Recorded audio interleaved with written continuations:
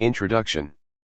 There is a paradox that lies at the heart of Georges Lefebvre's magisterial biography of Napoleon Bonaparte, published in this fine edition by Folio for the first time as a single volume in English. The author, who held the chair of the history of the French Revolution at the Sorbonne from 1937 until 1945, was one of the great Marxist intellectuals of the second quarter of the 20th century. Indeed, it was he who invented the sobriquet history from below. Yet his two-volume Napoleon, first published in 1935-36 and translated into English in 1969, is emphatically of the great man's school of history so despised by Marxists.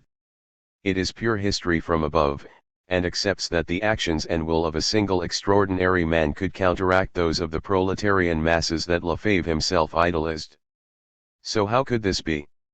Born to relatively poor parents in Lille in August 1874, Georges Lefebvre attended the local lycée and only matriculated into the University of Lille by means of a series of scholarships that were early testaments to his burgeoning intellect.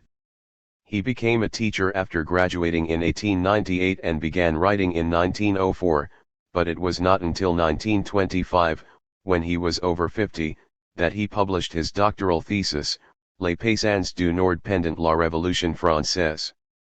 This posited the thesis that it had been the peasantry that ignited, supported, and sustained the French Revolution, which he depicted as developing through four distinct phases between the fall of the Bastille in 1789 and Napoleon's Brumaire coup 10 years later.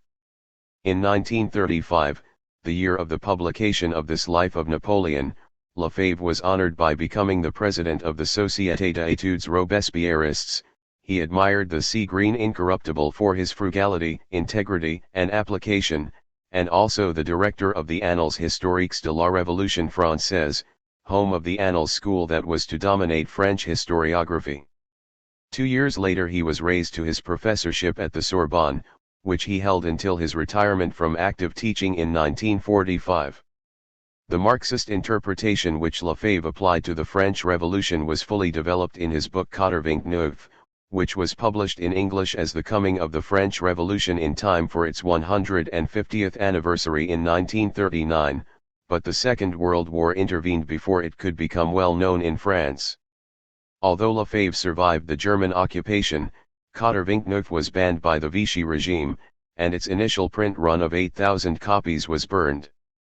After the war, the 2 volumes of his History of the Revolution before and after 1793, with their concentration on dialectical materialism as the central explanation for its causes and course, were published in 1951 and 1957.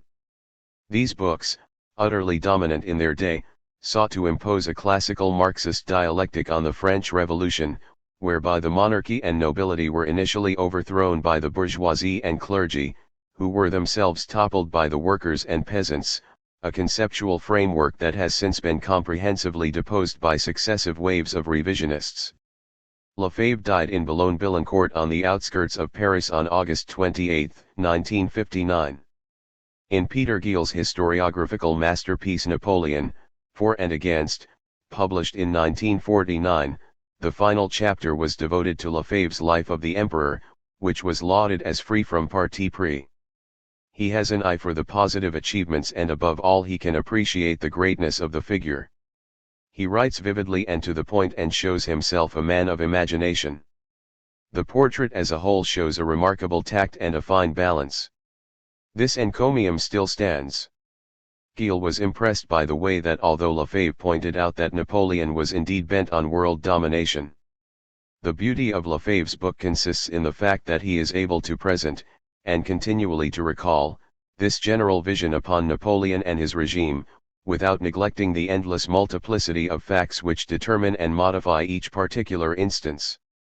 English imperialism, Austrian reaction, the personal policy of Tsar Alexander, none of these is blurred in order to make Napoleon stand out with more sharpness. 1. Lefebvre criticized Napoleon's hatred of free speech and his willingness to close down newspapers that indulged in it too freely, but this may well have reflected the author's contemporaneous view of Adolf Hitler, who had been Chancellor of Germany for 2 years by the time of the publication Napoleon, and who had already closed down newspapers, imprisoned political opponents, withdrawn from the League of Nations and set Europe on the path to war. Described by Robespierre's biographer Colin Hayden as an austere republican too, Lefebvre also took Napoleon to task for his lack of trust in the French people, pointing out the paradox in the emperor's attitude towards the general will, and likening it to that of Frederick the Great. The fewer obstacles he met, the more jealous and irritable he became, wrote Lefebvre. Like Frederick too, he continually emphasized the personal character of his government. Judging by the constitutions he gave to the realms of Naples and Westphalia, his intention was to eliminate finally the elective principle. However, neither the electorate nor the assembly did anything to hinder him. Lefebvre highlighted the Treaty of Luneville of February 1801 as the moment when the true interests of France began to diverge from those of her first consul, a date far earlier than most of Napoleon's other biographers. Bonaparte had slashed the Gordian knot with a single blow, he states when summing up the treaty.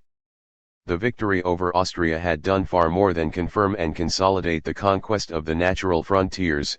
He clearly indicated that he intended to keep Austria out of Italy altogether. The pacification of Europe, pursued along these lines, could only result in a temporary truce. In such strictures against Napoleon's hectoring and bellicose foreign policy, it is again hard not to discern contemporaneous criticism of Adolf Hitler. Yet even that needs to be seen in the context of Lefebvre's equivocating conclusions about Napoleon back in 1935, because when considering whether Napoleon's work was doomed to fail, the author wrote, "It would perhaps be salutary for all would-be Caesars and for the good of the human race if this judgment could be held beyond a doubt. But this cannot for one moment be admitted. For, Lefebvre argues, Tsar Alexander I's willpower might well have failed at Moscow, and the Allied army might have been destroyed at the Battle of Lutzen. The only solid certainty is that the risks were tremendous, and that France, hazarding her all, lost all that the revolution had conquered in her name." Lefebvre sees Napoleon's second tragedy as stemming from the breakdown of the Anglo-French Peace of Amiens in May 1803, and it is hard to disagree with him. Fierce historiographical battles have been fought ever since, not least by Napoleon himself in his memoirs dictated on St. Helena, over whether Britain or France was primarily responsible for the second outbreak of war since 1793.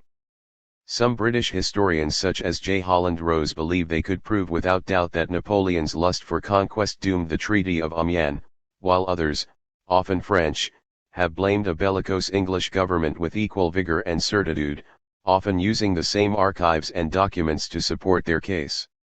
Lefebvre is probably not far off the truth when he concludes that during the 14 months of peace, if Bonaparte's provocations are undeniable, nonetheless it is a fact that England broke the treaty and took the initiative to wage preventive war from the moment that she could hope for Russia's collaboration. Britain's justification was the preservation of the European balance of power, but this grave concern did not extend to the sea, since in her eyes God had created the oceans for the English.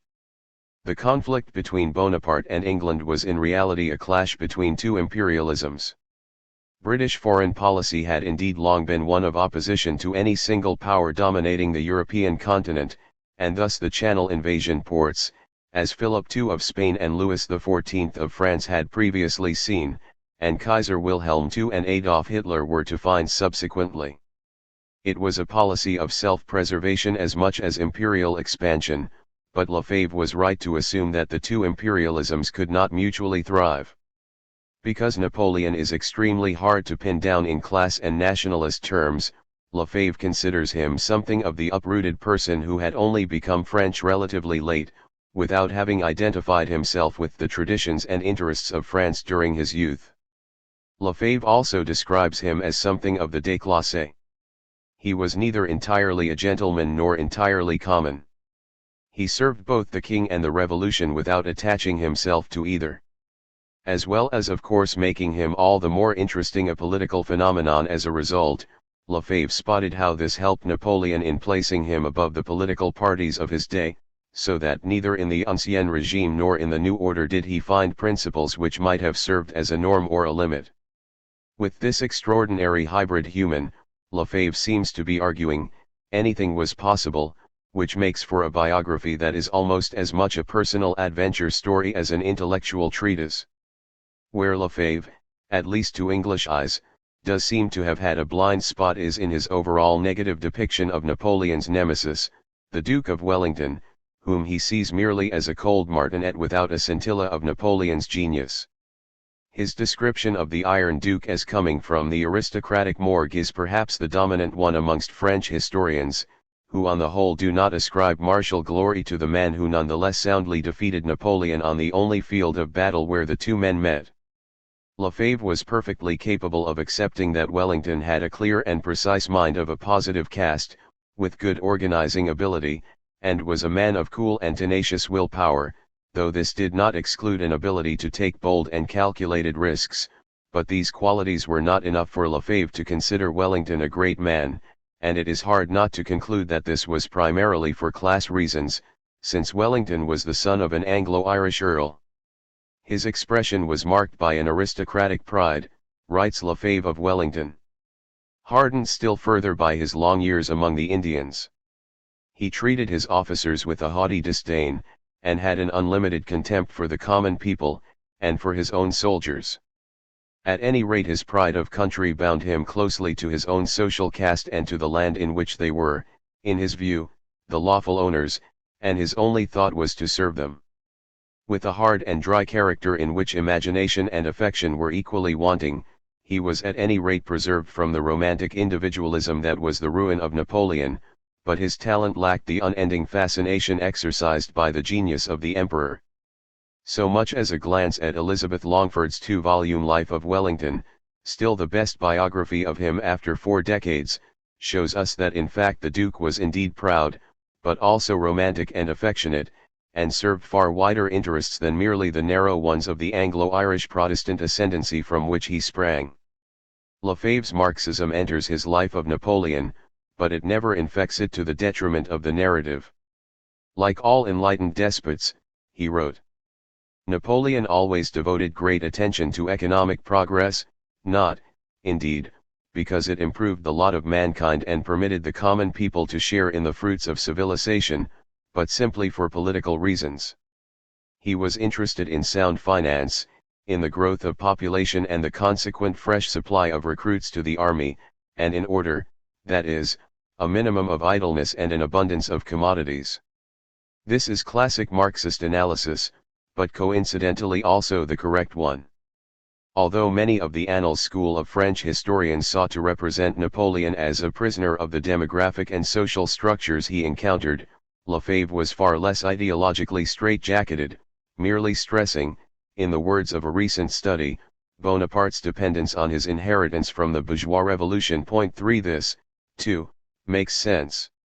Jules Michelet, whose History of the Revolution was published in 1847, stated that l'acteur principal est le peuple. He was, along with Jules Guesde and Jean Jaurès, a powerful intellectual influence on Lefebvre, but in Napoleon the principal actor was always the emperor. In that sense this is emphatically not a Marxist work. The love-hate relationship that Lefebvre had with his subject stemmed from the emperor's many fascinating contradictions, summed up in the following lines, which should serve to whet the appetite of any reader for the pages that follow.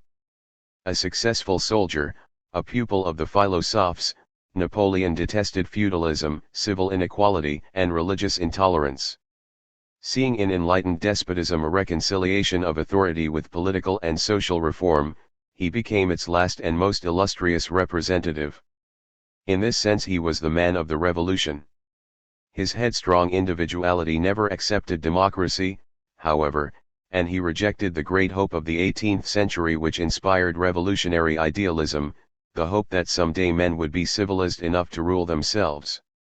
That Napoleon did not believe in this millennial concept is clear from Lefebvre's work, but the extent to which that is because Napoleon genuinely thought democracy impossible, or merely recognized that it would hamstring his personal ambitions, is not so clear. Lefebvre presents us with the facts and, like all good historians, stands back to allow us to use them to make up our own minds. Napoleon himself defined history as a myth that men agree to believe, but Lefebvre enjoyed digging below the surface of Napoleonic myth-making, and stayed remarkably free of making value judgments, even in the conclusion of his work. The moralist must praise heroism and condemn cruelty, Lefebvre is quoted as having said, but the moralist does not explain events. That is done by the historian. I believe that Lefebvre refused to inflict his Marxist views on this biography because he was simply too good and too honest a historian. He was also a Frenchman, who could write of how Napoleon's springs of action, his unconquerable energy of temperament, arose from the depths of his imagination. Lefebvre eschewed imposing a determinist rationale on the life and achievements of Napoleon partly because he saw the absurdity that resulted when Leo Tolstoy had tried to do the same thing in his notorious passage in War and Peace, but also because, as he himself admitted, Marx clarified the dominant influence of the mode of production, but it was never his intention to exclude other factors, especially man. It is man who makes history. Of no one could that be truer than of Napoleon Bonaparte, as this well-written, scholarly and, thanks to the Folio Society, highly attractive volume so conclusively demonstrates. 4. Andrew Roberts. May 2009. Forward. At the time when Napoleon Bonaparte assumed control of France, Europe, and the French Revolution had been at war for over 7 years, and except for a brief interruption, this conflict was to last until 1815. The 18 Brumaire did not in itself mark the end of an epoch. It might be more logical to say that the period of peace which followed the Treaty of Amiens was the dividing point between two eras. True, when considering the internal history of France, one sees that the coup d'état of Brumaire opened the way for the restoration of personal power. In this respect, the contrast between the Napoleonic and revolutionary periods is well defined, but their essential unity cannot be ignored. It was to the revolution that Bonaparte owed his marvelous destiny. He was able to force himself upon Republican France precisely because an internal necessity fated that country to dictatorship as long as the partisans of the Ancien regime strove to re-establish the monarchy with the help of foreign powers. In his methods of government, Bonaparte had more in common with the Committee of Public Safety than writers are generally willing to admit. It was because he respected the social legislation of the Constituent Assembly that he was able to remain the leader of France. His military victories assured that the work of the Constituent Assembly would endure and become permanently rooted in French society. More than that, his victories enabled French ideas to sweep over the continent with a rapidity and an efficacy which neither propaganda nor spontaneous diffusion could have equaled. Had he not implanted the fundamental principles of the modern state and society in all the countries which he dominated, no trace would have ever been left of his lightning campaigns. In vain did he attempt to create a new legitimacy and a new aristocracy. His contemporaries always saw him as the soldier of the revolution, and it was as such that he made his mark upon European civilization. All this notwithstanding, from the moment that Bonaparte became master of France, he was elevated to a place in the very center of universal history. And so, despite the fundamental unities linking his reign with the tragedy that was the revolution, the traditional dividing point, his accession, has much to be said for it, and is the one used in this work. It is hardly necessary to point out that this book is not a biography of Napoleon. An attempt has been made to cast light not only on the essential features of the collective life of the French people and those who were subjugated by the emperor, but also on the operation of forces independent of his will and on the distinguishing characteristics of nations which escaped his domination. England and the United States maintained their liberal tradition, capitalism continued its progress, and the bourgeoisie, growing in strength, was well on its way to assuming complete political power. Religious life followed its course, and Napoleon was unable to modify it. Nations reacted against the universal empire whose foundations he was laying. Above all in Germany, Romanticism fostered new ways of feeling, thinking and acting, and Latin America threw off the Spanish yoke. Even the Far East, in a negative way, experienced repercussions of the great conflict, for it would have been subjected to European assaults much earlier had not the Napoleonic Wars monopolized the energies of Europe. The 19th century, so shifting and varied in its character, was visible beneath the apparent uniformity which Napoleon's genius tried to impose. But during the course of this period, otherwise so brief, everything seemed to yield before him. It was he who dominated history. What then could be more natural than that this volume should bear his name? From 18 Brumaire to Tilsit, 1799 to 1807. 1. The legacy of the Revolution. 1. The conflict between the Ancien Regime and the Revolution. The passage of 10 years, and, above all, war, had profoundly modified the course of the French Revolution. The map of Europe had already undergone a marked change, and the expansion of French territory to the natural frontiers had clearly upset the European equilibrium. Such was the inheritance of Bonaparte, and it weighed heavily on his policies. It will be advisable therefore to describe some of the features of that heritage, even if we disagree with Albert Sarrail's contention that Bonaparte was more the creature of his destiny than its maker. Of these features, the most deep-seated was the conflict which had been going on since 1789 between the Revolution and Europe. Above all, a social conflict existed between the privileged classes and the bourgeoisie, who were supported by the rest of the Third Estate. A political conflict existed also because royal despotism, like privilege, had been condemned, and kings, having taken the aristocracy under their protection, ventured the risk of perishing with it. Finally, there was a religious conflict arising from the common understanding of the Revolution as the offspring of Cartesian rationalism, whose merciless critique had destroyed the mysteries and traditions which were regarded as comprising the foundation of the Ancien Regime. The rivalry of nations, each aspiring to hegemony, blurred these conflicts but did not obliterate them from the consciousness of contemporaries. Unyielding, they dominated the history of the Napoleonic era. The social and political conflict. The ebbing of the Revolution had been evident since 9 Thermidor. The Constitution of Year 3, 1795, had brought to power a bourgeoisie genuinely attached to the new order, yet hostile to democracy, which it did not distinguish from Jacobinism. Along with Madame de Staël and the ideologues, it favored an oligarchy more modern than that of England but essentially analogous to it, an oligarchy which would strike a balance between the interests of the rich and men of talent. Meanwhile, the bourgeoisie gradually set about destroying the work of the mountain extreme revolutionaries, and did not even spare that of the Constituent Assembly. They abolished family courts and courts of arbitration, and reinstated imprisonment for debt and notary fees. The retroactive features of the inheritance laws of Year 2 disappeared, and the rights granted to bastards were fiercely attacked. The sale of the biens nationaux no longer benefited anyone but the rich, and in Year 7 those who held mortgaged biens nationaux were gratuitously given an unencumbered title. The division of communal lands was suspended, and attempts were once again made to drive the peasants from the forests, which they had used freely since 1789. But what basic significance did all this have for the European nobility? Strive as the revolution might for bourgeois ideals, it nevertheless remained a revolution for civil equality. Wherever its armies had penetrated, Belgium, the Rhineland, Holland, Switzerland, the revolution had undertaken the destruction of the Ancien Regime.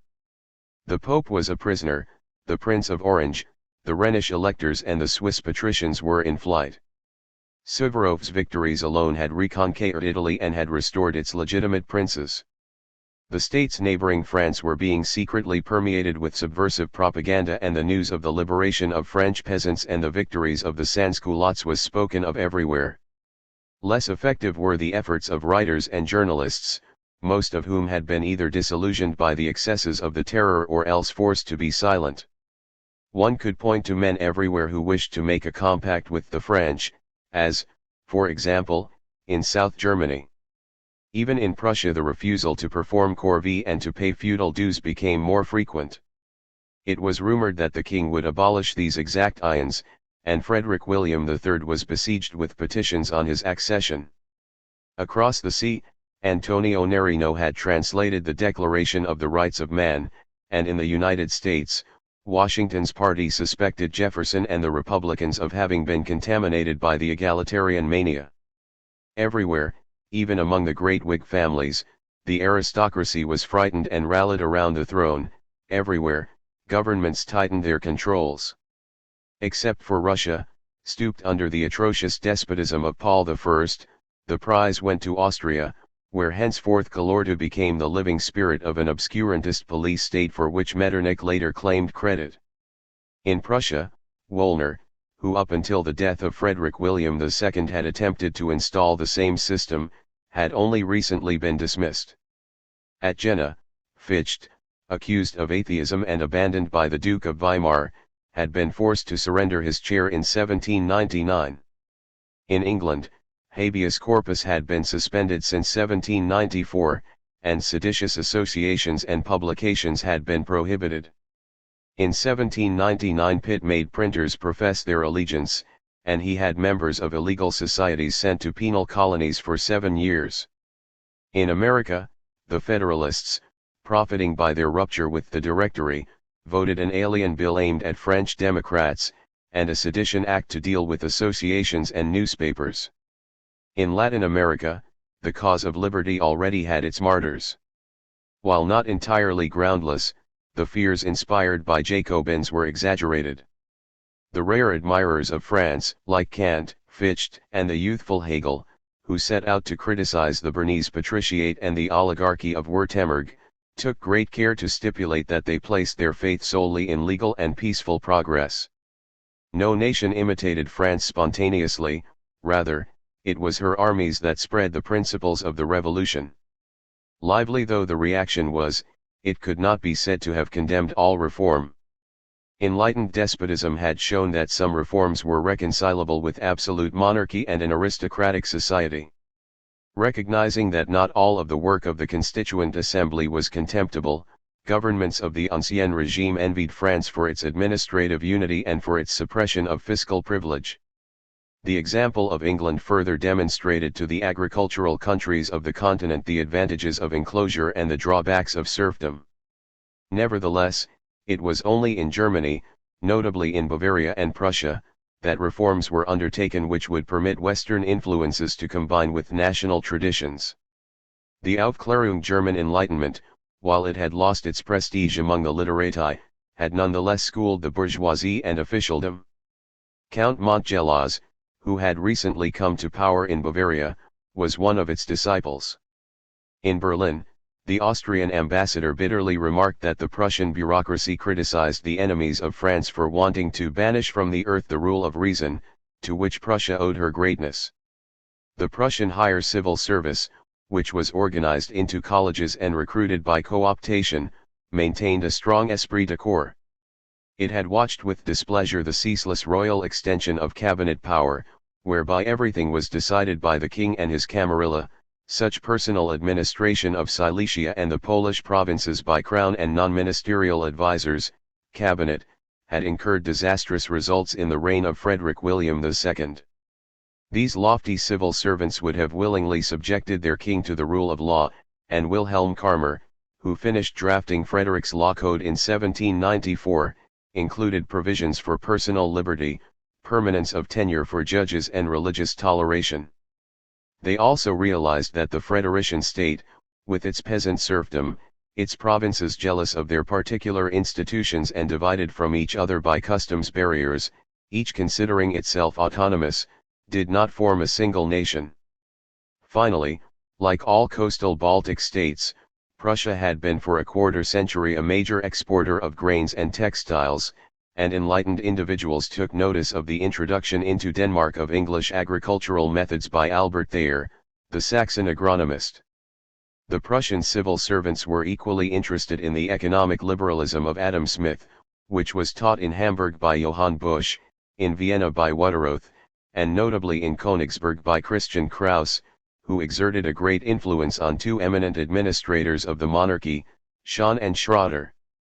The people most inclined to accept new ideas, however, were officials whom Prussia had drawn from Western Germany or abroad, the Franconian Karl Altenstein, the Hanoverian Karl von Hardenberg, who governed Ansbach and Bayreuth, Johann Struensee, who came from Denmark, and most important of all, Heinrich Baron von Uende zum Stein, a scion of the Rhenish Ritterschaft Imperial Knights, who before taking office in 1804 had administered the provinces of Clovis and Mark, where the Prussian system had never been introduced.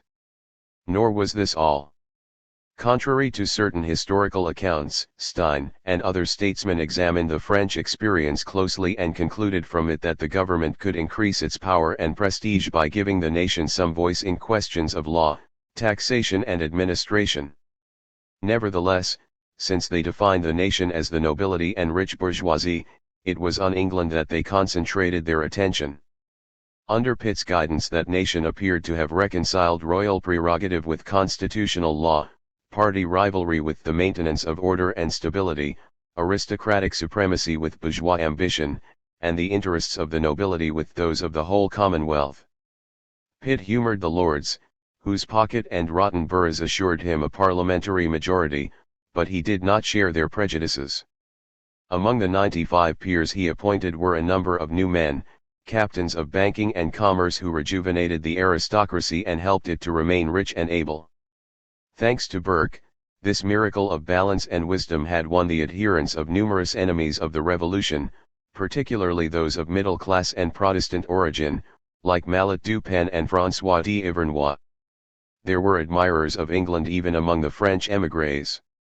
German Anglophilia naturally abounded in the Hanseatic towns, and in Hanover it flourished at the University of Göttingen. August Rehberg and Heinrich Brandes acquainted Stein with English ideas, and he used them in his own political thought. One can find evidence of them in the individualistic teachings of Wilhelm von Humboldt, who would have left the state with only police and military power, abandoning the other spheres of government, as in England, to the spontaneous organization of society. This, he believed, would have served to subject the social order to the patronage of the aristocracy. The great majority of the privileged classes abhorred these bureaucratic reformers as much as they did the Jacobins. In the face of their protests, sovereigns faltered or fell back. Pitt himself was an example. Without repudiating his early projects, he deferred them until a later time. In Austria, the agrarian reforms of Joseph II had been suspended by Leopold II, and in 1798 his successor Francis II ended by retaining the feudal dues and the corvées. In his Livonian provinces, Paul I contented himself with wresting certain mitigations of serfdom from the Diet, and his commissioner in the Danubian principalities, Paul Kiselev, went no further. In Prussia, the Junkers had already imposed a revision of Frederick's Code upon Frederick William II, and Frederick William III soon renounced his plan to suppress fiscal privileges, a reform which he had contemplated in 1798. True, he resolutely continued to liberate peasants and reform the agrarian economy in his vast personal domains, but he did not dare extend these enterprises to the seigneurial gut. The Prussian nobility retained its monopoly of high positions and ranks. In 1800 there were only 695 commoners out of 6,000 or 7,000 officers. Stein himself was unable to effect more than technical reforms in finance, and he failed to abolish the internal customs barriers. Thus the reformers outside France were almost as ineffectual as the Jacobins. It was the ruling hand of Napoleon, or the rude impact of his armies, that would rejuvenate the old world. And France had never ceased to be the bête noire of European monarchies and aristocracies. "I am not, nor can I ever be, sympathetic to the French," wrote Maria Carolina of Naples. "I shall always regard them as the assassins of my sister and of the royal family, and as the oppressors of every monarchy." Stolberg called them the Western Huns, and Nelson, although he was not born noble, contemptuously referred to them as the French villains. The conservatism of the consulate and empire never succeeded in appeasing them except superficially. The anti-French coalitions have been traditionally explained in terms of national interests, and the entire drama has been reduced to the question of the balance of power, or, as Pitt said, of security. This conclusion is not unreasonable, since ill will towards the French never once prevented sovereigns from dealing with France when they found it expedient, but for all that, they did not cast off their inflexible enmity, and their entourages persisted in proclaiming their hatred of France. This is an incalculable factor which cannot be disregarded. Only in order to conciliate the Whigs did the Tories publicly deny the intention of imposing on France a government of their own choice. Lord Grenville was revealing his real feelings when on December 22, 1795 he included amnesty for émigrés and the restitution of their estates among the numerous conditions of the peace. In January 1800 he added the restoration of the monarchy. This noble lord was revolted by the necessity of negotiating with republicans, whom he could not even regard as gentlemen. Nor would Pitt rejoice at having to stomach the man of whom he would speak on February 3, 1800 as this last adventurer in the lottery of revolutions.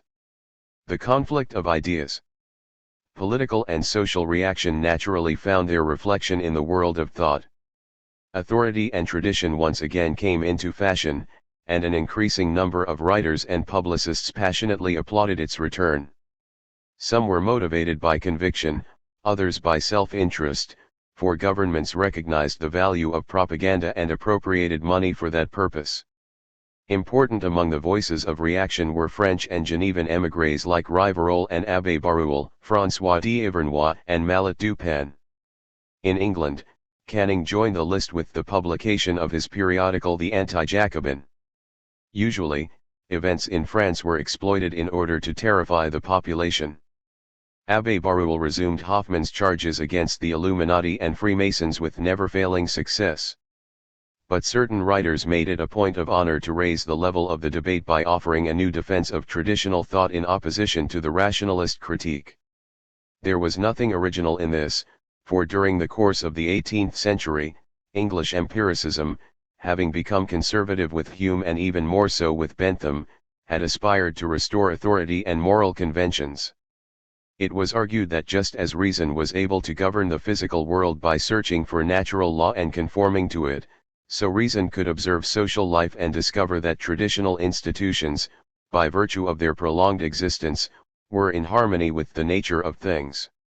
In Burke, this pragmatism had been complicated by the addition of a social vitalism borrowed from medical science, such as had been taught in 18th-century France at the School of Montpellier and by Marie-François Bichat during the period of the Directory. Man was thought to be the fruit of a spontaneous and progressive germination caused by an irrational force called life. Similarly, Burke spoke of society as a plant or animal, the individual being only one of its organs, so that social authority was imposed on him as a condition of his existence which he could no more repudiate than his physical needs. This experimental rationalism, mingled with a mysticism which gave it some affinity to Romanticism, passed from England to Germany, where it made a strong impression on Rehberg and Brandes. It has been said that Friedrich von Gentz, who translated Burke's reflections as early as 1793, and even Metternich derived their political philosophy from this school of thought. Very close to these ideas were two French political philosophers, Louis de Bonald and Joseph de Maistre. In 1796 there appeared the simultaneous publication of the former's Théorie du pouvoir politique et religieux and the latter's Considérations sur la France. They too subordinated the individual to society, and Bonald frequently referred to the nature of things, but they substituted the working of providence in place of the vital life source. According to the autocratic and authoritarian Bonald, who cherished the royalist tradition as much as he did Catholicism, the structure that God had set for society remained immutable. For Joseph de Maistre, who had a sense of history and who, as a good ultramontanist, was somewhat indifferent to forms of temporal government, the Creator limited himself to preserving society by infinitely wise and flexible means. Thus man had to bow before the facts. On occasion, even political economy was not above attacking lofty reason. Observing the England of his time, Malthus in 1798 maintained that the notion of unlimited human progress was but a chimera, because in spite of technological efforts, population tended to increase much faster than the means of subsistence. Thus every social improvement which helped to increase the species merely resulted in aggravating the evil. It was disease, vice, famine, and war which redressed the balance. Yet Malthus, who was fundamentally liberal, found an escape by advising that the poor resign themselves to chastity. The traditionalist thinkers, however, were unanimously convinced that he had struck a fatal blow at the hopes of Condorcet and Godwin. Having identified the revolution with rationalism, the traditionalists did not delay in turning against it the most dreaded enemy that rationalism had ever encountered, namely the movement inimical to the primacy of reason. This movement, which had inspired Rousseau and the Sturm und Drang, was in the process of flowering, towards the closing years of the century, into what is usually called the First German Romanticism. Cartesian rationalism had promised that intellect would be able to solve the riddle of the universe, and it commanded that reason defend its freedom against instinct and feeling, which were under the sway of matter operating atomically and mechanically. It was a philosophy of endeavor in which science and happiness were the rewards. But there are always mystics waiting to experience the mystery of an inspiration which is pure grace, there are always unruly spirits hoping that chance may bring them happiness, or taking pleasure in risk itself, and there are always artists with an inclination for imagination and fantasy. The will of time now brought forward a new generation in quest of something original in order to win its place in the sun. So it rehabilitated the emotions and outlined a metaphysics that endowed emotion with the ability to attain the absolute through intuition while denying reason such access. There were philosophers who were entirely of the same opinion. Kant, in particular, destroyed the Cartesian metaphysic, after which he constructed another by predicating the existence of an ethical sense, which was divine intuition in essence. Mysticism, which had never been stifled by rationalism, enjoyed an extraordinary vogue at the end of the century. It achieved popularity through the occultism of Swedenborg, de Pasqualis, and Saint Martin, and began to seep into Freemasonry and Illuminism, since it claimed to rest on scientific theories and discoveries. From medicine it, too, borrowed vitalism, and from physics it borrowed magnetism, which was also considered to be an irrational force. Mesmer's tub, like somnambulism, brought the mind to a state of entranced unconsciousness, at which point it made contact with the supernatural world. Even Catholicism was unable to protect so loyal a son as Joseph de Maistre from its seductive lure. Nevertheless, the depth of any such movement is not readily evident if its ideology alone is considered and if no allowance is made for the temperament and social condition of its adherents. For the most part, these mystics were either unable to adapt themselves to the social milieu or had not yet succeeded in doing so. They included the sick, or unstable, whose helplessness doomed them to melancholy and even to suicide, the young, thirsting for independence and pleasure and incensed by social restrictions, and yet others who were trying to make their way in the world and who collided with the privileges of rank, fortune, or established reputations. It is not surprising that these people tended to idealize the Robin Hood figure, the righter of wrongs, nor that with age or success many of them became wiser. There have always been romantics, but the 18th century witnessed their proliferation because the rise of the bourgeoisie dislocated social groupings and a growing number of talented but poor young men became irritated and desperate. Literature and art more or less capitulated to the anti-rationalist reaction. In the name of reason, the French imposed tyrannical aesthetic rules which greatly restricted opportunities for originality. French works became models everywhere, and critics, especially in Germany, had every opportunity to denounce this classic art as a foreign importation. In this domain, the successes of undisciplined individualism far outweighed risks, while actually promising renown. Originality was sought everywhere, in nature, in little-known islands, in the Orient, China, America and in the works of the forgotten past. The English and Scots ecstatically welcomed the spurious poems of Ossian, and the French invented the troubadour style. Shakespeare was used to justify all the attacks on the three unities of time, place, and action in French classic drama, as well as the attacks on the distinction of literary genres. Even Hellenism, which was just being discovered, was invoked in order to repudiate 17th-century tastes. The plastic arts, less flexible, did not enjoy the same degree of emancipation. The end of the century again witnessed the triumph of the classic spirit, which sought its sources in antiquity and in the Italian Renaissance. It was owing to the genius of David and Canova that this triumph was possible. On the other hand, the new spirit was given a powerful stimulus by the development of instrumental music, a modern art form which created its own rules, and which was preeminently romantic in that it suggested rather than described, and was essentially sensual and emotional in its appeal.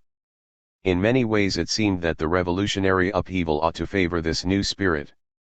The revolution had emancipated the individual, declared war on all traditions, proclaimed freedom of the press and theater, and suppressed the privileged groups whose task it had been to assure the maintenance of classical disciplines.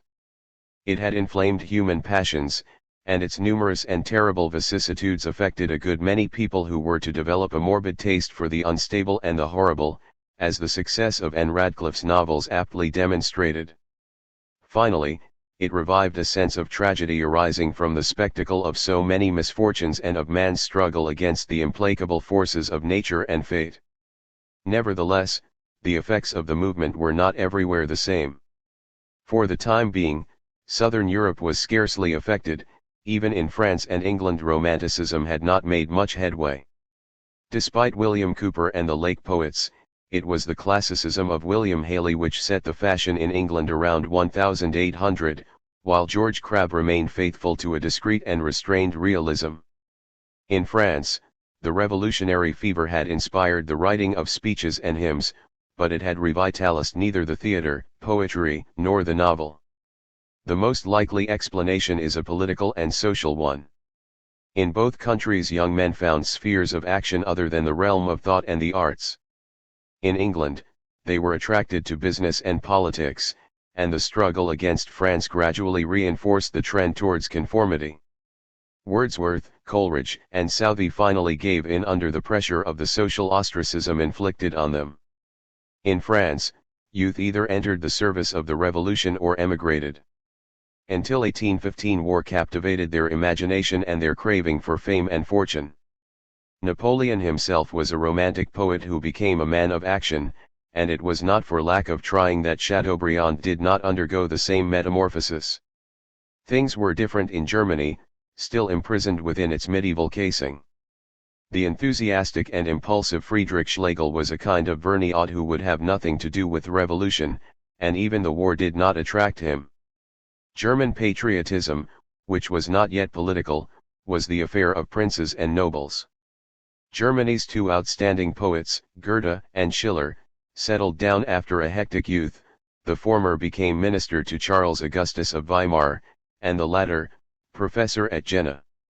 They claimed by studying Greek antiquity to have discovered how man's divergent inclinations could be brought to harmony in the realm of art, the élan vital and passion reconciled with reason. Their new humanism summoned the individual to isolate himself in order to develop his own totality. It approached a pantheistic position in philosophy and exercised a keen attraction for a while. Works like Wilhelm Meister, 1794-6, the Wallenstein Trilogy, 1798-9, and The Song of the Bell, 1799, enchanted the reading public. Wilhelm von Humboldt joined the classical movement, and Friedrich Hölderlin was no stranger to it. Nevertheless, the attraction was short-lived, and quite naturally so, for in no other country was mysticism so powerful. It stood at the very core of Lutheranism, and through Pietism and the Moravian Brotherhood one could trace the connection between Jacob Boehme, the shoemaker and theosophist of the 17th century, and the Romantics. Boehme had been read by scholars like Abraham Werner, Karl Ritter, and Franz Bader, who in turn imparted the most unexpected symbolic interpretations to their own positive understanding of his works. After Kant, intuitionism had continued to occupy an ever-increasing place in German philosophy, and had finally brought that philosophy to a position of transcendental idealism. In his theory of science, Grundlage der gesamten Wissenschaftslehre, which appeared in 1794, Fichte had, in a spiritual insight, seized upon ego as the unique reality, which manifests itself in pure activity. He then erected non-ego in order to provide ego with a motive for seeking to absorb non-ego. Later, Schelling endowed non-ego with an independent, albeit purely idealistic, existence. He believed that nature and ego were but two aspects of the absolute, whose unconscious unity was disassociated by reflection, but which artistic genius could grasp through intuition, and to which it could give expression in its works. Finally, music flourished in Germany as never before. The art of Haydn, who was then producing his greatest works, The Seasons and The Creation, still breathed the radiant and confident optimism of the 18th century. On the other hand, the tragic spirit of Beethoven was already stirring in some of his first sonatas. The century had not yet come to a close when a group of men, separating themselves from Goethe, and still more from Schiller, took as their banner the words romantic and romanticism, and thereby derived their success. In 1798 Friedrich Schlegel, together with his brother August, launched a revue in Berlin called the Athenaeum. It lasted 3 years. In Dresden in 1798, then in Jena, where August taught, in 1799, they met with Novalis, whose real name was Baron von Hardenberg, Schelling, and Tieck. Tieck had just published The Outpourings of a Lay Brother Friend of the Arts, Herzen Sergiusungen eines Kunstlebenden Klosterbruders, which had been left to him by his friend Wilhelm Wackenroder, who had died while still young. Together they outlined a philosophy which Friedrich Schlegel incorporated into his literature course in 1804, but which never took a systematic and coherent form. Inasmuch as they were disciples of the classics, they at first conceived of the world as an inexhaustible flux, continually changing the creations of the life force. Under the influence of Schelling and other savants, they introduced into their philosophy the concept of a universal sympathy, which manifested itself, for example, in chemical affinities, magnetism, and human love. Having been moved by the religious effusions of Schleiermacher, they later borrowed from Bohm the idea of a centrum, which was the soul of the world and the divine principle. In any event, it was only the artist of genius who had access to the true reality, through his powers of intuition or even by means of dreams and magic. In him, this mysterious experience transmuted itself into a work of art. This was a philosophy of miracles in which the poet was high priest. Unfortunately, it cannot be said that the miracle was ever really accomplished, since these romanticists left no great works, the best being those of Novalis, chiefly his Hymns to the Night, 1798-9. They did, however, sow some fertile ideas. A major role was played by August Schlegel's lectures, given in Berlin between 1801 and 1804, in which he defined Romanticism and proclaimed art the highest form of expression in the life of a nation, the very symbol of its spirit. Schlegel taught history a valuable lesson, that beauty knows no universal, and that art must be studied and appreciated primarily in relation to the circumstances under which it is created. Nations, for their part, deduce the corollary that nothing is more valuable to the process of attaining complete national self-consciousness than the study of the monuments of their past. It was through the Romantic movement that Germany, already on the threshold of a political and social revival, became, in addition, one of the centers of European thought. Its effects on France came at a later time, but its influence in England was immediate.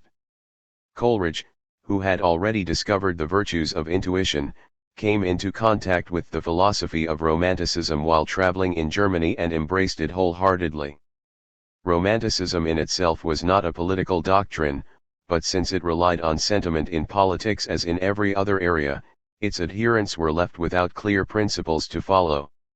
With reaction triumphing, and the careers of the Romanticists still ahead of them, they were not long in becoming ardent counter-revolutionaries. Moreover, looking into the past, they discovered the Holy Roman Empire and the papacy, as well as the moving quality of Catholic liturgy and music.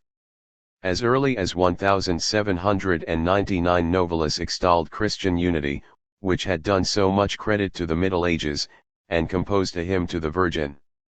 He himself remained Protestant, but since Austria had many posts to fill, and offered a sterner resistance to Napoleon, many of Novalis's friends entered Austrian service and were converted to Catholicism.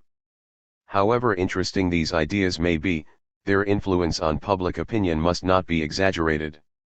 The majority of those who abhorred the revolution were not inspired by philosophical motives, and if they felt any such need, they looked for it in religion. The closing years of the 18th century witnessed a religious renaissance which conservative pragmatism and sentimental intuitionism favored, but which had its own origins. Aristocracy, just as it had rallied to the side of monarchy, increased its solidarity with state churches and concurred in the opinion that the first of the Jacobins had been none other than the devil himself. Besides, great catastrophes and protracted wars have always brought the restless and frightened masses back to the altar. The revival of religion filled a pressing need of Catholicism, which had been the principal victim of disaffection. Both France and the countries she occupied were no more than mission lands. In Germany a new disaster was imminent. The treaties of Basle and Campiformio presaged a general policy of secularization, and Protestants, even counter-revolutionaries, enthusiastically envisaged driving the Black Army from the Rhine. In addition, enlightened despotism maintained its tutelage. In Germany and Austria, it was the state which trained the clergy in its universities and regarded the cure as an instructor rather than a priest. In Spain, Godoy's successors, Francisco de Saavedra and Mariano Luis de Urquijo, had been posing as philosophers ever since 1798. In 1799 appeals to the papal court in Rome were forbidden, and there was some thought of seizing ecclesiastical properties in order to procure money. Pius VI had just died a prisoner of the Directory, and Austria scarcely concealed her eagerness to divide the temporal domain of the Holy See with the Kingdom of Naples. Yet contrary to the expectations of her enemies, the misfortunes of the Church turned to her advantage, for they brought her sympathy. England welcomed with open arms the deported French priests, who were to sow the first seeds of an English Catholic Renaissance. Then, too, in order to conciliate the Irish, Burke had never stopped urging that they be granted religious liberty. In Munster, a small zealous group gathered around Franz Furstenberg and Bernhard Overberg. It was called the Holy Family, and in it, such personalities as Princess Galitzin and the Marquise de Montague, sister of Madame de Lafayette, occupied a shining place.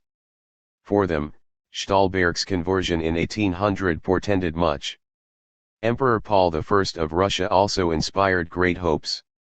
He had been persuaded by Joseph de Maistre and Father Gruber to insist on the re-establishment of the Jesuits, and he had taken under his protection the Order of Malta, to which he was elected Grand Master. Protestantism, which until then scarcely had been touched by the Revolution, derived nothing but benefit from the religious Renaissance. In Germany, Schleiermacher revitalized its mystical fervor in his Reden über die Religion, which appeared in 1799, while Wilhelm Wackenroder and the Romanticists were finding their way back to religion by way of aesthetic intuition. At Emkendorf in Holstein, Fritz von Reventlow was the guiding spirit of a circle of piety which was the counterpart to Munster's Holy Family. Stolberg stayed there before his conversion, and even Port Alice, a Catholic and future minister of cults after the Concordat, was associated with the group.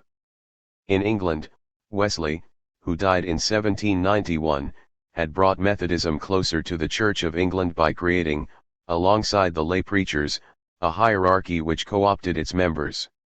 In 1797 this resulted in the first schism within Methodism, but the sect nevertheless continued to grow by encouraging mysticism among the masses.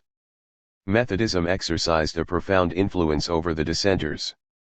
The Baptists advanced by copying Methodist ways, while the Socinian and rationalist Presbyterianism of Priestley and Price were rapidly disappearing.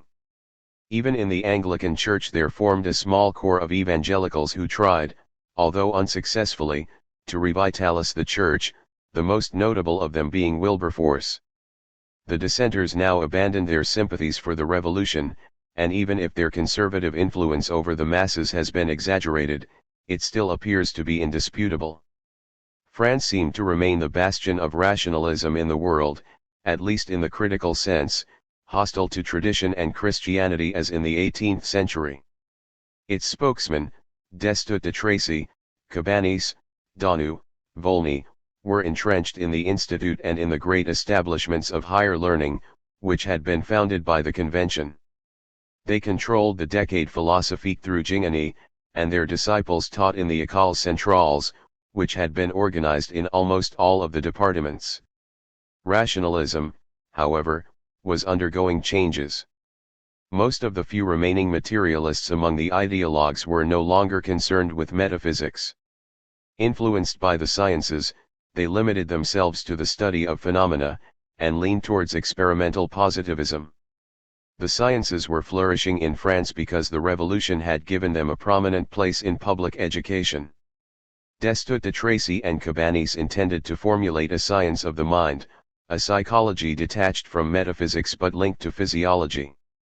Political economy, under Germain Garny and J.B. Say, laid a less well-founded claim to the dignity of an experimental science. It was a movement fertile in ideas, but did not make great strides until much later.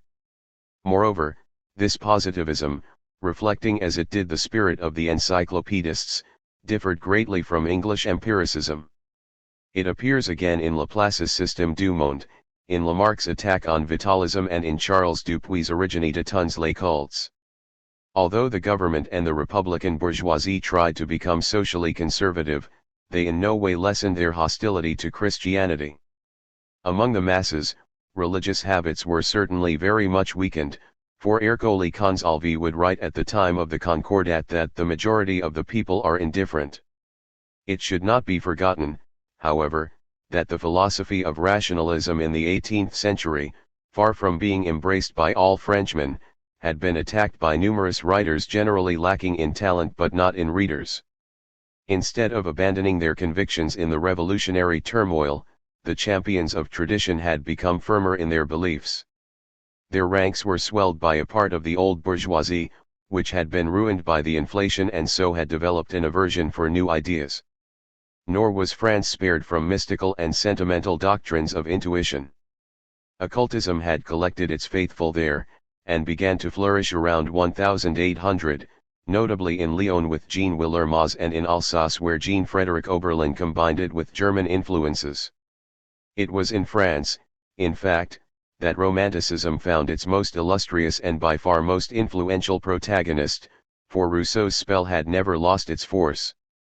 On the contrary, those who repudiated his political theories were precisely the ones most eager to grant sentiment a leading place in literature and religion, Chateaubriand being a celebrated example. Finally, like everywhere else, some Frenchmen returned to Catholicism, whether from feeling, like Joseph Joubert, from conservative convictions, like Louis de Fontanes, or simply to find comfort, like Banquille de Isserts, the friend of Madame Roland.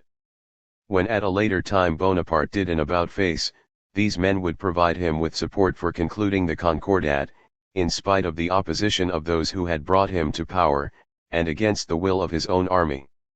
If rationalism had thus reached its limits, the cause is not to be found in counter-revolutionary pragmatism, since the works of Bonald and de Maistre, appearing abroad, had not made any inroads in France. The same was true of German thought. Romanticism in France had no philosophy, it had not even supplanted classicism in art. Literature of the North was read only to discover themes to exploit, or for its picturesque elements, or for its emotional content. The current fashion was Ossian, who had been translated into French by Marie-Joseph Chenier, and from whom Antoine Arnauld had drawn his Oscar and Chance Galliques. Bonaparte, too, became infatuated with Ossian. But in 1800 Madame de Staël for the first time contrasted the literature of the North with that of the South, and advised French classicists to borrow from the former its mood of melancholy and sadness. The better part of the French public continued to be indifferent to the conflict between philosophical rationalism and tradition, and surely nothing can better account for Bonaparte's success. The new bourgeoisie of nouveau riches, who had risen to wealth through the sale of the biens nationaux, speculation and government contracts, and who were totally ignorant, cared but little for what Beugnot called the sickness of principles. In this respect, former nobles in the government, like Barras and Talleyrand, who were avowed embezzlers and experts in the art of treachery, displayed a cynical disdain. The high society that haunted the fashionable salons, those of Madame Tallien, Hamelin, or Recamier, thought only of pleasure. More serious still was the fact that the younger generation, which had grown up in the midst of turmoil, was poorly informed and did not trouble itself about it. The members of this generation were realists, and dreamed only of making their careers.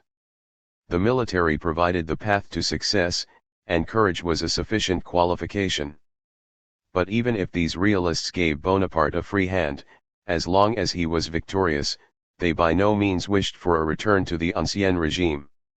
Indifferent to ideas, they accepted the achievements of the revolution as a fait accompli, at least to the extent that they profited from it. Thus the majority of the nation remained loyal to the work of the revolution, and the gulf between France and Europe continued to exist. The awakening of nationalities. There was a universal quality in the conflict between the revolution and the ancien regime. It was a war of class against class, and at first national sentiments did not appear to have been brought into play. Such feelings, moreover, were not considered important in the 18th century.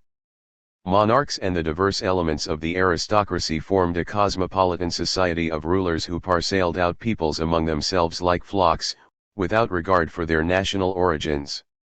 There existed states, but no nations. Although the enlightened bourgeoisie was well aware that the human race admitted of variety, fundamentally they envisaged it as one, capable of attaining a common civilization, and although rationalism had secularized the concept of Christendom, it had also perpetuated it. The revolution once begun, Louis XVI made an appeal to the solidarity of all monarchs, and the émigrés made an appeal to all aristocracies. This call was not made in vain. Ever since 1790 Burke had advocated a crusade, and so did François d'Ivernois around 1800. By the same token, all men were brothers to the revolutionaries, and all tyrants were their enemies. Until 1815 the struggle retained something of this quality. France maintained friends abroad up to the very end, while at home, irreconcilable enemies remained. Having called upon men to govern themselves, the revolution, according to the same canon, summoned nations into being. Partisans of the revolution proudly styled themselves patriots, and to them France was the nation. At first, however, they believed that all would welcome France's gospel, and that in this way civilization would preserve its universal character. Steeped as they were in the belief that tyrants alone made wars and that democracy would bring peace and brotherhood to all people, it never occurred to them that nations might become enemies. Conversely, monarchs and aristocracies were hostile to the national idea, because it seemed to be tied to principles of popular sovereignty and civil equality. Nation, das klingt Jacobinis, nation, that sounds Jacobin.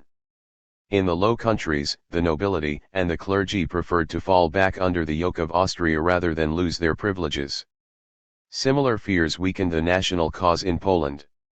In Hungary, the magnates remained faithful to the Habsburgs, even allowing themselves to be partly Germanized once they were allowed a free hand over the peasantry. As for monarchs, they continued to pursue their own anti-national interests. They succeeded in partitioning Poland. The Hungarian Diet in vain asked for concessions from Vienna, Magyar as the official language, customs advantages, and access to the sea through the annexation of Dalmatia or Fiume Rijeka. But despite the recommendations of the regent, Archduke Joseph, Emperor Francis II turned a deaf ear to these demands. In Ireland, the insurrection of 1798 persuaded Pitt to end what remained of her independence, and the government and parliament in Dublin were suppressed. 100 Irish members and 32 Irish lords were henceforth to sit in Westminster. The island kept its debt and its domestic taxes, but was to contribute 2/17 of the imperial expenditures. It was given reason to hope for the opening of the English market. Above all, Pitt, with the support of the Lord Lieutenant, Cornwallis, and the First Secretary, Robert Stewart, Viscount Castlereagh, disclosed his intention of repealing the Test Act, which prohibited Catholics from sitting in Parliament. He even hinted at the possibility of establishing the Catholic Church in Ireland, provided the government had the right to supervise the choice of bishops, to which 10 bishops concurred. This alone sufficed to turn a number of Irish Protestants against the Union, men who had at first rallied to the project out of fear. Pitt was forced to resort to bribery by distributing peerages and large sums of money which were, moreover, charged to the Irish debt. Union was finally voted in Dublin on February 5, 1800, and ratified in London in May.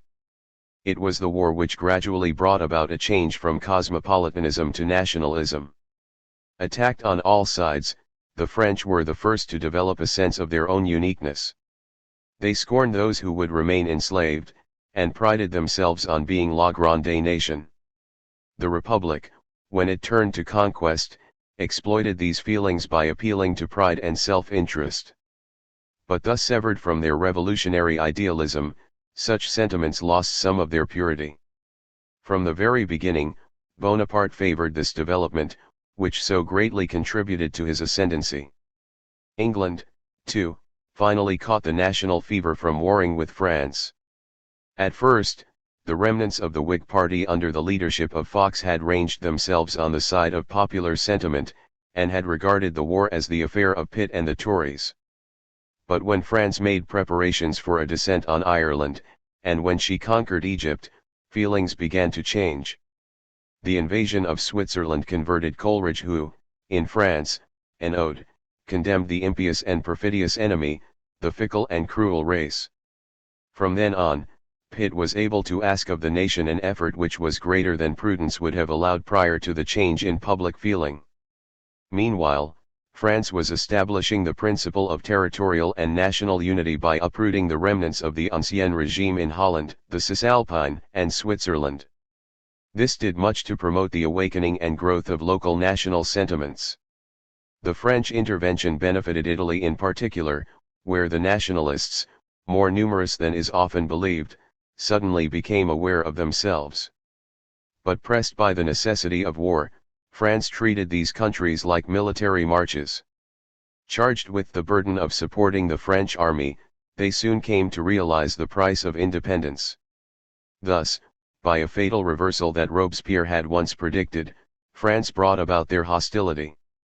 When the Russians and Austrians invaded Italy in 1799, they were hailed as liberators. The danger was still not great, because Germany had not yet been affected. Although the magnificent flowering of arts and letters, and the return to the past which Romanticism had aroused, had succeeded in exalting a feeling of national consciousness in the literate public, it had not yet assumed political form. In contrast to politically organized peoples and their barbaric struggles, Germany, the Kultur nation, was by her very weakness considered superior and endowed with a divine mission. This proud attitude did not survive the invasion. In France, the nation rested to all intents and purposes on a contract. With due allowance for the natural and historic conditions which influence individual preferences, the nation had established its federation on the basis of free choice. In contrast to this revolutionary concept of the nation, a different view evolved in Germany. Herder, and after him the Romantic movement, regarded the German nation as a living being, born like all others out of the unconscious operation of a life spirit, the Volksgeist. Customs, traditions, language, folk songs, and art were but manifestations of this force. Once again we find Germany the center of future European development. She would become the rallying point against revolutionary France, not only through her emergence as a nation, but also by preaching a different concept of nation, a collective being in which the individual loses all claim to autonomy, and in which freedom, as with the mystics, lies in the cheerful acceptance of submission, and which, repudiating a rationalist and a universal civilization, places a supreme value upon its own needs and passions. A similar development was taking place in Japan at about the same time. There, Chinese mandarins had previously imparted a critical and rationalistic strain to their teachings. They contested the solar ancestry of the Mikado, and they declared that the gods did not recognize differences among men. But ever since the middle of the 18th century, under the leadership of Kumo Mabuchi and his disciple Motori Norinaga, who died in 1801, there had developed a mystical and romantic revival which had a high regard for Buddhism and its moral precepts, and which restored Shintoism and the prestige which the nation had enjoyed in the past. The political consequences of this movement were most significant. According to these innovators, the emperor once again became the son of the gods, the shogun a usurper, and the Japanese a chosen race destined to dominate over a world empire. After the authoritarian and reforming regency of Sadanobu Matsudaira, which ended in 1793, the shogun Ieyasu achieved a reconciliation with the court in Kyoto. Nevertheless, the seeds of an imperial revolution had been sown. It is not surprising to find once again the alternation of two eternal courses in the history of human thought. Since, however, there existed as yet no intellectual relations between Europe and the Far East, this similarity between the two ends of the world is well worthy of notice. 2. The consequences of the war and the terms of the peace. Quite apart from the issue of national enmities, there were traditional aspirations of states which, from the beginning, complicated the conflict between France and the rest of Europe. In going to war, the coalition was not aiming merely to crush the revolution.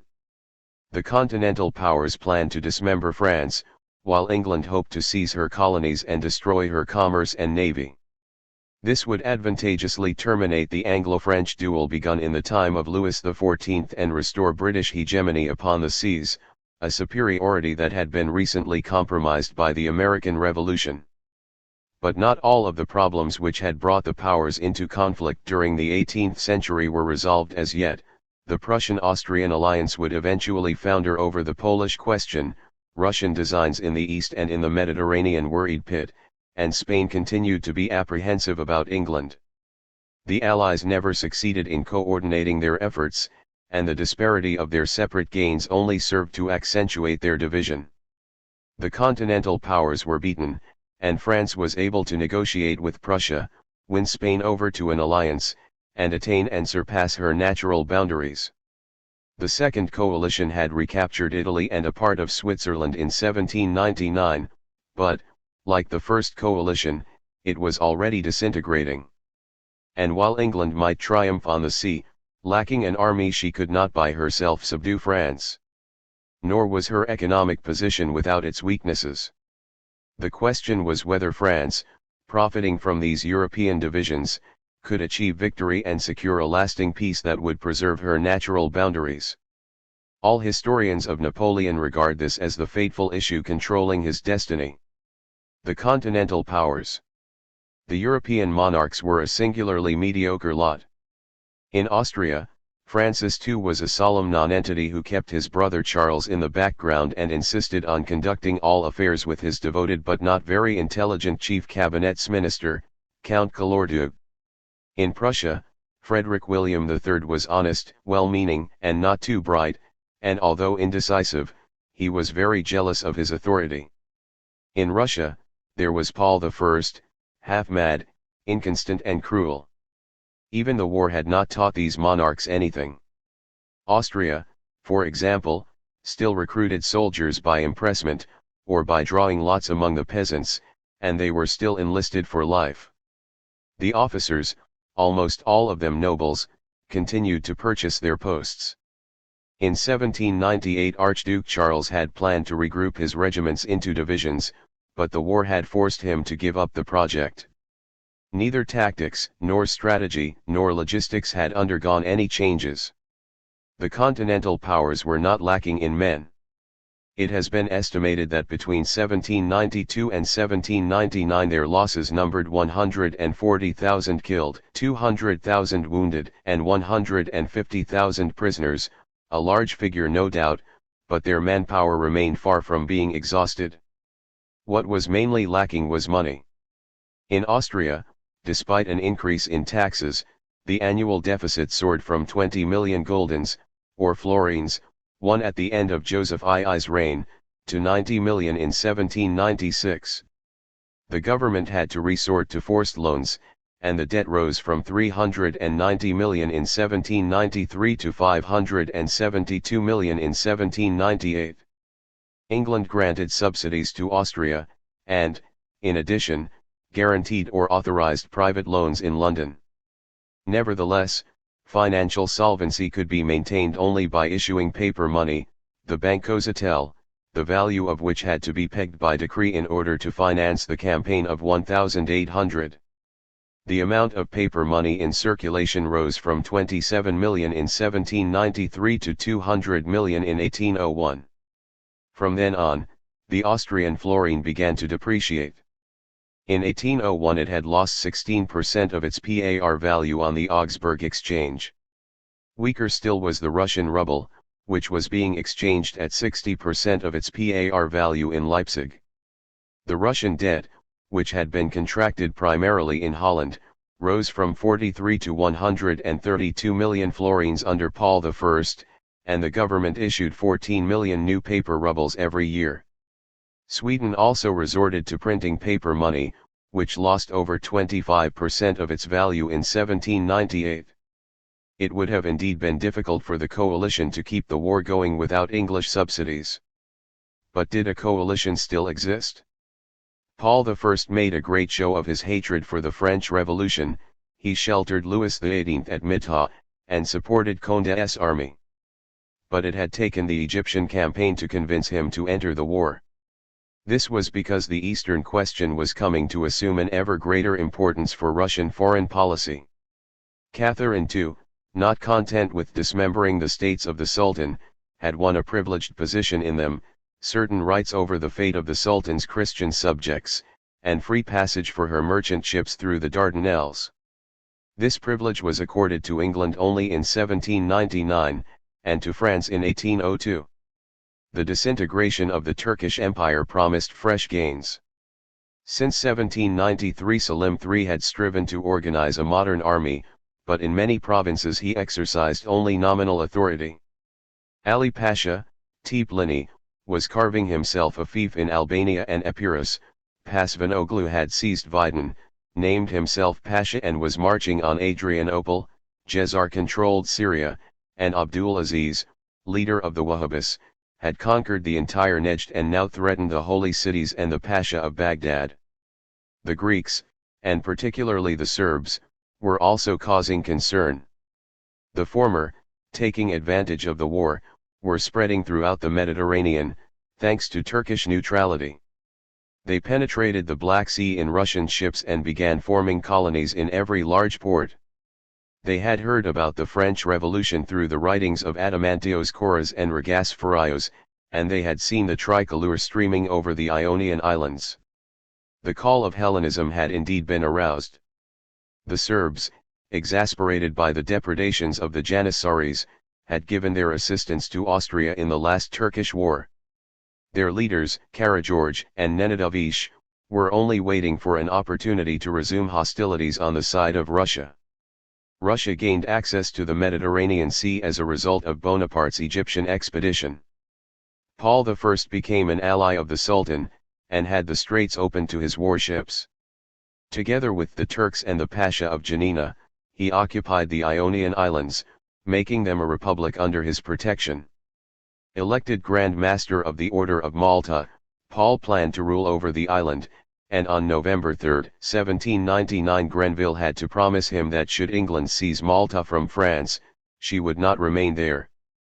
Paul also coveted Corsica, landed his troops in the Kingdom of Naples, and promised to restore the King of Sardinia. Thus by reversing traditional Russian policy towards Turkey, he was able to acquire a degree of influence in the Mediterranean never again equaled by his successors. England, intent on recapturing Egypt, was willing to ignore the spread of Russian influence.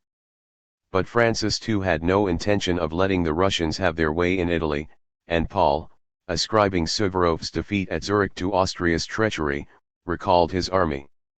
This put an end to Russian participation, since Rostopchin, hostile to the idea of a coalition, had triumphed over Panin and had been named head of the Department of Foreign Affairs.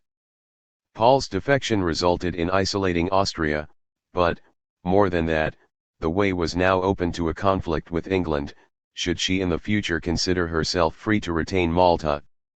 Had not Catherine II once before mobilized the neutrals against England's naval hegemony and prevented her access to the Baltic, which was of paramount importance to British commerce? Meanwhile, Austria had to bear the brunt of the war alone. Officially, the Reichstag supported the war, but ever since the Peace of Basel, the Holy Roman Empire seemed no more than a shadow. Prussia guaranteed the neutrality of northern Germany and Hanover. To the north of the line of demarcation, the Enchanted Circle as it was called by the Austrian feudalist, the German states enjoyed the advantages of peace and large commercial profits. Prussia's prestige was much enhanced, and Frederick William was rapidly becoming a lodestar, an anti-emperor. It was quite unnecessary for Jens, in 1799, to advise Frederick William that he persist in this policy of neutrality, for he was already well set on the idea. Indeed, he counted on becoming the leader of a North German confederation, and he dreamed of territorial expansion. He waited impatiently for secularizations, coveted Hanover, and maneuvered to annex Nuremberg. Austria then, driven from the north, felt discredited in the south by the loss of the left bank of the Rhine, and she also felt betrayed in her designs on Bavaria, although Maximilian Joseph, who succeeded Charles Theodore in 1799, momentarily feared for his succession. As for the Duke of Württemberg, Frederick II, he was embroiled in a chronic conflict with the provincial estates who, on their own account, had already dispatched emissaries to Paris. In these circumstances, the South German princes followed Austria out of fear alone, and they were only waiting for an opportunity to accommodate themselves with France. A union of the German states against France thus became impossible, and the very disappearance of the Holy Roman Empire seemed so likely that Gors had already ironically drawn up its death certificate. Chancellor Thigut of Austria was not worried about it, and he regretted the loss of the Low Countries even less. He did not neglect to seek indemnification in Poland, but like his 18th-century predecessors, his interests were cast primarily in the direction of Italy.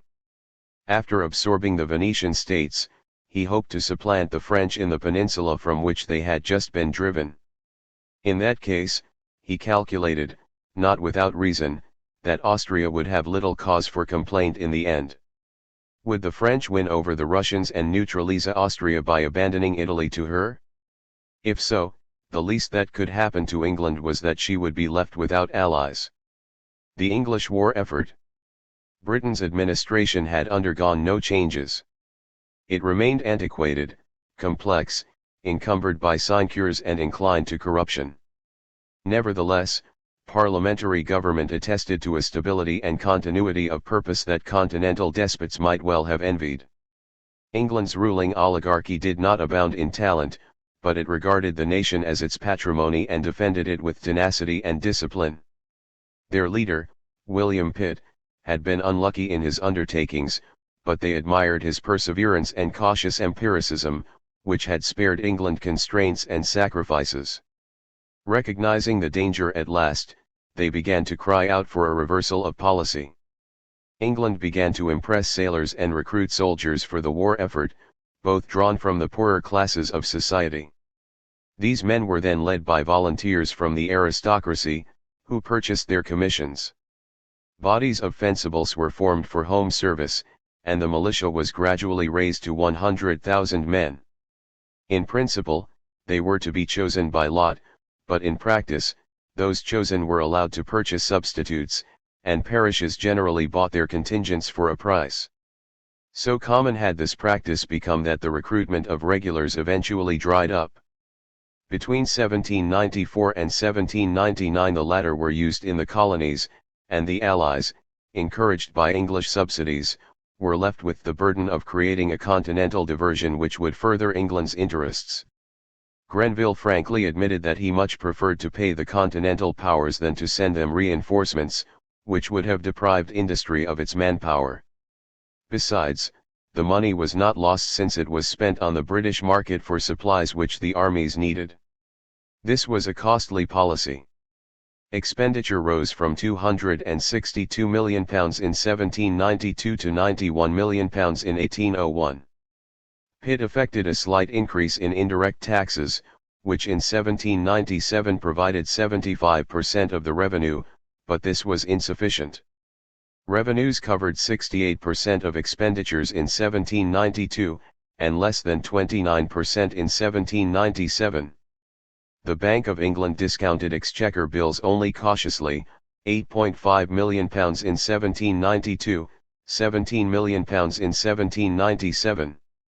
With the suspension of gold payments, the bank became more obliging, so that this floating debt surpassed £24 million in 1801.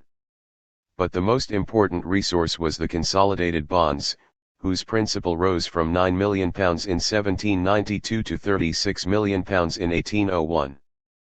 Pitt's ability to maintain the rate of exchange while amortizing the debt shows to what degree the English aristocracy had confidence in its own future, and it also proves that England was already drawing vast sums from her trade and her colonies. Nevertheless, England's staying power depended on credit. Since the activity of her capitalists also depended on it, it is understandable that this hitherto unknown system appeared artificial and rickety to the French. It was on the basis of that judgment that France waged its economic war during the entire period. When, after 1794, war on the continent took a turn for the worse, the British government made every effort to urge the nation on to new sacrifices. The decisive change did not come, however, until after the Treaty of Campoformio, when England found herself isolated, attacked in Ireland and threatened in Egypt. With the suspension of gold payments in 1797, Pitt insisted on financial reforms to limit inflation.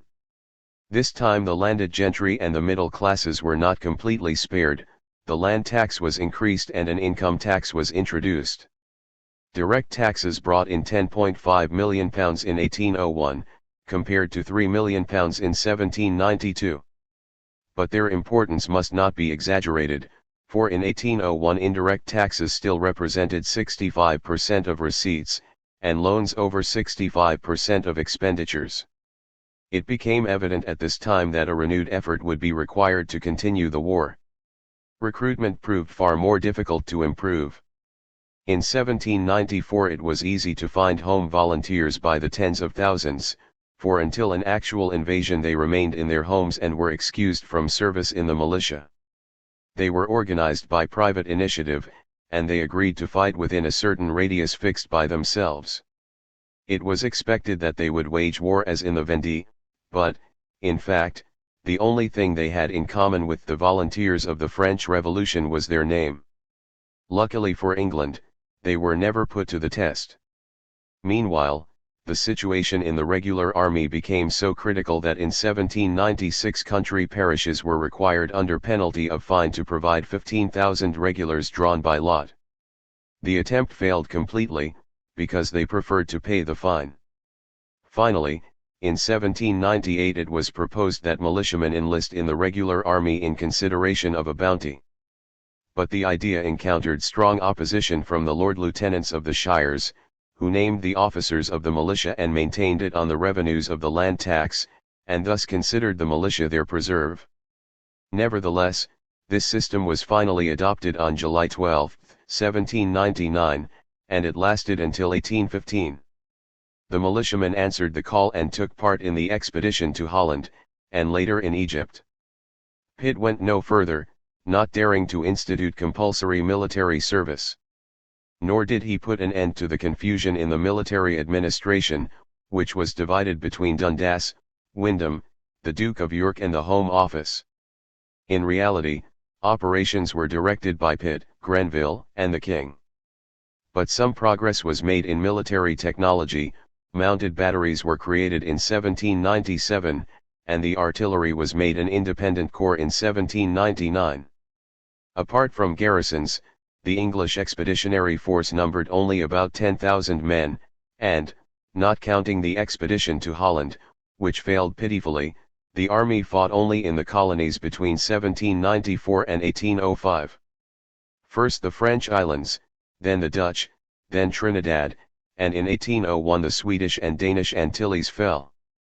But 7,500 men perished in San Domingo, which had to be evacuated in 1798, when Toussaint L'Ouverture allied with Sonthonax to drive the English from the island.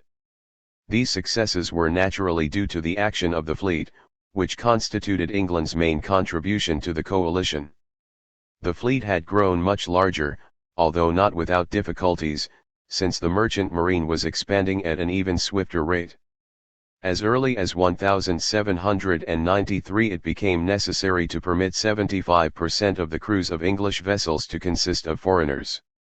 Sailors of all nations, prisoners of war, convicts, strikers and political suspects were all impressed indiscriminately. Since shipboard life remained unbearable, mutinies were frequent. In 1797 they degenerated into a widespread revolt, which was put down by setting a few examples, but chiefly by increasing pay and prize money. Naval technology scarcely changed. The standard ship of the line remained 200 by 50 feet at midship beam, equipped with 74 guns, 2 fighting decks and a 600-man crew. Still, the number of towering three-deckers gradually increased. Lord Spencer, First Lord of the Admiralty until 1801, encountered no major obstacles in construction. The English oak and the fir or Norway pine of Scotland were still accessible.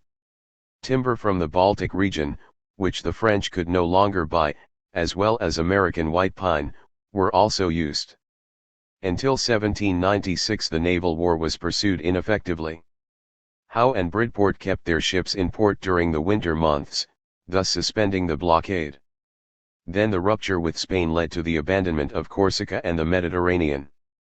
A resurgence began in 1798 when Admiral Jervis, Earl of St. Vincent, organized permanent cruises at a short distance from the coasts, coupled with a supply service and staggered reliefs. The cruising fleet was ordered to rally at the entrance to the Channel if the French attempted to run the blockade. In the same year, Pitt decided to force his way into the Mediterranean to save Naples. He failed, but managed to seize Sicily and Minorca. Meanwhile, the British fleet was joined by the Neapolitan and Portuguese navies. The Dutch fleet was captured in 1799, and Nelson had already destroyed Brueys' squadron at Aboukir. The army of Egypt was bottled up, and Malta was besieged. It looked as if, barring intervention by Paul I, the Mediterranean would fall to England. But the French had not yet been eliminated. In April 1799 Admiral Brueys was able to leave Brest, reach Toulon, and return to his home port. At least the British admirals were able to safeguard their lines of communication, put a check on the activities of the corsairs and destroy the enemy's merchant marine. Thanks to the use of convoy escorts, shipowners lost only 500 ships in an average year. This constituted 3% of the total British complement, hardly more than the usual hazards at sea. Marine insurance rates, which had climbed to 50% during the American War of Independence, did not now exceed 25%, and after the peace in 1802 dropped to 12%. England captured 743 privateers and, as early as 1798, held 22,000 sailors as prisoners. The French were left with 200 merchant vessels of more than 200 tons, only one-tenth of their effective strength in 1789. Of all the coalition powers, England alone had achieved her ends. Her allies realized this and criticized her for not having sent them troops. This did not strengthen the coalition. But England had yet to learn that her navy alone could not force France to capitulate, and that ultimately victory would have to be won on the continent. France and her allies. With the coalition powers disunited, France certainly occupied a very strong position on the European continent. In addition to Avignon, Montbéliard, and Mulhouse, she had annexed Belgium, Maastricht, and Dutch Flanders, the left bank of the Rhine, at least up to a line which, leaving the Rhine below Koblenz, reached and followed the course of the Roer, the ancient bishopric of Basel, which comprised Porrentruy, the valleys of Saint-Imier and Moutier, and Bayonne, Geneva, Savoy, and Nice. France was still the most populous country in Europe. The war had cost her around 600,000 casualties, dead and missing. These losses, however, which were considered unparalleled, had not compromised her strength, which, used sparingly, could undoubtedly repulse any assault. Moreover, France was no longer isolated as in 1793. Compulsory military service, which had been adopted as a temporary expedient under the name of levée en masse, was now established as a permanent principle of recruitment by the Jordan Law of 19 Fructidor, Year 6, September 5, 1798. Except in the case of invasion, this law limited its demands to a fixed body of men, chosen either by lot or by conscription. But in Year 7 young men who were about to be drafted were given the opportunity to evade the law by jointly recruiting volunteers to make up the contingent of their communes. Bonaparte would add only the privilege of individual replacement, a measure which had been granted and later suppressed by his predecessors. The Directory had, in addition, perfected the amalgame 3, appreciably improved the cavalry and reorganized the officer corps. The election of officers by soldiers was greatly reduced by the Law of 14 Germinal, Year 3, April 3, 1795. The spirit of the army had undergone a change. As in civilian life, love of glory and even of money had gradually replaced revolutionary ardor. Yet, despite mutinies instigated by royalist propaganda, the army continued to be the shield of the revolution. As an instrument of war, it was incomparable. Rapid promotion for bravery remained the popular symbol of equality, and attracted the ambitious and fighting young men. The importance given to individual worth, which the revolution made the essential principle of the modern world, showed its value. This superior social principle gave the French army a decided edge on those of the Ancien Regime. For France, no less than for her enemies, the weak point lay in the increasing difficulty of financing the war. Bankruptcy had forced the Directory to liquidate paper money and revert to specie. Reduced to tax receipts alone, the Directory was also ever increasingly exposed to the usual embarrassments of deflation, changing prices, economic paralysis, and a decline in revenues. This financial situation, for which it was not responsible, prevailed throughout its history, and accounted for its unfortunate reputation. The Directory actually made great efforts to improve the financial situation. It ameliorated the direct tax base and even created a new one. It urged, with some degree of success, the drawing up of tax rolls, and it tried to expedite methods of collection, without, however, going so far as to deprive the elective municipal and provincial bodies of those functions. It also increased indirect taxes, and placed them in Year 7 under the permanent regulation of the registration, stamp and mortgage departments. Finally, it established a tax on the use of public conveyances, instituted highway tolls on wagons and beasts of burden, and provided assistance to the towns by authorizing them to institute octroys. 4 The Directory fully realized that important consumer goods, salt, for example, would have to be taxed in order to secure abundant and regular revenues, but these were measures which it did not consider itself strong enough to risk. Consequently, it was left with no alternative but to cut expenditures, which in turn forced it to repudiate 2/3 of the public debt and to neglect public services. Had the Directory succeeded in balancing the regular budget, it would still have been obliged to finance the war, and this could have been done only on credit. For political reasons, however, forced loans were the only means of borrowing. There were no bankers willing to advance the government the money necessary to keep the treasury going. Since the tax collectors kept their funds as long as possible in order to turn them to profit, there was talk of re-establishing rescriptions, that is to say, promissory notes made by the tax farmers of the Ancien Regime against future tax receipts. But who would discount them? The bankers did indeed propose the creation of a state bank, but one which would discount their own paper. In short, the Directory was compelled to pay the Rente 5 pensions and salaries in bearer bonds, which made it thoroughly detested, and it was forced to hand over the provisioning of the military to private companies who fleeced the government, and who were reimbursed in shares of biens nationaux, timber, future taxes, or in drafts that no bank could cash. These expedients, which constituted disguised inflation, provoked a wave of frenzied speculation. They also demoralized many government officials and politicians to whom contractors offered bribes in the hope of getting paid.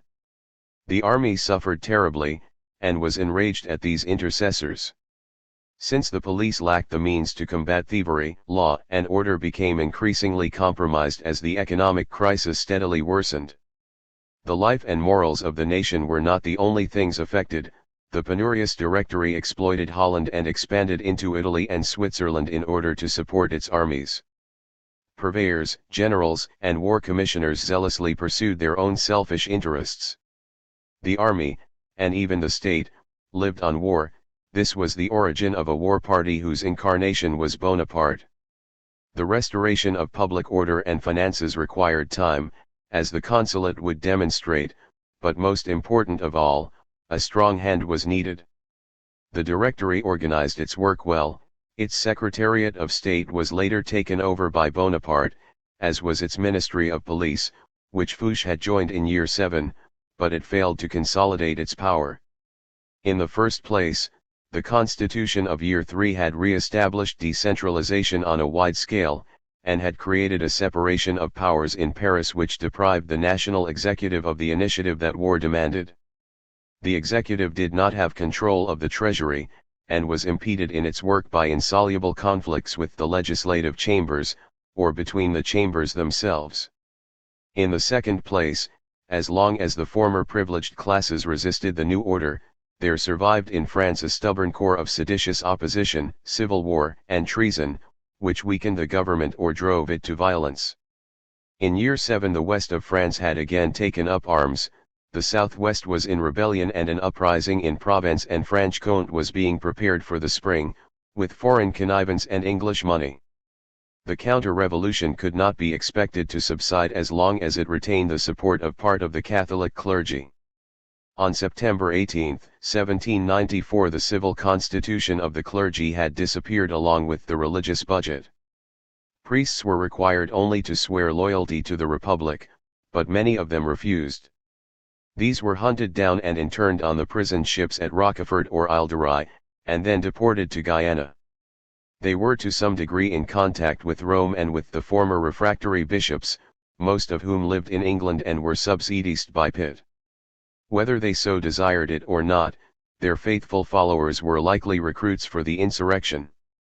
The priests who had submitted to the laws, and the former constitutional clergy who had reorganized their churches after the Reign of Terror, were unfavorably disposed to the Directory, for, like the bourgeois republicans and the ideologues, the Directory had lost no opportunity in showing its hostility towards Catholicism.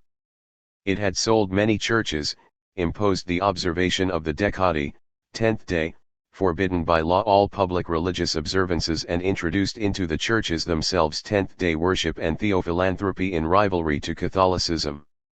After 18 Fructidor the Directory began to attack the free schools, which were chiefly Catholic. They were to be closed down unless instruction in civic virtue was assured, and public officials were forbidden to send their children to these schools. Had the Republic abandoned this hostile attitude and practiced a sincerely neutral policy towards religion, it would undoubtedly have won over the constitutional and the juring clergy and weakened the prestige of the refractory priests. This, however, would have required a far-sighted policy.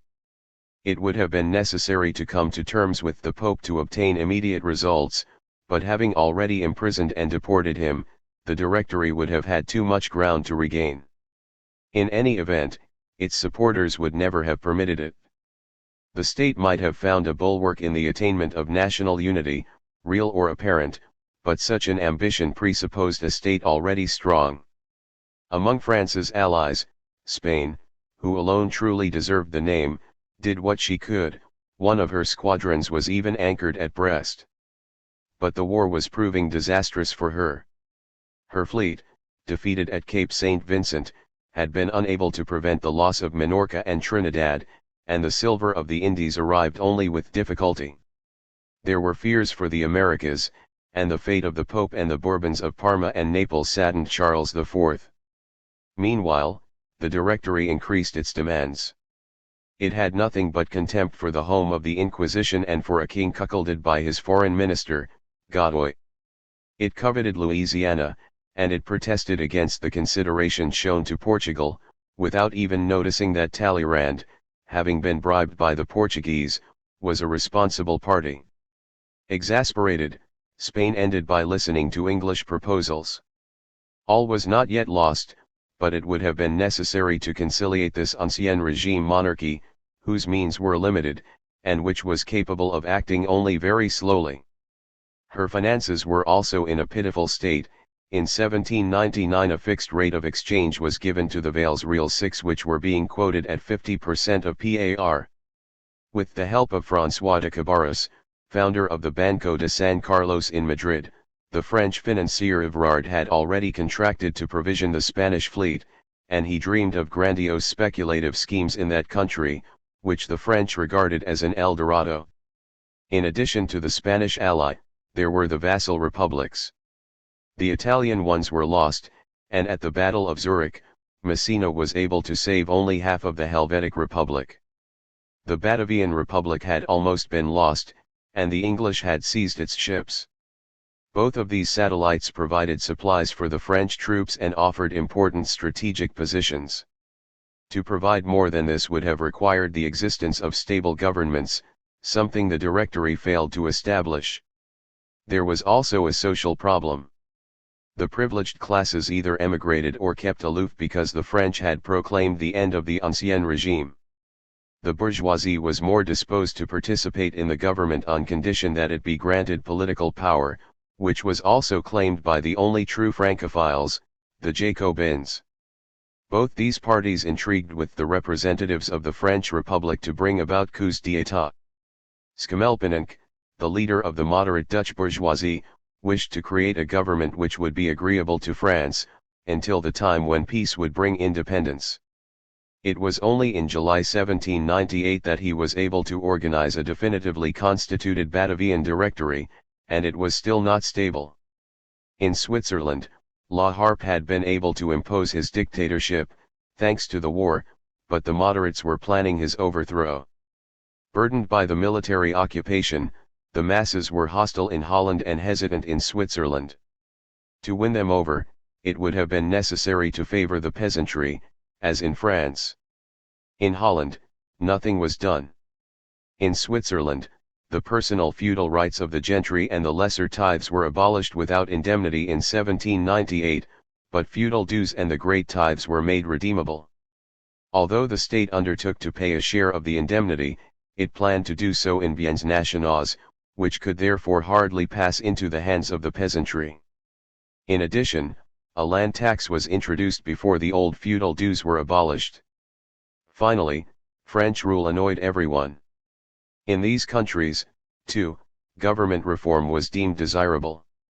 This was what the Directory thought, and it even proceeded to make certain attempts in this direction that it would never have dared try at home. But it did not have the authority to carry them through. What France lacked most of all in its struggle with Europe, was a government with the energy of the Committee of Public Safety. The blockade and the neutrals. The war on the continent ended French hopes of successfully contesting England's hegemony of the seas. Consequently, France gave the economic struggle a new direction. She tried to turn against the English the very methods that they had previously perfected. During the 18th century, while a blockade might prove bothersome to an enemy, it could hardly paralyze him. In accordance with the principles of mercantilism, the maritime powers saw the blockade primarily as a means of suppressing the enemy's exports in order to seize his markets and corner the supply of specie. Even so, there were still advantages to be had in buying certain raw materials or, given the opportunity, foodstuffs from the other side. Nor, according to mercantile theory, were there any reasons for refusing to sell goods to the enemy, apart from the contraband of war. Thus England applied the blockade with a judicious empiricism, granting licenses when convenient even for ports actually closed by her squadrons.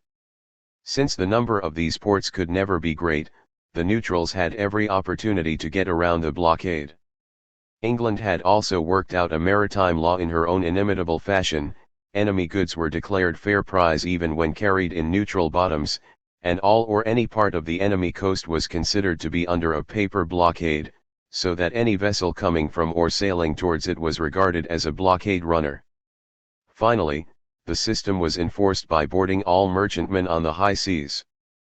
Thus, the ocean was turned into an English imperium. The neutrals particularly resented the regulations aimed at the colonies. Colonial traffic had always been foremost in international commerce, and in time of peace every mother country claimed a monopoly of trade with her colonies.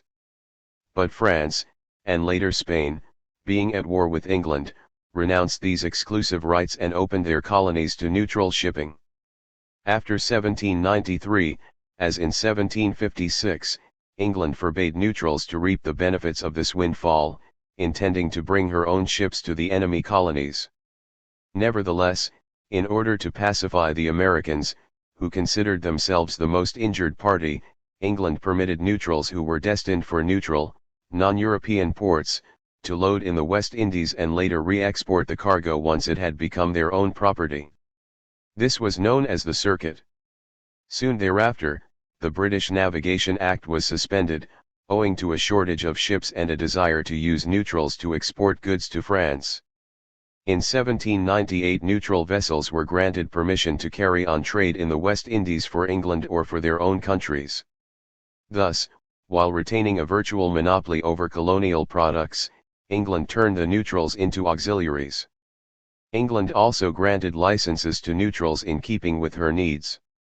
In this way her commerce assumed, to a certain extent, the aspects of a controlled economy. Despite their grievances, the neutrals, Scandinavians, Prussians, Hanseatics, and Americans, made huge profits. Hamburg took the place of occupied Holland as the intermediary between England and Germany, and became the largest banking center on the continent. It was through the House of Parrish that subsidies reached the coalition. American sales, of which half were in colonial products, rose from $20 million in 1790 to $94 million in 1801. They supplied the Antilles and Spanish America, carried wood and grain to England and won an important place in the French market and in Hamburg. Americans were perfecting the science of naval construction, and the Baltimore Clipper came to be regarded as a model. Finally, because the neutral nations prospered, their businessmen and financiers became resolute Anglophiles. It was now up to France whether she should preserve a large part of her maritime commerce, even with England, all the more so, since the neutrals did their best to evade the British regulations. During the American Revolution, France had accepted the formula which stated that except for contraband, a neutral ship had the right to protect merchandise, le pavillon ne recouvre la marchandise. This had allowed her to continue trading, and had won her the Dutch alliance at a time when the League of Armed Neutrality was being formed against England. The convention had later reversed this policy, the underlying reason being the Treaty of 1786, which had subjected French industry to English competition. The war had provided an excellent opportunity for a countermove. The cotton manufacturers clamored louder than anyone for a return to protection, and Fontenay, the great merchant from Rouen, became their spokesman. They guided the convention just as they would later guide Napoleon.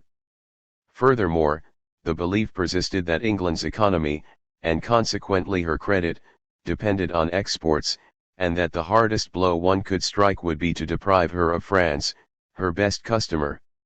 Such was the reasoning of Brissot and Curzant in January 1793, and such would be the reasoning of the Emperor at a later time. On May 9 the decree declared enemy property in neutral holds to be lawful prize, and on October 9 the prohibition was placed on English goods. As long as neutrals were allowed to trade with France, these measures were illusory, since England permitted the neutrals to do so precisely in order to dispose of British goods. Besides, the people regarded the neutrals with disfavor since their purchases forced prices to go up. An embargo was declared in August, and France thereby gave the blockade an airtight character which the English themselves did not. Shortages of colonial products and raw materials, beginning with cotton, were not slow in making themselves felt. This was not what the businessmen had intended. The blockade was supposed to be flexible like that of the enemy, for the convenience of the mercantile interests. Anxious about provisioning the army, the Committee of Public Safety reopened the ports to neutrals, and the Thermidorians restored their treaty privileges. English goods immediately reappeared. But after the Treaty of Campoformio, when England remained the only enemy and when overland trade was resumed, the protectionists returned to the offensive. The Directory once again forbade British products, and on 29 Nivos, Year 6, January 18, 1798, adopted an unprecedented measure against the neutrals. Their vessels were to be considered lawful prize if they were found carrying any items whatsoever of British origin or if they had merely called at an English port. Neutral vessels no longer appeared, but the United States broke off diplomatic relations with France. Smuggling, however, continued actively, and France's allies also engaged in it. It was partly in order to check the flow of contraband that Geneva and Mulhouse were annexed in 1798. France and Holland, which together absorbed 18% of British exports in 1792, still accounted for 12% in 1800. The Directory was fully aware that for such an economic policy to be both effective and bearable, France would need a vast continental market. Conquest became in part a necessity of the economic struggle. The occupied countries and Spain were closed to the English, and it was pointed out that the occupation of the Hanseatic towns would ensure control over the German market. The continental blockade was beginning to take shape, and the world was already being divided into two very unequal parts, France and her allies on the one hand, England and all other countries on the other. The two principal belligerents were now forced to consolidate their respective positions in order to survive. France had suffered serious losses. The most terrible blow had been the loss of her colonial trade, which had accounted for a third of her imports and a fifth of her exports in 1789. A part of the continent remained closed to her, and she had not been able to recover her former position elsewhere. Despite the fact that she had increased in size, her sales fell from 441 million livres in 1789 to 272 million in 1800. The revolutionary crisis had affected every industry, and some had recovered only with difficulty. More than half the looms were idle in Lyon, and cloth manufacture had been reduced by more than two-thirds since 1789. After having succumbed to a runaway inflation, France now found herself a prey to the ills of deflation, which added to the general feeling of insecurity. Metallic currency continued to be scarce, and credit was non-existent. Interest rates varied from 3 to 7% per month. The decline in prices paralyzed industry. A succession of good harvests, which in itself should have had a calming effect, provoked a further decline in prices, and reduced the buying power of the peasantry. The Directory could do nothing except redouble its encouragements. But this was only a passing crisis. Given a government with renewed strength, and given the re-establishment of peace on the continent, metallic currency would gradually reappear, new avenues of trade would emerge and production would recover. The French Revolution had created conditions favorable to economic progress, freedom, thanks to the abolition of guilds, and unity of the national market, through the suppression of internal customs duties, the reduction of tolls and the adoption of the decimal system. It had also opened new vistas in the annexed lands, where French metallurgy, for example, could avail itself of the resources of Belgium and the Saar. There was still an abundance of labor in the countryside. The blockade, if it had been applied for expediency rather than for purely warlike ends, would have had only salutary results, by providing the protection necessary for nascent capitalism. It did in fact exercise a favorable influence on the metallurgical, chemical, and especially the cotton industries. Cotton continued to be the most innovating industry, and the most alluring for capitalists. The manufacture of spinning jennies increased greatly, and Christoph Philipp Oberkampf had already begun operating the first calico printing machine in 1797. Several captains of industry made their appearance and founded factories, Boyer Fonfred in Toulouse, Richard and Lenore in Caron, and Bauwens in Passy and Ghent. Machinery was only in its infancy, and was still unknown in the manufacture of cloth. William Cockerill, an English industrialist who had crossed over to the continent, had only just been called to Verviers. Silk was still being spun by Vaucanson's method, and Jacquard had not yet perfected his weaving loom. Metallurgy registered no progress. Except in the Anzin mines, no use was made of steam power until Bauwens adopted it in Ghent in 1799. But since France was sheltered from English competition, she could afford to mechanize at leisure. In any event, the French Republic, where the great majority of the population were peasants who practiced mainly a form of natural economy, could have lived, if necessary, from her own resources. Agriculture, which had also been released from its fetters, improved, but slowly. The rural community retained its practices of compulsory crop rotation, common pasturage, and other time-worn rights. In fact, so strong was this attachment that no one in the revolutionary assemblies ever dared to suggest that a redistribution of land be imposed to uproot these customs. Nor had much of the common land been divided.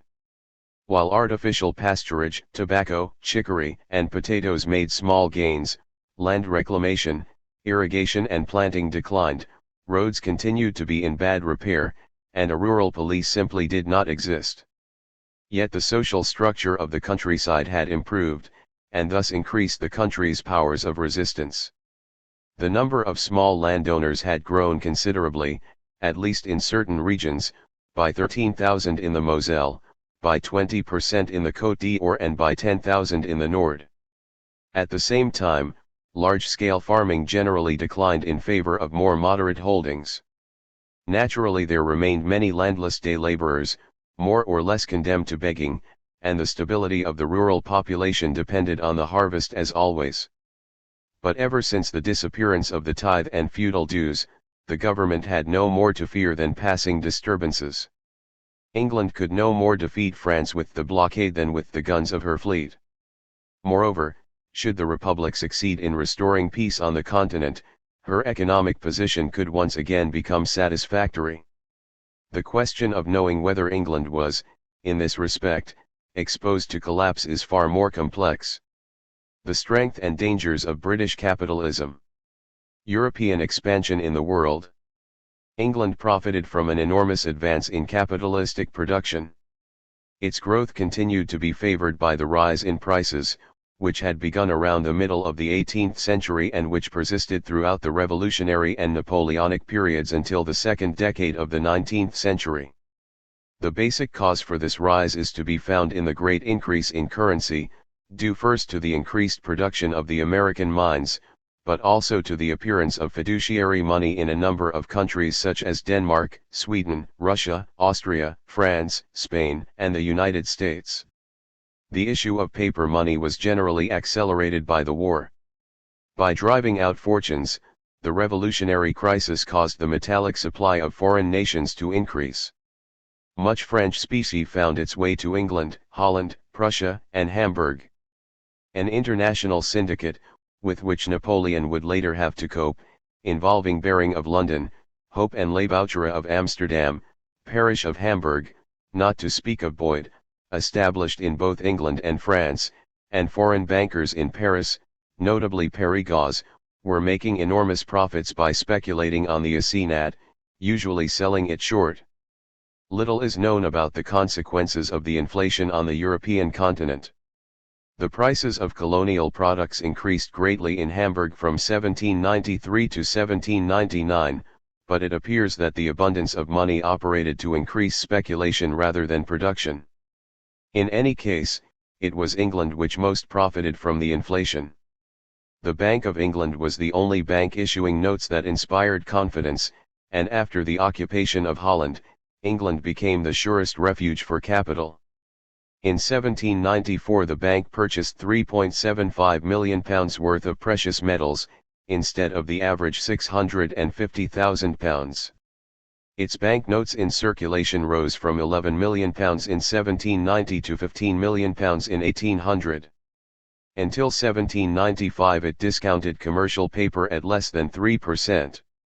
The rate increased only after the suspension of the gold standard in 1797, In 1800 it rose above 6%. Moreover, England was the only country where banking developed in the provinces. In 1792 there were 350 banks issuing notes without any sort of control. They financed local businesses, so that the monetary inflation was accompanied by an inflation of credit. Momentarily compromised during the Panic of 1793, these banks prospered afterwards more than ever. In 1804 they numbered nearly 500. Prices rose almost continuously. Taking as an index 100 for the year 1790, they reached 156 in 1799. Wheat, priced on the average at 45 shillings a quarter between 1780 and 1789, leaped to 55 shillings in the following decade. Wages rose proportionally far less, so the margin of profits increased. Since the inflation made money cheap, everything stimulated the spirit of business enterprise. The rise in prices might have resulted in hindering exports, but for the suspension of the gold standard. The abundance of money had made it possible for Pitt to obtain loans, and he had thus been able to deal with the bank. But he was still forced to make the bank discount an increasing quantity of exchequer bills. In 1795 the bank held exchequer bills totaling nearly £13 million at a time when its cash reserves were less than £5.5 million. Then, too, since Pitt was forced to pay in cash for the expense of the expeditionary forces, for the grain purchases of 1796 and for the foreign subsidies, a total of more than £28 million from 1793 to 1799, he compelled the bank, despite the law, to advance him a part of its cash reserves which, early in 1797, did not exceed much more than £1 million. Its bank notes were then declared inconvertible, and remained so until 1821. Since the Bank of England was the keystone of the entire credit structure that sustained the economy, the consequences of this action could have been disastrous. But there was no panic. The people, unacquainted with the methods of John Law or the assignats, never realized that the pound was in danger. Pitt also reassured the capitalists, persuading them by means of an energetic fiscal reform that he had no intention whatsoever of resorting to paper money. With peace restored on the continent, he spent only £2 million in 1797 and 1798 for the support of the armed forces in Europe, and for foreign subsidies. The pound sterling was at a premium, and the bank's cash reserves were brought to £7 million in 1799. In fact, the bank henceforth accepted a far larger quantity of exchequer bills, and there was some governmental inflation, but it was moderate enough not to ruin the currency as in France, and it spared England the deflation which had overwhelmed the Directory. But this was only a lull in the storm. In 1799 the war was resumed on the continent, and scarcity compelled the government to make new grain purchases which cost nearly £3.5 million. The bank's reserves fell off, and this time the rate of exchange dropped. The pound lost 8% of its face value in Hamburg and 5% in Cadiz in 1799. Although it was not long before this crisis impaired the nation's morale, the decline of the pound, in itself, benefited the capitalists. They were paid in cash for exports, while they themselves paid wages in depreciated paper currency. England's monetary and financial policy, by its empirical methods, attested to a degree of expertness of which no other country was then capable. The Industrial Revolution owed its progress to this policy, but it advanced more slowly than has sometimes been believed. In the cotton industry, which was the most advanced, weaving was still done by hand. Edmund Cartwright's power loom was first adopted only in 1801 in Glasgow, and its use spread only after William Radcliffe's invention of the dressing machine around 1804. The woolen industry was still in its trial stage. It made little use of the spinning jenny, and Cartwright's machine for spinning wool combings was not perfected until 1803. Coal mining remained backward despite the growing expansion of rails and the use of steam engines. With the exception of a few cotton mills, the steam engine was not yet used in industry. Most cotton mills were still content with the water frame. In communications, interest was still centered on canal construction, and there were few good roads. The slowness of transportation and the constant decline in wages enabled traditional manufactures to hold out energetically, and capital continued to be concentrated in commerce rather than in the creation of factories. Some contemporary captains of industry like David Dale, who was the father-in-law of Robert Owen, and Radcliffe of Stockport began with the putting out system. But Crompton's spinning mule, although not in use everywhere, gave to cotton spinning an irresistible force. Knitted goods and loom-made lace prospered.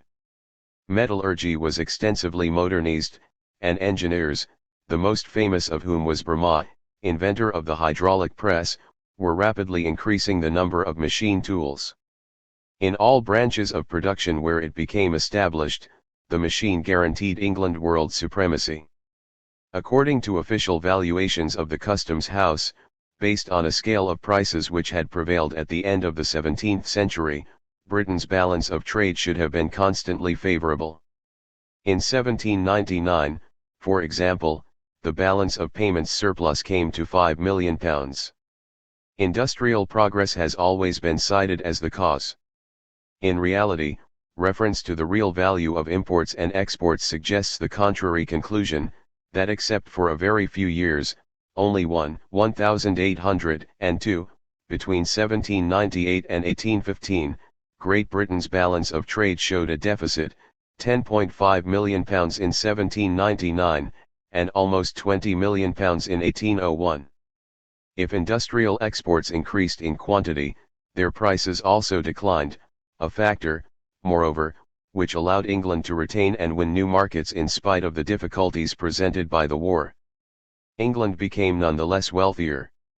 The balance of accounts was redressed by freight charges, insurance, commissions, and above all by the exploitation of overseas territories, the Negro slave trade, the funds invested in plantations, the salaries and pensions of officials of the East India Company, the colonial speculations of private traders, the riches which the nabobs brought back from the colonies, and the return on capital invested there.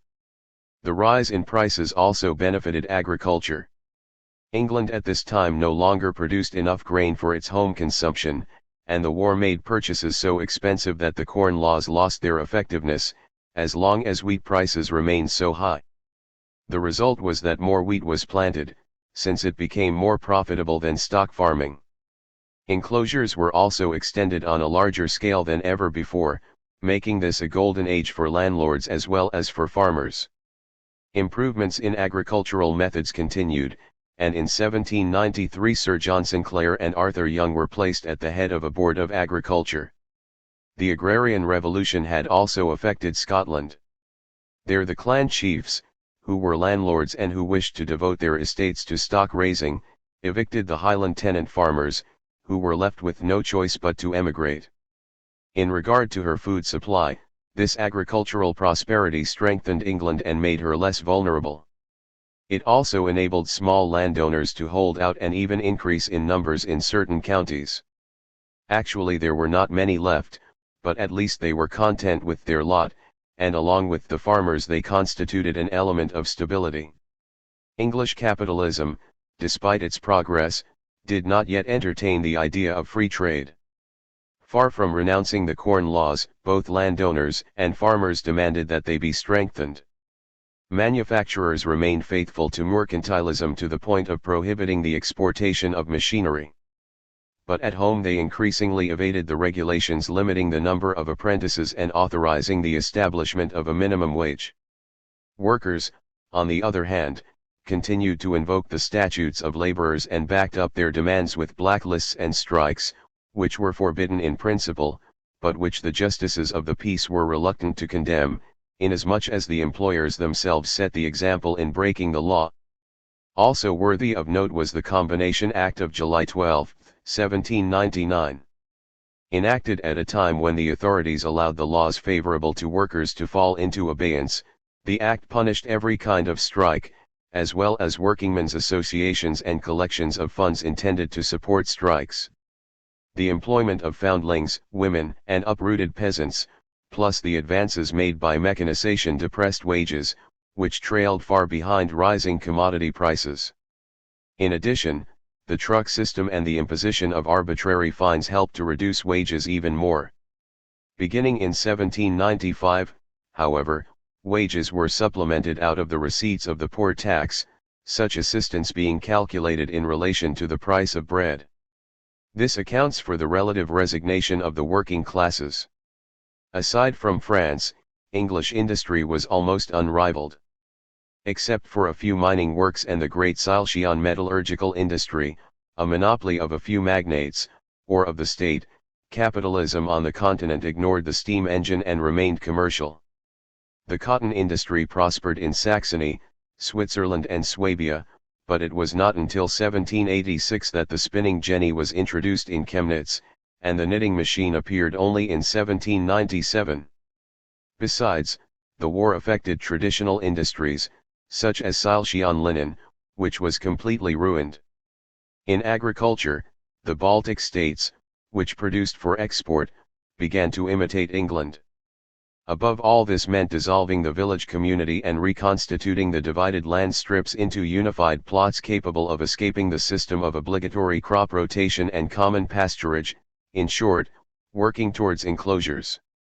The states also sought to abolish serfdom and to arrange the redemption of the tithe, feudal dues, and corvées so as to transform the peasant into a landowner or a wage-earning day laborer. This reform had been operating in Denmark ever since 1781, and it was extended in principle to Schleswig-Holstein in 1800. In Prussia the king applied it to his own domains. As an importer of grains, England could not help but profit from these reforms. She likewise regarded favorably the advances made in the United States, still purely agricultural, and was particularly pleased by the progress of Sea Island cotton, which had been brought over from the Bahamas in 1786. It had been introduced in Glasgow for the first time in 1792, and had been immediately acclaimed by cotton spinners. No sooner had the problem of ginning been solved by Whitney's invention in 1793 than exports reached £8 million in weight, and by 1798 this figure had already doubled. It was a development of far-reaching significance to the United States, for slavery thenceforth became a fundamental institution in the South, and planters began to covet Florida and Louisiana. For the time being, however, the North saw in it only an opportunity to put its capital and ships to work. The introduction of English technology was still in its very beginnings, and the great fortunes of the Astas and the Gerards were being built by trade, shipping and speculation in land. Deprived of the markets controlled by France, yet relieved of French competition, England compensated at the expense of her allies and the neutrals. It was through the Hanseatic ports that she entered upon the economic conquest of Germany. Her exports to Bremen and Hamburg increased sixfold between 1789 and 1800. At the Frankfurt and Leipzig fairs she came into contact with Swiss, Austrians, Poles and Russians. Her cotton goods and her yarn in particular drove out Swiss and Saxon products. The world of finance looked to London. The Elector of Hesse invested his capital there, and it was by helping him to do it that Meyer Emschel Rothschild of Frankfurt extended his business. In 1798 his son, Nathan, established himself in England, and became wealthy soon after. The Baltic region also became an English preserve of great importance for supplies of naval stores, grains, and textiles. At the beginning of the 19th century, 72% of British imports came from Prussia and Russia, 75% of her grain from the port of Danzig alone. French resistance fared better in the Mediterranean. She embarrassed England by conquering Italy, but she failed to eliminate her. After 1798, however, France was driven from the Levant. The naval struggle increased the importance of the continental routes between the Mediterranean and the northern seas. The closing of the Rhine had seriously imperiled communications across France, Italy, Switzerland, and Holland, which, until then, had been more or less secure. Ever since 1790 France had interrupted traffic along the left bank by bringing her customs posts to the river, and the occupation of the Rhineland and Holland was a new blow to this trade route. With the mouth of the Rhine closed, Cologne's trade was reduced to less than a third of its previous volume by 1800, only a portion trickled through Emden to Frankfurt. To the south, Switzerland was cut off from Genoa. As in the time of Louis XIV, the transcontinental route receded towards the east. Henceforth it would pass through Hamburg and Leipzig in order to reach Venice, or preferably Trieste. We possess only problematic estimates based on customs house valuations, official values, to indicate the fluctuations of British commerce up to 1798, but the trend is clear. Exports would have risen from £20 million in 1790 to £35 million in 1801, and taken together with imports, the volume would have increased from £39 million to £67 million. In terms of real values, exports rose from £42.6 million in 1798 to £52.3 million in 1800, and taken together with imports, the volume increased from £99.1 million to £118.8 million. The tonnage of departing ships increased by a third, reaching almost 2 million tons. It was during the war that the London docks were constructed and equipped with bonded warehouses. The cotton industry, more than any other, profited from this rise. Its exports soared from £1.5 million to £6 million in 1800, and imports of raw cotton rose from £734,000 in 1797 to £1,663,000 in 1800. That same year, 1,800, 2 million tons of coal and 1.5 million tons of wrought and cast iron were exported. England also doubled her shipments to the United States. Like the latter, her eyes remained fixed on Spanish America, where her occupation of Trinidad served primarily for smuggling. The unrest there promised great prospects. United States independence, the suspension of the Exclusive Seven and the abolition of slavery in the French Antilles had shaken the whole colonial system. Above all, the Creoles wanted freedom of trade, as did Belgrano in Buenos Aires, and Spain had been forced to admit neutrals into her colonial ports. Some of the colonies were also beginning to aspire to political independence.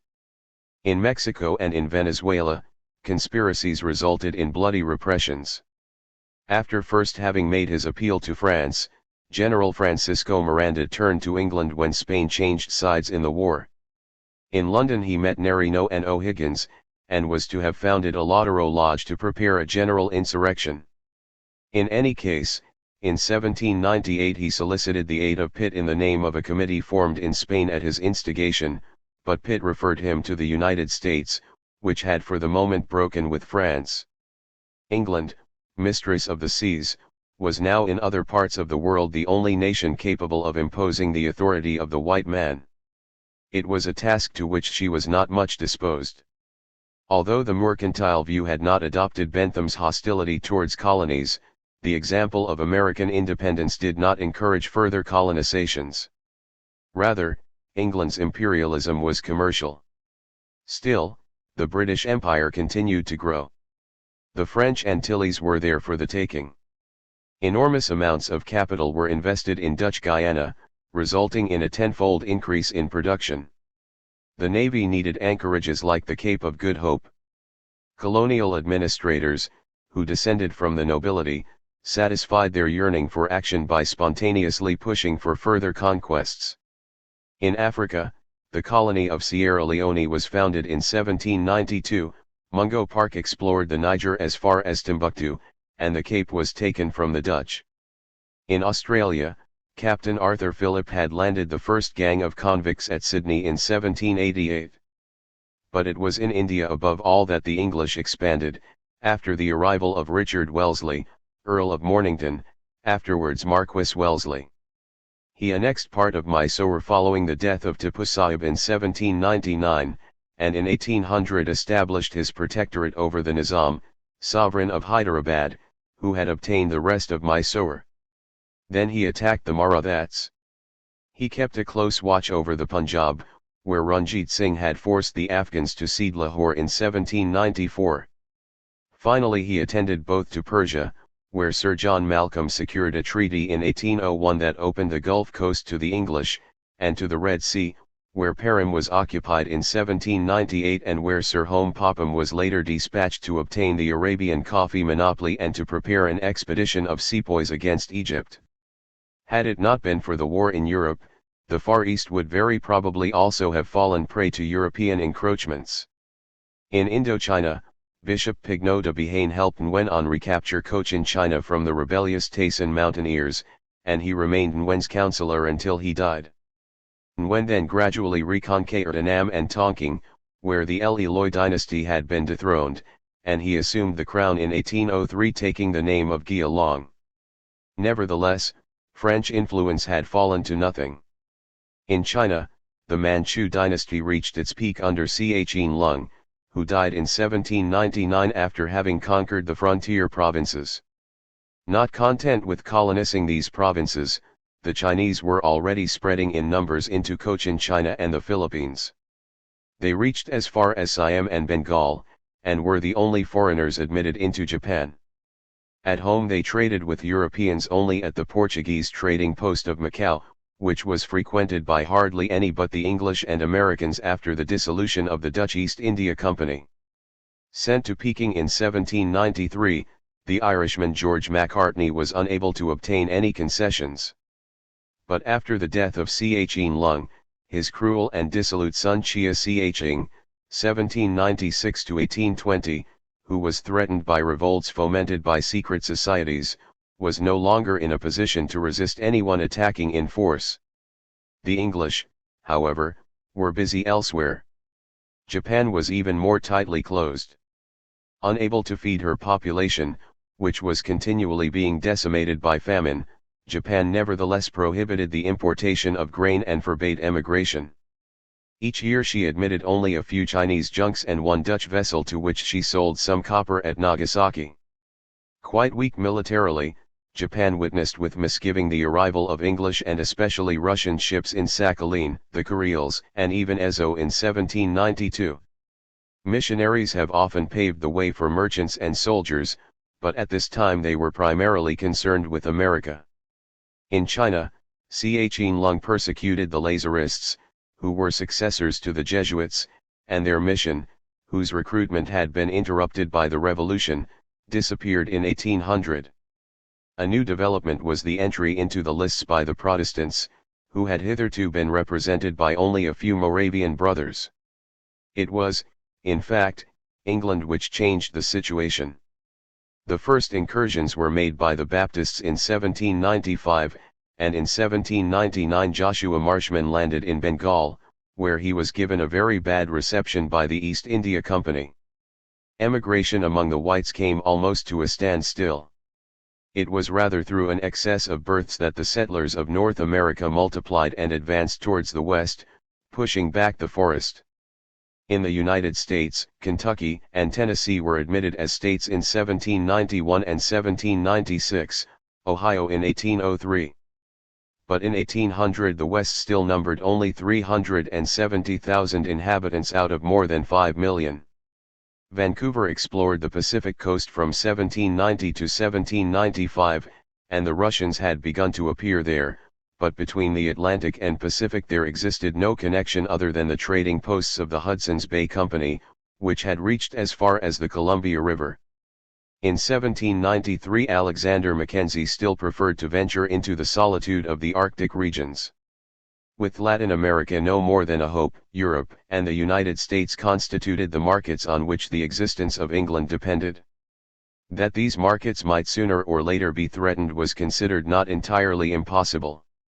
On the continent, industry could not help but feel the effect of British competition. To save their spinning industry, Switzerland and particularly Saxony were forced to modernize their equipment. The first water frame machine appeared at Chemnitz in 1798. Thus an embargo on British goods would have been as useful to them as it was to France. Then, too, the British blockade continually gave rise to diplomatic difficulties. In 1794 Denmark and Sweden had drawn up a new League of Neutrals. Alone they were powerless, but if Russia joined, Prussia and North Germany would follow suit, and the Baltic would be closed. The United States presented an even more obvious danger to British commerce. To the question of the blockade had been added that of the American sailors whom England purposely confused with the nationals she sought out and impressed from aboard neutral vessels. Washington and the Federalists confined themselves to protests, but in 1801 Jefferson became president, and it was likely that he would prove less accommodating. Nor must it be forgotten that, because of the war, the conditions of world trade were not entirely sound. In London, Amsterdam, and Hamburg, speculation on colonial commodities took the form of reciprocal credit arrangements, and capital was immobilized in stock accumulation.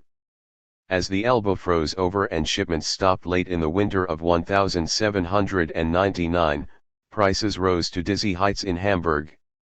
When the thaw set in before the spring fairs, ships began to pour in and a drop in prices followed, reaching as much as 72% in sugar. At the same time the war resumed, and in August, on the eve of the invasion, Amsterdam bankers cut off credit. In Hamburg, 136 firms failed, and the House of Parish lost over 1,000,000 marks. The crisis had its repercussions throughout Europe, and especially in London, where at least 20 merchants went bankrupt. The cotton industry was considerably shaken, and factories either shut down or cut wages. It was in order to curb the labor unrest that the Combination Act was then passed. As it happened, the financial and monetary situation was growing worse, and finally the harvests of 1799 and 1800 proved exceptionally bad. The quarter of wheat rose from 49 shillings at the beginning of 1799 to 101 shillings in February 1800. France failed to attain her goal by shutting out the English, for British commerce found new markets and prospered more than ever. In believing England's economic structure to be weak and artificial, the French were mistaken because they overlooked the wonders of the credit system. Yet it is true that England's economic structure was a delicate mechanism, automatically subject to intermittent checks, and capable of breaking down through a combination of external circumstances such as the policies of other states and bad harvests. Precisely such a threat was looming in England, and it was quite possible that a time would come when, disheartened, she would consent to make peace. The terms of the peace. To profit from such an occasion, the Republic had to restore peace on the continent.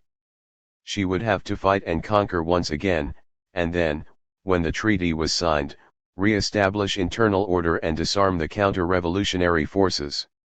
Otherwise, their persistent appeals abroad would bring about a renewal of hostilities at the first crisis. Success also depended, however, upon just which of its conquests France intended to keep. After 9 Thermidor French policy had gradually turned to the acquisition of natural frontiers. In the Constitution of Year 3, the Thermidorians had forbidden the surrender of any territory whatsoever. At that time, August 1795, French territory had included, by reason of conquest, only Savoy and Nice.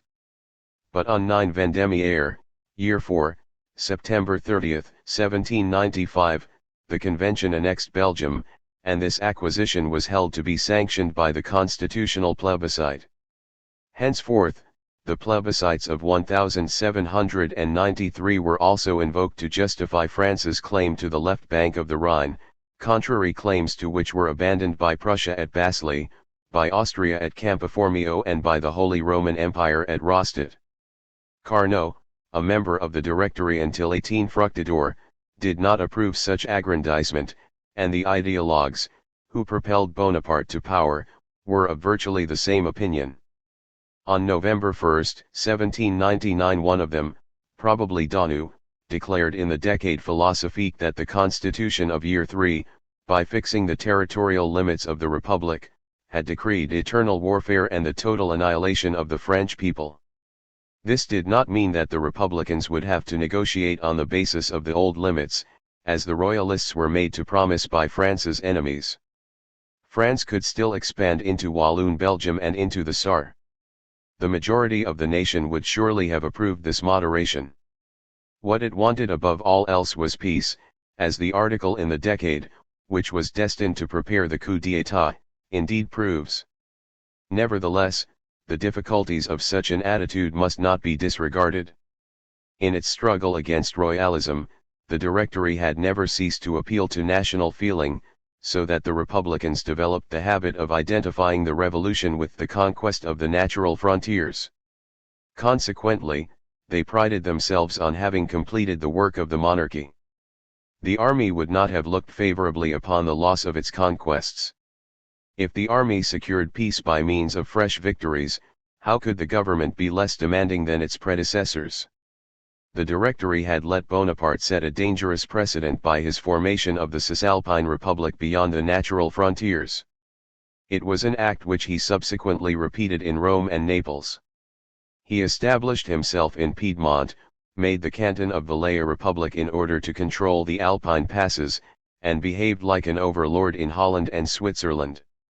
Still, it could be argued that the war justified such a policy.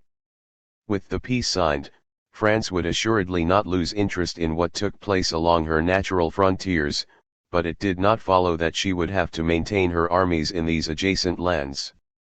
She might well content herself with guaranteeing their independence in conjunction with the other powers. There is no doubt that public opinion would have supported the government in this respect.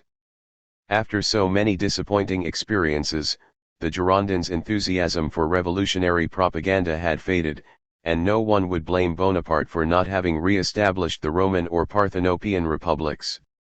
A lasting peace was impossible as long as France went beyond her natural frontiers, but assuming she went no further than that, would the continental powers have granted her even that much? It has been denied, but without convincing reason. For Prussia, only the promise of indemnities in Germany mattered, and Russia had not gone to war for the sake of the left bank of the Rhine. Austria would be the most recalcitrant, but would have been pacified by territorial compensations, especially by a renunciation of French claims in Italy. There remained England. Pitt had stated at various times his refusal to negotiate without a full guarantee of England's security, and that this could not be obtained as long as France occupied the Low Countries. He further stated that France would have to be deprived of at least the major part of the left bank of the Rhine which, added Grenville in 1795, would then be reunited with a Belgium in Austrian hands. While it was not true that England's security was their only concern, they also wished to deprive France of Savoy. Nevertheless, it cannot be denied that one of the cardinal points of England's foreign policy had always been to preserve the Low Countries from French domination. Only now the Low Countries would have to be recaptured, and this was an undertaking in which England could not succeed without the help of her continental allies. If France came to terms on the continent, it would then be a matter of a war of attrition. Economic circumstances might then induce England to resign herself to the situation, especially if the seas and the colonies were left to her uncontested. The crisis of 1797 had forced Pitt to suggest such an accommodation, and in 1799 all signs were pointing in the same direction. The danger, however, was that France might attribute England's difficulties to nothing other than the blockade she had imposed to counter that of her rival. In such a case the temptation might arise to contest England's rule of the seas as well, by increasing the pressure through an extension of the blockade to all of Europe. Then the war on the continent would have begun anew and would have truly become a guerre eternal, not because France would have reached her natural frontiers, but because she would have overstepped them.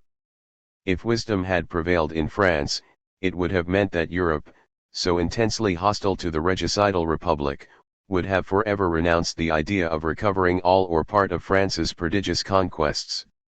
But this is not the way to look at the question. In 1799, as always, the problem for a statesman was not how to arrest the course of history.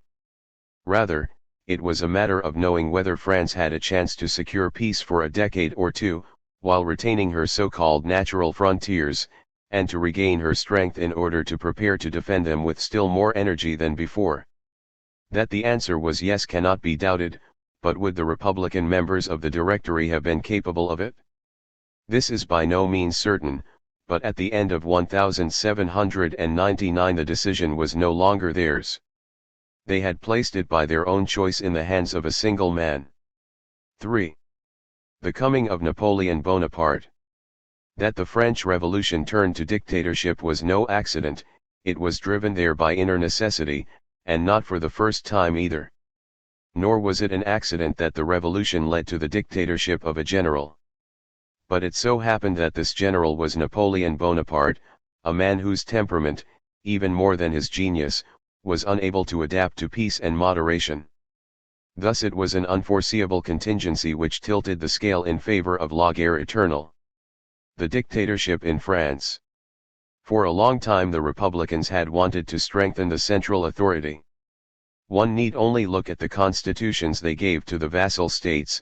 In Holland, the members of the Directory controlled the treasury; in Switzerland, they appointed government officials; in Rome, they appointed judges as well. In the Helvetic and Roman republics every department already possessed a prefect. All this is not to mention the Cisalpine Republic, which was Bonaparte's personal fief. Unfortunately, in France the amending procedure prescribed by the Constitution of Year III required a delay of at least 7 years. The coup d'état of 18 Fructidor had provided the occasion sought by Sieyes, Talleyrand, and Bonaparte, but they let the opportunity slip. In Year VII, however, they hoped to bring about a new one. Without realizing it, the Republicans were giving way to a tendency which, ever since the start of the civil and foreign wars, was pushing the revolution in the direction of a permanent and all-powerful executive, that is to say towards dictatorship. It was this social revolution that drove the dispossessed nobility far beyond insurrection. Subsidized by enemy gold, it exploited the wartime hardships, that inexhaustible source of discontent, and particularly the monetary and economic crisis, thereby intending to turn the people against the government. The French did not want a return to the ancien regime, but they suffered and they held their leaders responsible for it. At every election the counter-revolution hoped to regain power. It was awareness of this danger that led the Mountain in 1793 to declare the convention in permanent session until the peace. The Thermidorians had intended to restore elective government, but they immediately returned to Jacobin expediency by passing the decree of the 2/3. Next, the Directory, overwhelmed by the elections of 1797, re-established the dictatorship on 18 Fructidor. Yet as long as the Constitution of Year III continued to exist, this dictatorship, put to the test each year, required a host of violent measures and could never be brought into working order. So it was still necessary to revive the principle of 1793 and invest it with permanence until such time as peace, settled once and for all, would persuade the counter-revolution to accept the new order. It was in this respect that Napoleon's dictatorship became so much a part of the history of the French Revolution. No matter what he may have said or done, neither he nor his enemies were ever able to break this bond, and this was a fact which the European aristocracy understood perfectly well. In 1799, as in 1793, the Jacobins wished to establish a democratic dictatorship by relying on the sans-culottes to push it through the councils. Taking advantage of the crisis preceding the victory at Zurich, they succeeded in forcing the passage of several revolutionary measures, a compulsory loan, the abolition of exemptions from military service, the law of hostages, a repeal of assignments on public revenues which had been granted to bankers and government contractors, withholdings on the rent and on salaries, and, finally, requisitions. These measures constituted a direct attack on bourgeois interests and brought that class to action. Thus it was symbolic that assignments on public revenues were restored the very night of 19 Brumaire. The ideologues who gathered around Madame de Condorcet at Auteuil or in the salon of Madame de Staël wanted neither a democratic dictatorship nor even a democracy. Writing in 1799 on the means to end the revolution and on the principles fundamental to the Republic, de circonstances actuelles qui peuvent terminer la révolution et de principes qui doivent fonder la République en France, Madame de Staël expressed their desire to devise a representative system of government which would assure power to the moneyed and talented notables. Sieyes, who had become a director, took his inspiration from the decree of the 2/3. Together with his friends he wanted to select the membership of the newly constituted bodies which would then expand themselves by co-optation, leaving to the nation only the role of electing candidates. Furthermore, those already in office saw in this plan the chance to keep themselves in power. The people having been eliminated as an obstacle to the dictatorship of the bourgeoisie, only the army remained. The Directory had already sought its help on 18 Fructidor, year V, and had managed to keep the upper hand, despite serious inroads. Now, however, the situation was very different in that steadfast Republicans, not Royalists, were to be driven out. Only a popular general could have carried it through, and Bonaparte's sudden return destined that it should be he. The will of the nation which was invoked to justify 18 Brumaire played no part in the event.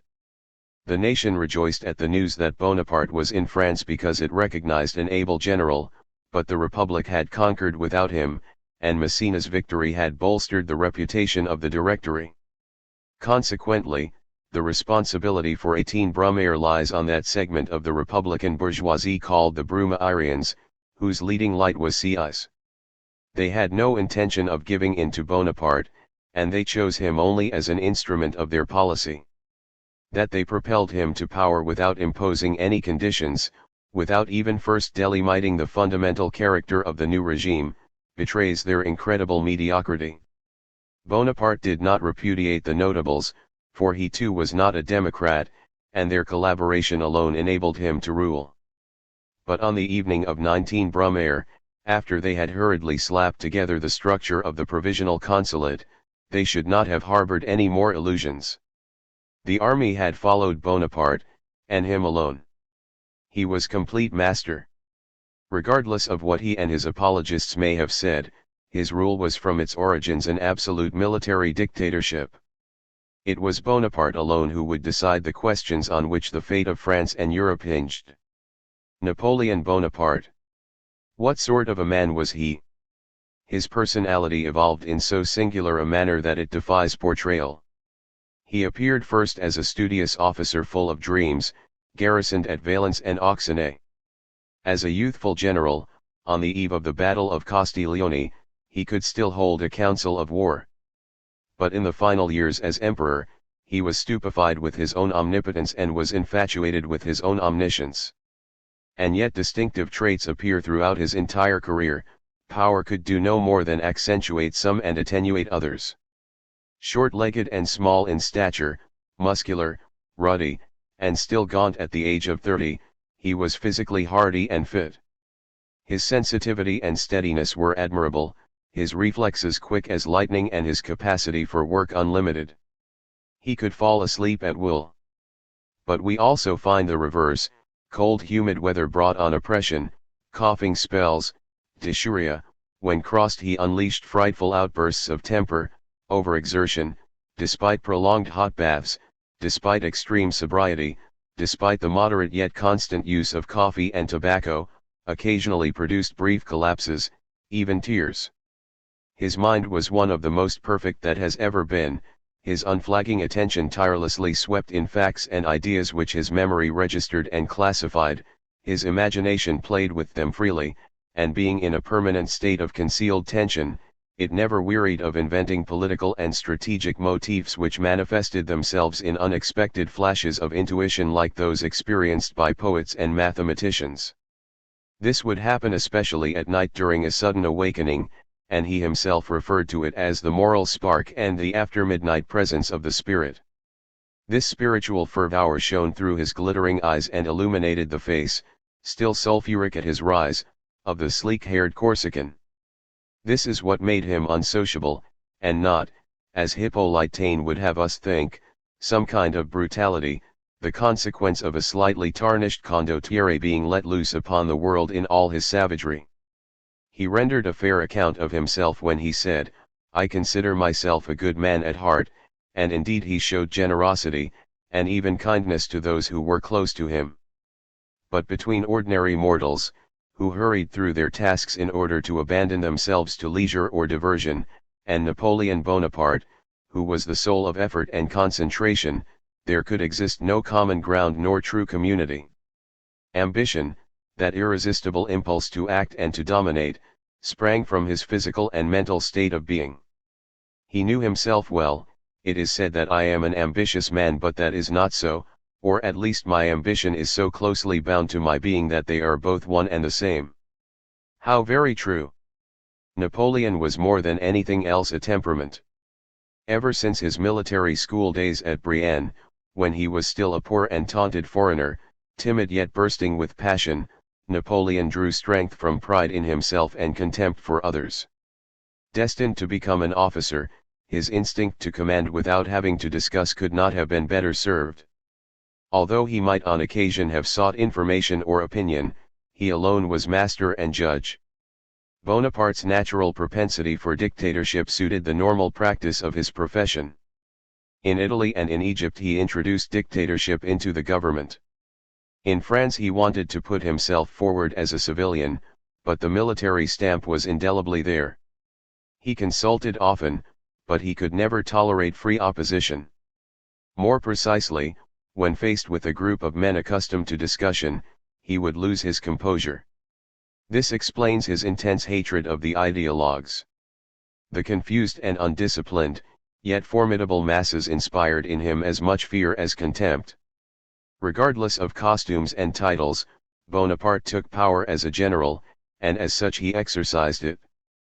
Beneath the soldier's uniform, however, there dwelled in him several personalities, and it is this diversity, as much as the variety and brilliance of his gifts, which makes him so fascinating.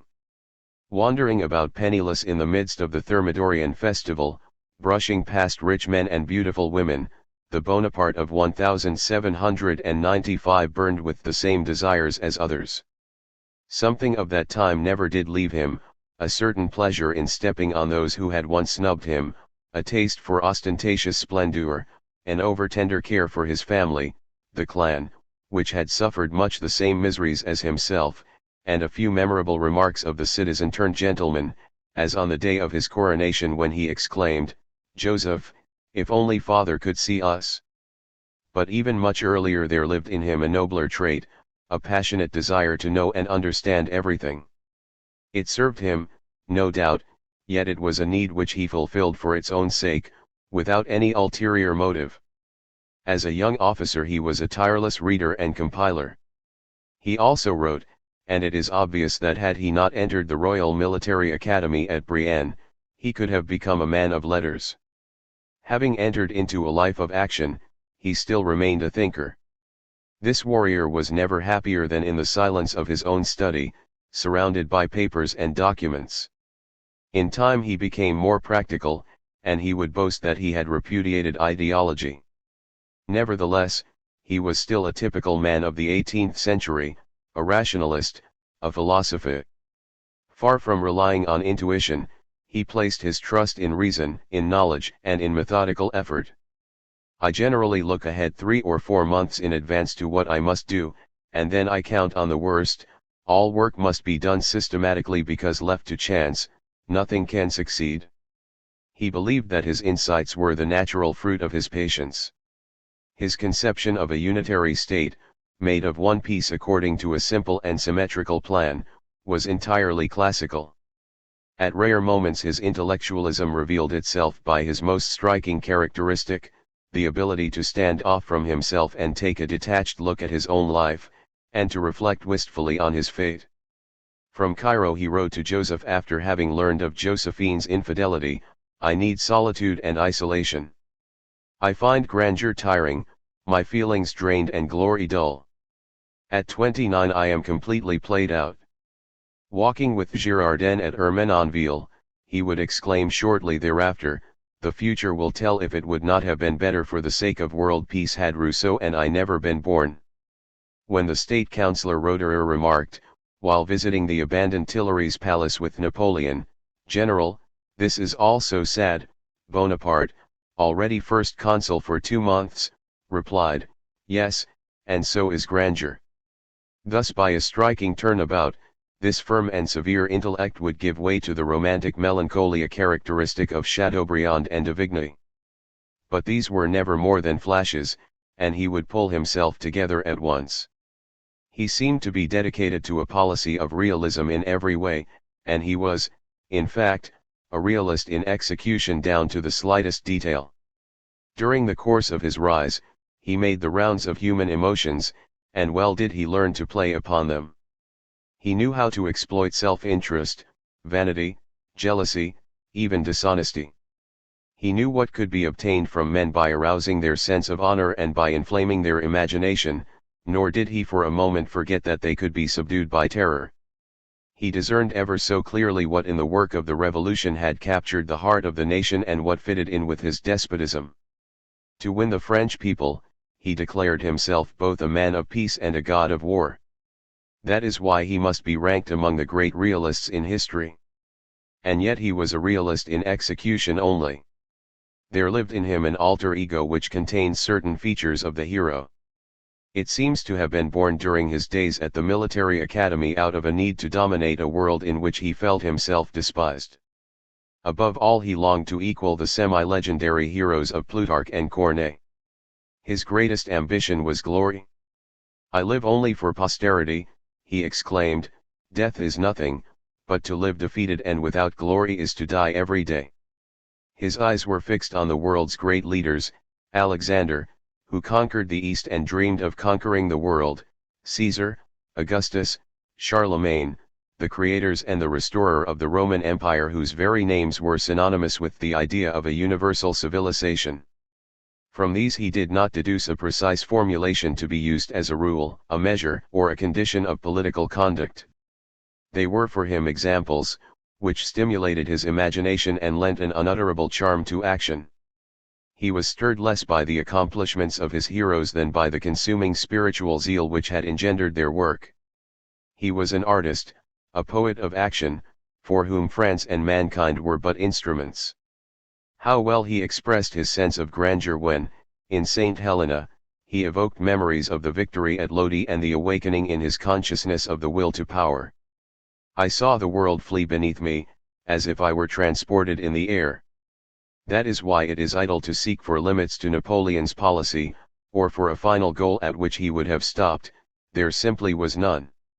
As for his followers who worried about it, he once remarked, "I always told them that I just didn't know," or again, more significantly, despite the triteness of his expression, "to be in God's place? Ah! I would not want it, that would be a cul-de-sac." Here, then, we see that dynamic temperament which struck us at first glance in its psychological manifestation. It is the romantic Napoleon, a force seeking to expand and for which the world was no more than an occasion for acting dangerously.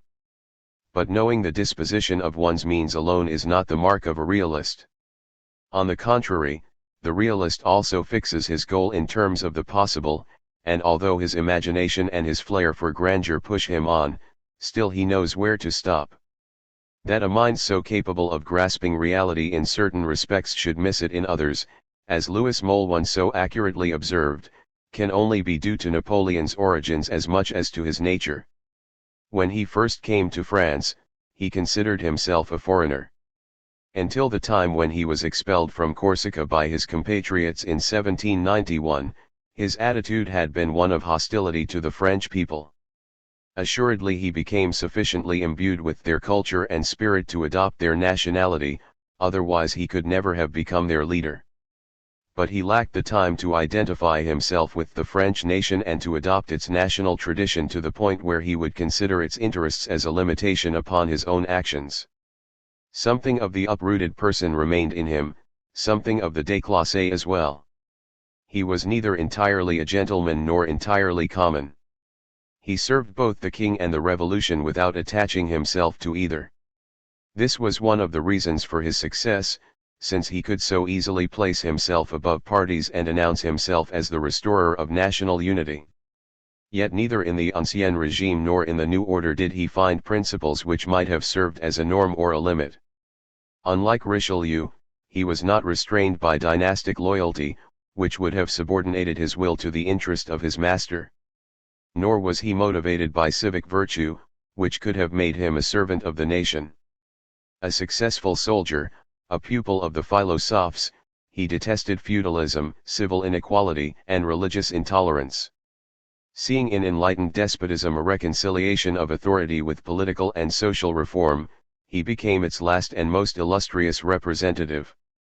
In this sense he was the man of the revolution. His headstrong individuality never accepted democracy, however, and he rejected the great hope of the 18th century which inspired revolutionary idealism, the hope that someday men would be civilized enough to rule themselves. He did not become cautious through a concern for his personal safety, as were other men, because he was indifferent to it. He dreamed only of greatness through heroism and danger. What about moral limits? In spiritual life he had nothing in common with other men. Even though he knew their passions well and deftly turned them to his own ends, he cared only for those that would reduce men to dependence. He belittled every feeling that elevated men to acts of sacrifice, religious faith, patriotism, love of freedom, because he saw in them obstacles to his own schemes. Not that he was impervious to these sentiments, at least not in his youth, for they readily led to heroic deeds, but fate led him in a different direction and walled him up within himself. In the splendid and terrible isolation of the will to power, measure carries no meaning. Unaware of Bonaparte's romantic impulse, the ideologues believed him to be one of their own. Perhaps they could have succeeded in restraining this elemental urge by keeping him in a subordinate position under a strong government. But by pushing him to supreme power, the Brumairians precisely renounced any such precaution. 2. The pacification of France and Europe, 1799–1802. 4. The organization of the dictatorship in France. Having seized power, Napoleon immediately set about organizing his dictatorship. A part of his work was destined to endure, and still forms the administrative backbone of France today. The fruits of this long and exacting labor which continually preoccupied him until his downfall, could only appear gradually. Meanwhile, preparation for the campaign of 1800 brooked no delay. Napoleon was therefore forced to improvise at whatever risk. These two features would continue up to the very end. He never stopped building for the future, but bent as he was upon doing the impossible, he was forever condemned to improvising every one of his enterprises. The Provisional Consulate and the Constitution of Year 8. On the evening of 19 Brumaire, Year 8, November 10, 1799, several deputies hastily sanctioned the establishment of a provisional government, which was charged with the task of drafting a new constitution.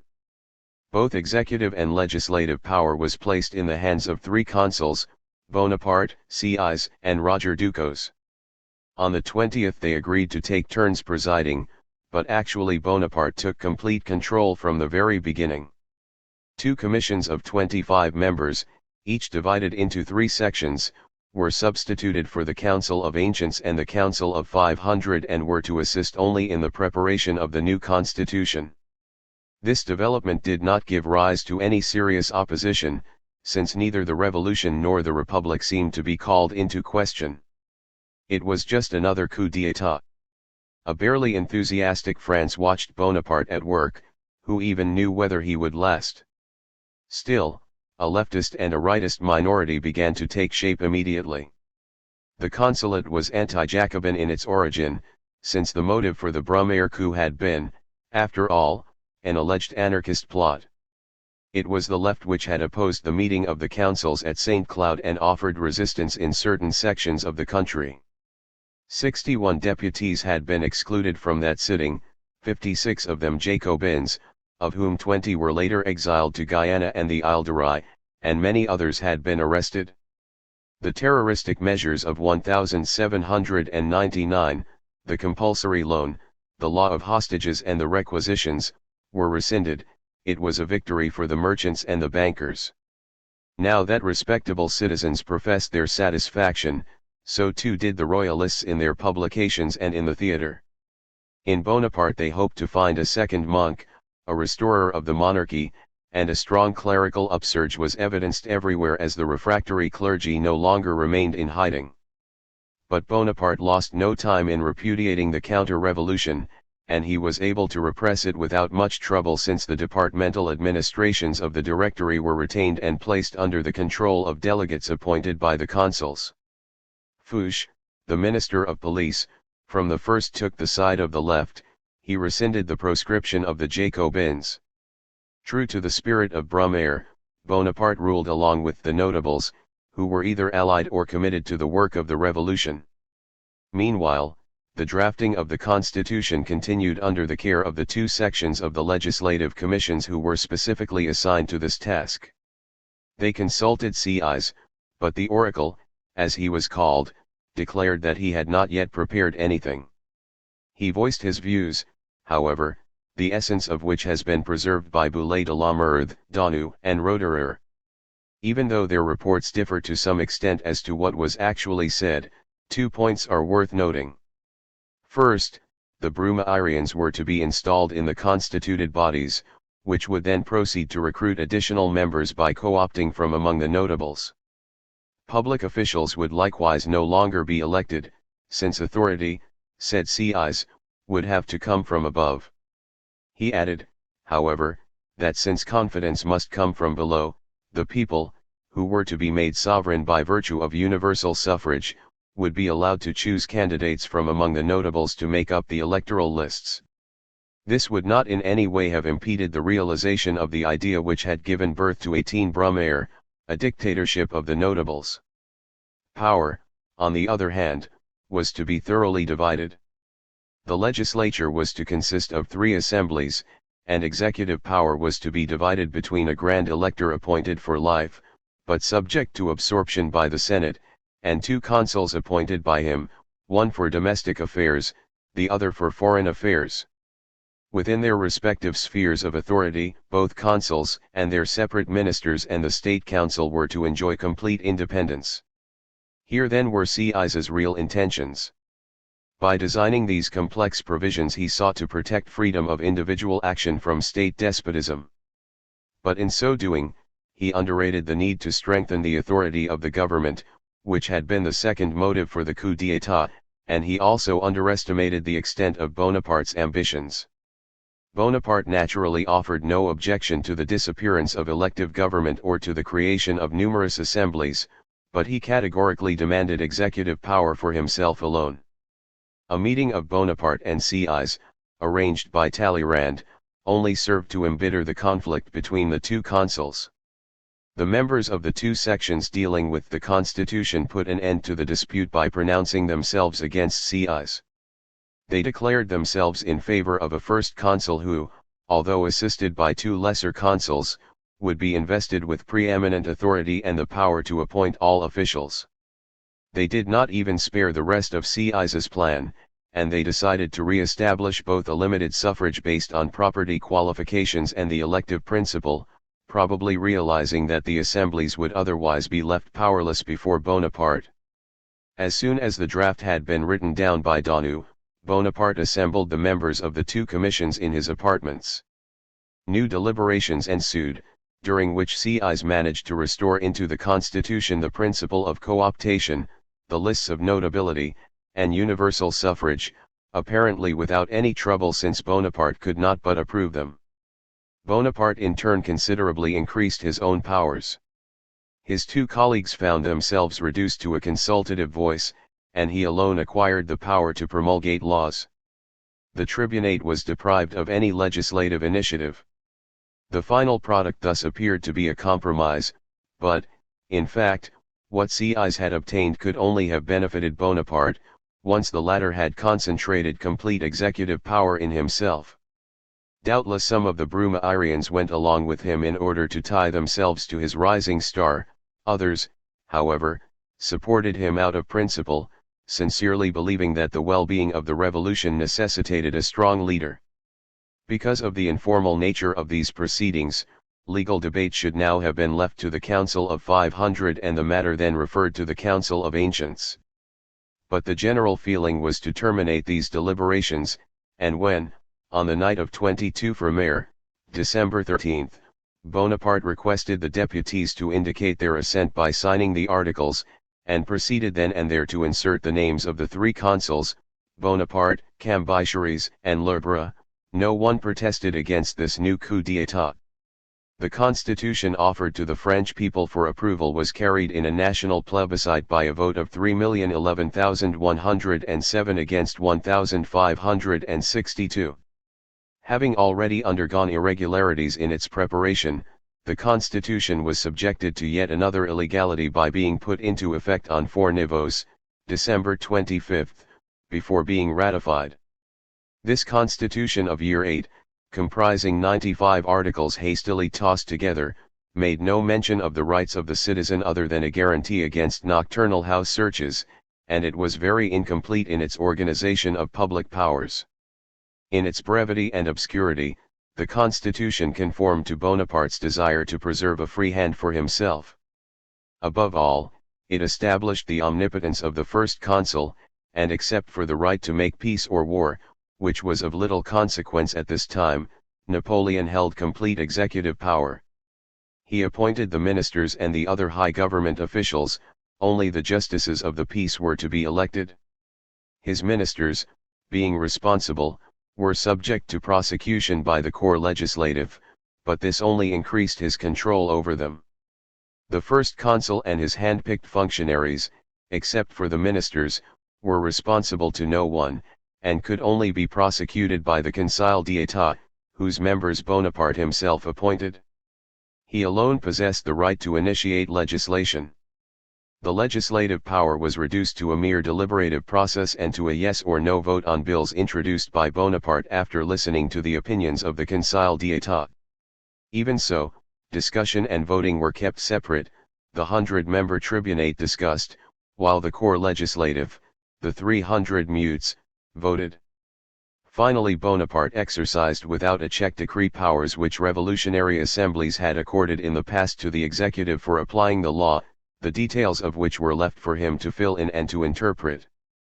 Another body, the Senate Conservateur, could annul laws deemed unconstitutional, but in reality the office of senator was a sinecure since its functions were mainly electoral.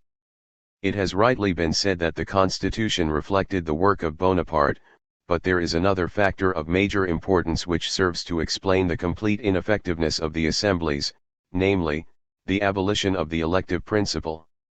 Henceforth, members of the assemblies were chosen without popular participation.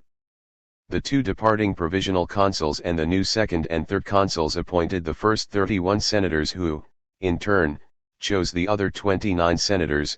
In the future, the Senate would continue to recruit its full complement of members by co-optation. The Senate was to name the tribunes and legislators as well as the consuls at the expiration of their 10-year terms. Subsequently, however, all of these nominations were supposed to be made from among the notables who were to be elected in a number of stages by universal suffrage. In each communal district, arrondissement communal, the electors chose a tenth of their number, and these candidates on the communal list of notables then selected a tenth of their number to form the departmental list. The same procedure was again applied by the notables on the departmental list to form a national list of candidates eligible for public office. Just what the communal district was intended to be no one now knows. In any event, the system turned out to be inapplicable, and the lists finally prepared in year 9 were, for all they were worth, hardly used at all. The nation was sovereign, of course, but it was no longer consulted. The Brumairians were satisfied, they now sat as the government. Yet they represented no one but themselves, and Bonaparte wasted little time in telling them, I alone represent the people. Although they formed so-called representative bodies, they remained a group of notables which was summoned by the executive to collaborate in government only to the extent to which it might suit him. The king, under the Restoration, admitted as much. At first the Brumairians thought differently. Since they fully mastered the Senate, which Sieyes had filled with hand-picked candidates, they also controlled the tribunate and the corps legislative, and so believed themselves in a position to force their collaboration upon Bonaparte. And in fact, the assemblies did manifest a tendency to resist, but since the Constitution offered no means of resolving these conflicts, they evolved by way of successive coups d'état, which only Bonaparte had the means to carry through. The history of the consulate and even of the empire is in part the steadily increasing subjection of the legislative power. From the very first, Bonaparte encroached upon its rights. On 5 Nivôs, year 8, December 26, 1799, he empowered the Conseil d'État with the function of interpreting laws by issuing opinions. Nor did he hesitate at times to modify or circumvent the laws according to his need by means of executive decree. The Constitution of Year X permitted him to deprive the tribunate and corps legislative of all authority by investing the Senate with consultum powers. Thus, by abusively enlarging the scope of his regulatory power, pouvoir réglementaire, Bonaparte eventually began to legislate directly by decree. The contention has been advanced that Bonaparte and Sieyès filled the assemblies with Jacobins, the so-called safe Jacobins. Not so at all. Rather, they favored the moderates far more. Second only to the Institute, the Senate became the bastion of the ideologues. The tribunate was filled with writers and orators such as Danu, Chenier, Gingani, Say, and above all Benjamin Constant. Those less known were diverted to the corps legislative. A total of 330 members had previously occupied seats in the councils of the Directory, 57 in the first 3 revolutionary assemblies. The Jacobins and the loyal nobility numbered but a small minority. Under these circumstances, this being the personnel upon which Bonaparte himself depended, it would have been impossible for him to impart a significantly different color to the Conseil d'État and ministries. It explains the fact that even the Conseil d'État tended towards a certain degree of independence.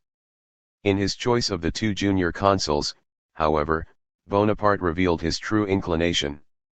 Cambycheres had been a member of the Plain in the convention.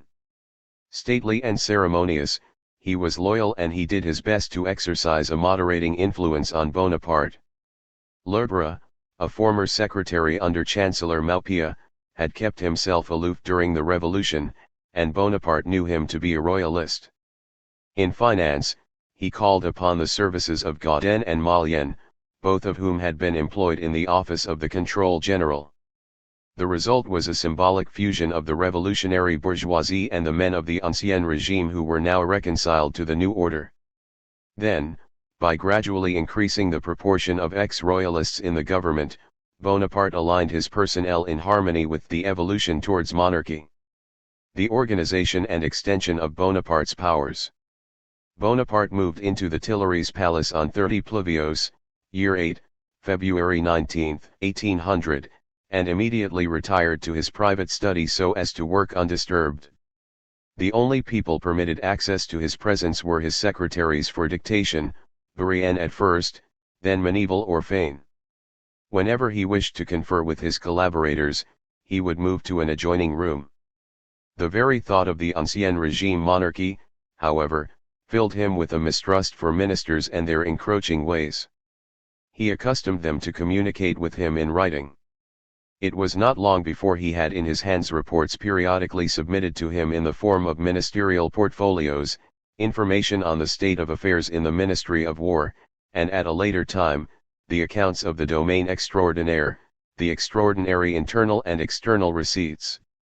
He retained the office of the Secretariat of State, which had been created by the Directory, and changed it into a ministry, placing it under Hugues Bernard Marat. It acted as a central bureau for collecting the dossiers of the various governmental departments and offices, and it communicated to them Bonaparte's orders, which Marat received day and night. Thus the ministers were transformed into mere clerks. Bonaparte also increased their number. To the existing Ministry of Finance he added a separate Ministry of the Public Treasury in 1801, while alongside the Ministry of War, he created a separate Ministry of Military Affairs in 1802.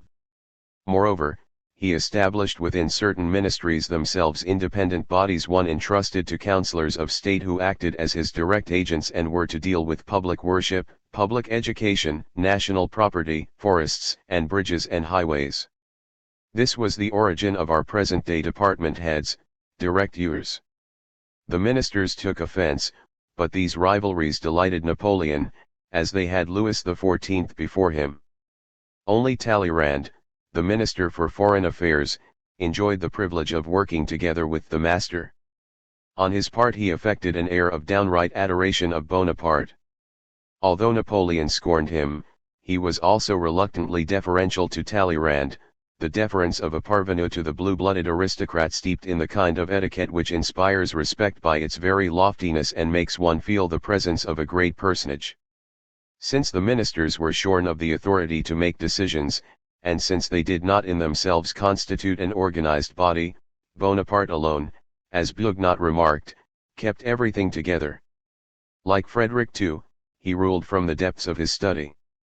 Having never been schooled for this kind of work, Bonaparte lacked much of the requisite technical know-how for it. Tales of his instant, all-pervading comprehension are pure legend. He managed to teach himself a great deal, but his real talent lay in the ability to recognize the value of the men who had ruled during the Revolution, to consult them frequently, and to use them for his own purposes. From the inception of his term as consul, these were the kind of men he chose to make up the majority of the 29-member Conseil d'État. Except for Brune and Riel, the backgrounds of these men marked them as moderates. Their ranks numbered but 3 ex-members of the convention, of whom only one, Berlier, had been a regicide, and even he had favored a postponement of execution. Alongside these were men like Champagny, Fleuriot and Moreau de Saint-Méry, who left no doubts about their royalist sympathies and who had regarded the passing of the Ancien Regime with considerable regret. These two groups grew unevenly during the years to follow. To the former were added Thibaudot and Trielhard, to the latter, Barbe Marboy, Port Alice, Dumas, Bigot de Prémenu and Murer. They did not all enjoy their master's trust. When Bonaparte returned from Marengo on 7 Fructidor, year 8, August 25, 1800, he effected a change which enabled him to dismiss without public scandal any councillor who might have incurred his displeasure, for he considered it politically unwise to attract too much attention to such situations. Henceforward, Bonaparte prepared 2 lists every 3 months, one containing the names of councillors engaged in ordinary service, the other, the names of councillors extraordinary, that is to say charged with specific missions and thus kept out of the meetings of the Conseil d'État, although retaining both title and honors. Their mission accomplished, nothing dictated that they should be reinstated, and so it sufficed to transfer a councillor from one list to the other to conceal a disgrace. The Conseil d'État was divided into 5 sections which functioned separately but which periodically assembled at general meetings, usually under the presidency of Bonaparte. It also had a general secretariat which was placed under the direction of Locher.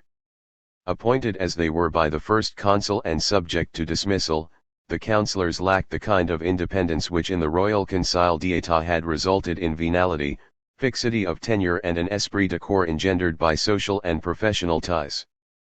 Since the council lacked decision-making authority, it merely expressed opinions which were in no way binding on Bonaparte. The role of the Conseil d'État was nonetheless considerable, especially during the first years. It boasted many famous administrators, such as Roederer, Chaptal, Cretet, Fourcroy, Port Alice, Berlier and Thibaudot, and it was in the council that the great organic laws and codes were drawn up.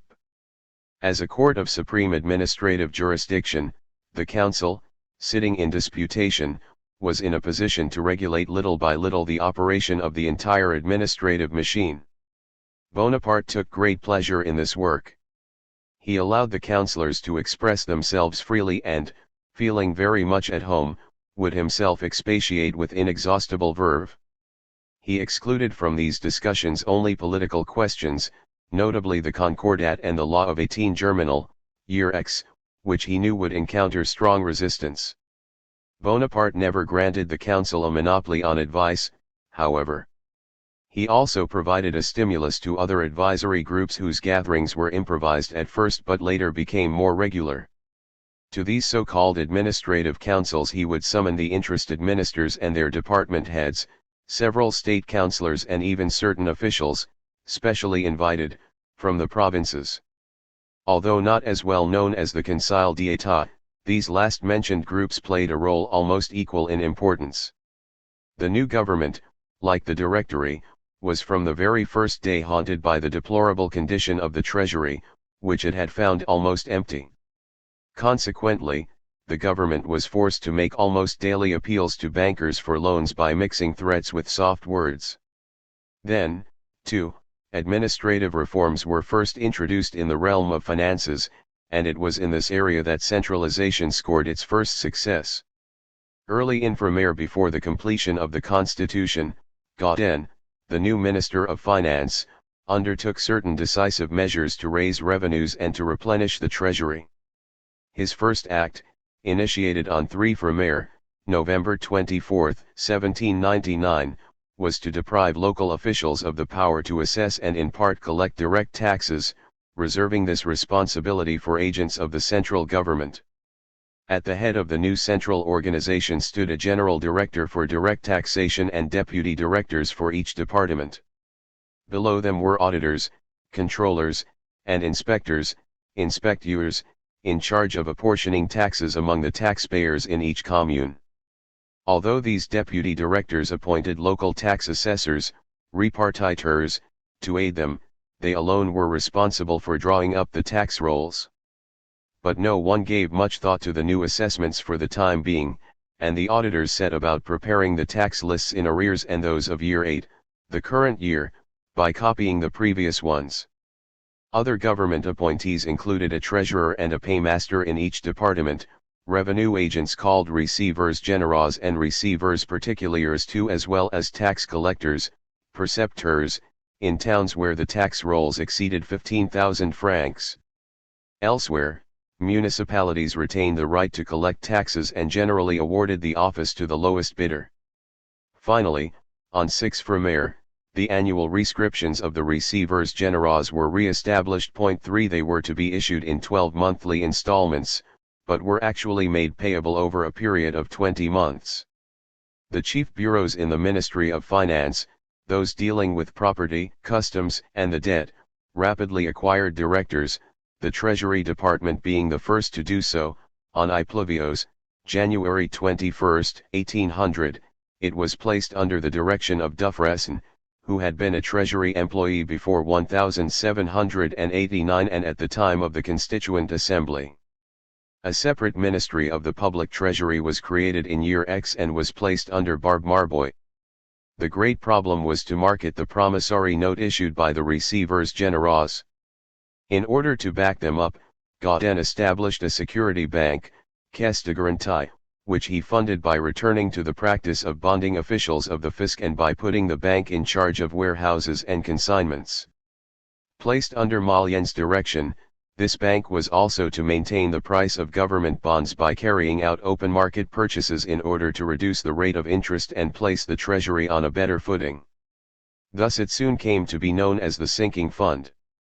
The discounting of promissory notes, nevertheless, still depended on the bankers' goodwill. The revolution had made it possible for them, in agreement with leading manufacturers, to organize several issuing institutions for their personal needs. Chief among these were the Bank of Current Accounts, Caisse de Comptes Courants, established in year 4 and run by Périgord, Recamier, and Després, and the Commercial Discount Bank, Caisse d'Escompte du Commerce, founded in year 6. The former possessed the funds to come to the aid of the Treasury, although a state bank would have been preferable.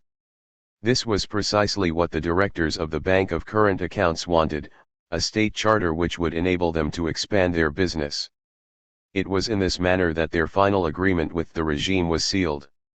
On 24 Plévios, February 13, 1800, their bank was transformed into the Bank of France with a capital of 30 million francs in 1,000 franc shares.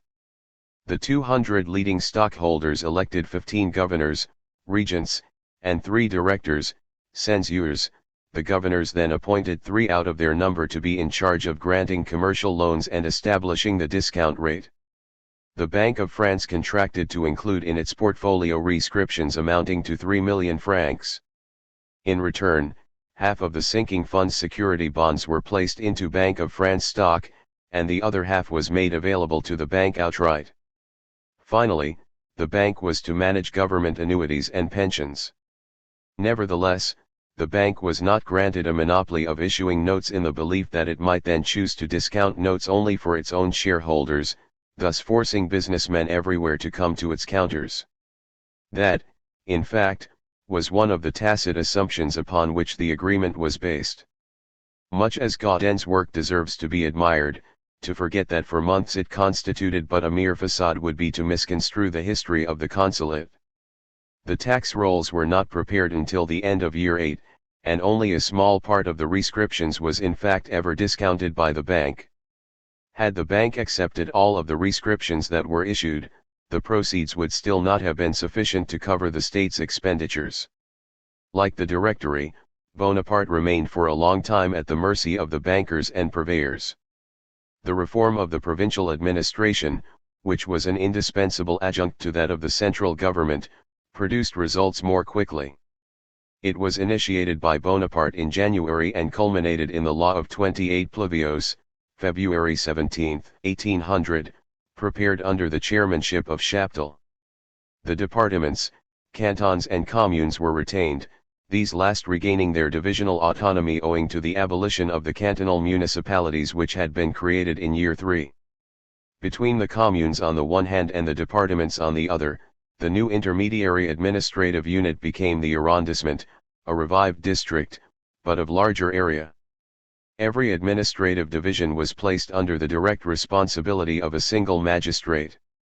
A prefect assisted by a general secretary replaced the older central administration in every department, a sub-prefect was dispatched to every arrondissement, and a mayor together with one or more deputies was sent to every commune.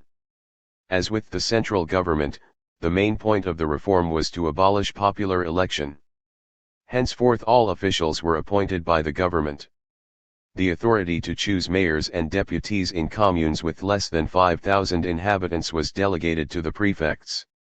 Although local councils were retained on the departmental, district and communal levels, their members were also chosen by the central government or by a prefect.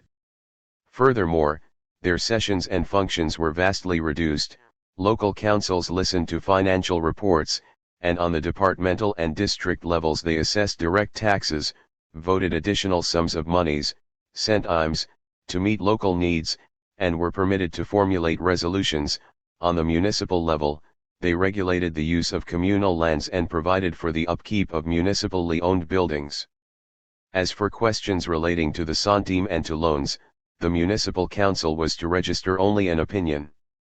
Thus the communes were reduced to a state of tutelage. The administrative divisions which had been created for the large municipalities in year 3 were abolished. Lyon, Marseille, and Bordeaux were to be administered by a single council, but until year 13 they remained with several mayors. In Paris, the 12 districts and their municipalities were retained. Almost all of the administrative powers were transferred to the prefecture of the Seine, and a general council took the place of the municipal council. Bonaparte did not know enough about the political personnel to draw up the list of prefects himself. That task was left mainly to his brother Lucien, the Minister of the Interior, or, more accurately, to Lucien's secretary, Bugnot, a former member of the Legislative Assembly. But Cambycheres, Lefebvre, Talleyrand, and Clark also put forward proposals, as did certain members of the assemblies, like Chauvelin and Cretet for the Côte d'Or. As a rule, Bonaparte followed Lucien's choice of candidates. Most of the prefects were appointed on 11 Ventos, March 2. Once again, the choice fell principally on the moderates, of whom about half had served in former revolutionary assemblies. Letourneur had even been a director of the Committee of Public Safety, and Jean Bon Saint-André, whose Jacobin views offered a marked contrast to the general tenor of choices and who was assigned the annexed department of Monttonner, had been an active member of that committee. To the prefectures were added generals and diplomats. All of the prefects were men of wide experience, and most were very capable. The prefectural corps, which did so much to enhance Bonaparte's reputation, was one of the legacies of the French Revolution.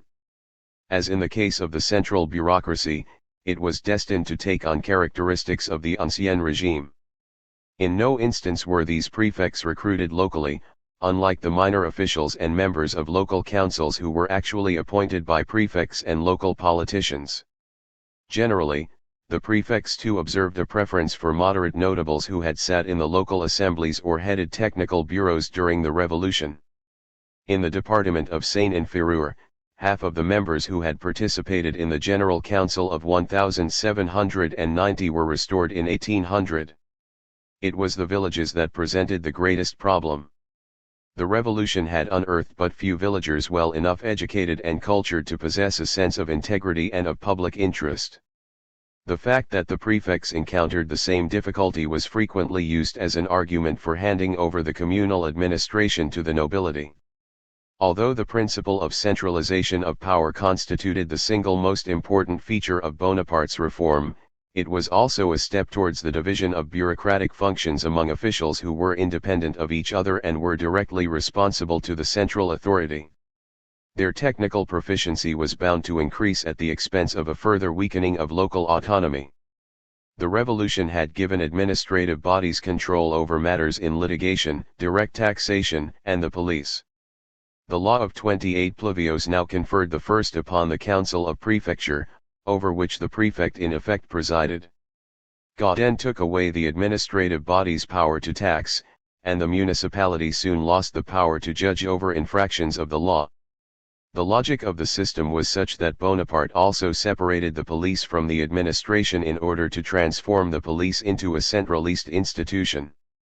Towards this end he retained the Ministry of General Police, which was reorganized by Fouché with the help of Desmarets, a former revolutionary priest and functionary during the Directory, who as head of the secret section of the Ministry of General Police became Fouché's indispensable assistant. In Paris, the restoration of the former Lieutenancy of Police under the name of Prefecture of Police on 17 Ventos, March 8, 1800, provided Fouché with a Côte Juteur. The Prefect of Police was charged with maintaining order in the capital, and was later subordinated to the Municipal Guard, created on October 4, 1802. Dubois, a former attorney in the Parliament and a tool of Fouché, became the first Prefect of Police for Paris. In the provinces, the Ministry of General Police did not have permanent representatives. The creation of General Commissioners of Police in the large towns and on the frontier, which replaced the local authorities, did not begin until 5 Brumaire, Year 9, October 27, 1800. Several special commissioners were also appointed, as in Boulogne. Other than that, in most of the departments the only permanent agents of the ministry were the prefects, who possessed the authority to issue search and arrest warrants as had the intendants in times past. They were not, however, responsible to the Minister of Police alone. Furthermore, since prefects lacked trained subordinates, they often received their directions from the minister himself, or from agents whom he dispatched to the provinces. The gendarmerie, which was carefully reorganized under the command of General Moncey, functioned separately alongside the police. These sundry institutions wielded excessive powers from the start. Fouché scattered a blanket of police spies and informers everywhere, who were recruited from within even the highest classes of society. The Cabinet Noir, headed by Lavalette, kept a close surveillance over correspondence. Arbitrary arrests became widespread, and the prefects themselves issued lettres de cachet not only against political suspects, but also against persons charged with having violated the law who were either guiltless or had already been acquitted, and also in the interests of certain influential families. That the police system lacked the degree of unity and centralization which characterized the rest of the government was undoubtedly due to Bonaparte's mistrust of Fouché, who was the most invaluable, feared and independent of ministers. Asking little in the way of a budget, he had his own sources of revenue which he derived from the closing down of gambling houses, the rights to issue passports and firearm permits, confiscations of conspiratorial funds, and many kinds of arbitrary contributions exacted from brothels. Thus, in order to keep him in check, Bonaparte favored the existence, side by side, of several police organizations. He had his own private police, not to mention a host of informers like Lefebvre, Madame de Genlis and Montlosier, and he also allowed Dubois to dabble in politics and set himself up as a rival to Fouché. As a result, these competing police bodies strove to outdo each other at the expense of a citizenry deprived of all redress. The reorganization of the administrative system had hardly been set into motion when that of the judiciary system was also affected by the law of 27 Ventos, year 8, March 18, 1800. On the civil side, the commune retained its local magistrate, juge de paix, and every arrondissement received a court of the first instance, as had formerly been the case with the district. A novelty was the establishment of 29 courts of appeal, which brought back memories of the parliaments. As to the criminal courts, the instrument of justice became the police court, while the court of the first instance and the court of appeal were given the authority to pronounce sentence. The criminal court of the department was to be retained, but henceforth staffed with its own judges. The law also provided for the retention of grand and petty juries, commercial, military and maritime courts, as well as the Court of Cassation. The manner in which legal officials were to be chosen was subsequently worked out. Bonaparte continued to appoint the notaries, notaires, and he reserved to himself the choice of bailiffs, huissiers, except those of the justices of the peace, and the choice of procureurs, to whom he restored the title avoués, without, however, making their employ compulsory. The profession of avocat alone remained open. Changes in the judiciary hierarchy did not constitute the most important feature of the Ventos law, however. In the first place, except justices of the peace and those of the commercial courts, judges were no longer elected. Aside from the Court of Cassation magistrates, who were appointed by the Senate, the first consul named all other judges. True, they were irremovable, but they depended nevertheless upon the state for their salaries and promotion. It must have pleased Lefebvre to have seen the realization of Maupeou's reform, and it is likely that he had a hand in it. In the second place, the office of the public prosecutor, ministère public, was entirely reconstituted. Here lay the real basis of public order which had brought about the reform. The question was not merely one of purging the judicial personnel and of assuring its loyalty, but was also one of intensifying the use of repressive measures in a troubled land. The functions of the prosecuting magistrate, accusateur public, were merged with those of government commissioners who had always been representatives of the central power, that is, the prosecutor was to manage the judicial police officials. The justice of the peace and the officer of the gendarmerie retained their authority to issue warrants and to initiate pre-trial hearings. Then, as in the past, these preliminary judicial inquiries were taken up by the president of the court of the first instance, who was head of the grand jury but nonetheless appointed by the state. The process of consolidation was still incomplete, but it did not remain so for long. The choice of magistrates entailed greater difficulty than that of the prefects because they were considerably more numerous and had to be recruited locally. Therefore Bonaparte was obliged to rely on the advice of others. Circulars requesting nominations were sent to the regional assemblies, and many very different persons of distinction were solicited for information.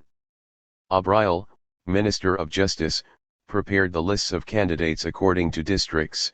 Cambicheries then examined them with the assistance of regional politicians. But despite these precautions, the formation of the courts was attended by a certain degree of confusion and resulted in certain choices which were to be regretted. Here, too, men of the Revolution were favored and made irremovable, thanks to which the judicial personnel evolved less rapidly than others in the direction of the Ancien Régime. The administrative and judicial reforms of year 8 occupy a position in the history of France second in importance only to the work of the Constituent Assembly of 1789, to which it was greatly indebted, however. The Constituent Assembly had abolished privileges and intermediary bodies, and it had achieved national unity. Bonaparte had but to affix his stamp, and that is why he was able to succeed so rapidly. After all, he did no more than resume the precedent set in year 2. The Committee of Public Safety had not had the time to carry out the policy of centralization as thoroughly, but its intention had been the same. Saint Just had envisaged a single magistrate in every department or district, acting as agent of the central authority, and Chaptal spoke as Robespierre might well have done when he said, "The strength of an administrative system lies completely in the certainty that the laws and acts of the government will be executed without reservation. The chain of execution extends downward without interruption from minister to those who are to be administered and transmits the laws and orders of the government to the very last branch of the social order with the speed of electricity." This was the comparison which the sans-culottes were so fond of making. The laws of Year 8 have often been ascribed to a design on the part of Napoleon to increase his own authority, and not without reason. No mention had ever been made in the Constitution of the abolition of popular elections for local assemblies, and Bonaparte's contemporaries were fully aware that his dictatorship had made a giant step forward. And yet behind these laws there lay deeper causes which discouraged resistance to them. The policies of decentralization carried out by the Constituent Assembly had imperiled France during the war, and had created a state of affairs which continued as long as the war lasted.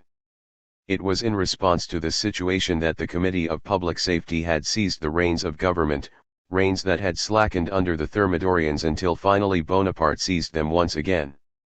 He turned a temporary expedient into an ideal of government.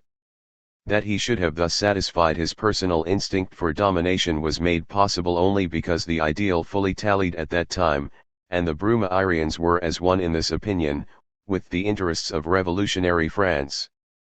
While occupied with the task of reshaping the nation, Bonaparte nevertheless felt compelled to defend himself against criticism. The notables had been delivered from the democratic danger and were in possession of all the important positions. But since they no longer decided anything, they nurtured a discontent which Madame de Staël, who had hoped to govern France through the intermediacy of Bonaparte or at least Benjamin Constant, did not bother to hide. It was in the tribunate, which certainly offered the means for it, that opposition broke out. The tribunate sat permanently, elected its executive officers, bureaus, and chose Danu as its president. It could make resolutions, discuss petitions, lay charges against ministers and denounce government measures which it deemed unconstitutional to the Senate. Above all, the tribunate was a place for making speeches, and Benjamin Constant took full advantage of this opportunity, starting on January 5, 1800, when the very first bill was presented to the tribunate for discussion. Upon hearing of this, Bonaparte became enraged and everyone took cover. Sieyes departed for his country house, accepting an endowment, much to his discredit. To tame the moderates, Bonaparte had only to ask, "Do you want me to abandon you to the Jacobins?" The Jacobins naturally felt even more disaffection. Throughout the countryside and especially in the west of France they were kept in check by the menaces of the whites. The installation of prefects took away support for the Jacobins in former administrative bodies. They frequently rioted, as in Dijon and Toulouse, and were not really put down until the summer. As for the royalists, they changed their tune because Bonaparte, during an interview with their representatives Hyde de Neuville and d'Antin, refused to accede to any of their demands. Controlling as they did most of the newspapers, they made a great outcry against the new assemblies, demanding an immediate purge. But on January 17, 1800 Bonaparte took advantage of this disturbance to shut down in one blow 60 out of the 73 existing newspapers.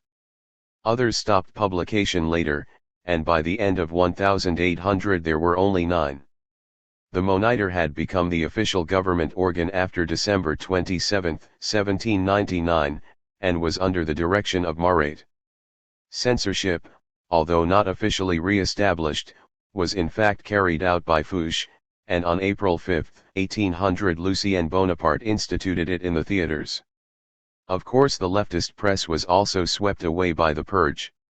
With legal opposition impossible, extremists began to think in terms of violence. During the month of Germinal, there was again talk of a Jacobin plot. But the only serious danger could have arisen from the army, where there were still many Republicans and even more malcontents, for there was no general who did not feel himself cut out to be first consul. Bonaparte used circumspection. He appointed Carnot Minister of War, and he greatly increased the number of concessions to Moreau, who commanded the army of the Rhine. His most fearful enemies remained the Royalists, at least those who were resolved to turn down all concessions. Yet they could agree neither on principles, since some advocated constitutional monarchy, nor on a method of action. Living in Mittau with D'Avary and Saint Priest, Louis XVIII combined negotiation with conspiracy. A royal agency in Paris, in which Royer Collard figured, was instructed to sound out Bonaparte, and handed him 2 letters from the pretender which were left unanswered. In Swabia, a bureau directed by Précy and d'André and subsidized by Wickham was preparing an invasion of Provence by émigrés. Moreover, this bureau corresponded with royalists in Lyon, Toulouse, and particularly Bordeaux, where the Institut Philanthropique of Yervi had struck deep roots. The Comte d'Artois, who resided in England, maintained agencies both in Jersey and in Paris, where the plots of Hyde de Neuville were uncovered in May. The Royalists' main strongholds were in the west, however. There the chouannerie had resumed in year 7, but soon degenerated into a form of brigandage which, with the arrival of government troops in October, Hedeville north of the Loire and Trevaux in the Vendée, was promptly reduced. Hedeville entered into negotiations with the Chouan chieftains, and they agreed to an armistice on January 4, 1800. Bonaparte, who wished to turn all of his forces against Austria, was very anxious to pacify the West. Unlike the Thermidorians, however, he had no intention of dealing with the rebels as equals, and he was determined to disarm the peasants. Consequently, he offered amnesty to those who would lay down their arms. But receiving no answer, he dispatched Generals Brune and Lefebvre to the west, suspended the constitution in those departments, and ordered anyone apprehended with arms or preaching rebellion to be shot. Actually, there was little fighting. The nobles d'Autichamp and Bourmont surrendered in January. The popular leaders held out somewhat longer in Brittany, Cateau-Udal being the last to submit on February 14. In Normandy, Fraud, who had come to Alençon to negotiate under promise of safe conduct, was arrested during the night of 15 to 16 February. At Verneuil on February 18, the detail which was taking him to Paris encountered a courier with orders to set up a court-martial, and Fraud was executed that same day along with 6 of his companions. In his struggle against partisanship, Bonaparte continued to act in the tradition of year 2, he was a terrorist pure and simple. Not since the time of Robespierre have laws been so severe, noted an analyst from Chinon. Bonaparte took good care not to make a habit of these methods, however. He was more skillful than the Jacobins in these matters, and he did not go beyond making examples. At the same time he welcomed all offers of surrender. Not waiting for the peace to disarm the counter-revolution, he undertook measures to hasten his summoning of the nation. Thus he was sure to please a great many people, for an end to disorders would bring a return to prosperity and would calm those who had profited from the revolution.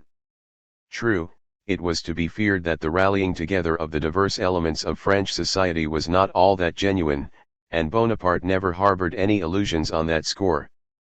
But what did it matter so long as he continued to be victorious? The great difficulty was to make the republican bourgeoisie and particularly the army accept measures which were favorable to the refractory clergy and émigrés. Until Marengo, however, Bonaparte kept to moderate enough enactments. On December 28, 1799 he confirmed to Catholics the full use of non-alienated churches. He also granted them freedom to worship every day, even Sundays, except on the Decadi, a reservation which turned out to be of little importance since he abandoned in effect the religion of patriotism and almost all the revolutionary festivals. He merely demanded from the priests a promise of loyalty to the Constitution of Year 8. It seems that for a time he believed they would seize this opportunity to submit. Nothing came of it, however. The majority of those who had refused the earlier oaths continued to do so now, despite the advice of Abbé Emery.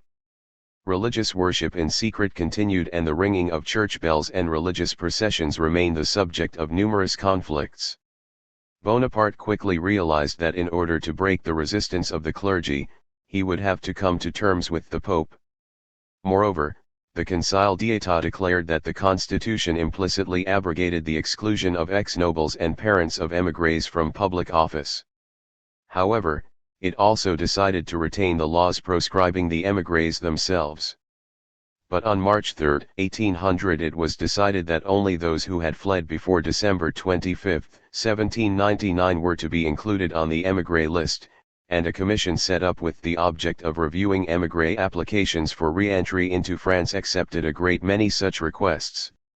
The ex-terrorists Berry and Vadier, those who had been proscribed in Fructidor, and members of the old patriotic party of the Constituent Assembly, such as Lafayette, were all recalled without argument.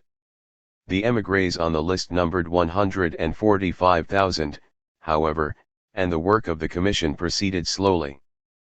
Fouché himself advised the recall of émigrés en bloc, aside from a few exceptions. But the time was not yet. To undertake such a risk, as in arranging a concordat, Bonaparte would first have to enhance his prestige by achieving both victory and peace. The improvisation of the campaign of 1800. Bonaparte prepared energetically for the campaign on which the retention and extension of his power depended. Manpower was not a problem, for on March 8 the entire yearly contingent of recruits was placed at his disposition. But he opposed the methods used by the Jacobins and the Directory. This was decidedly not the time to imitate the great military conscription of year 7, besides, money was lacking. Moreover, Bonaparte realized, if we are to believe a historian who was very partial to him, that a nation's enthusiasm for war grows inversely to the number of soldiers called upon to go to war, and so he contented himself with 30,000 men. The well-to-do were easily managed, since they were given the right by law to find substitutes. The army of the Rhine having been made ready, it remained to put together a fresh army of reserve. This entailed making use of all available means, emptying military depots, recalling the veterans of the Army of the West, creating an Italian legion, and marching conscripts who had not yet learned to load their rifles. Bonaparte employed little in the way of cavalry, and even less artillery. Given these conditions, it required an incredible amount of audacity and self-confidence for Bonaparte to plunge into the conquest of Italy. The main problem was to finance the campaign. About 65 million francs were needed. The irregular war subsidy, which had taken the place of the compulsory loan, and the measures used to expedite the collection of revenues did not meet the immediate needs, all the more so since obligations could be discharged in notes and drafts which had been issued by the Directory and were now valueless. In addition, private contractors who were again entrusted with the commissariat insured their deliveries with chattel mortgages. Gaudin wished to resort to indirect taxation, but Bonaparte, still somewhat unsure of his strength, limited himself to standardizing municipal tolls, octroys, which were to be earmarked for poorhouses and the municipalities themselves.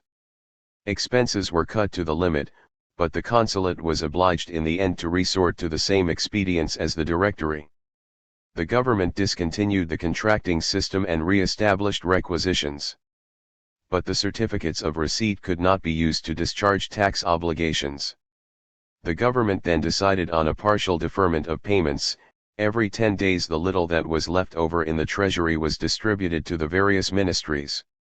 Other than that, the government issued drafts which were irredeemable. In the end it resorted to bankers and contractors who agreed to discount the notes at 5% per month. The government also turned to financiers abroad, such as in Geneva and Hamburg, who, under pressure and compulsion, advanced 6.5 million francs. The only novel feature instituted by this authoritarian government in its financial dealings was its high-handedness. The private contractors, who were not being paid, were nevertheless alerted to hand over 52 million francs if they wanted to be reimbursed in new debt certificates, assignations, which immediately lost 50% of their face value. Gabriel Evrard, the famous financier who had been thrown in prison, was forced to give the government 14 million francs. Consequently, survival became a daily problem. Although the government's efforts were indeed prodigious, it would be a mistake to delude oneself about the results. The Army of the Rhine, which received preferential treatment for political reasons, was granted altogether 6,200,000 francs, and in Pluvios was owed 15 million francs back pay. The Army of Reserve ambled on without pay or provisions other than those got along the way from the peasants. As in the Revolution, the enormous gaps in the preparation of the campaign were made up at the expense of the troops. In finance, as in politics, everything hung on victory. The war effort could not be kept up for long without demanding from the nation the kind of sacrifices which had made the Convention and the Directory so unpopular. This, at least, was how people reasoned, and everyone prepared himself accordingly. When Bonaparte left Paris on May 6, the Brumairians began contemplating the range of possible solutions in the event that he should fail to return. CIs reappeared in Paris, and there was talk of a Directory, of a new first consul, Carnot, Lafayette, Moreau. Mention was also made of the Duc d'Orléans. Bonaparte's brothers, Joseph and Lucien, were burning with desire to be of service. Given the situation, some speculation was to be expected, but it is difficult to believe that there were not many prominent persons who looked forward to defeat with complacency. The liberals and certain Jacobins were left with no other hope. I wished for Bonaparte's defeat because it was the only means left to stop the advance of his tyranny, wrote Madame de Staël some time later. The Royalists, for their part, did their best as usual to help the enemy. Cato Udal returned from England on June 3 to revive the Chouannerie. The defeat of Bonaparte would have surely meant the fall of the nation and of the revolution. France could no longer hesitate to choose between Napoleon and his rivals. 5. The pacification of Europe. Much as it was in Bonaparte's interest to wage battle and dictate peace, it was just as important for him to convince the French people that he was not responsible for the war. He would willingly have concluded an armistice in order to complete his preparations, and above all to rescue the army in Egypt, whose loss would constitute an irreparable setback for France in the Mediterranean and in the East. But to make peace on the basis of the natural frontiers was for him unthinkable. He later remarked that to abandon Italy would have dampened imaginations, that is to say, undermined his prestige. Nor would he listen to the proposals of the King of Prussia, who told Bournonville that the conditions of a genuine desire for peace would be the evacuation of Holland, Switzerland, and Piedmont. Perhaps the state of France in year 8, which was shortly to be published by de Hautarive, Talleyrand's right-hand man, best reflected the political ideas of Bonaparte. It proposed that Europe substitute for the traditional policy of balance of power a kind of league of continental states under the hegemony of France. The enemy, however, did Bonaparte the service of rejecting his peace offers. Actually, THIRD, the Austrian chancellor, was diplomat enough to inquire into the conditions for peace, but when Talleyrand mentioned the territorial limits established at Campo Formio, THIRD objected vehemently, and when the present limits were suggested as a basis of understanding, he dodged the entire question. For as long as he remained in power, THIRD longed to reconquer Nice and Savoy in order to force the King of Sardinia to cede in return part of Piedmont to Austria. The Austrian Archduke Charles, who counselled treating with France, lost the command of the army of Germany. To the English THIRD suggested that they might make conquests in France to finance the restoration of the monarchy. At least he had the intelligence not to say anything publicly. Pitt and Grenville, however, committed the blunder of openly disclosing the secret aspirations of the aristocratic coalition. They declared before the House of Commons that a treaty with Bonaparte would not guarantee the future, and they pronounced, with impertinence to the French Republic, that the best assurance would be the restoration of that line of princes which for so many centuries maintained the French nation in prosperity at home, and in consideration and respect abroad. The Prussian publicist Friedrich von Gentz, who was in their pay, suddenly became possessed with an intense zeal for a counter-revolutionary crusade. Consequently, there was nothing left for France but to fight. The campaigns of 1800 and the Treaty of Luneville. Russia had withdrawn from the struggle, and Frederick William III could not have wished for better than to reconcile her with France, thereby securing himself from all risk. But it could not have suited Bonaparte to have chosen him as a mediator.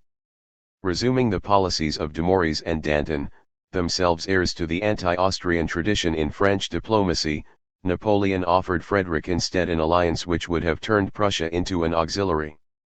The king refused, and so the war became a duel between France and Austria. The Gut, whose mind was fixed on Italy, kept General Kray in his defensive position behind the Rhine. To General Melas in Italy, whose forces were reinforced with great difficulty to something over 100,000 men, he issued orders to attack the French, who had withdrawn behind the Apennines in the vicinity of Genoa since November, and to march into Provence where Willot and the Marquis de Poivert were to provoke an insurrection. The Austrians counted on the help of the English in Minorca, but, as usual, Dundas was unable to gather a sufficient force. Sir John Stuart, having been given only 5,000 men, tendered his resignation, and his successor, Sir Ralph Abercrombie, did not arrive until after the Battle of Marengo. Melas now scattered half of his forces across the plain and below the Alpine passes.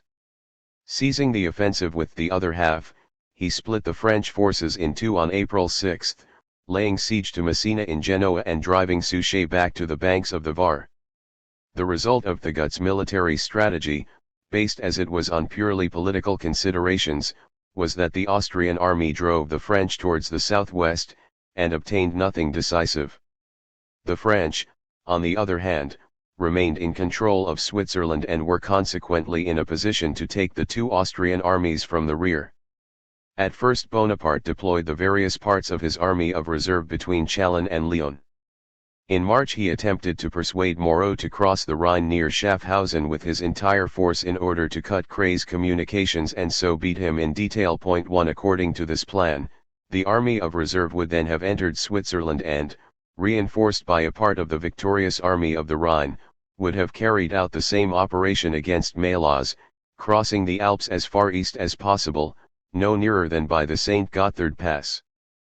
But Moreau completely failed to grasp the value of this thunderbolt strategy, and in the meantime, Melas began his attack.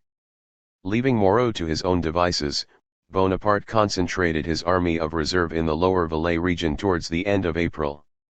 On the 27th of that month, on the basis of information gathered by his engineers, he decided to lead the army to the Great St. Bernard Pass which, having been crossed in 1798 and 1799, was a passage familiar to French armies. On May 5 he ordered Moreau to send him General Moncey with 25,000 men by way of the St. Gothard. Moreau, however, was unwilling to send more than 15,000 men. This did not weaken him any the less during his offensive which had just begun, and the decisive blow was reserved for Bonaparte. It was the starting point of their falling out. The crossing of the Great St. Bernard, begun on the night of 14 to 15 May, was completed on May 23. Since the troops were forced to defile laboriously past the great guns of the fortress of Bard, only 10 cannons were able to get through, and until the army reached Milan this made up the entire artillery. Lens, who was in the vanguard, captured the fort and town of Iveria located at the head of the plain of the Po. From there, Bonaparte could have rallied Turreau's forces which were descending the Mont Cenis and Mont Genevre passes and marched on Genoa. But then Melas would have been free to concentrate his men and to fall back on Lombardy if he were beaten. The alternative course was to march on Milan and so cut his line of retreat. A victorious encounter would then be decisive and would deliver Italy to the French. Yet the risk was great. As long as the army in Milan had not secured a line of operations, an assured retreat across the St. Gothard, Melas would be in a position to cut its communications by undertaking an offensive north of the Po. Bonaparte needed a victory, an immediate victory. He therefore chose the latter course, perilous, but bound to produce a stupendous effect if successful. The main army, covered by Lens, turned eastward and reached Milan on June 2, where it was joined by General Moncey and his reinforcements. The Austrian General Vukasovic had fallen back behind the Oglio River and the Austrian forces found themselves separated into two very unequal masses. The French divisions then headed south, crossed the Po, converged towards the west, seized the defile of the Stradella Pass where Lens took Montebello on June 9, and then debouched onto the plain of Marengo. On June 13 the advance guard, led by Victor, reached the banks of the Bormida within view of Alessandria. Bonaparte had combined the advance of his divisions with a sureness that was truly amazing. He arranged their grouping into autonomous corps, keeping them as concentrated as possible. Meanwhile, Messina had been obliged to evacuate Genoa on June 4, and had rejoined Suchet, who was driving back Elsnitz and inflicting great losses on the Austrians. Bonaparte thought that they would be able to take Melas from the rear. Although they failed to do so, they were nevertheless able to draw off a sizable part of the enemy's cavalry.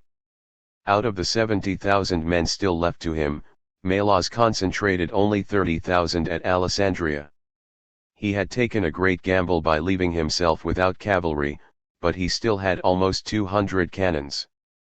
Bonaparte was ignorant of his precise whereabouts, but he realized that the Austrian force might try to cross the Po or slip away along the Apennines. Consequently, on June 13 he dispatched one division north of the river and two more under Desailly's command towards the south, keeping only 22,000 men and 22 or 24 cannons. Moreover, he committed a cardinal mistake by failing to cut the bridges of the Bormida.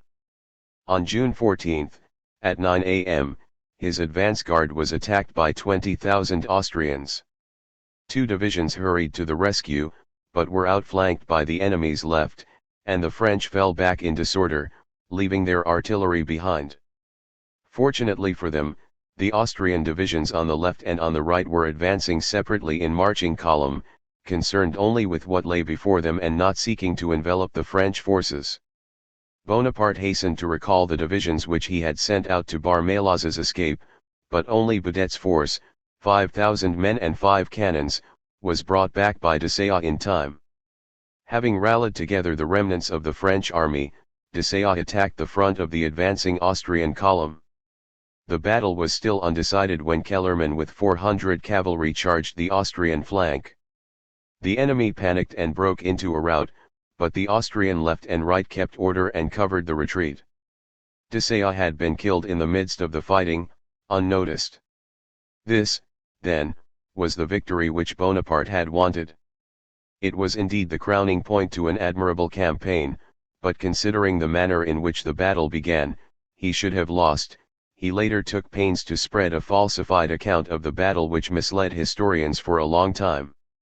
Had he lost, the army could have extricated itself because it had maintained a line of retreat, but Bonaparte's career would undoubtedly have been finished. Never in war as in the life of man, genius or not, has the unforeseeable been more clearly manifest.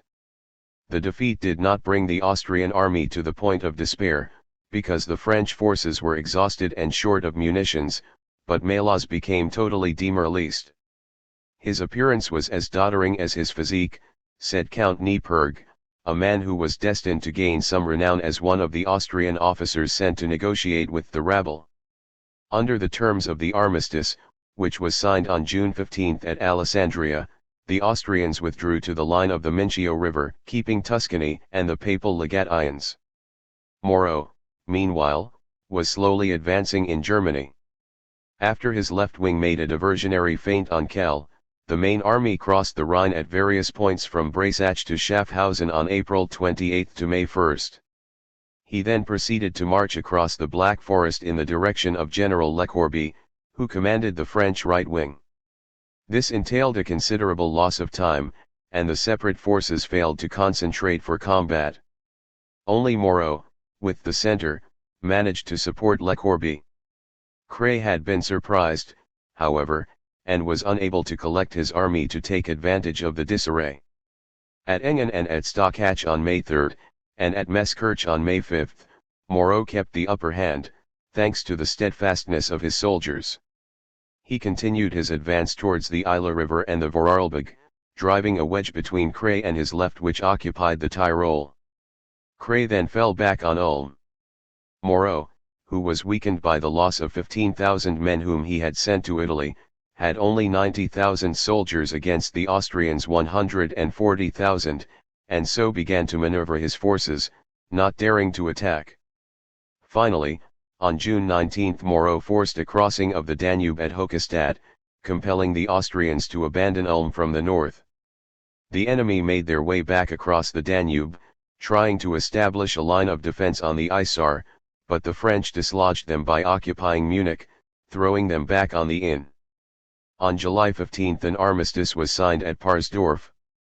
On June 16 Bonaparte had again written to Francis II inviting him to negotiate a peace.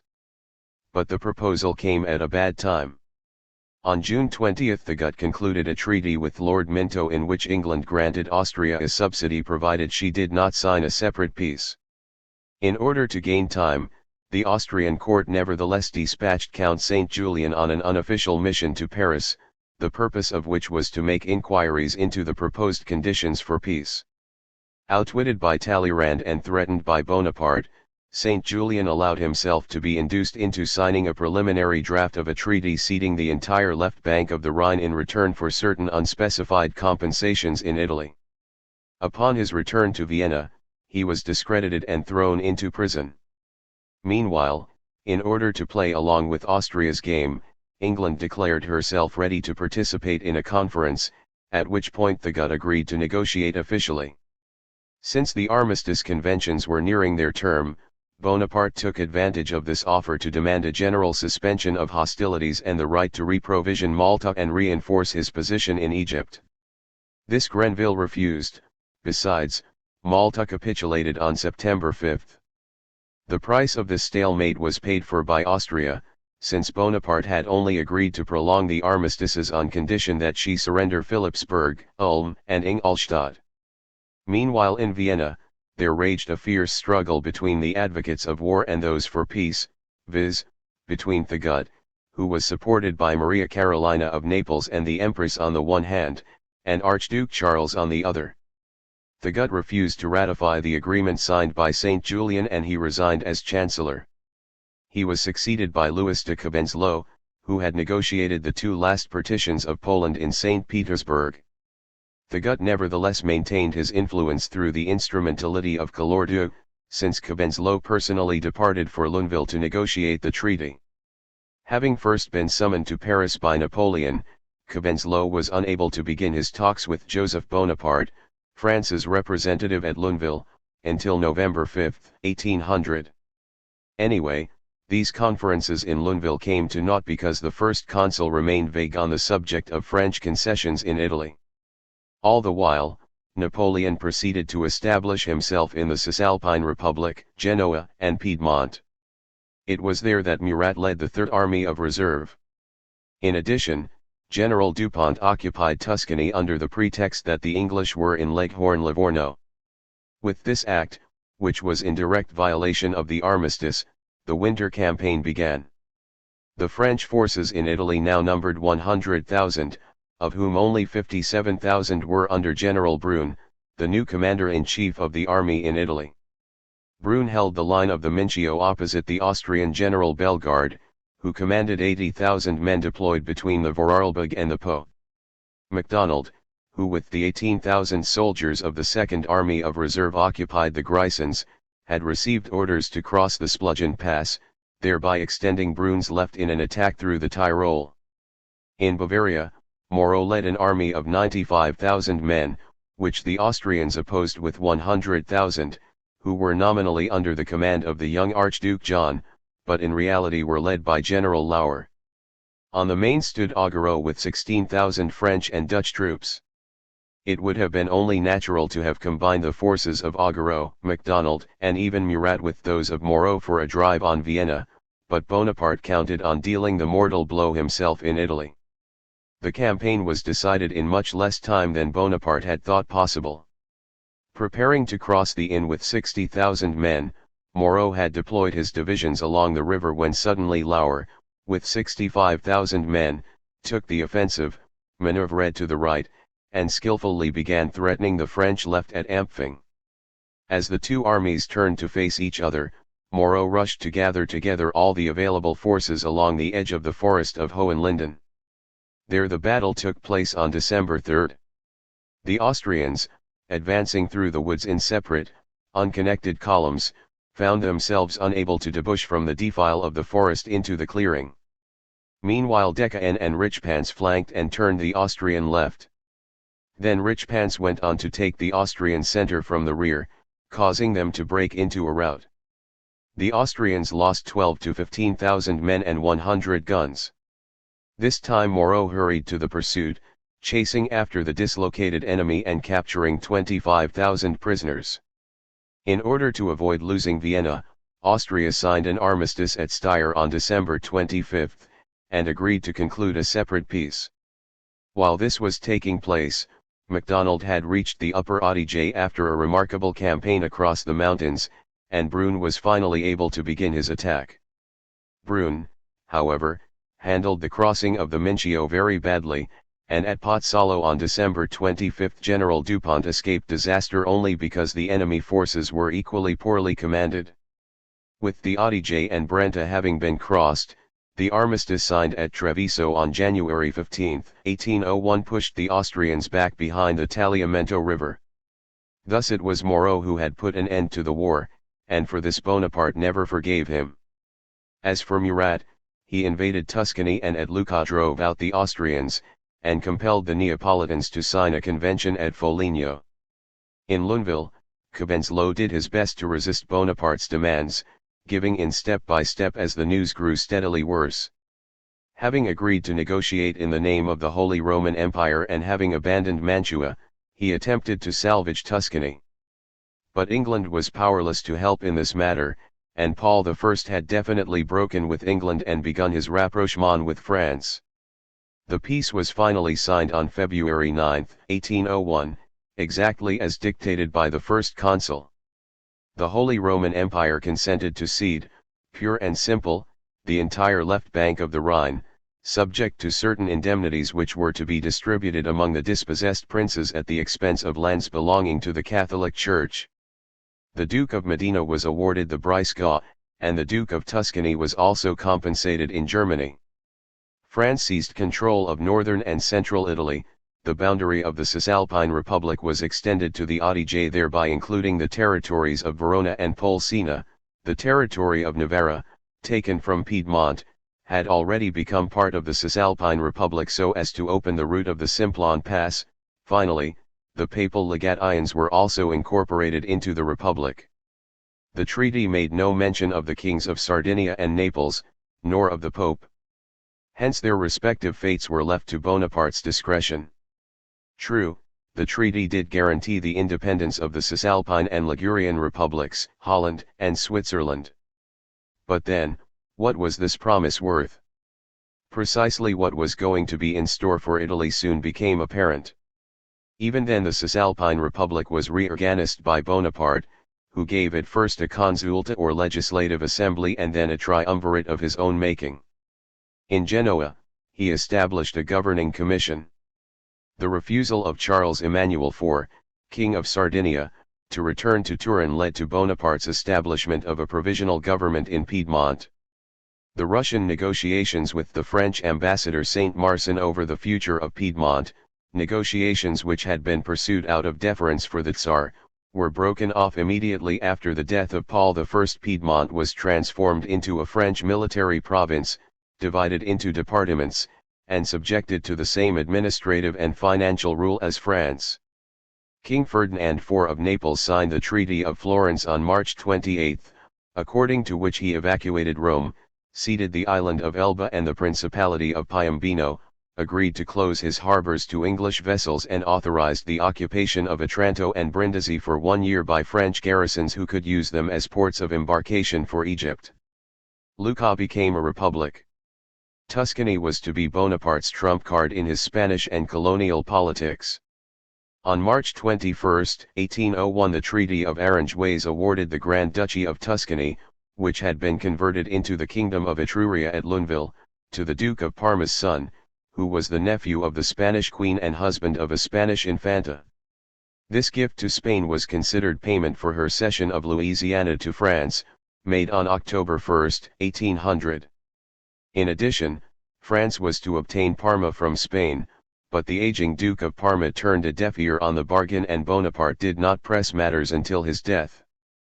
Bonaparte's representatives carried great authority everywhere: Brune in Milan, Jordan in Turin, D'Egine in Genoa, Saliceti in Lucca, Clark in Florence, Moreau de Saint Mary in Parma, Alquier in Naples, and Murat in Rome, where Pope Pius VII, elected in February 1800 by the Venetian conclave, had established himself the summer before. Like the other princes of the peninsula, the Pope lay at Napoleon's mercy, and Marengo, like Marignano 285 years before, would open the way to the negotiation of a concordat under advantageous circumstances. Bonaparte had slashed the Gordian knot with a single blow. The victory over Austria had done far more than confirm and consolidate the conquest of the natural frontiers. As the creator of the Cisalpine Republic, it would have been personally difficult for Bonaparte not to have recaptured it. But far from stopping there, he clearly indicated that he intended to keep Austria out of Italy altogether. Finally, the Treaty of Lunéville provided the means for contesting the Austrian claims in Germany. The pacification of Europe, pursued along these lines, could only result in a temporary truce. The League of Armed Neutrality and the English crisis. While Bonaparte was depriving England of her allies, he also strove to threaten her directly, and with the help of Paul I he began making plans for an anti-British federation of continental states, preliminary shades of the system later adopted at Tilsit. During the course of the year 1800, Bonaparte began reorganizing the naval administration and developing the armament, especially at Brest. After Lunéville he formed a camp at Boulogne with the intention of invading England. In England, public opinion, if not the government, immediately reacted with alarm. In August 1801 Nelson attacked the French flotilla commanded by Admiral Latouche Treville on 2 separate occasions, but he was repulsed with heavy losses. With Holland unable to do any more on the sea, Bonaparte redoubled his demands on Spain. It was partly in order better to control that country that he extended himself in Italy, for Bonaparte himself later declared that whoever held Italy also held Spain. It was all very reminiscent of 18th-century politics and of the Family Compact of 1761, but it was not Bonaparte's fault that the Bourbons of Naples were not committed to the revival of this policy. However, in 1802 the occurrence of a double marriage between the son of Ferdinand IV and a Spanish infanta on the one hand, and the Prince of Asturias and Marie Antoinette of Naples on the other, offered some hopes in this respect. Bonaparte unfortunately had no other ideas on Spain than had the Directory before him. He too despised that country of the Inquisition, along with its king and queen and their favorite, Manuel de Godoy. Godoy had just recovered his control over the affairs of state by having his cousin Don Pedro de Ceballos installed as first Secretary of State after Urquijo's disgrace on December 13, 1800. Bonaparte therefore treated them with contempt. Believing the kingdom enormously rich, his demands on it were great, and he attributed its traditional dilatoriness to bad will. Meanwhile, his entourage looked on Spain as an object of prey. Talleyrand extorted immense bribes which he divided with Berthier, never missing an opportunity to manifest his hatred of Charles IV, who had not been able to conceal his contempt for him. Evrard was also looking out for fortunes to be made in Spain and maintained close contact with Hervas, a Spanish banker residing in Paris whose daughter married Michel Duroc, the future Duke of Friuli. The Spanish fleet by itself would have been ineffective against England, and its principal squadron, commanded by Admiral Gravina, continued to remain at Brest. Beyond Spain, however, Portugal, a British fief, was vulnerable, and Lucien Bonaparte was sent to Madrid to persuade the Spaniards to undertake a joint expedition. The affair turned out to be sheer comedy. Godoy, who harbored his own suspicions, did not bother to wait for the French army. He captured the fortress of Olivenza on May 16, 1801, laid siege to Elvas on May 18 and having thus brought to an end the War of the Oranges, he immediately proceeded to sign a peace, the conditions of which were the cession of the province of Olivenza by Portugal and the promise to pay Spain an indemnity of 15 million francs. As an accessory to this scheme, Lucien returned to Paris with immense plunder. Talleyrand was also involved, being in the pay of Portugal and as a former lover of Madame de Flahaut, whose second husband was the Portuguese ambassador. Even England was prepared to profit from the situation, if necessary, by seizing Brazil. She had refused to grant military assistance to Prince John, who was regent of Portugal in the name of his insane mother, and to his minister, Coutinho, counseling them to sue for peace in order to avoid occupation. Duped on all sides, Bonaparte raged, but to no avail, as he was unable to do more than raise the amount of the indemnity to 20 million francs. Assistance came principally from Paul I, whose hostility towards England was steadily mounting, and also from the neutrals who followed in Russia's wake. Towards them, Bonaparte exhibited a degree of moderation which contrasted with the policies of the Directory and which in no way portended the continental blockade. From the month of December on he abolished the radical measures of his predecessors, returning to the attitude adopted by France during the American War of Independence. He also made certain changes in the area of laws governing prizes at sea. The emissaries from the United States, whom President Adams had agreed to send in his anxiety to avoid war, soon arrived in France. Since France recognized the principle of freedom of enemy goods in neutral ships, except contraband, le pavillon ne recouvre la marchandise, an agreement was easily reached and concluded at Mortefontaine on September 30, 1800. The Americans were especially desirous that Bonaparte no longer insist on the alliance of 1778, so that they might be free to pursue the policy of no entanglements which Washington had always advocated. Bonaparte's attitude made that of England appear much more irritating to the Scandinavians, the Prussians, and the Russians. Besides, Paul I was growing increasingly worried about the fate of Malta. On August 29 he declared an embargo on all English vessels in Russian ports, and did so again upon learning that Malta had capitulated. In addition, Grenville, on October 17, decided in favor of keeping Malta. Finally, on December 16, 1800, Sweden and Denmark, following Russia's lead, formed, together with her, the Second League of Armed Neutrality, Prussia joining on December 18. England was now shut off from the Baltic Sea, the Danes entered Hamburg, and Prussian troops occupied Hanover, on the pretext of preventing a French occupation. British shipping was thus effectively barred from the German rivers and the Hanseatic towns. England was now deprived of its two essential markets, Germany and the Baltic states. It was Bonaparte's treasured hope that Paul would consider these steps as only preliminary to a more far-reaching alliance between France and Russia which would officially unify the continent against England. Ever since July 1800 he had offered to restore to the Tsar, without ransom, the Russian prisoners who had been detained in France, and not on a basis of exchange, since the Russians held no French prisoners. Towards this end General Sprengporten was dispatched to France. In December a simultaneous exchange of friendly letters passed between Paul and Bonaparte. The latter ordered the suspension of hostile acts against Russian vessels, the former expelled Louis XVIII from Mita. Then, in March 1801 Lefebvre was sent to Paris to sign the peace and to discuss terms for an alliance.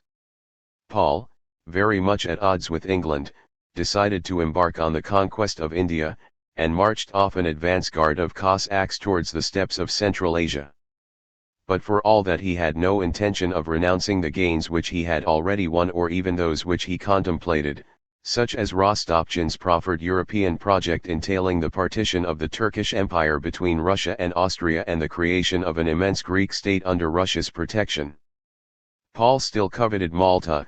He expected that the kingdom of Naples would be evacuated and the king of Sardinia restored, and he also maintained his protection over Germany.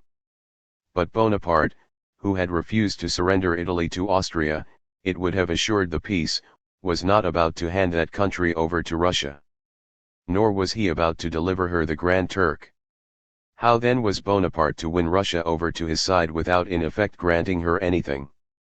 The problem was all the more difficult since Lefebvre, like Markov who succeeded him in July, was the inflexible representative not only of Paul I but of a Russian aristocracy still very hostile towards France, and he had made it a point of honor to defend the interests of the Italian princes. A choice had to be made. But as far as England was concerned, the prospects were not becoming any the less perilous. England was experiencing severe difficulties. Her industry had suffered from the crisis of 1799, and famine had been rampant ever since the harvest of that same year. Between 1800 and 1802 England imported nearly 3.5 million quarters of wheat.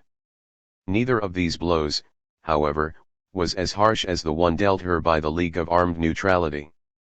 The stoppage of shipments from the Baltic caused a panic on the corn exchange, and the quarter rose to 151 shillings on April 25, 1801.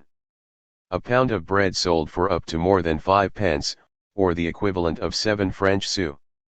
Even though Parliament decreed the usual measures for such eventualities, disturbances erupted here and there which were blamed on speculation, and the farmers did in fact unite to keep prices high.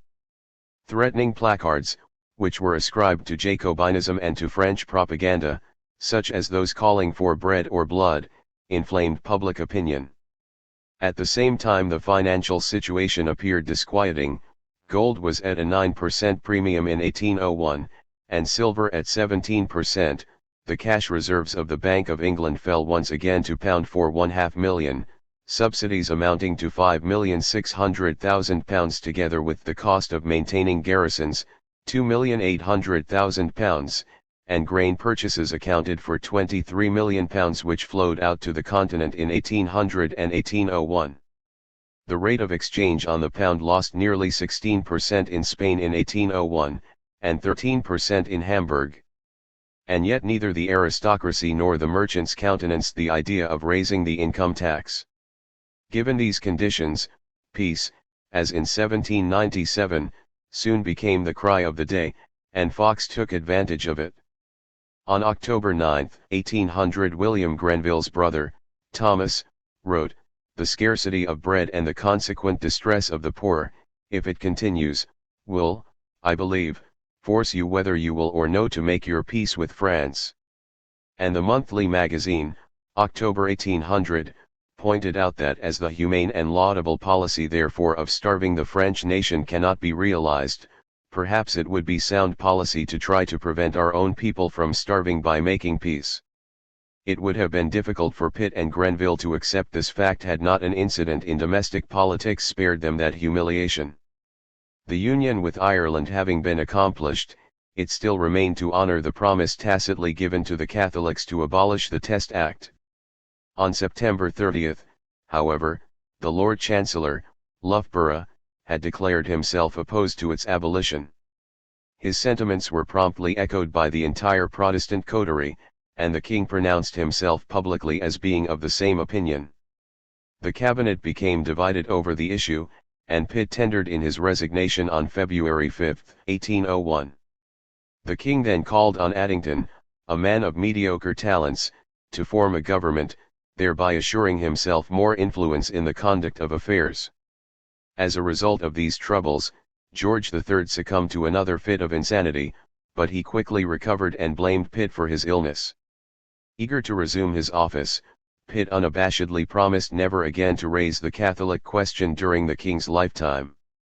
Grenville, however, refused to have any part in this recantation, and since Addington was not willing to step down, Pitt was forced to resign on March 14. Political circumstances being what they were, it may be assumed that Pitt's disappointment was to some extent mitigated. Lord Hawkesbury, the new Foreign Secretary, had approached France with offers to open peace negotiations as early as February 21. And although Addington's administration, which in fact depended for its continued existence on Pitt's tolerance, received Pitt's approval on its policies as far as the signing of the Peace of Amiens, it is quite possible that Pitt, seeing that a peace was inevitable, was only too happy to have escaped the responsibility for its making.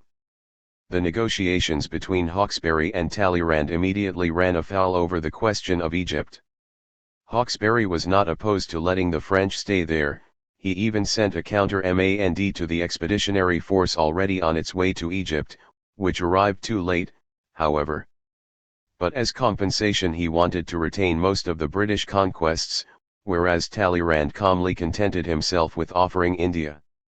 Actually, England's willingness to treat only reinforced the hopes of Bonaparte, who counted on crushing her with the help of Russia. Addington, on the other hand, although resolved to negotiate, hoped for a somewhat better settlement should the ventures then in progress turn out favorably. As it happened, the respite benefited Great Britain. The Peace of Amiens, March 25, 1802. Two events occurring almost simultaneously shattered the dream of a continental coalition. During the night of March 23, 1801, Paul I was assassinated. That should not have come as a surprise. The Russian nobility, already exasperated by his sanguinary fickleness which threatened all of the officials, had been driven to it because the break with England would have deprived them of a market for their grains and timber. The plot was engineered by Count Nikita Panin and Count Peter Pahlen in collusion with Alexander. It appears that the Grand Duke had stipulated that no bodily harm should befall his father, and he was later overcome by grief, but his illusions, if that were the case, were naive to say the least. One of the first things Alexander did was to seek an accommodation with England. The other event occurred on March 28 when a squadron under Sir Hyde Parker, with Nelson second in command, forced the passage of the Sound. Copenhagen was shelled, and the Danish fleet severely damaged. Denmark concluded an armistice, and upon hearing of the Tsar's death, signed a peace on May 28. Sweden had already done as much on May 18, and Alexander followed suit on June 17. The Second Armed Neutrality was no more. Formed during the course of the winter, it had not inflicted great material losses on England, but it did leave an impression not soon forgotten. There was nothing left for Bonaparte to do but come to terms with Russia. On October 8 Alexander agreed to re-establish the peace officially. He secured recognition of the situation which his father had acquired, both in the Mediterranean where he retained a protectorate over the 7 Ionian islands and a garrison at Corfu, and in Turkey where Bonaparte accepted him as the Sultan's mediator. France also consented to evacuate Naples after a settlement of the Egyptian question and to treat the King of Sardinia with the consideration called for by the situation. Finally, the affairs of Germany were to be arranged by common agreement. In short, Bonaparte conceded to Alexander very nearly all that he had wrangled out of Paul, and that without obtaining in exchange anything more than a peace treaty. For Napoleon it was a resounding failure. The Egyptian venture turned out to be another setback. On departing from Egypt, Bonaparte had appointed General Kleber to succeed him. The latter was determined to follow Bonaparte back to France as soon as possible by signing a convention of evacuation. Kleber, the Grand Vizier Yusuf, who commanded the Turkish army advancing through Syria, and Sir Sidney Smith, an English commodore, met on January 24, 1800 at El Arish, where they negotiated an agreement, but Admiral Keith, the commander of the English fleet, refused to ratify it. The Grand Vizier resumed his advance on Cairo, but Kleber completely routed the Turkish army at Heliopolis on March 20. Unfortunately, Kleber was assassinated on June 14. His successor, General Jacques Abdelamenu, lacked Kleber's authority, and his conversion to Islam had not increased his prestige. He continually quarreled with his subordinates, and used his soldiers as judges. In an effort to save the army of the Orient, Bonaparte sent a squadron under Admiral Ganteaume to reinforce Menu. It sailed from Brest on January 23, 1801, and would have encountered little in the way of enemy opposition, but Ganteaume timorously put into port at Toulon. When he resumed the attempt towards the end of March, the British expeditionary force had already set sail for Egypt, and Ganteaume once again begged off. In a final attempt he put out to sea at the end of April and tried to land his reinforcements in Tripoli, whose Pasha had consented to a treaty, but confronted there by Arab hostility Ganteaume abandoned the whole project. At that moment the fate of Egypt was already decided. Shortly after the capture of Malta, Henry Dundas, the Secretary of State for War, had ordered preparations for the sending of an expeditionary army to Egypt under the command of Sir Ralph Abercrombie. It landed on March 6 and repulsed Menu's attack on March 21 at Canopus. With Popham's fleet now in control of the Red Sea, 6,000 sepoys sent from India by Marquis Wellesley landed at Qasr. Meanwhile, 25,000 Turks emerged by way of the Isthmus. Cairo fell on June 28, and Alexandria on August 30. Late in July, after the breakup of the Second Armed Neutrality and the failure of his attempt on Portugal, Bonaparte held out new peace proposals according to which the belligerents were to restore to each other their respective conquests. The only exception was that Holland would lose Ceylon and would open the Cape to international traffic. In short, France was to relinquish Egypt, a condition about which Bonaparte affected calm acceptance, but which made its loss nonetheless certain. On the other hand, France would retain all her continental conquests. England was to abandon Malta, Minorca, Elba, Trinidad, the French Antilles and, in effect, Egypt, keeping only Ceylon. Although her position had already become favorable enough to make this glaring inequality appear offensive, England was content to demand only the retention of Trinidad in addition to Ceylon. Concerned over her relations with Alexander, England raised no objection to the restitution of Malta, although she could have pleased him by demanding guarantees for Naples and Sardinia. No efforts were made towards that end, however. Only in regard to Holland did Lord Hawkesbury try to obtain assurances, and he also demanded that Malta be given a garrison furnished by a great power, which would thus become the guarantor of its neutrality. This provided France with an excellent opportunity to advance the candidacy of Russia and so revive her rivalry with England. But Bonaparte spurned the chance, and when he threatened to break off negotiations if these preliminaries of peace were not signed, Hawkesbury gave in on October 1, 1801, without so much as demanding an indemnity for the Prince of Orange or a commercial treaty. It has been argued that this capitulation was caused by Addington's incompetence as Prime Minister, but that reason is simply not adequate. After all, the British government continued to labor under the pressure of the crisis which had characterized the early months of the year and whose effects were still being felt throughout the country. More than anything, the government wanted to economize, and it believed that peace would provide a return to prosperity. The intense rejoicing with which the public reacted to the news of peace attests to the fact that such was the dominant opinion. Nevertheless, there were protests and reservations made both in Parliament and in the press. William Wyndham cried out against the fatal treaty which he regarded as the nation's death warrant and which, he claimed, would allow Bonaparte to undertake fresh conquests.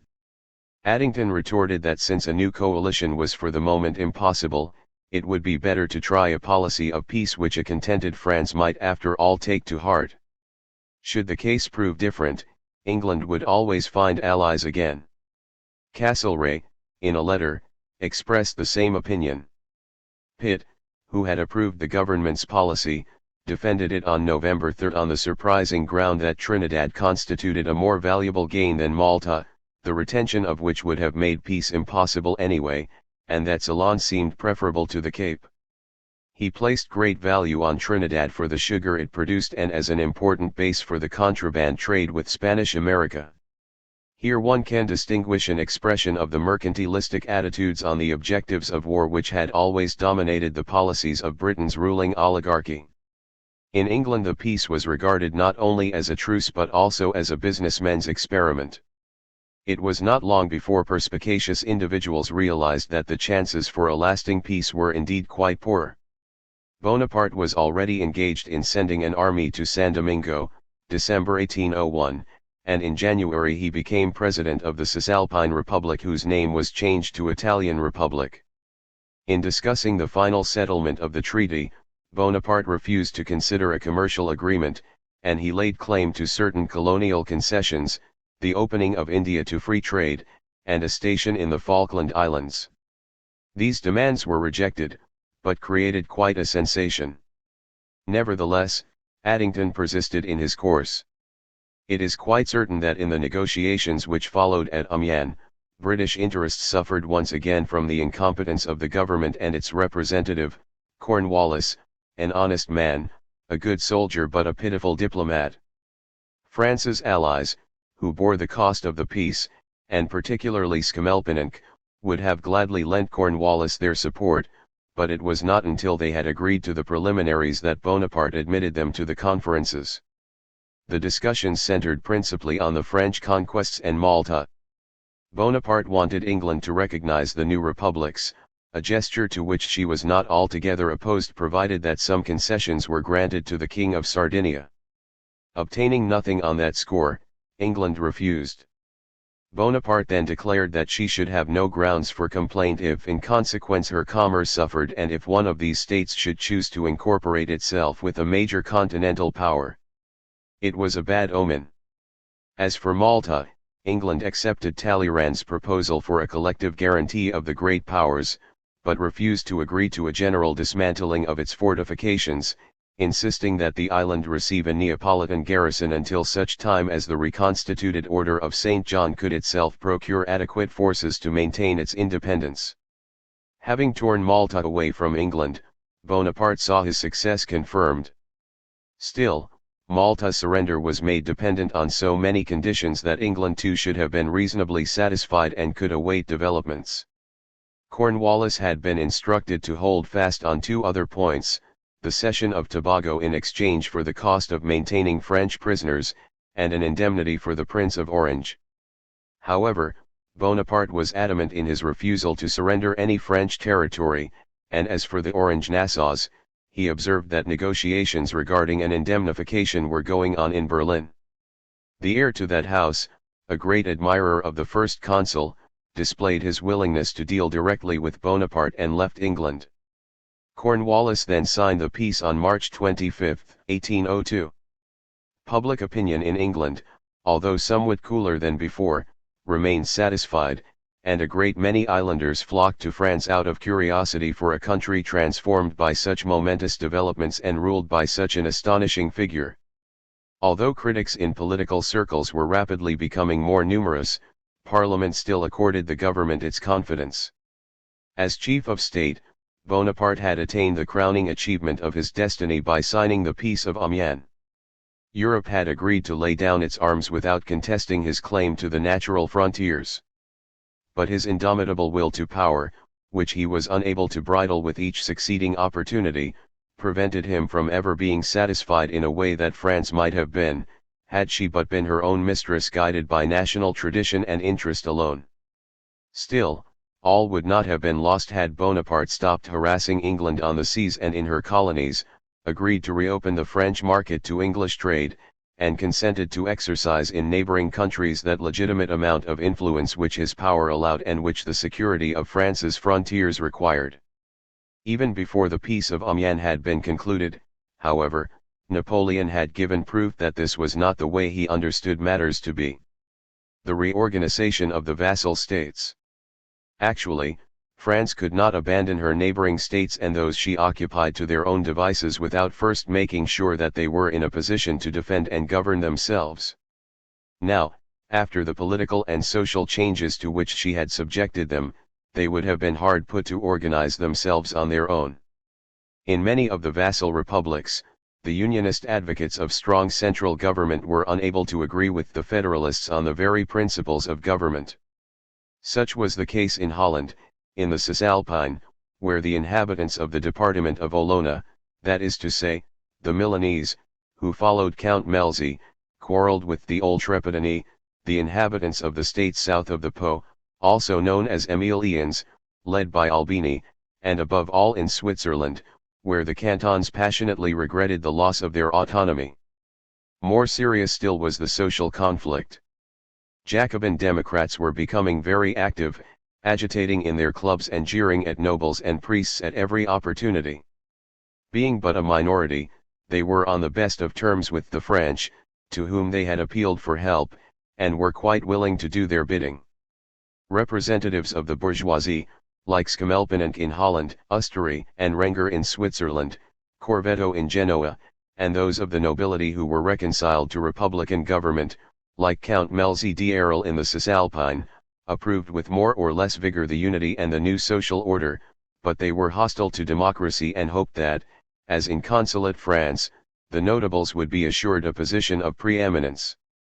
Nevertheless, they were not always at one, in Switzerland especially, on accepting the constitution of year 8 insofar as it suppressed the normal functioning of elective government. If they felt the need to depend on France, they were also less obedient. In Holland and in Switzerland they appealed to France to preserve the integrity of their country. Everywhere, they wished for the evacuation of French troops and for independence. As for the aristocracy, they hoped for the downfall of France so that they might restore the Ancien regime. To achieve this they would have delivered their country without scruple to other foreigners, but since the French were there, they played the role of patriot. They were willing to keep quiet for the time being as long as Bonaparte left them alone. In addition to this kind of party strife, normal government was also made impossible by budgetary difficulties. The cost of the war and the occupation had from the very start ruined finances and crippled economies. The Cisalpine, with its 4 million inhabitants, paid 33 million francs to the French army, and it furnished French troops with requisitions in kind whose total amount was estimated at 160 million francs. Then, too, the military arrogated to itself additional levies at will, and generals, notably Murat, subjected the authorities to high-handed treatment. The same can be said of civilian officials, like the Marquis de Semonville in Holland. Both the military and civilian officials intervened in local politics and supported this or that candidate according to their preferences. Consequently, petitioners came to Bonaparte from every direction requesting that he reorganize the state as he saw fit or that he lighten their burden and bring his own subordinates to justice. Bonaparte was as free to act among these factions as he was in France. He hated the Democrats, distrusted the moderates whom he considered too independent in regard to France, and he did not want to re-establish the aristocracy. As long as the Concordat remained to be concluded with the Pope who, for his part, still hoped to recover the papal legations, and as long as the war with England continued, Bonaparte acted with circumspection, and this he did to advantage. For as the situation worsened, so did his task become easier, and as long as the occupation lasted, his troops cost him nothing. It was only after the preliminaries of the maritime peace were signed that the changes began. In Holland, where there appeared some signs of disobedience, Semonville, the French representative, prepared a constitution with the approval of the Dutch Directory.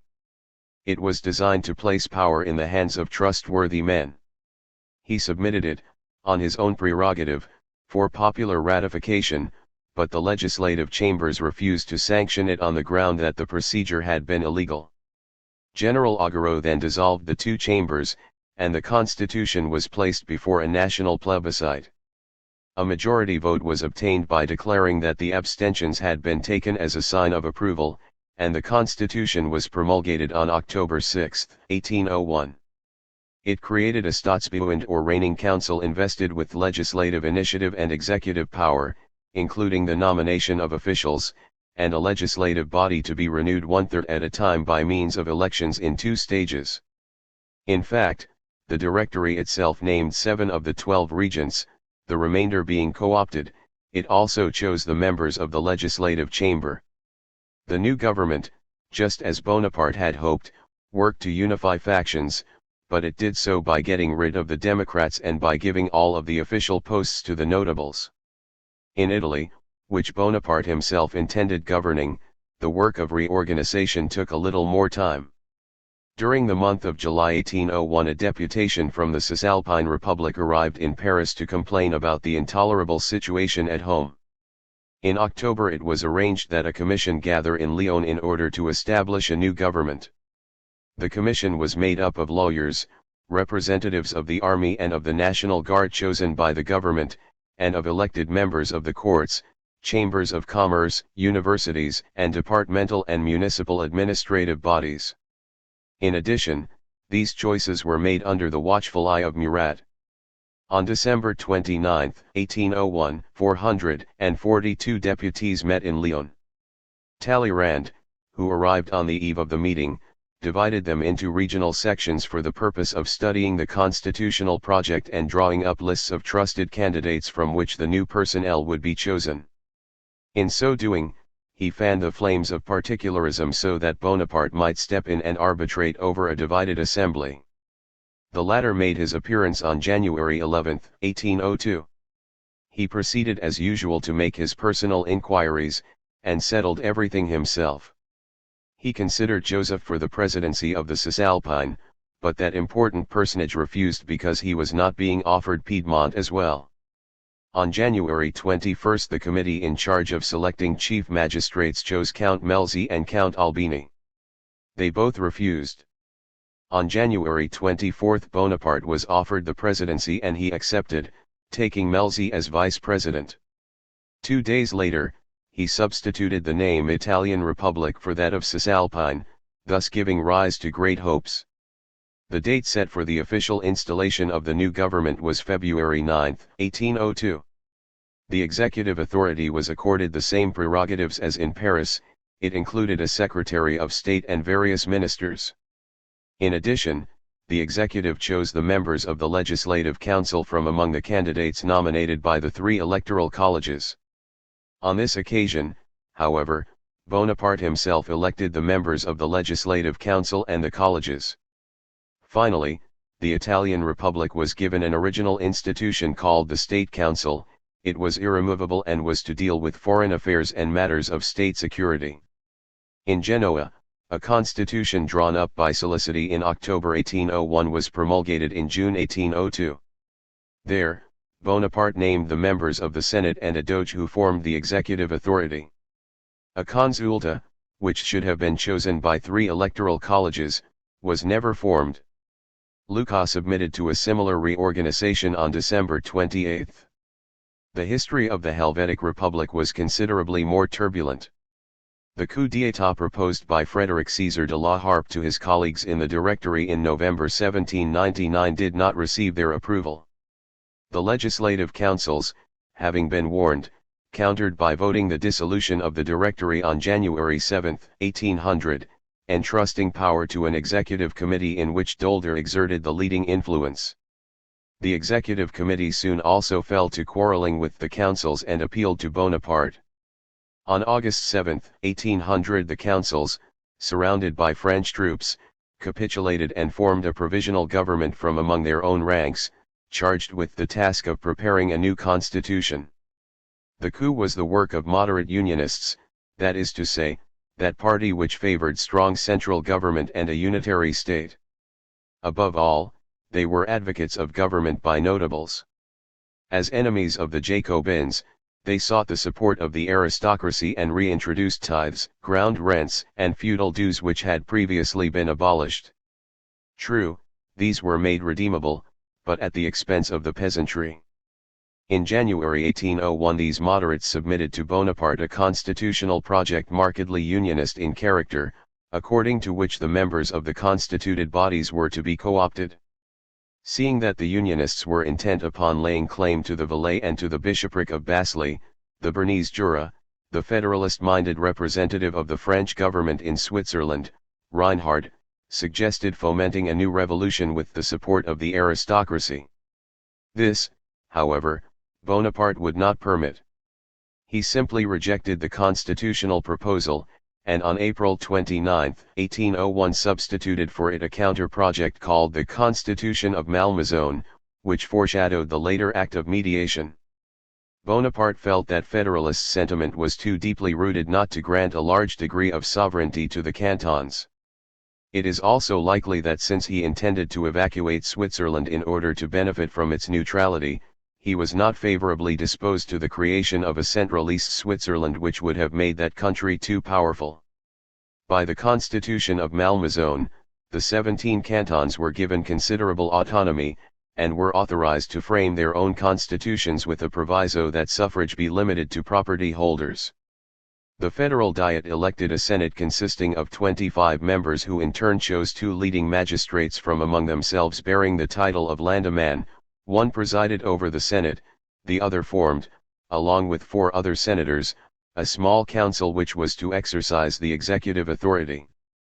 The central federal authority now possessed extensive powers, particularly in its appointment of the cantonal prefects, stadthalters. This solution pleased no one. The Unionists assured themselves a majority in the Diet, and excluded from the Senate the Federalists who seceded. The Unionists then refused to apply the Constitution of Malmaison, voted for a new one, and, to crown it all, openly defied Bonaparte by accepting into their ranks the deputies from the Valais. On October 28, 1801, the French agent, Verninac, and General Coin de Montchoisy declared the Diet dissolved and set up a provisional government under the rule of Aloys Reading, the ablest of the aristocrats. Reading purged the administration, suppressed freedom of the press, amnestied the émigrés, abolished the land tax and reopened the monasteries. Bonaparte refused to recognize him, demanding that he make a place for the moderates.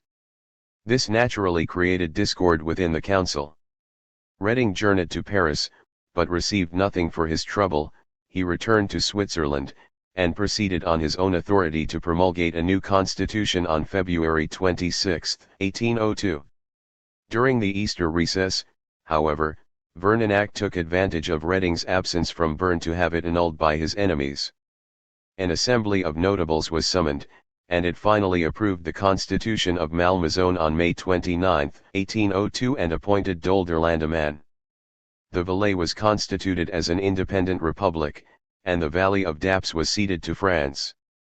There exists an obvious connection between these changes and those which took place in France. Everywhere, the Constitution of Year 8 had encouraged notables to lay claim to authority by much the same processes. Everywhere, the executive power had undergone strengthening, thus holding out the promise of order and stability. And everywhere, Bonaparte demanded that democrats be brushed aside and that efforts be made to win over moderates and well-intentioned aristocrats. But it was in Italy, where he regarded himself as master rather than arbiter, that Bonaparte revealed his real predilections, which he never dared to make the rule in France, still less in Holland or Switzerland, where he was to maintain genuine elections in the future. In the Italian constitutions, the electoral colleges were not in any way founded on suffrage, even of a kind limited to property holders. They were simply professional groupings. The first consisted of a certain number of landed proprietors, possidenti, the second of merchants and manufacturers, commercianti, and the third of members of the professional classes, diti.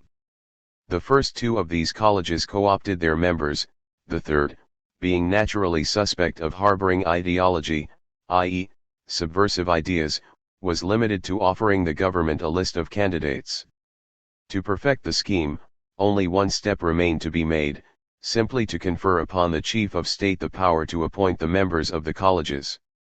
In itself, the reorganization of the states that bordered France did not offer Europe any cause for concern. Quite the contrary, it was to be hoped that France, having made it possible for these states to govern themselves, would recall her troops and give them the independence which she had promised them, barring the details, in the Treaty of Lunéville. Bonaparte did in fact give the order to evacuate Switzerland in July 1802, and he also consented to reduce the number of soldiers stationed in Holland, the Prince of Orange having renounced his claims to the stadtholdership on May 24, in exchange for the cession of Fulda and Corvey to his son. At any rate, it was good enough to pass as a promise of future evacuation. Melzi, in the Italian Republic, hoped to obtain a similar advantage sooner or later. Bonaparte's presidency could only be temporary. How very illusory these hopes appear to us today. But without these illusions, the road upon which Addington and Pitt decided to venture would have lacked all raison d'être. 6. Bonaparte consul for life. Victory and peace made Bonaparte a hero of the nation, and he used the occasion to increase his personal power and to further his personal ambitions. The country, satisfied with his accomplishments, was willing to follow him, but there were feelings of regret and anxiety when he heightened his dictatorship at the very moment when peace promised a return to liberty. In any event, opposition increased, and it was only by fresh applications of force that Bonaparte was able to subdue the resistance. The crisis of year 9. After Bonaparte's departure for Italy, France experienced a period of anguish. His defeat would probably have resulted in an invasion by foreign troops, and most certainly in new uprisings, inasmuch as bread prices had risen ever since the harvest of year 7, during the course of a riot in Toulouse, the mob forced merchants to lower the price of grain. On the Paris exchange, prices were falling. Then suddenly, as if by magic, the news of the military victory at Marengo restored public confidence and magnified Bonaparte's popularity 100-fold. Appreciating the power of the press and possessing an instinct for public relations, Bonaparte had assumed that such indeed would be the effect. In his mind, pride and ambition spontaneously transformed truth into legend. He published a bulletin of the Army of Reserve which, along with the Moniteur and other more or less official newspapers, glorified his entire campaign. Moreau's victory at Hohenlinden came too late to attenuate his prestige, and besides, he took good care to stifle its repercussions. Ironically, had the truth about Marengo been known, Bonaparte's halo would surely have been even brighter, for men are seduced still more by the workings of chance than by sheer genius, and it inspires in them a certain superstitious awe. The throw of the dice at Marengo could hardly have detracted from a man who, on 2 occasions, had miraculously escaped the English cruisers. In the meantime, Bonaparte, having heard what was being said and plotted during his absence, hastened to return to Paris, and he entered the city on July 2, 1800.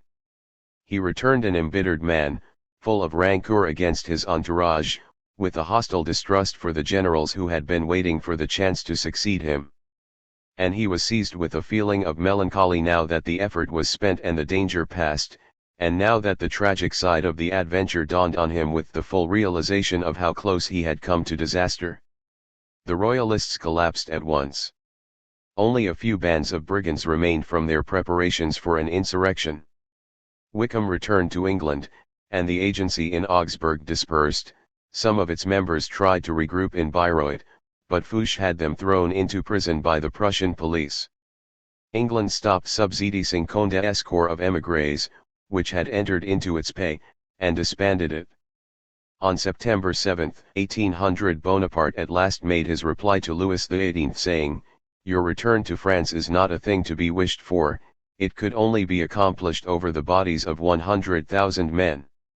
Expelled from Mitau, the king took refuge in Warsaw, then later went to England. Their rupture was complete. The Republicans, too, were well aware that Bonaparte's victory would rivet their chains. There were many in his entourage who had secretly contemplated his death or downfall.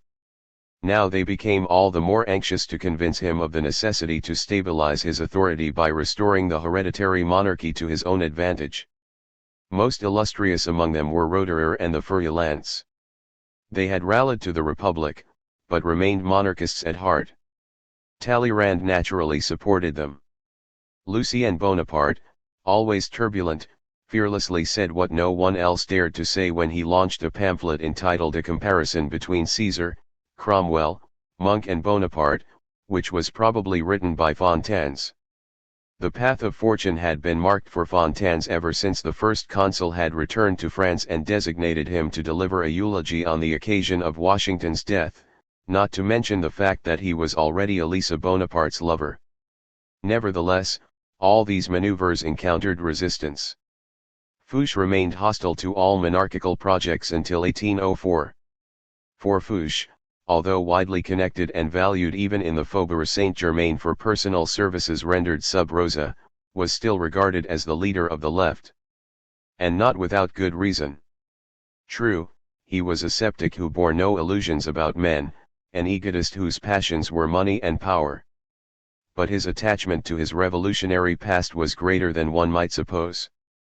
Witness his domestic life, simple and familial, his cool vigor and determination, and his preference for terroristic methods, which, although wisely tempered, quite naturally suited his functions as chief of police. Then there was his sincere desire to save what he could of the work of the revolution and to prevent the aristocracy from regaining control of the state.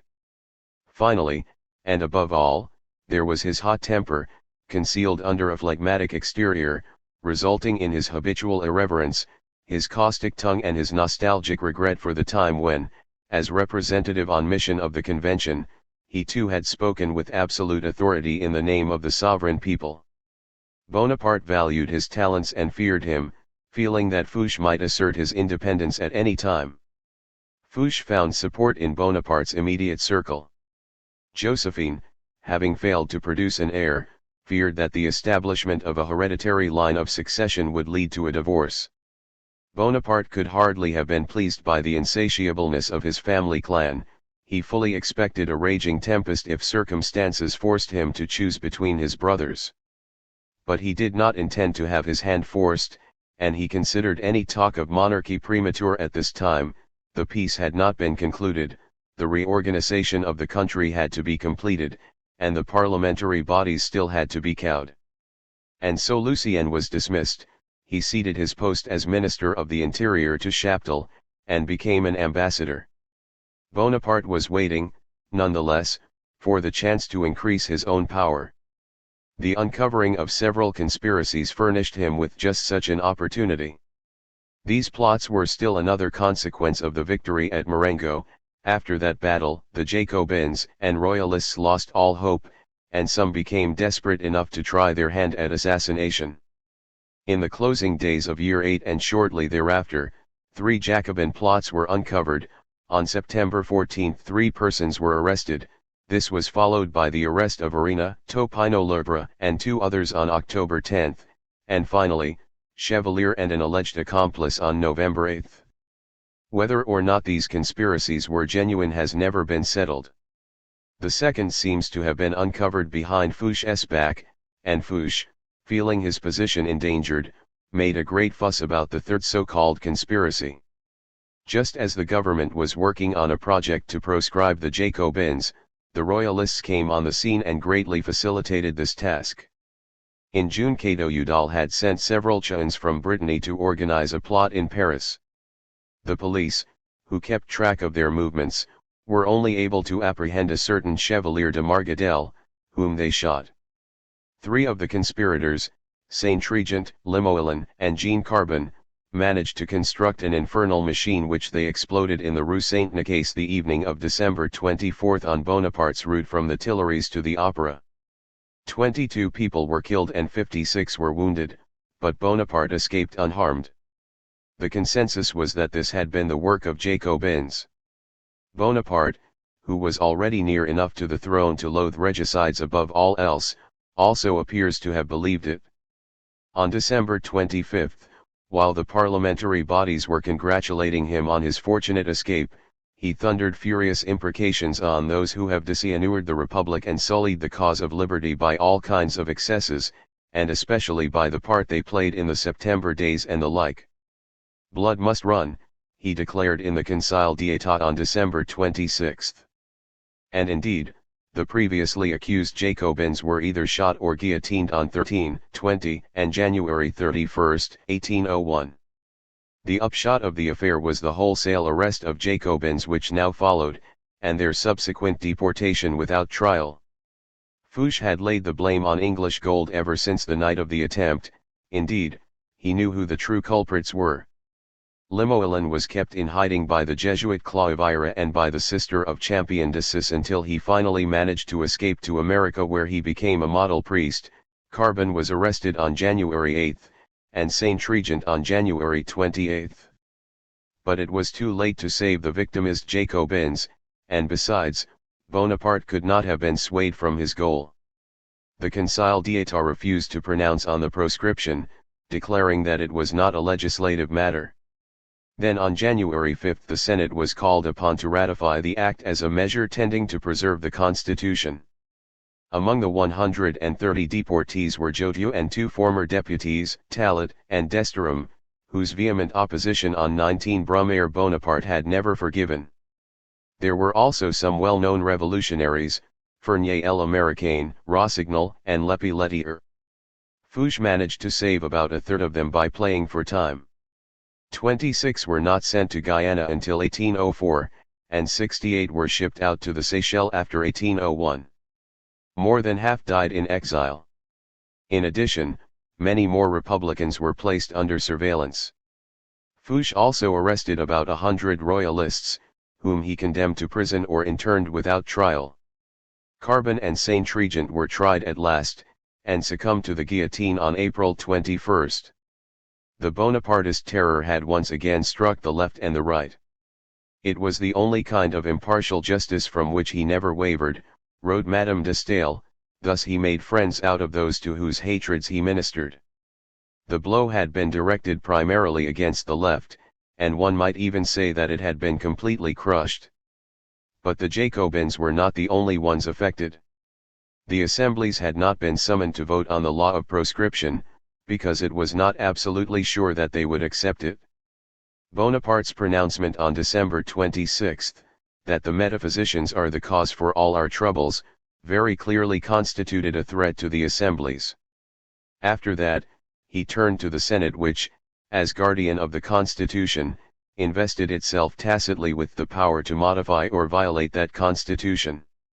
Consequently, the decree of 13 Nivos, year 9, January 5, 1801, stands as the first in a series of senatus consulta which were to make it possible for Bonaparte to legislate personally without the legal assistance of the assemblies, and so to revise to his own advantage the constitution of year 8, which had not provided for any such procedure.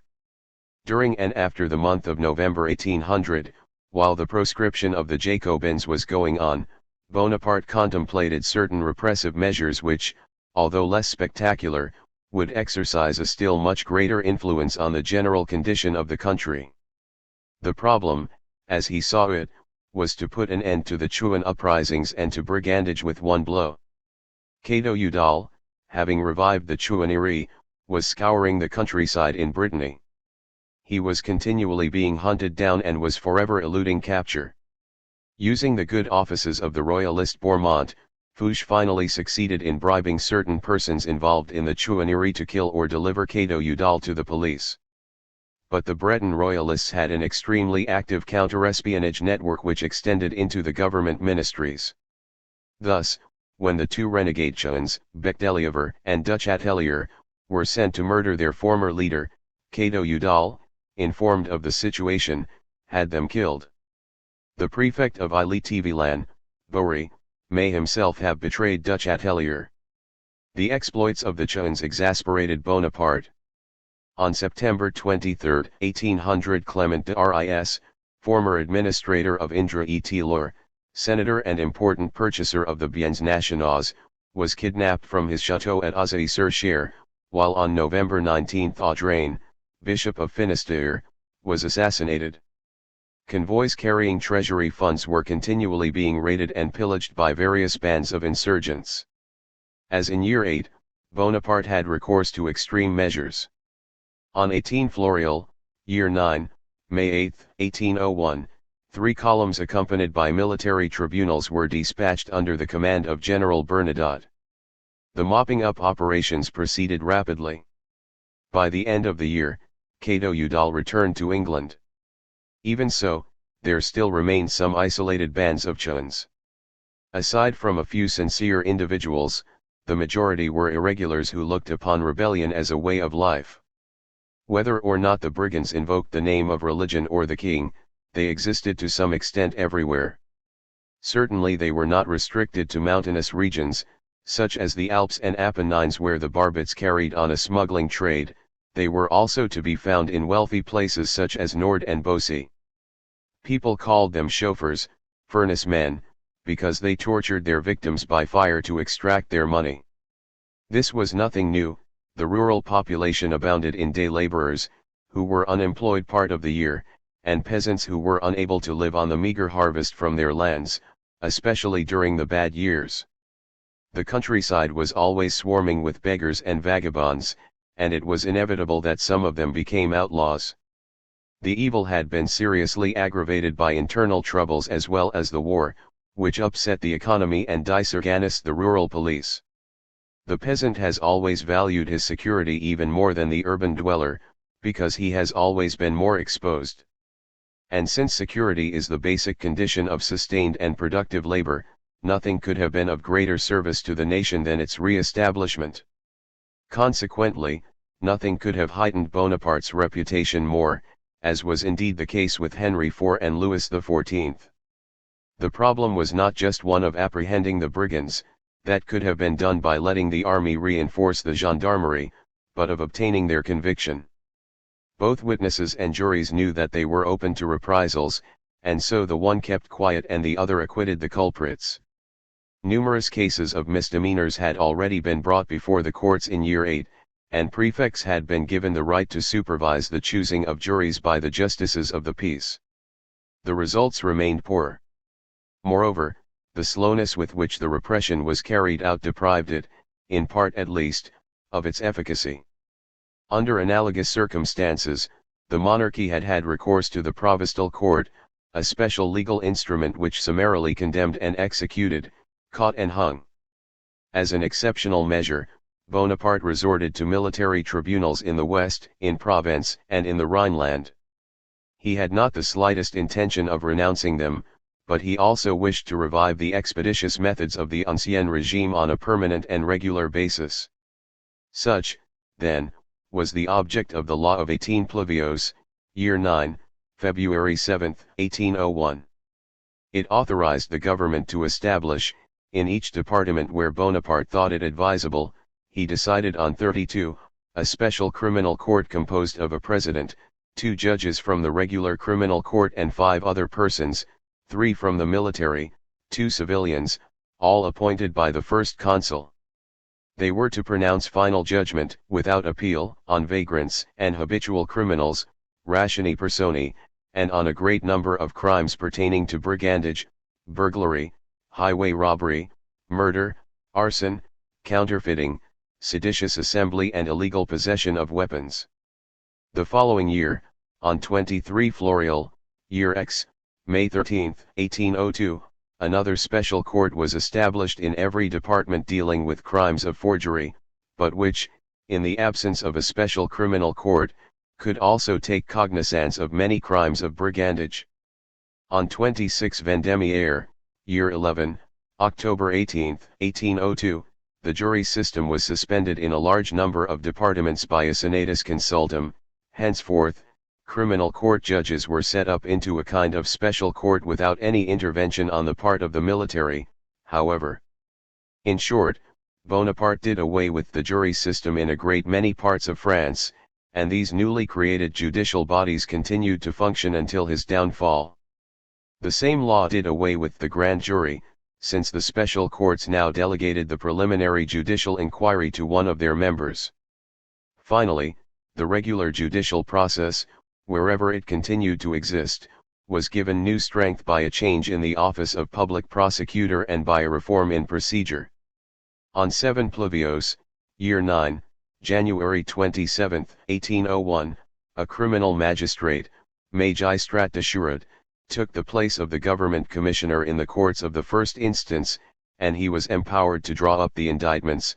The judicial inquiry became in part secret, witnesses being heard in the absence of the accused.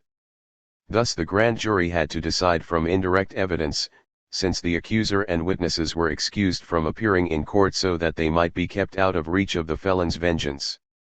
Despite all of these measures, one should not conclude that Bonaparte succeeded in immediately re-establishing perfect order in the country districts. Regardless of what he may have thought or done, the suppression of mendicity and vagabondage did not depend on him entirely. It was a long time before outright banditry was overcome. In the Rhineland, it was a difficult task to capture Skinderhans, a veritable cartouche, one whom people regarded with some complacency because he was particularly fond of attacking Jews. Nevertheless, by the early years of the empire it was apparent that conditions had become incontestably better. Since the special courts were not used for political ends, they touched only the abject and delinquent members of society, they were not condemned by public opinion. As for political suspects, Bonaparte dealt with them through the military tribunals of which he made much use. Although the judicial reforms were severe with respect to professional criminals, they also served to check the poverty-stricken elements that despair might otherwise have driven to riot, as in 1789. Decent, law-abiding citizens drew no distinction between starving mobs and felons, nor did the law of Year 9. Such must have been Bonaparte's wish surely, for according to Chaptal, he feared nothing quite so much as a bread riot. The establishment of the special courts, coming on the heels of the proscription of the Jacobins, caused a good deal of concern among the Republicans in the assemblies. Debate in the tribunate became very heated, and a vote in the corps legislative resulted in 88 nays as against 192 ayes. No longer bearing any illusions about Bonaparte, the Republicans did not miss this opportunity to remonstrate. Nevertheless, one must do them justice, these notables had favored strong government, but not an arbitrary one, and they were unable to regard these exceptional measures as being any more consonant with principles under the consulate than at the time of the convention under the mountain. Bonaparte, however, would not be blocked by any law, not even a constitutional one. Speaking before the Conseil d'État in year X, he came straight to the point: a constitution must not interfere with the process of government, nor be written in a way that would force the government to violate it. Every day brings the necessity to violate constitutional laws, it is the only way, otherwise progress would be impossible. Government does not have to be tyrannical, but it cannot avoid committing certain arbitrary acts. Briefly then, the Constitution was a screen for enlightened despotism. Debates in the tribunate also aroused Bonaparte's fury. In the tribunate are a dozen or so metaphysicians only fit for the garbage heap. They are vermin on my clothes. I am a soldier, a son of the revolution, and I will not tolerate being insulted like a king. The crisis of year 9 thus rendered official the breach between Bonaparte and the Republican bourgeoisie, which had carried him to power. But now he wanted them to ratify the Concordat, and of all his projects, it was precisely this one that they least approved. This parliamentary opposition found no support in the rest of the country. The various interest groups were satisfied, and peace and public order favored a resumption of business. A new bank of issue was created in Paris, a commercial bank known as the Caisse Jobich. Notes issued by the Bank of France and its rivals permitted speculators to dispose of currency in the provinces where it stimulated the economy. A series of bad harvests brought about an unprecedented increase in the price of agricultural products, and so strengthened the buying power of the landowning peasantry or farmers. After the deflation, which had made them so unhappy under the Directory, they were delighted with this windfall. They were grateful to the first consul who exhibited, moreover, an avid interest in the national output, and so they spared him no encouragements. An amelioration in the condition of public finance was also becoming noticeable. The military conquests had helped to lighten the burden on the budget, since the French armies were now able to maintain themselves outside France. Taxes were being collected regularly, and in year X the budget actually revealed a small surplus of receipts over expenditures. In large towns the tax on movable personal property was gradually being replaced by municipal tolls, octroys, to the satisfaction of the rich. As for taxes on landed property, a study was being conducted to determine ways of arriving at a more equitable distribution of the burden among the communes. Later, in year 11, cadastral surveys of the extent of cultivations, land boundaries, and valuations of soil productivity were undertaken in a number of communes in every department. The state of the treasury continued to be a matter of concern. An attempt was made to eliminate some of the middlemen, faiseurs de services, in the ministry's operations by creating, on August 18, 1802, 30 year X, an association or syndicate of receivers généraux. The idea was to force them to discount their own obligations, but the attempt failed. The notes continued to be negotiated at a loss. For the public, however, the major event was the liquidation of the debt. As in the time of the Directory, it was achieved by means of bankruptcy. The highly depreciated two-thirds bonds issued in 1797 were freely exchangeable at 1/20th of their face value for consolidated government annuities bearing 5% interest, unless the bearer chose to redeem them, as before, for payments in biens nationaux. Bonds issued in year 6 and paper obligations in arrears were consolidated into government bonds at 3% and 5% interest with extreme slowness. Still, creditors were happy that this enactment of 30 ventos, Year 9, March 21, 1801, had at least brought them something, but the main impression resulted from the resumption, at the end of Year 8, of the cash payments of government salaries and annuities. Purveyors to the state continued to be paid at Bonaparte's pleasure. This is not to say that confidence in French finances was fully restored. In spite of maneuvers on the part of the sinking fund, the value of government bonds on the bourse remained weak. After the Peace of Amiens, the 5% French consolidated government bonds were quoted at 48 to 53 francs, while the 3% British consols fluctuated between 66 and 79. Still, if the bourgeoisie felt itself at the mercy of any new crisis that might have arisen, it did not wish to precipitate one by creating difficulties for Bonaparte. The lower classes alone suffered. After the harvest of Year 8, the price of a 4-pound loaf of bread rose to 13 sous, 65 centimes, in Paris, and by 1801 the rise in prices affected all commodities and so lessened the good feeling brought about by the Treaty of Luneville. The harvest of Year 11 was quite poor, even in areas of large-scale farming. During the course of that winter, bread rose to 18 sous in Paris, and as high as 7 sous per pound in small towns and the countryside, as much as in England. Brittany, no longer able to export, remained the only exception. In order to meet the crisis, Bonaparte turned to methods which had been used by the Ancien Regime. The prefect of police reorganized the bakers along corporate lines, and compelled them to set up a reserve granary. This resulted in driving many small bakers out of business. On November 17, 1801, Chaptal was instructed to purchase grain abroad, but since the government was short of money, it again became necessary to approach the bankers. 5 were commissioned to procure 50,000 quintals monthly. This turned out to be insufficient, and in Floreal, Year X, Bonaparte brought the financial wizard Évrard out of disgrace and obtained his promise to do what was necessary to relieve the situation. Success was such that Paris was kept supplied, and the price of bread was maintained at 18 sous. 1,000,000 quintals of grain and more were needed to do this. At a cost of over 22 million francs, the grain was then resold at a loss of 15.5 million francs to the state. Outside the capital, the countryside was once again dotted with familiar scenes: bands of beggars, requisitions on farmers, incendiarism, and raids on markets. That this agitation did not become so menacing as in 1789, when bread was almost as expensive, was due only to the absence of political and social troubles and to the efficient reorganization of the repression that had just been introduced. Here, then, were the fruits of the law of 18 Pluvios, Year 9. In any event, popular disturbances could only have brought about a still closer attachment of the propertied classes to Bonaparte. He became the bulwark of society. The crisis attained its height during the summer of Year X, at the very moment that Bonaparte was preparing to assume the consulate for life, and so served his purposes well. The Concordat.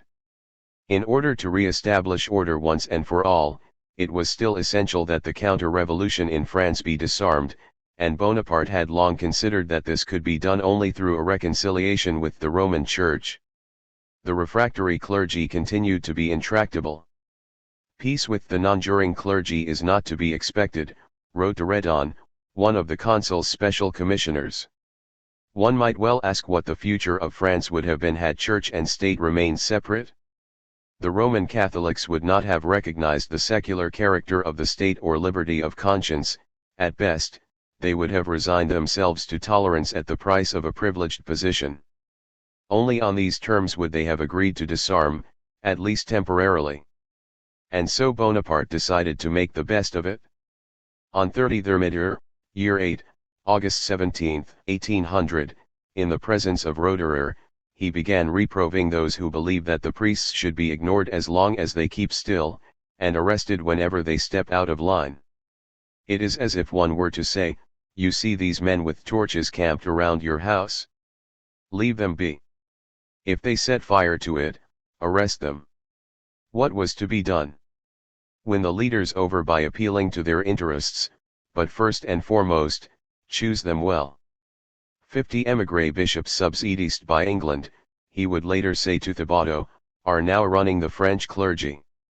Their influence must be destroyed, and to accomplish this requires the Pope's authority.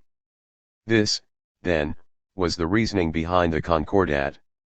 To call upon the Pope to dismiss the French bishops, as Louis XIV had once thought of doing, was tantamount to dealing a death blow to ecclesiastical Gallicanism, one of the oldest of French traditions. This tradition was totally foreign to Bonaparte, whose sole interest was monarchical, not clerical, Gallicanism. The only argument which might have moved him had been Thibaut's remark, "You will never truly win them over to the revolution." Bonaparte overrode this judgment. Like all others who had invoked the assistance of the Roman Church, he believed himself strong enough to keep it under his control. Disarming the royalists by denying them the support of the clergy was not the only advantage to be gained from the Concordat. Although there was no issue of counter-revolutionary affection for the Bourbon cause, in such newly acquired provinces as Belgium and the Rhineland, the support of the local clergy was still much to be desired. These people had no national political institutions, and their primary loyalties lay with their priesthood. Consequently, to win over the priests was to win over their flocks. Another point that did not escape Bonaparte's attention was that even among ardent supporters of the revolution, there were many who retained their ties with traditional religion and who deeply regretted the schism. Would they not have covered with gratitude the man who would effect a reconciliation, even an apparent one, between the Church and the principles of 1789? And what possessor of church lands would not have been overjoyed to hear that the clergy had forever renounced its attempts to reclaim them? Bonaparte also foresaw an advantage to be reaped in the future. Wishing to win the aristocracy and counter-revolutionary bourgeoisie to his side, he could hardly ignore the religious renaissance they were now experiencing. At the beginning of 1801, Father del Puig-Sportier founded the Congregation de la Vierge, which was to acquire much renown. It was not long in attracting such personages as Matthew de Montmorency and his brother, as well as Laennec. Charitable congregations also began to reappear. They were readily patronized by Chaptal in Paris, and certain prefects such as J.A. Debray in Besançon.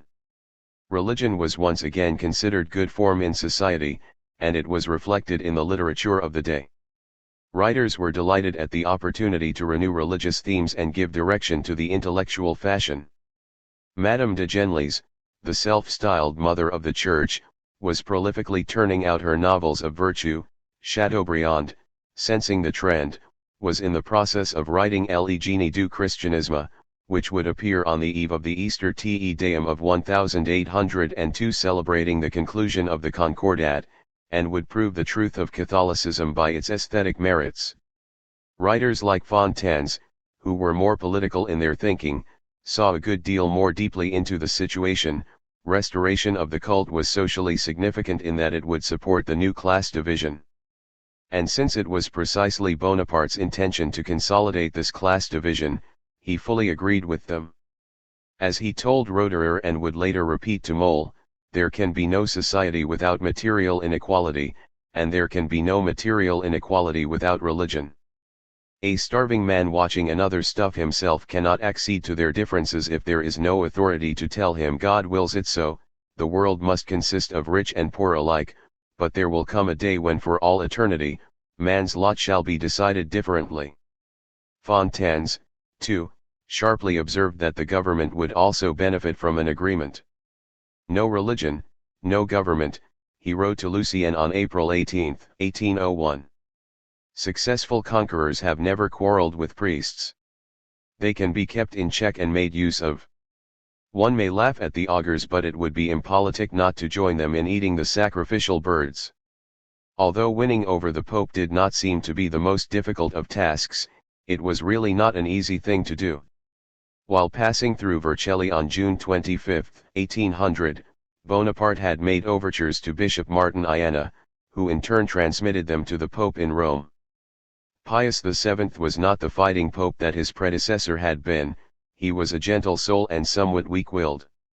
Still, he balked at making peace with the revolution and especially at abandoning the old episcopate who proclaimed that they had sacrificed themselves for the pontiff. Then, too, there was the risk of alienating Louis XVIII and the Catholic powers. In August 1800 the cardinals, who regarded the prospect of a concordat with little favor, declared the oath of fidelity to the Constitution illicit. It was a decision that Pius VI had never dared to make, and which Pius VII wisely kept secret. On the other hand, it seemed impossible to reject an offer so advantageous to the Church and so profitable to the papacy. This last consideration was most assuredly a weighty factor in its favor. In the first place, the French army could still come to Rome, and Pius VII distrusted both the Neapolitans who occupied his capital and the Austrians who were still in possession of the legate islands. Secondly, by deposing the Gallican bishops, the Pope would gain an unprecedented victory over Gallicanism. This point having already been granted by Bonaparte for his own reasons, Cardinal Spina left for Paris with instructions to demand, as a preliminary, the restoration of Catholicism as the dominant religion. Arriving on November 6, he immediately met with Abbé Bernis, Bonaparte's negotiator. The former spiritual leader of the Vendéens, Bernis had just crossed over to Bonaparte's camp in the firm hope of becoming Archbishop of Paris and being elevated to the office of cardinal. Naturally the French proposals made no mention of a state religion, but at Spina's insistence, Bernis gave way and Bonaparte saw no harm in it. There was a misunderstanding, however, for Bonaparte had failed to realize the technical implications of such an avowal. By calling Catholicism the state or dominant religion, he only intended to confer on the Church an endowment and a privileged position over all other sects. Talleyrand and Haut-Rive quickly opened Bonaparte's eyes to the fact that this would do away with such basic revolutionary gains as the liberty of conscience and the secular character of the state. From then on Bonaparte recognized Catholicism only as the religion of the majority of Frenchmen, a position from which he refused to budge. The other point of contention was that the nonjuring French prelates were to be forced to resign their dioceses. The Pope, despite his scruples, had too much at stake for Spina not to have finally ceded to Bonaparte's demands. If the negotiations dragged on, it was because the Curia was awaiting the outcome of the war, but the occupation by the French armies of the Legate Islands and of Rome itself left no alternative but to yield.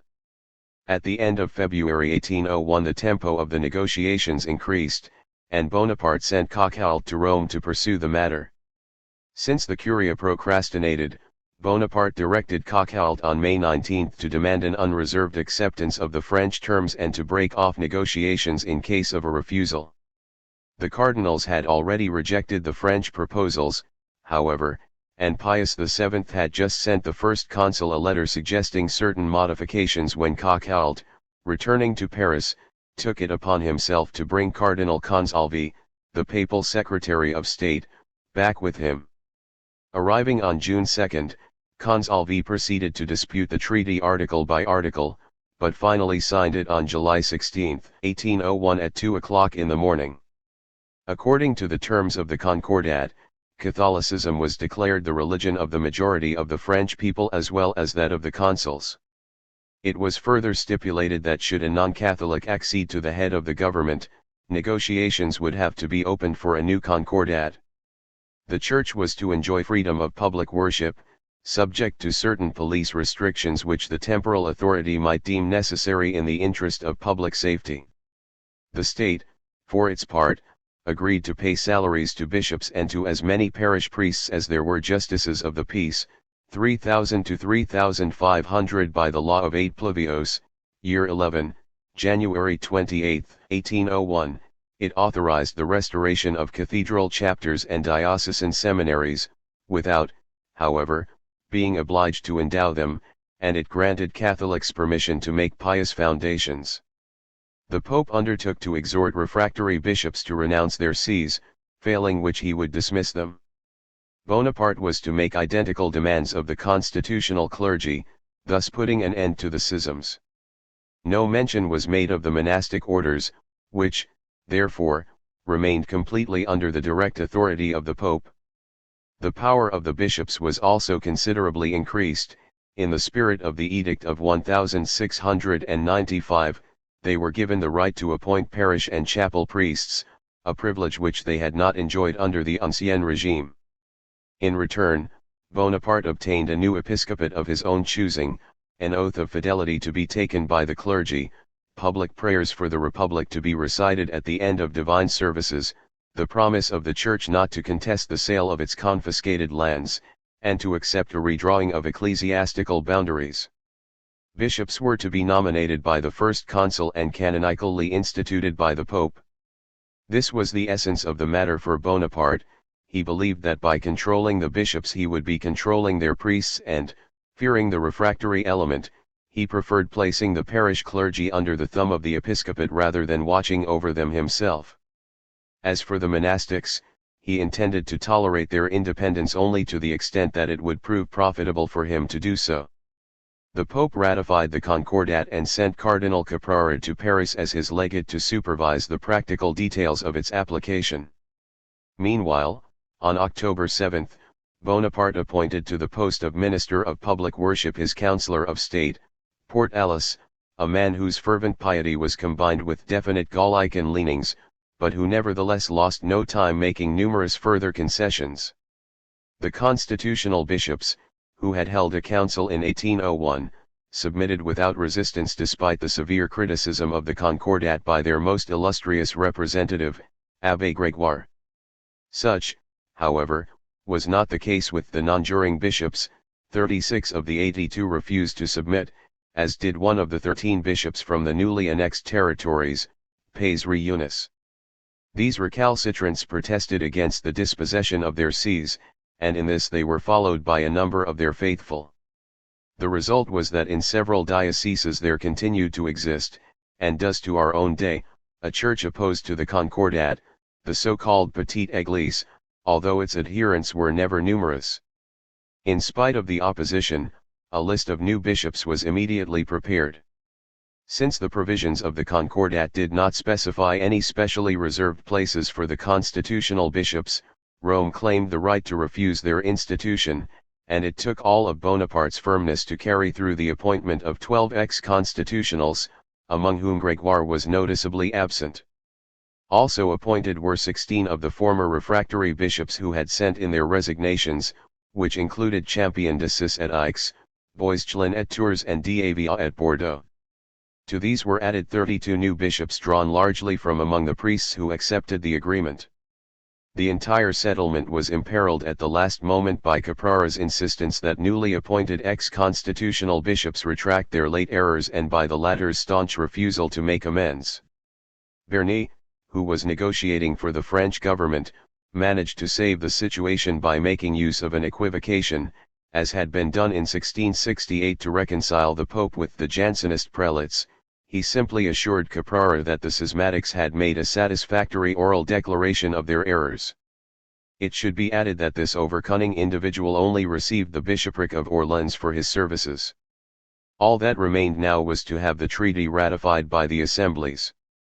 The Conseil d'État was frankly hostile to it, and its session on October 12 was very stormy.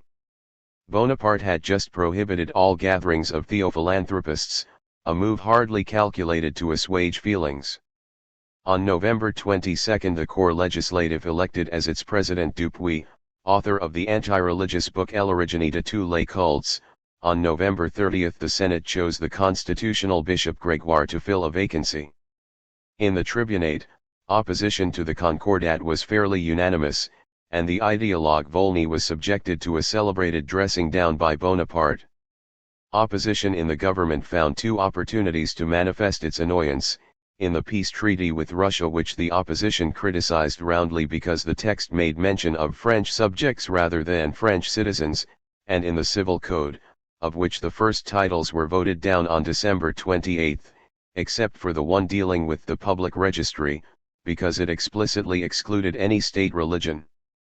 There was not the least doubt as to the sentiments of the army, and on July 20, the morrow of the signing of the Concordat, Fouché directed that recalcitrant priests were to be sought out and arrested. Bonaparte had to make him withdraw the order. It seemed as if the Concordat was headed for certain defeat.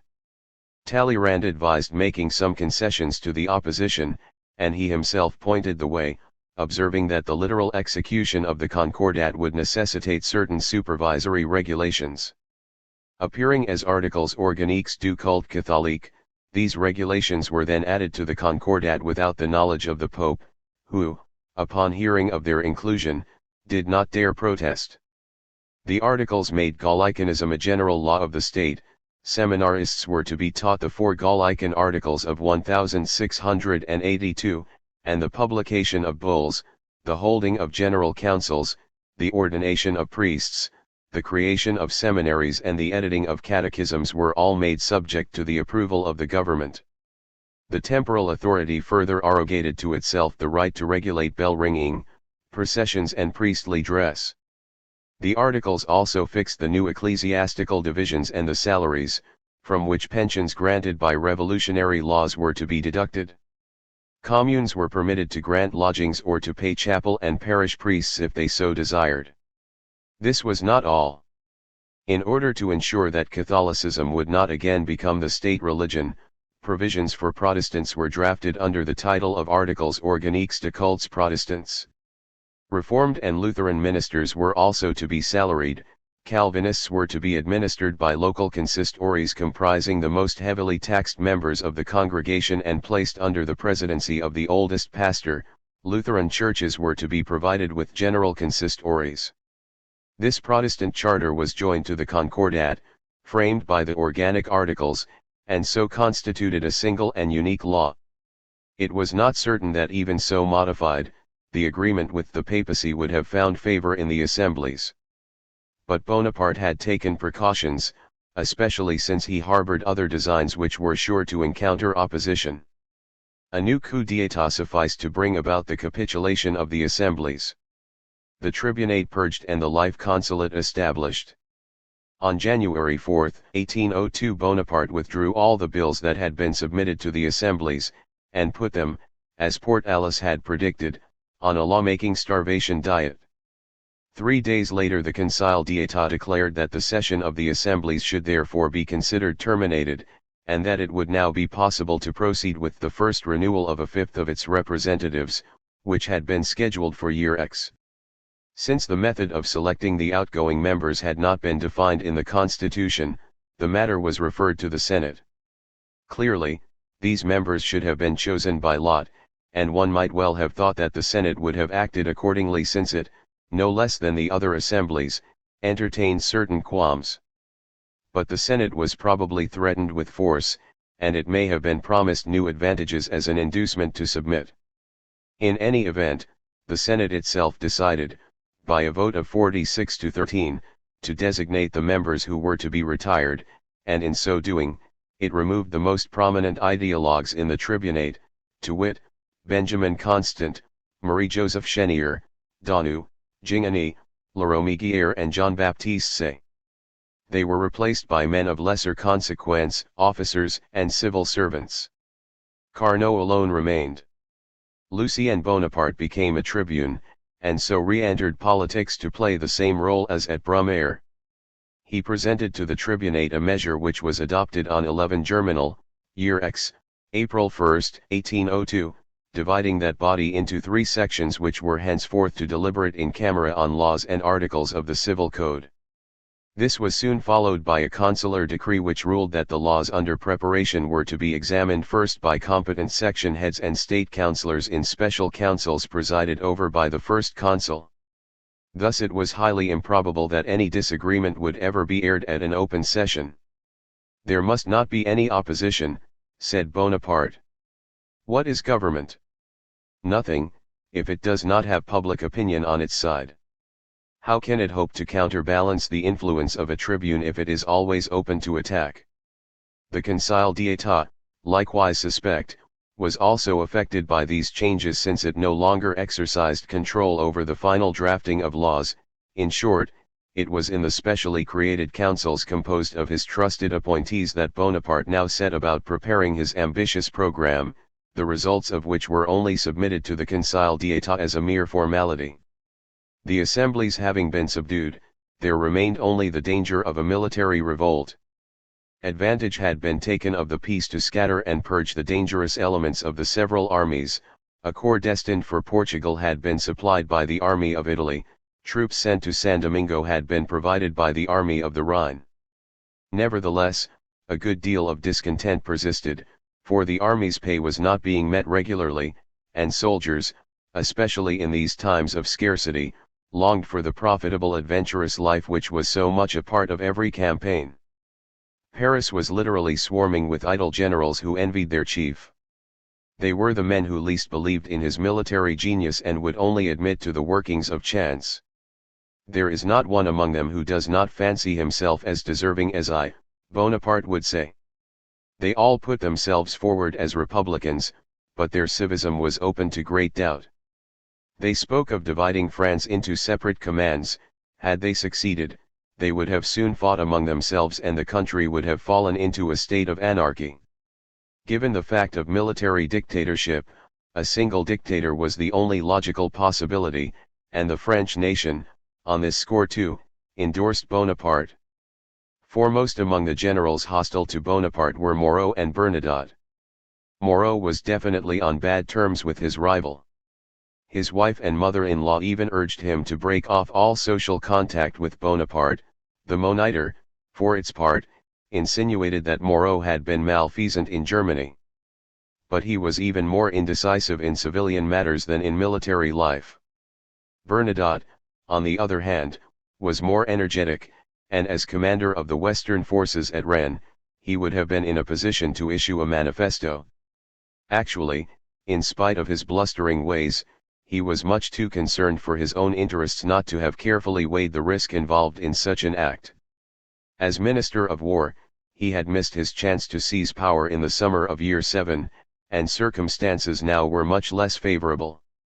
Before he would compromise himself, he insisted that the Senate take the first steps. In Paris, from March to June, numerous secret conspiratorial meetings were held, and certain civilians were sounded out, including Fouché. Meanwhile, 3 officers were arrested on May 7, one of whom was General Donadieu. On May 20 General Simon, Bernadotte's chief of staff, secretly dispatched 2 inflammatory proclamations to the army, attacking Bonaparte. These fell into the hands of Dubois, the prefect of police in Paris, who rejoiced at having caught his minister napping. Fouché then arrested General Simon and his accomplices in the libel plot. Bonaparte hushed the matter up for he did not want it said that the army was against him. The officers in question were kept in prison without trial. The 82nd Regiment of the line was shipped out to San Domingo and remained there permanently, and the generals Richepance and Decaen were sent to the colonies, Lens to Lisbon, and Brune to Constantinople. General Lahorie was retired and General Lecourby was put on half-pay. Bernadotte continued to be spared out of consideration for his wife Désirée Clary, Bonaparte's former fiancée whom he had abandoned for Josephine, but he nevertheless lost his post. Nothing ever did more to heighten Bonaparte's so-called anti-militarism, which was only a distrust of his former comrades. This wariness dated from his famous declaration to the Conseil d'État on May 4, 1802, when he said, "Preeminence lies incontestably with the civilian authority." And on this occasion, he regarded himself as such. Politicians who found themselves compromised were advised by Fouché to take cover. Madame de Staël left Paris for her chateau at Coppet in Switzerland, and when, in 1803, she attempted to return, Bonaparte ordered her expulsion from France. Bonaparte's misgivings could not have been too serious, for in no way did they slow down the course of events. The Peace of Amiens, signed on March 25, 1802, acted like a signal. In less than 2 months, from April 8 to May 19, the regime underwent a complete change. The Republic was transformed into a monarchy, the counter-revolution was officially won over, and the power of the notables was increased. On 18 Germinal, Year X, April 8, 1802, the law comprising the Concordat and the Organic Articles was passed by the Corps Legislatif. 10 days later the performance of a Te Deum at Notre Dame celebrated the reconciliation of the revolution with the Roman Church. This was followed on 6 Floreal, April 26, by a Senatus Consultum, actually prepared 2 weeks earlier in a special council, granting amnesty to émigrés provided they returned to France before 1 Vendémiaire, year 11, September 23, 1802, and agreed to swear fidelity to the Constitution. Only the most compromised émigrés, a number not exceeding 1,000, were to be denied amnesty. On 11 Floreal, May 1, a law reorganizing the system of public education authorized the establishment of lycées. It was hoped that a distribution of grants would promote the growth of a body of civil servants and of the professional classes in a direction favorable to the government. Then, on 29 Floreal, May 19, a law created the Legion of Honor. It was to consist of 15 cohorts, each numbering 350 legionaries appointed by Bonaparte from among the notables, both civil and military. A grant of 200,000 francs to each cohort, defrayed out of the biens nationaux, held the promise of salaries, lodgings, and convalescent homes for legionaries who in turn swore to dedicate themselves to the service of the Republic, to combat all attempts at restoring the feudal order and to unite in the preservation of liberty and equality. The Legion of Honor was indeed a host of meritorious citizens, and not a national decoration, as its members were not even given a distinctive medal at this time. Finally, between 8 and May 14, the rule of Bonaparte was transformed into the life consulate. Although the capitulation of the Senate and the purge of the tribunate robbed the Brumairian bourgeoisie of all hope, a certain amount of resistance continued to make itself felt. The Legion of Honor was harshly criticized in the Conseil d'État, and the law by which it was created passed in the Corps Legislatif by a vote of only 166 to 110. As for the Constitution, Bonaparte succeeded in overthrowing it, but only by means of successive violations of his own authority and with the collaboration of the monarchist-minded members of his entourage, Cambycheres, Roederer, Talleyrand, and Lucien.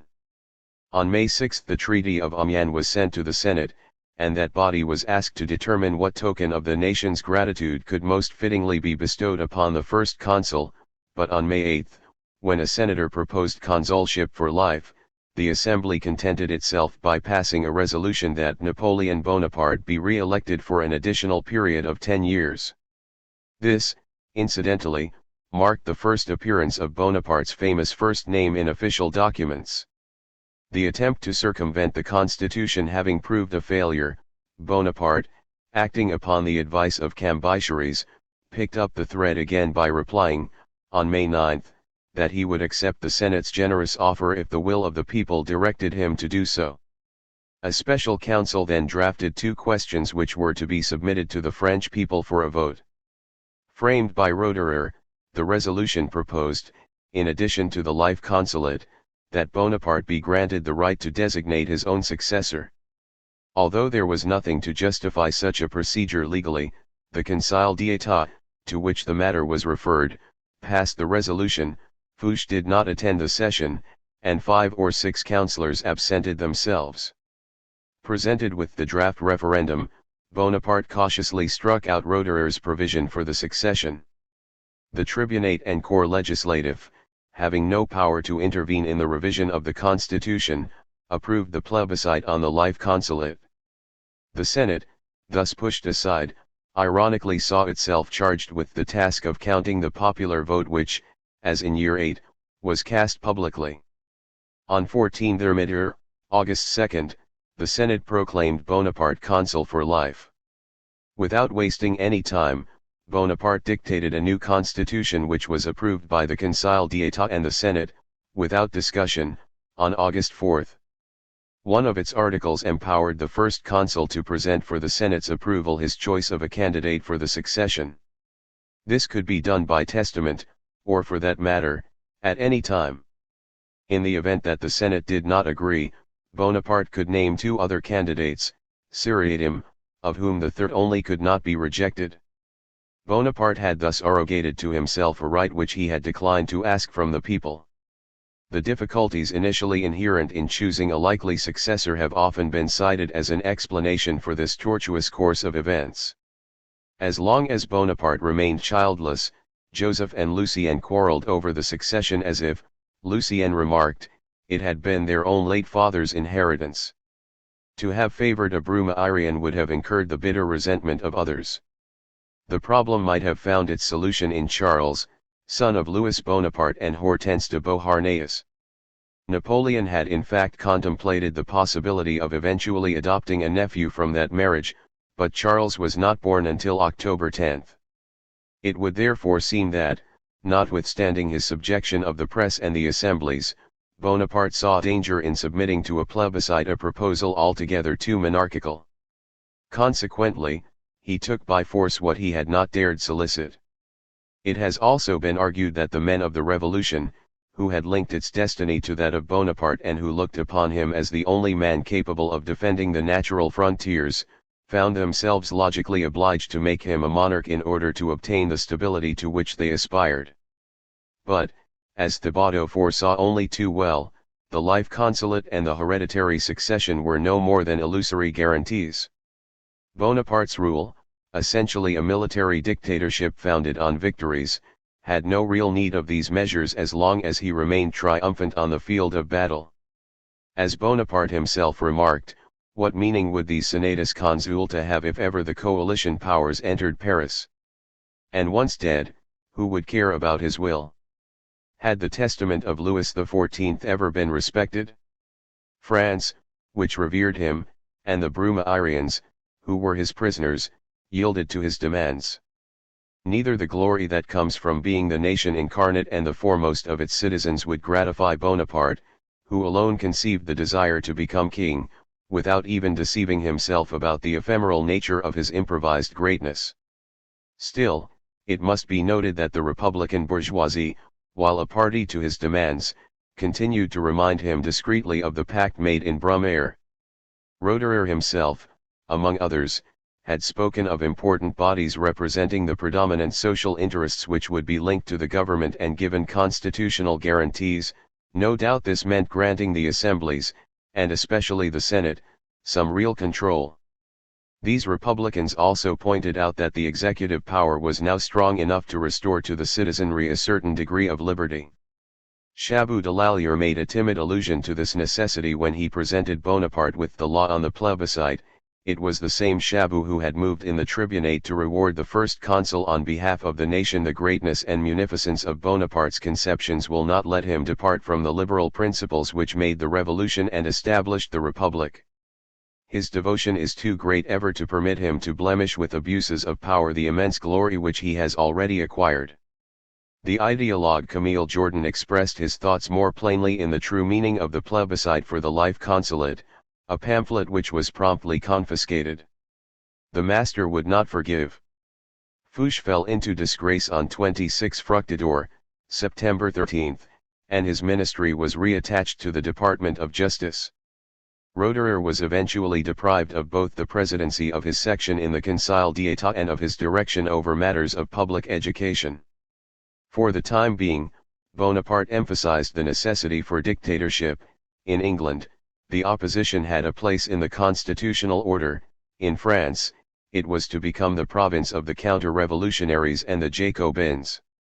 Now that he had restored to the former their civil rights, Bonaparte could fairly remind the Republicans that a return to elections would not necessarily benefit them. Government must remain in the hands of the men of the revolution, that is the only thing they have. Bonaparte's collaborators did not contest this, but they pointed out that it had been their understanding that they would be sharing the business of government with him. The Senatus Consultum of 16 Thermidor, also known as the Constitution of Year X, reduced the extent of their participation instead.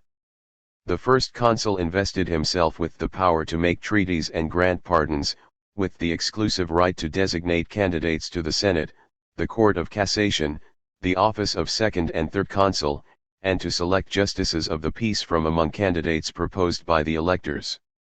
Above all, he reserved the right to define or interpret the Constitution by organic Senatus Consulta.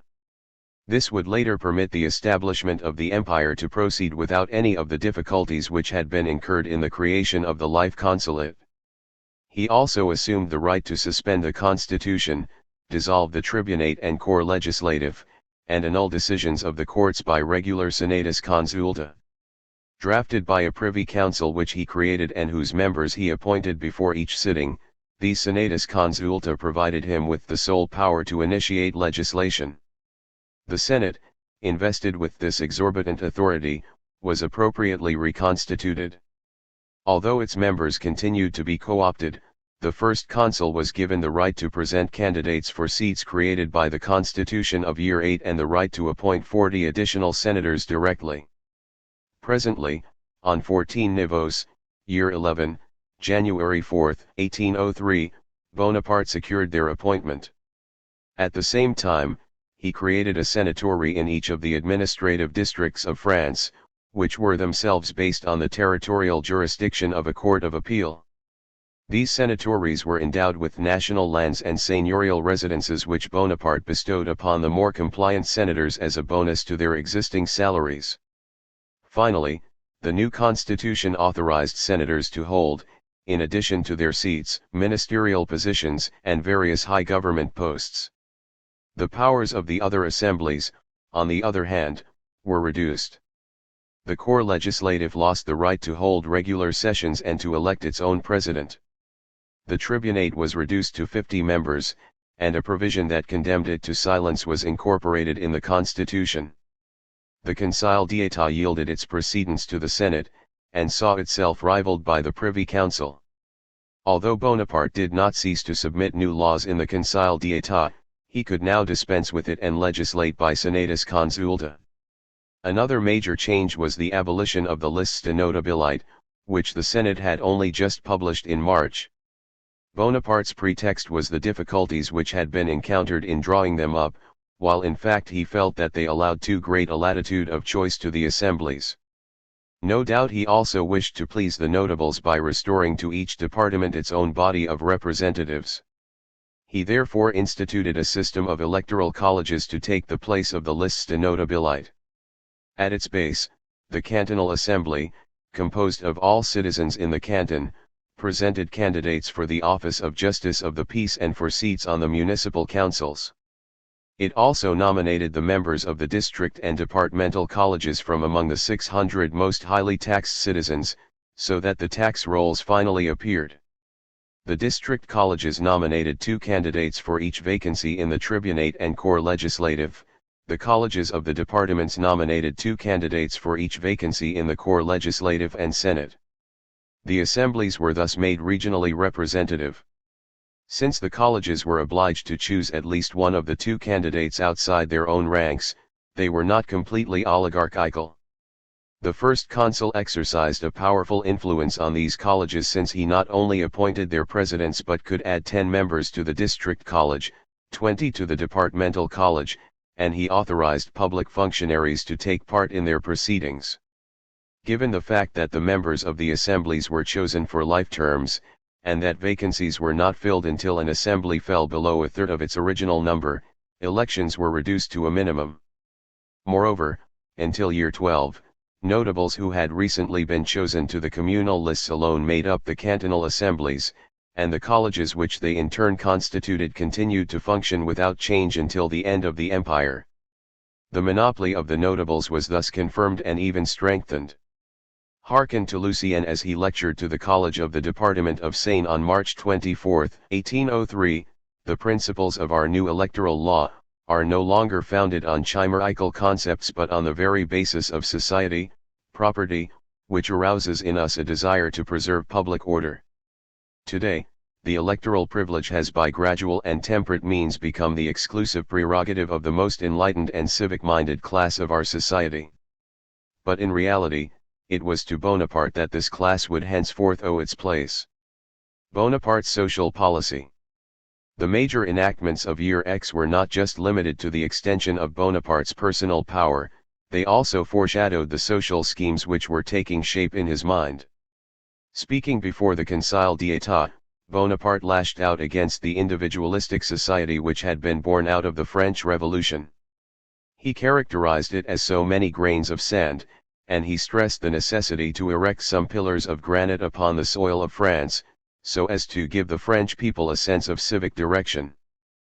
Plainly stated, Bonaparte wanted to create clusters of interests attached to the regime, who, in return for advantages and honors, were expected to secure the loyalty of the populace by virtue of their influence upon the wage-earning classes.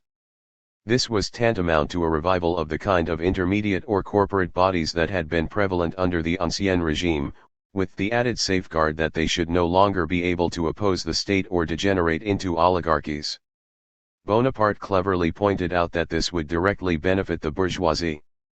He argued that while we lack unity, the aristocracy was a bloc bonded by blood, class prejudice, and ecclesiastical hierarchy, and that the Legion of Honor would serve to bring together the partisans of the revolution.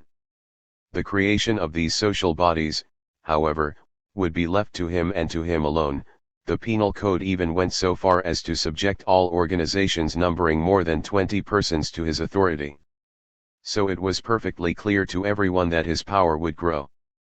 The assemblies constituted one such body, the Legion of Honor another, the electoral colleges yet another. Added to these was the newly swollen bureaucracy, graded according to a table of ranks. Drawing initially from the financial middle class, Bonaparte created, by a decree of 19 Germinal, year 11, April 9, 1803, a new set of officials. The audit years. 216 were appointed at first, but this was only a beginning. They were attached to the ministries and to the Conseil d'État and were to form the nucleus of a high administration free from ties with the revolution or the Ancien regime. Judges occupied a place of honor in this scheme. Being poorly paid, they were drawn perforce exclusively from the well-to-do middle class. The constitution of Year X gave them a hierarchy and a discipline that was professional. Officials of the legal establishment were also organized into corporations. Chambers of solicitors, avoués, had existed since Year 8, notaries, notaires, and public auctioneers, commissaires priseurs, had been associated since Year 9. Nor were the businessmen forgotten. Chambers of commerce and manufacture, brokerage houses and the reappearance of commercial agents were not only a response to technical needs but part of a definite social plan. Had it been left entirely to Bonaparte, one would surely have witnessed the rebirth of guilds.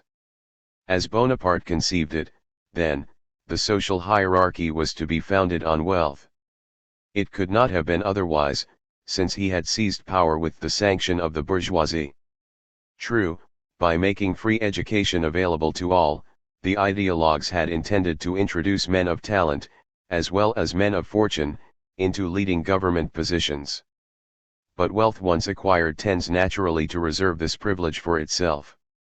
Moreover, Bonaparte shared the distrust of the rich for men of talent as long as they were poor, regarding them as revolutionary tinder, and so it was generally agreed that they would only be employed in technical positions, as in the time of the former aristocracy and absolute monarchy.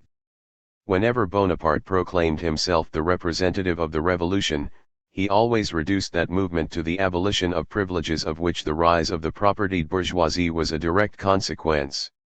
One only has to remove his personal despotism to appreciate the fact that the social enactments of Year X laid the foundation for the July monarchy. The Civil Code became the Bible of the new society. On August 12, 1800, a committee of 4 legal experts, Tronchet, Portalis, Bigot de Prémenu and Maleville, was appointed to prepare a draft of the Code Civil. The project was completed in January 1801, but Bonaparte's conflict with the assemblies led to the suspension of open debate on the laws until 1803. The various articles were finally promulgated as a single law on March 21, 1804, under the title of the Civil Code of the French People, and only later became known as the Code Napoleon. Bonaparte took personal part in the preparation of the code, but only on those sections dealing with family law. He was intent on strengthening the authority of the father and the husband in the home, on depriving illegitimate children of their heritage unless they had been legally recognized, in which case their share was to be reduced anyway, and on retaining divorce, for his own reasons. Like all of Bonaparte's achievements, the code was dual in character. On the one hand, it confirmed the disappearance of the feudal aristocracy and adopted the social principles of 1789, liberty of the individual, equality before the law, secularization of the state, freedom of conscience and freedom to choose one's profession. This is why it swept through Europe as the symbol of the revolution, and heralded, wherever it was introduced, the fundamental laws of modern society. Tarnished though this quality may have become in our time, the failure to depict the code in all of its original freshness would play false the history of the Napoleonic years, and it would prevent us from ever grasping the full significance of the French hegemony. But, on the other hand, the code also confirmed the reaction against the democratic accomplishments of the Republic. Conceived in the interest of the bourgeoisie, it was concerned primarily with consecrating and sanctifying the rights of property which it regarded as a natural right, anterior to society, absolute and belonging to the individual, and it gave the possessor the title to ownership. Sections regulating contracts dealt almost exclusively with property, with services being relegated to 2 articles.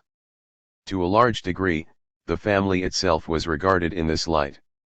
Consequently, the scrupulously detailed regulations governing the marriage contract made of it a moneyed transaction, and behind the code's extensive interest in filiation lay the question of inheritance.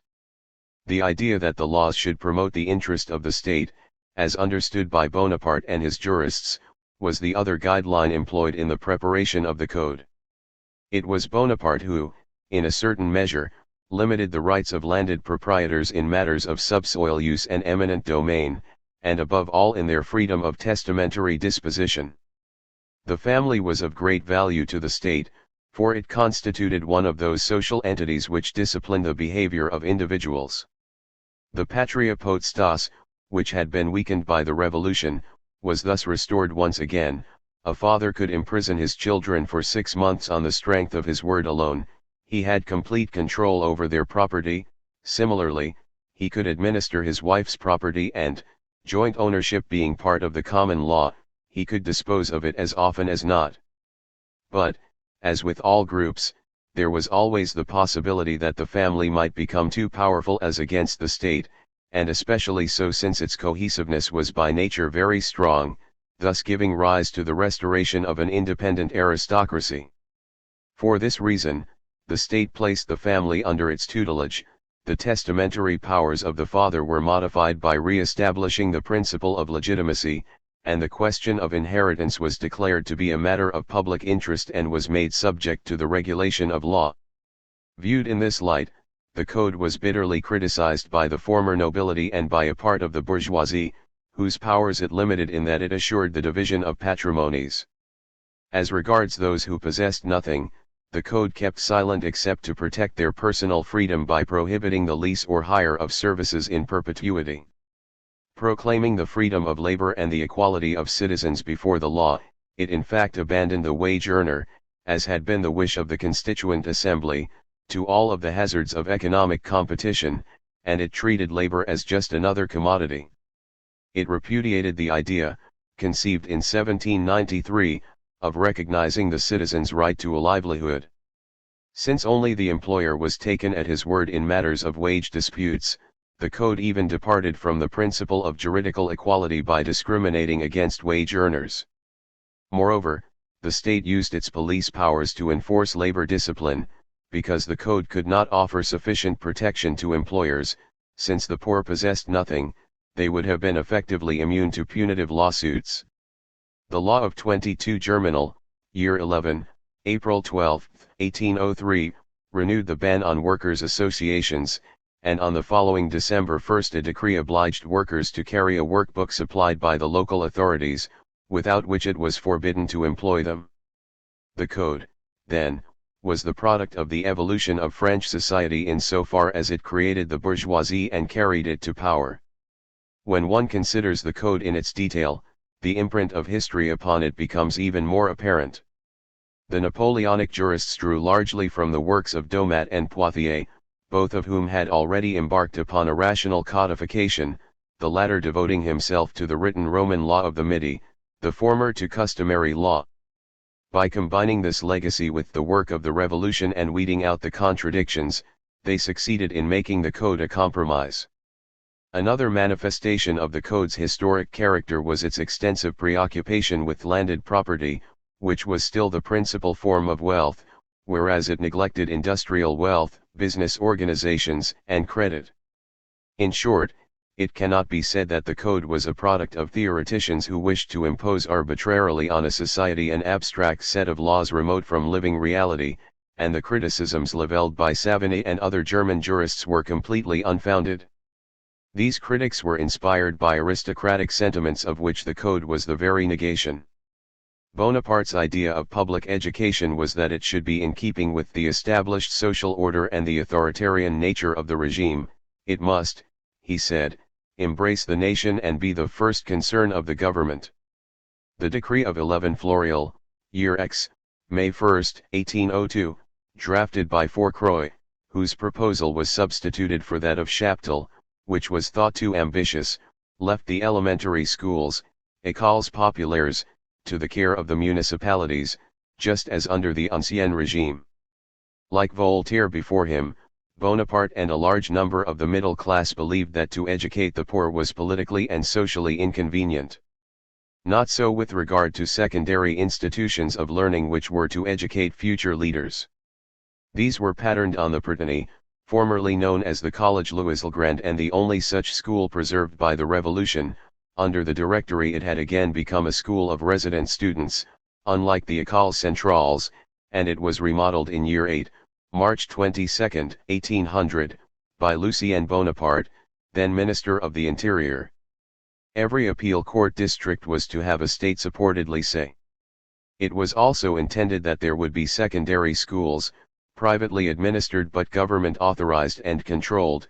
In year 12 the state began appointing their teachers. 6,400 scholarships were created for the lycées, of which 2,400 were awarded to the sons of military officers and government officials, and the remaining 4,000 were set aside for the best pupils in the secondary schools. To a degree, these grants met the wishes of the ideologues, but being in fact beyond the reach of the poor, they constituted an endowment only in favor of civilian and military officials and were an inducement to bind the petite bourgeoisie to the notables and to seduce its most talented elements. As public servants or as leaders in the nation's economic life, they would no longer be a ferment of unrest. Institutions of education which were not administered by the state continued to exist in principle, although in Paris at least, Fourcroy, prefect of the Seine, claimed the right to authorize and supervise them. The Catholic clergy immediately benefited from this tolerance. The Frères des Écoles Chrétiennes became active once again and founded an institute at Lyon in year 12. Bonaparte never created any obstacles for the clergy when it came to primary education, and because he attached no importance to the education of women, he permitted the restoration of several sisterly teaching orders. The lycées and the clerical secondary schools for boys soon came into conflict with each other, however, and in the end, Napoleon was driven towards the establishment of a government monopoly over all forms of public instruction. Even as he sanctioned its social ascendancy, Bonaparte evidenced his distrust of the middle class. In the Conseil d'État he spoke harshly of wealth. Affluence carries no merit. The rich are often a pack of undeserving idlers, and a rich merchant usually gets his wealth either by selling dear or by outright thievery. More critical still was his attitude towards men of finance. Clearly, his was not an attack upon all forms of wealth, but one directed against the masses of liquid capital which were precisely the origin of bourgeois fortunes. First, it was a wealth not readily seizable, be it to tax or to confiscate. Then, too, it produced at every turn individuals who, taking pride in not being indebted to anyone but themselves and being all the more determined to preserve their independence, tended to shatter the social structures which Bonaparte strove to establish. In his pursuit of the throne, Bonaparte evidently contemplated a monarchy based on the support of a landed aristocracy, in return for which the monarch would guarantee the servitude of the peasantry. This ideal was not to be realized, and Bonaparte did not even consider restoring a nobility at this time, but he found himself guided by preference even more than by the national interest in bringing about a reconciliation with the counter-revolution.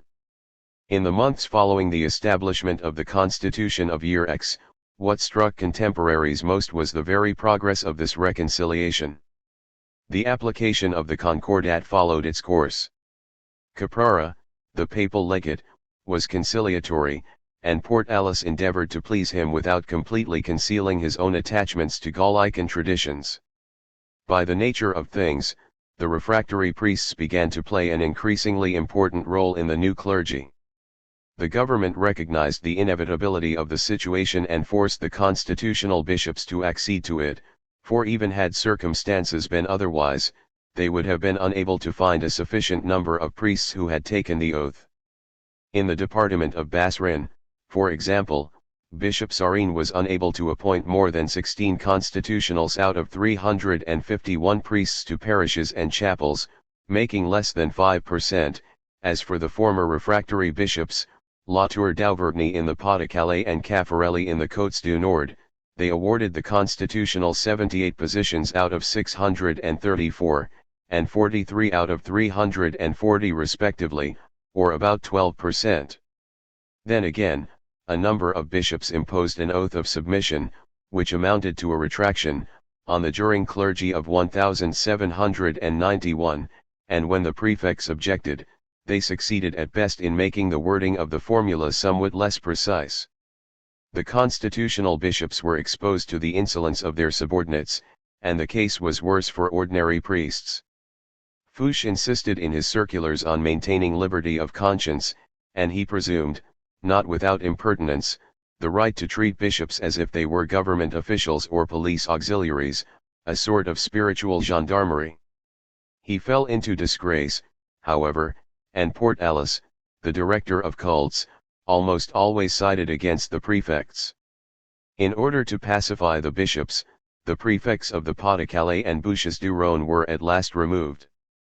The organic articles, no sooner promulgated, encountered many a snag. Prelates were addressed as Monseigneur, ecclesiastical garb reappeared, religious processions and bell ringing were freely restored, and bishops were allowed to add to their title, by divine mercy and by grace of the Holy See. Contrary to his personal feelings, Portalis refused to make the observance of Sunday obligatory, believing that habit would see to it soon enough. He did, however, permit the revival of marriage bans, and above all he supported bishops in their efforts to secure the right to watch over government officials. "You are in a better position than anyone else," he wrote to Champion d'Assis, "to inform the government on all that touches upon the public interest." The sub-prefect of Boulogne, Masclet, although distrustful of the clergy, nevertheless instructed his mayors that no matter what their personal convictions, they were still obliged by virtue of their office to conform to religion. The lower, non-beneficed, clergy immediately complained of their wretched condition. The peasants were not hostile to them, merely indifferent, and no one wished to support them.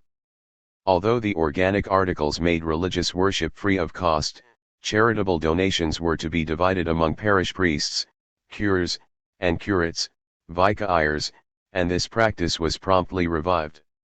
Bishops began to publish schedules of expected contributions, and they set about establishing church councils which were intended to assure the material well-being of the parishes.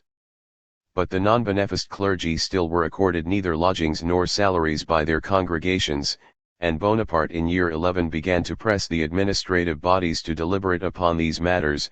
He also restored to parishes non-alienated church lands. These measures were not truly effective, but under the Empire the state became increasingly open-handed to the church. And so the Concordat became a point of departure for a development which prepared the Catholic clergy for the later triumphs of the Restoration.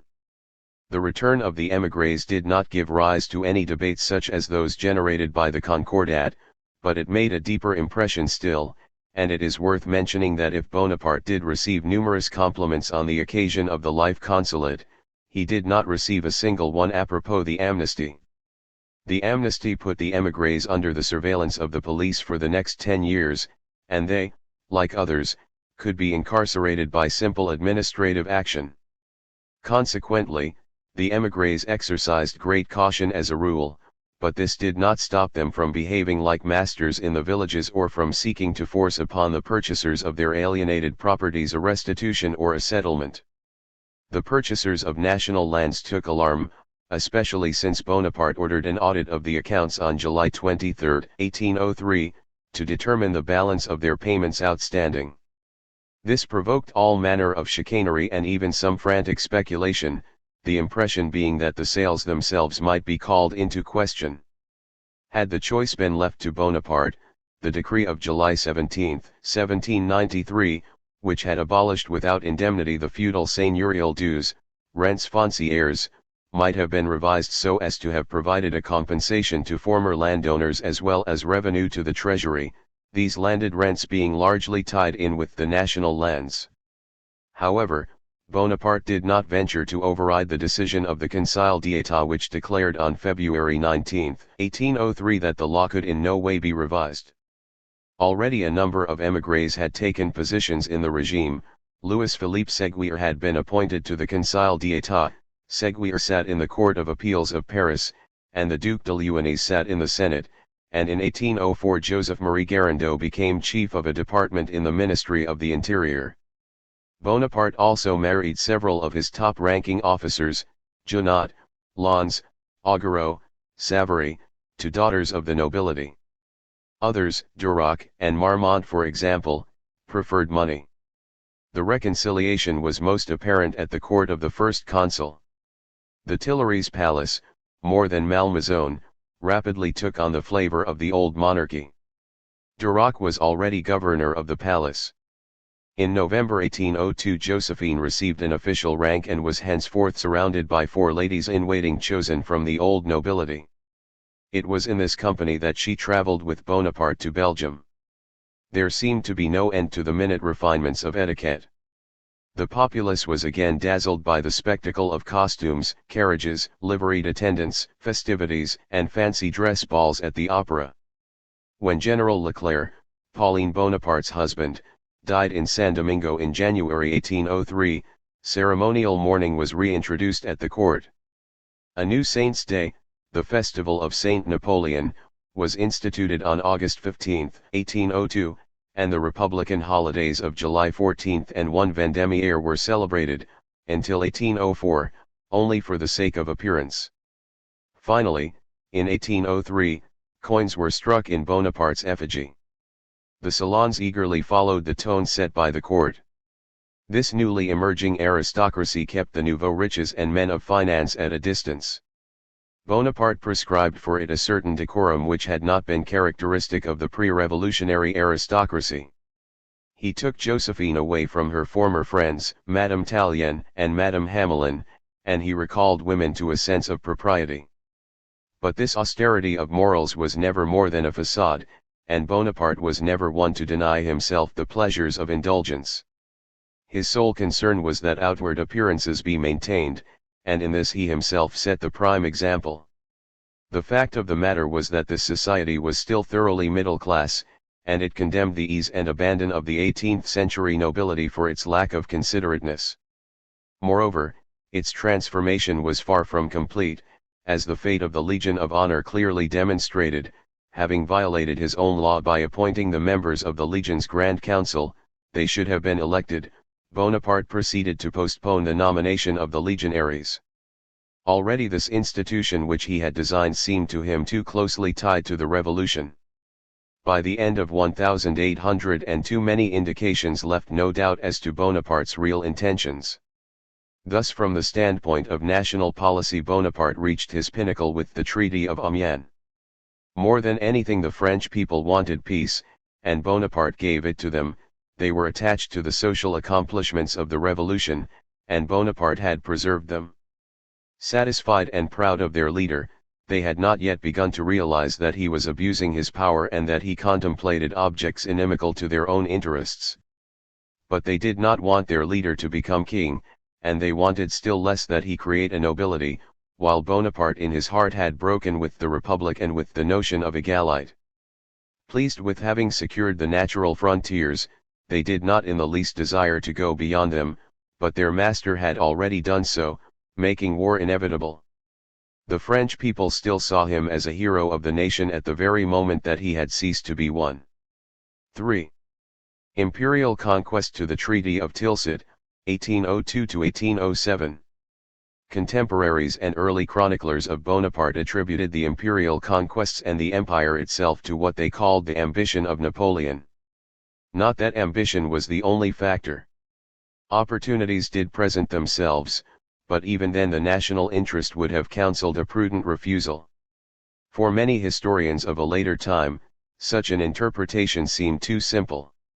Some wished to see him only as the defender of the natural frontiers. They argued that the Republicans had made him a consul and then an emperor for this very purpose, but that this task, the baleful legacy of the Revolution, compelled him to conquer Europe and at last destroyed him. These historians were merely transposing, in an obvious way, the idolatrous myth of the Old Guard, to which Napoleon himself, while at St. Helena, gave wide currency. A soldier of the Revolution, he had done no more than to defend himself against monarchy and old Europe. Other historians, loath to diminish the role of the individual in history and refusing to regard Napoleon as simply an instrument of destiny, persisted in seeking in his character the wellspring of his policy, thinking it could be found in some grand unifying design. There were those for whom the thematic idea was the struggle with England over maritime supremacy, and for these, the period after the rupture of the Treaty of Amiens was the apotheosis of the struggle begun under Louis XIV and had its roots in the old history of France. There were others for whom it was the Oriental mirage that lured him towards the precipice. For still others, Bonaparte was more European than French, and endeavored to recreate the Carolingian, and later the Roman, Empire, the well-ordered world of Western Christian civilization. In each of these interpretations there is a piece of the truth, but all are insufficient. It is true that Bonaparte's sponsors wished to hold on to the natural frontiers, and that to defend them one might have been tempted to venture beyond them, but this was neither the surest nor the only means of protecting them, nor is it clear that he had only the interests of the nation in mind in extending his conquests. It is true that England was his constant and tenacious enemy, and that in beating him, she triumphed over France once and for all, but if, in accordance with a maturely considered plan, he was aiming at England alone, his continental policy would have been greatly different. The blockade itself, of which so much has been made, was much more the offspring of the Grand Empire than its cause. Nothing would have pleased the new Alexander so much as a thrust towards Constantinople or India, but most of his enterprises were only ephemerally connected with this dream. It is a fact that he compared himself to Charlemagne and to Caesar, and that he aimed at a political federation of the Western world, but it was not an intellectual desire to restore the past which drove him to action. The legend of the hatred of the coalition powers for the soldier of the Revolution contains a keen insight, and it is surprising that so many historians should have forgotten it. But there was more to Bonaparte's policy than justifiable self-defense. The truth is, no unifying concept can be found that will rationally explain Napoleon's foreign policy. He simultaneously pursued ends that were contradictory. In the last analysis, we must return to his ambition. Contemporaries were blinded by the crude and gaudy theatrical apparatus, the wanton adventures, the quarrels of a rapacious family and the malversations of officials. While appreciating Napoleon's genius, they depreciated his ambition to the common level of humanity. With time's perspective, the dimness of his image has been brought to focus and his mystery unveiled, the heroic urge to take risks, the magic lure of the dream, his irresistible force of character. 7. France and England, the struggle renewed, 1802–1805. At no time were the traits of Napoleon's personality better revealed than in the critical years between the Treaty of Amiens and the War of 1805. The treaty with England did not last much over a year. But so long as the struggle on the continent was not renewed, the political arrangement which had been possible in 1799, a victorious but peaceful France, facing England, mistress of the seas, had not been completely discarded. After the Peace of Prespig, this solution was no longer possible. Bonaparte's economic policy and the rupture of the Treaty of Amiens. It would be difficult to disprove Prime Minister Addington's serious resolve to try the experiment of peace and his faith in its substantial duration. He repealed the income tax and cut naval expenditures by £2 million. St. Vincent, First Lord of the Admiralty, suspended ship construction and dismissed the workers in the naval dockyards. The Timber Trust broke with him after he initiated an investigation of their peculations, and supplies to the dockyards dried up. Nevertheless, the government encountered opposition in its own party. Convinced that the peace would permit France to rearm for a new assault against the British Empire, the Tory dissidents preached war to the death, as had the Whigs 100 years earlier. The Tories controlled part of the press, and the French émigré Peltier assisted them in vituperating the revolution and the military dictatorship of Bonaparte. The business community hesitated between these two policies. Peace endangered many interests, the war industries were grinding to a halt, English merchants were on the point of losing their monopoly of commerce in the Baltic and in Germany, not to mention the harm to the colonial trade. The restitution to France of her lost colonies was a material loss to England, the trade of Dutch Guiana alone being valued at £10 million. Finally, after the signature of the Treaty of Amiens, world prices fell to such a point that even the neutrals, and especially the United States, regarded the peace as a calamity. Nevertheless, it was generally thought that these evils were only temporary. The tocsin rung by the Tories left some impression, but on the sea and in the colonies, the peril did not seem imminent. As for the continent, English opinion was not over-concerned. The relevant question was whether Bonaparte would open the vast market of France and her satellites to British commerce, for England would not tolerate the treaty for long if profitable business relations did not quickly ensue. In May 1802 the Foreign Minister Hawkesbury stated that it would be necessary to hasten the re-establishment of commercial relations in order to win over the greatest possible number of people to the peace. The key to the problem thus lay in the economic policy of the first consul. Like all enlightened despots, Napoleon always devoted great attention to economic progress, not, indeed, because it improved the lot of mankind and permitted the common people to share in the fruits of civilization, but simply for political reasons. He was interested in sound finance, in the growth of population and the consequent fresh supply of recruits to the army, and in order, that is, a minimum of idleness and an abundance of commodities. Yet he was more receptive to some branches of production than to others. Military by nature, he distrusted business and finance, which were cosmopolitan and closely linked with England. He was interested in industry, especially to the extent that it consumed native raw materials. He was inclined to regard agriculture as the strength of a great military state, of a Sparta or a Rome. Thence came the soldiers, and thence the capacity, if necessary, to be economically self-sufficient. In this his ideas were physiocratic, and to the extent that he turned from the bourgeoisie and envisaged the recreation of a landed aristocracy, he approached that school of thought from a second direction. But, as always happened when he ran into concrete difficulties, he did not trouble himself with pursuing a single theory. Although he favored agriculture, he continually carped at the right to export grain, because the masses stirred with every increase in the price of bread, as the experience of year X had confirmed. For reasons of state, he shared the popular prejudice against speculators in the grain trade and cultivators who sought to reap undue profits. Industrial crises, when they threw workers out of jobs, caused similar problems, and so it was necessary for him to keep a close watch over the cotton industry, despite the fact that it utilized an imported raw material. Of all the practical considerations which Bonaparte faced, it was the monetary problem which demanded his greatest attention. While England was giving way to a mild, controlled inflation, one which kept prices at a high level and stimulated production, France, apart from the limited issuances of banks, was saddled with a metallic currency that was persistently being hoarded, and she experienced a continued shortage of louis d'or. This inconvenienced her economy because capital continued to be scarce and expensive. Bonaparte never ceased reproving the Bank of France for its extreme caution in discounting commercial paper, and he would have wanted to see it branch out into the provinces, making credit widely available. The scarcity of coin also affected public finances adversely by placing a great burden on the treasury. After the fiasco of the assignats, Bonaparte was loath to return to paper money. Such an attempt would surely have incurred a loss of prestige.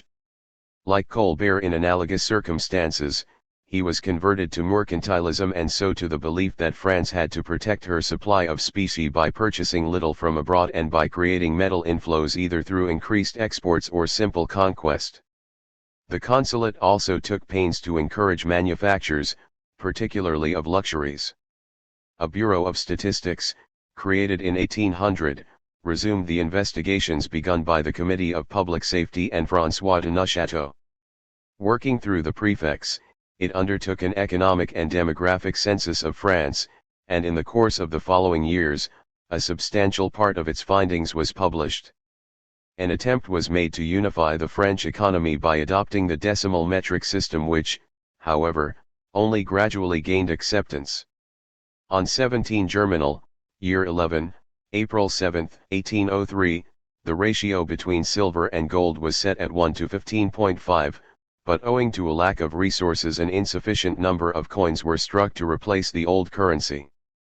The new regime stood firmly behind its money. The franc was legally defined in terms of silver, 4.5 grams of pure silver, or 5 grams of silver 9/10 pure.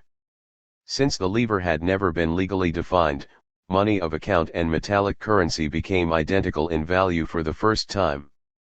The regulation of commerce was entrusted to a general council, and with the advent of the empire it was brought under the jurisdiction of a section of the Conseil d'État.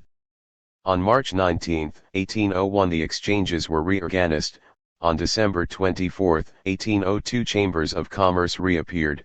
On April 28, 1803 16 seaports were designated as ports of international trade and were accorded the right to establish bonded warehouses. At the close of 1801 a Society for the Encouragement of National Industry was formed under the presidency of Chaptal. As Minister of the Interior, he revived the practice, begun at the time of the Directory, of holding industrial exhibitions. On April 12, 1803 chambers of manufacture appeared. The Paris Agricultural Society had already been reconstituted in 1798. Like Colbert, Bonaparte was by nature inclined to regulate by means of corporations. Artisans would gladly have recovered their monopoly, and certain merchants would have welcomed regulations against cottage industry and hired labor. Using public order as an excuse, the prefect of police managed to reorganize the bakers and the butchers along guild lines. The first consul did not dare go further for the moment, however, because the bankers and leading industrialists, supported by the Conseil d'État, were strongly opposed to any restrictions on freedom to work. The law of 22 Germinal, Year 11, April 12, 1803, confined itself to the establishment of a system of copyright for trademarks and designs. Then, too, the state of the rise did not permit public works to be undertaken as would have been desirable. Nor did it allow scope for the encouragement of private enterprises. Even later, when funds were available, Napoleon refused to give direct assistance to industry. He only gave them contracts and, in times of crisis, loans, in order to avoid stoppages in the production of goods. All that remained to complete a Colbertian system was the addition of a protective tariff. There were many powerful reasons recommending this last step. Laissez-faire economics, as preached by Jean-Baptiste Say, was far from being universally accepted. In a work published in 1805, Du Gouvernement considéré dans ses rapports avec l'e-commerce, Ferrier remained faithful to the mercantilism of Colbert. Even before the Peace of Amiens, English smuggling was constantly denounced, and more so when the war ended. The cotton manufacturers were vociferous in stating that a return to the Treaty of 1786 would engender a repetition of the grave crisis which followed it. Weaving continued to prosper, and although spinning was making some progress, the annual importation of cotton bales rose from an average of 5 million kilos in the preceding decade to nearly 11 million kilos in year 12. It fell short of expectations. For high-count thread especially, English manufacturers defied all competition. Bonaparte had not revoked the ban against English merchandise pronounced by the Directory. What is more, on May 19, 1802 he authorized a temporary raising of tariff rates, and taxed colonial articles of English origin at least 50% higher than similar articles from the French colonies.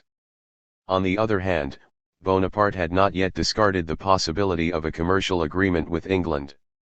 Coquebert de Montbret and a number of other commercial agents were sent to London and were offered a return to the Treaty of 1786 along with safeguards which would permit France to take temporary measures to protect its home industry. In the summer of 1802 the Council of Commerce came out firmly against the prohibition of English imports, and Chaptal advised the government to accept London's offers and to demand that the English market be opened to French silks as well as wines on the same basis as port and sherry. He also counseled against a high French tariff. "I am waiting," he said, "for our manufacturers to begin screaming." This plan could have been withstood by dispensing appropriate favors. Coquebert, on the contrary, advised that British cargo be accepted only to the extent that French products of equal value were admitted to the British market. Chaptal replied that such a proposal would mean issuing licenses and creating a monopoly of foreign trade for the benefit of a few private individuals. This system of licenses, which Chaptal characterized as absurd, was in fact instituted in 1811. Between the extremes of free trade and embargo there was room, given English consent, for a policy of moderate protection as advocated by Chaptal, and of which French industry was so much in need. Between the demands of industrial entrepreneurs and the national interest, which called for peace, it remained for Bonaparte to decide. In the end, he chose to support the side of total protection.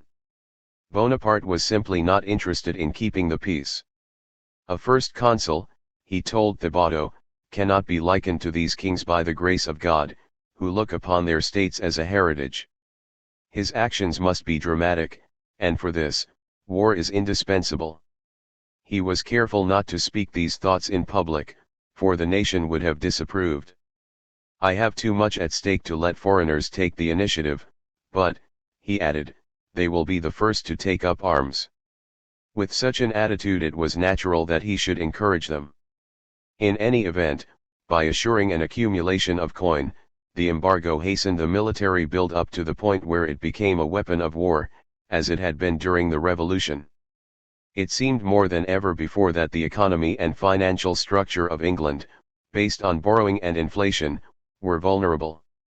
Such sentiments were repeated by Haut-Rive in year 8, the Chevalier de Guer in 1801, La Salle in 1803, and by the Monitor itself.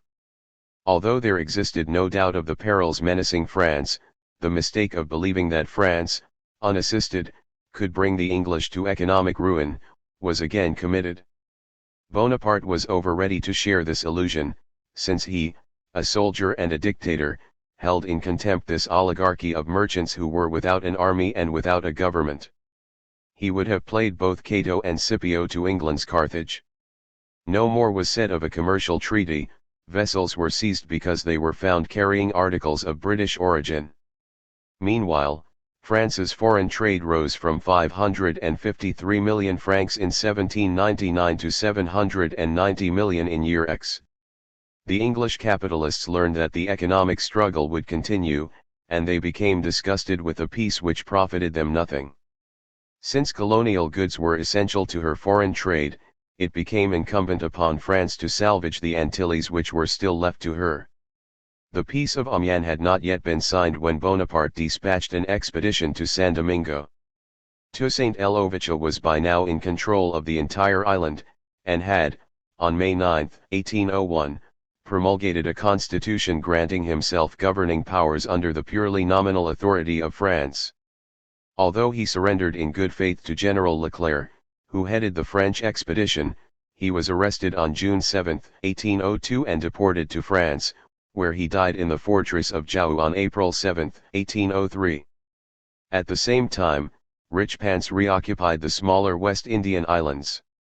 If these Antillean conquests were not worth troubling about, the English were nevertheless truly concerned over Bonaparte's Louisiana project. An expedition was being prepared on the coast of the North Sea to send General Victor to the Mississippi. The flotilla was scheduled to depart in March 1803, but it was delayed. In the meantime, Spain closed the Mississippi to American traffic. Since France and Spain were allies, and Holland a French satellite, the Gulf of Mexico appeared to be at Bonaparte's disposal. And, consequently, so did the contraband of the Spanish Indies, where the French were now in a position to extract advantageous concessions. Nevertheless, these prospects vanished without England having to interfere. The United States, which had for some time coveted Spanish Florida, had no wish to see the French established in New Orleans. The newly elected president, Jefferson, with his secretaries Madison and Gallatin, tried to pursue a Republican program of peace, disarmament, and reduced expenditures. Even though Jefferson was well disposed towards France, and had been pleased with the signing of the Treaty of Mortefontaine, he could not hold back the tide of public opinion. And so he let it be known that if France remained in Louisiana, the United States would join England in the coming war. On April 12, 1803, Jefferson's ambassador, James Monroe, arrived in Paris with a proposal to which Bonaparte had already decided to agree, the purchase of the Louisiana territory.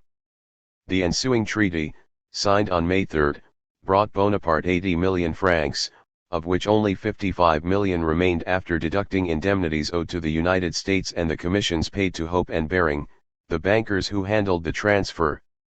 Insurrection, resulting from the re-establishment of slavery, had already become widespread throughout San Domingo.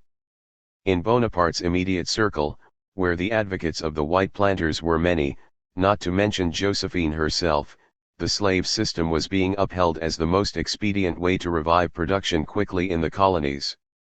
However, it was not imperative that there be slavery, since even in the colonies where the decree of 16 Pluvios, year 2, had been applied, both the commissioners of the Directory and Toussaint L'Ouverture himself had already instituted forced labor. Bonaparte was at first inclined to keep this system, limiting himself to the retention of slavery in the islands where it already existed, the Mauritius Island group where the Convention decree was considered a dead letter, and Martinique which, having been under English occupation, had never received the decree. Finally, Bonaparte gave in. Indeed, the law of May 20, 1802 explicitly stated that slavery would be maintained in the colonies, from which one might have deduced that it was not to reappear in places where it had been abolished. But Bonaparte, deciding otherwise, commanded Richepance to reintroduce slavery in Guadeloupe, thereby provoking a revolt. In San Domingo, Leclerc declared the measure premature. But the blacks could see what was in store for them, and in September Toussaint's lieutenants, Christophe and Dessalines, had no trouble raising the island in revolt. The French force, decimated by yellow fever, was rapidly exhausted. Leclerc died. His successor, Rochambeau, a supporter of the planters, lost everything by attacking the mulattoes, whom Bonaparte had already alienated by prohibiting them entry to France and marriage with whites. Port-au-Prince fell on November 19, 1803, and a few besieged garrisons managed to drag out a miserable existence until 1811. If the English were displeased to see France re-establishing her colonial empire, they might nevertheless have delayed going to war to prevent her from doing so. But to threaten English possessions was altogether another matter, and this was precisely what Bonaparte did. A new grand concept prompted him in the direction of the Mediterranean, that is to say, Egypt. The Treaty of Amiens had at last convinced the Turks to make peace with the French, June 26, 1802, and to open the Dardanelles to French trade. A French agent, Ruffin, immediately set about restoring the consulates in the Levant. Also, pacts had been concluded with the Pasha of Tripoli in 1801 and with the Bey of Tunis in 1802. In August 1802 a flotilla compelled the Dey of Algiers to follow suit. Constantinople was already very concerned about French intrigues in the Peloponnese, in Janina, and among the Serbs, and there were fears of a possible partition.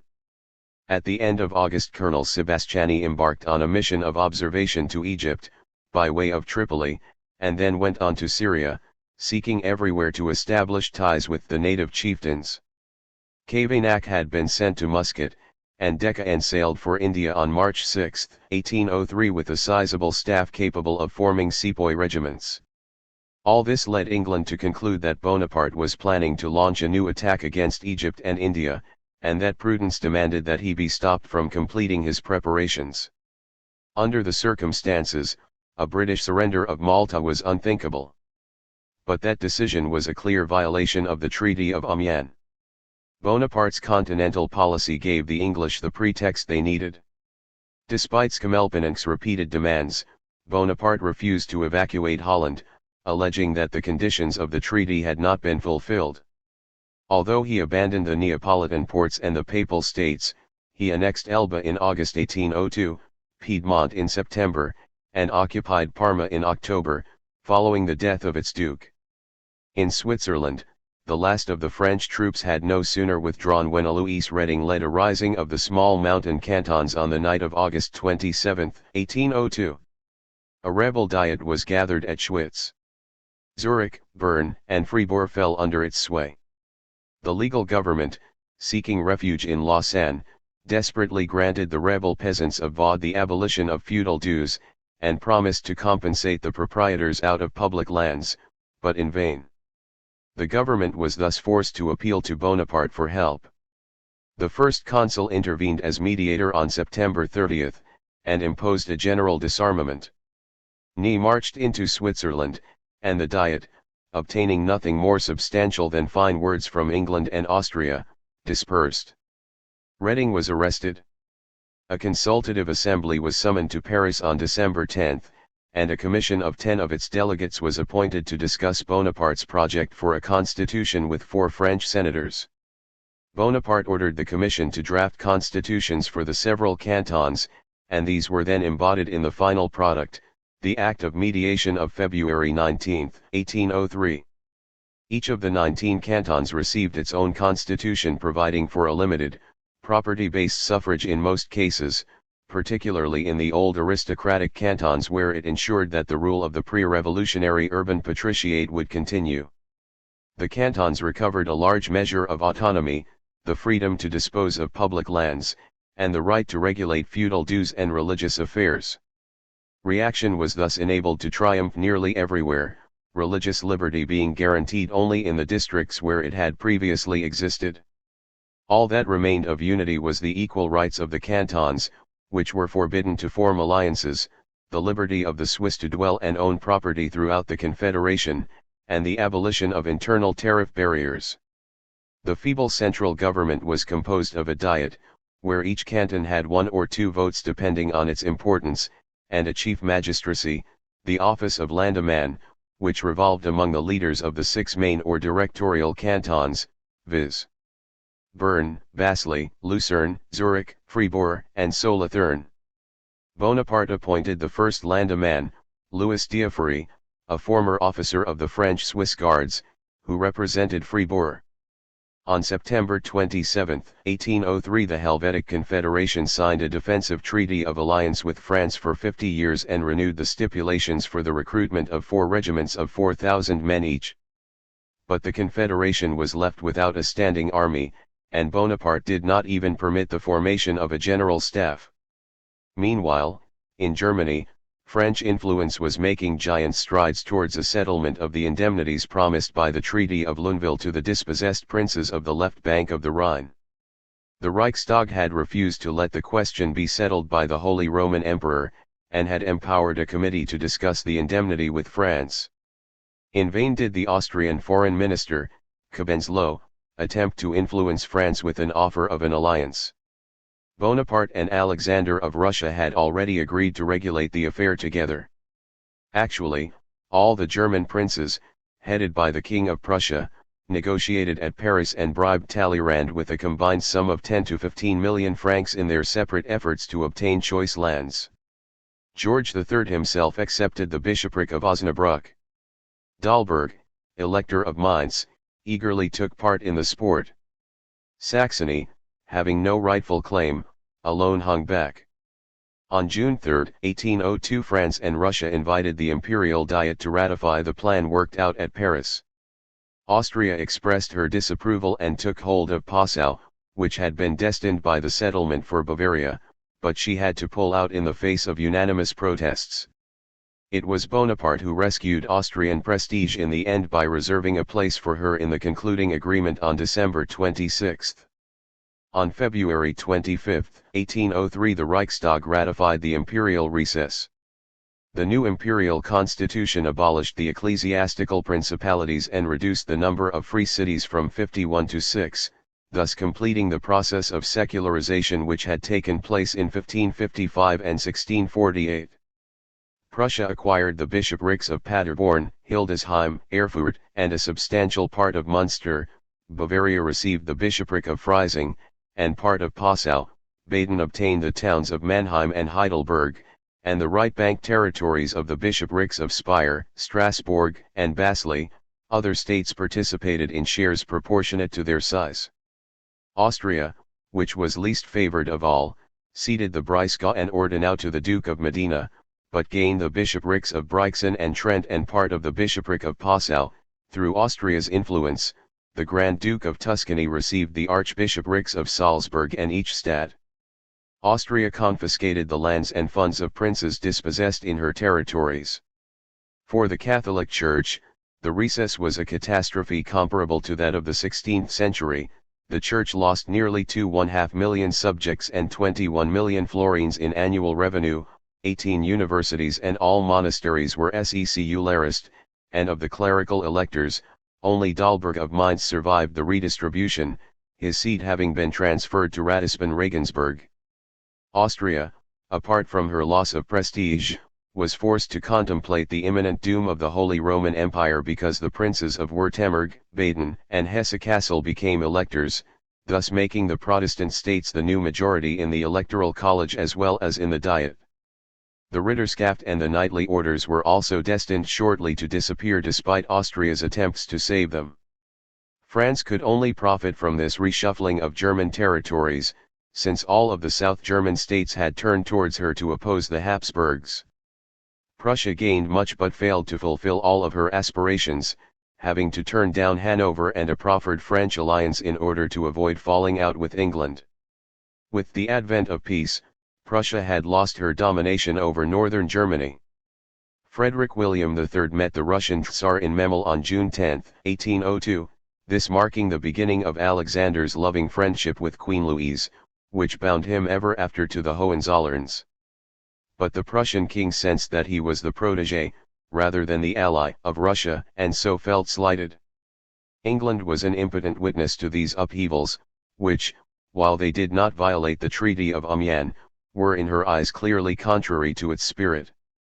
Since Russia and Austria were concerned with the fate of Switzerland, and since Austria was disconsolate over the loss of Germany and Italy, the English were comforted and irritated at the same time. As Addington had foreseen, England would find allies. Until October 1802, relations with France remained satisfactory. Addington, who had complaints of his own about the Monitor, even took cognizance of Bonaparte's protests and began civil action against the émigré journalist Peltier. As late as September 10, instructions received by Whitworth, the English ambassador in Paris, were still wholly peaceful. But the annexation of Italian territory, and above all the intervention in Switzerland, which made quite as much of a stir as it had in 1798, caused an about-face. Hawkesbury expressed his profound regret. Although we wish for peace, we must depend on the cooperation of the French government. England desires for the continent the status quo as of the time of the Treaty of Amiens, and nothing but that one in his mind. The idea was being formed that every French gain would necessitate a quid pro quo. The best interests of France were, at the very least, to play for time. She had only 43 ships of the line, and while she planned to build 23 more, they would not be ready until 1804. Bonaparte anticipated war in his instructions to Decaen, but not before the autumn of 1804. Nevertheless, he impolitically replied that England should have the Treaty of Amiens, and nothing but the Treaty of Amiens. Talleyrand's threat that the first cannon shot could suddenly bring into being a Gallic empire and persuade Bonaparte to re-establish the Empire of the West only added fuel to the fire. Even so, Hawkesbury did not press matters and allowed the French and British ambassadors, Andreossi and Whitworth, to return to their posts. This apparent weakness only served to excite the first consul more. On January 30, 1803, at the very moment that England was completing its evacuation of Egypt, he published in the Monitor a report by General Sebastiani containing the notable remark that 6,000 men would suffice to reconquer Egypt. This kind of provocation is hard to explain. Although he would tell Lucien that he was thus counting on goading John Bull to fight, he was well aware that France was not ready. In October, Talleyrand had also stated that if England was leading the world to believe that the first consul had refrained from doing any particular thing because he had been prevented, he would do it forthwith. Such statements were as subversive of the national interest as they were irrational. Actually, Hawkesbury's peaceful posture was purely temporary. It would be impossible, under present circumstances, even supposing it were wise policy, he wrote to Whitworth on November 25, 1802, to engage England in a war over one or another of France's recent aggressions. Our policy must seek to use these aggressions to build a defensive system of alliance for the future, together with Russia and Austria too. As early as October 27 he had tendered Russia a definite proposal of alliance for the preservation of the status quo in Europe. Alexander was then preoccupied in arranging German affairs together with France, and so at first turned a deaf ear. But Bonaparte's eastern policy at last moved him too, as with the earlier French expedition to Egypt in 1798, it brought Russia and England closer together. Alexander reasoned that if he could not have Malta, it would be better for the English to have it than the French. On February 8, 1803, Hawkesbury therefore learned that the Tsar wished the evacuation of Malta delayed. The news, coming as it did following the publication of Sebastiani's report in the Monitor, could not have been better timed. On the 9th, Hawkesbury instructed Whitworth that before evacuating Malta, England would demand a satisfactory explanation of the conduct of the French government. There ensued a series of stormy interviews between Bonaparte and the British ambassador, and on February 20, in a message delivered to the Corps Legislatif, Bonaparte denounced the schemes of the war party in London. On March 8, George III replied in a speech from the throne by drawing attention to French armaments. Parliament responded by calling up the militia. For the moment, England was committed to staying in Malta since the conditions stipulated in the Treaty of Amiens had not been fulfilled. Alexander was clouding his guarantee with reservations that presupposed a rewriting of the terms of the treaty, and Prussia followed suit. But Addington, having decided now to keep the island, took this opportunity to give events a sharp turn.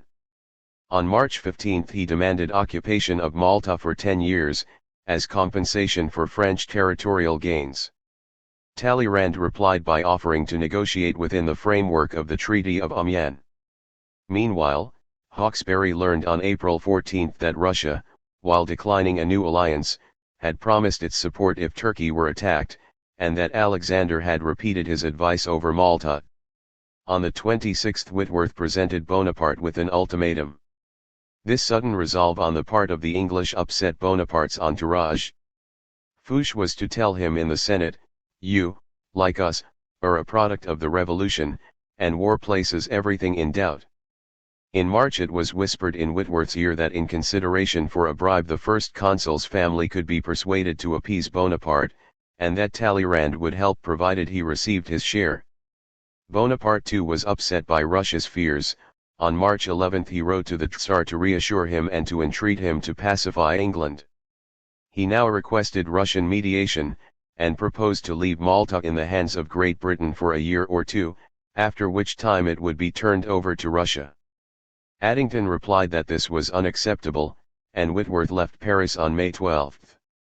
The British government reserved the option of treating the diplomatic break as a declaration of war, contrary to continental custom. British men of war began to capture French commercial vessels at sea without prior warning, an act which was regarded as one of unqualified piracy on the part of perfidious Albion. Alexander had in fact accepted the offer of mediation. Aside from being flattered, he was well pleased with the prospect of occupying Malta, thus keeping both England and France out of the East. To Vorontsov, who demanded explanations, Addington answered that he had not had time to consult the king. This unyielding attitude, so contrary to previous policy, could only be explained by the intervention of the war party, and perhaps Pitt. It did not create a good impression at home, and the Whigs outdid themselves in denouncing it. It took some time for England to become equal to the occasion, but Bonaparte was so dangerous that national unity was welded much more quickly than it had been at the time of the Revolution. The responsibility for the rupture has been a subject of much passionate argument. If Bonaparte's provocations are undeniable, it is nonetheless a fact that England broke the treaty and took the initiative to wage preventive war from the moment that she could hope for Russia's collaboration. Britain's justification was the preservation of the European balance of power, but this grave concern did not extend to the sea, since in her eyes God had created the oceans for the English. The conflict between Bonaparte and England was in reality a clash between two imperialisms. The establishment of the empire in France, 1804. The war, while benefiting neutral shipping, impeded English trade and caused a decline in the value of the pound sterling. It affected French trade even more. Bonaparte retaliated against attacks on French merchant vessels by sequestering enemy goods and incarcerating British subjects. Although he regarded British seizures of French merchantmen as justification, such countermeasures were considered outrageous and offered no practical help to French businessmen. After the Treaty of Amiens, entrepreneurs had gone heavily into shipbuilding, and many lost their fortunes, including Barillon, a governor of the Bank of France. All of the banks were either directly or indirectly involved with maritime investments, and so were threatened with ruin. The stock exchange was also affected. 5% bonds fell from 65 in March to 47 at the end of May. Bonaparte, aware of the danger ahead, had reorganized the Bank of France by the law of 24 Germinal, year 11, April 14, 1803. Napoleon, director of the Caisse de Garantie, unceasingly clamored against the shareholders of the bank, who enjoyed the privilege of discounting their own notes, and who paid themselves fat dividends and then speculated on the rise of the bank's shares.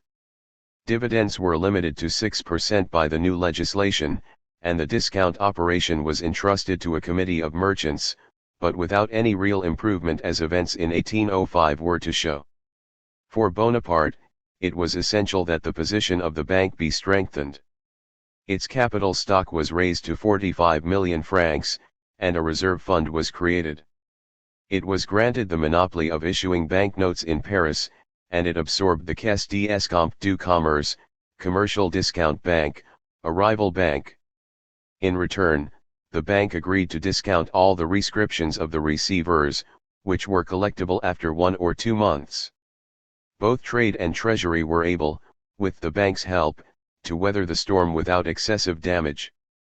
Bonaparte's prestige did not suffer. Since England had torn up the Treaty of Amiens, and had begun hostilities without bothering to declare war, as was her custom, he had every opportunity to place all of the blame on her without any fear of being contradicted. The French nation, under attack, was left with no alternative but to gather around its leader, and its determination was strengthened in the face of new royalist plots, which were now being encouraged and subsidized by the British government. Thus the first consequence of the renewed war was that it yielded Bonaparte the imperial title and the hereditary succession. Cato Udal had never ceased to keep his co-conspirators at the highest pitch.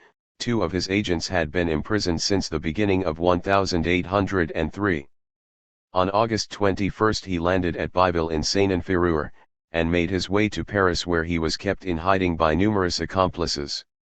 By his own account he wanted to kidnap Bonaparte, not assassinate him, but having decided to kill him in case of resistance, his attempt would certainly have ended in murder. The arrival of the Comte d'Artois was to be the signal, but he never came. In the meantime, royalist unrest revived everywhere, and bands of marauders reappeared in the west.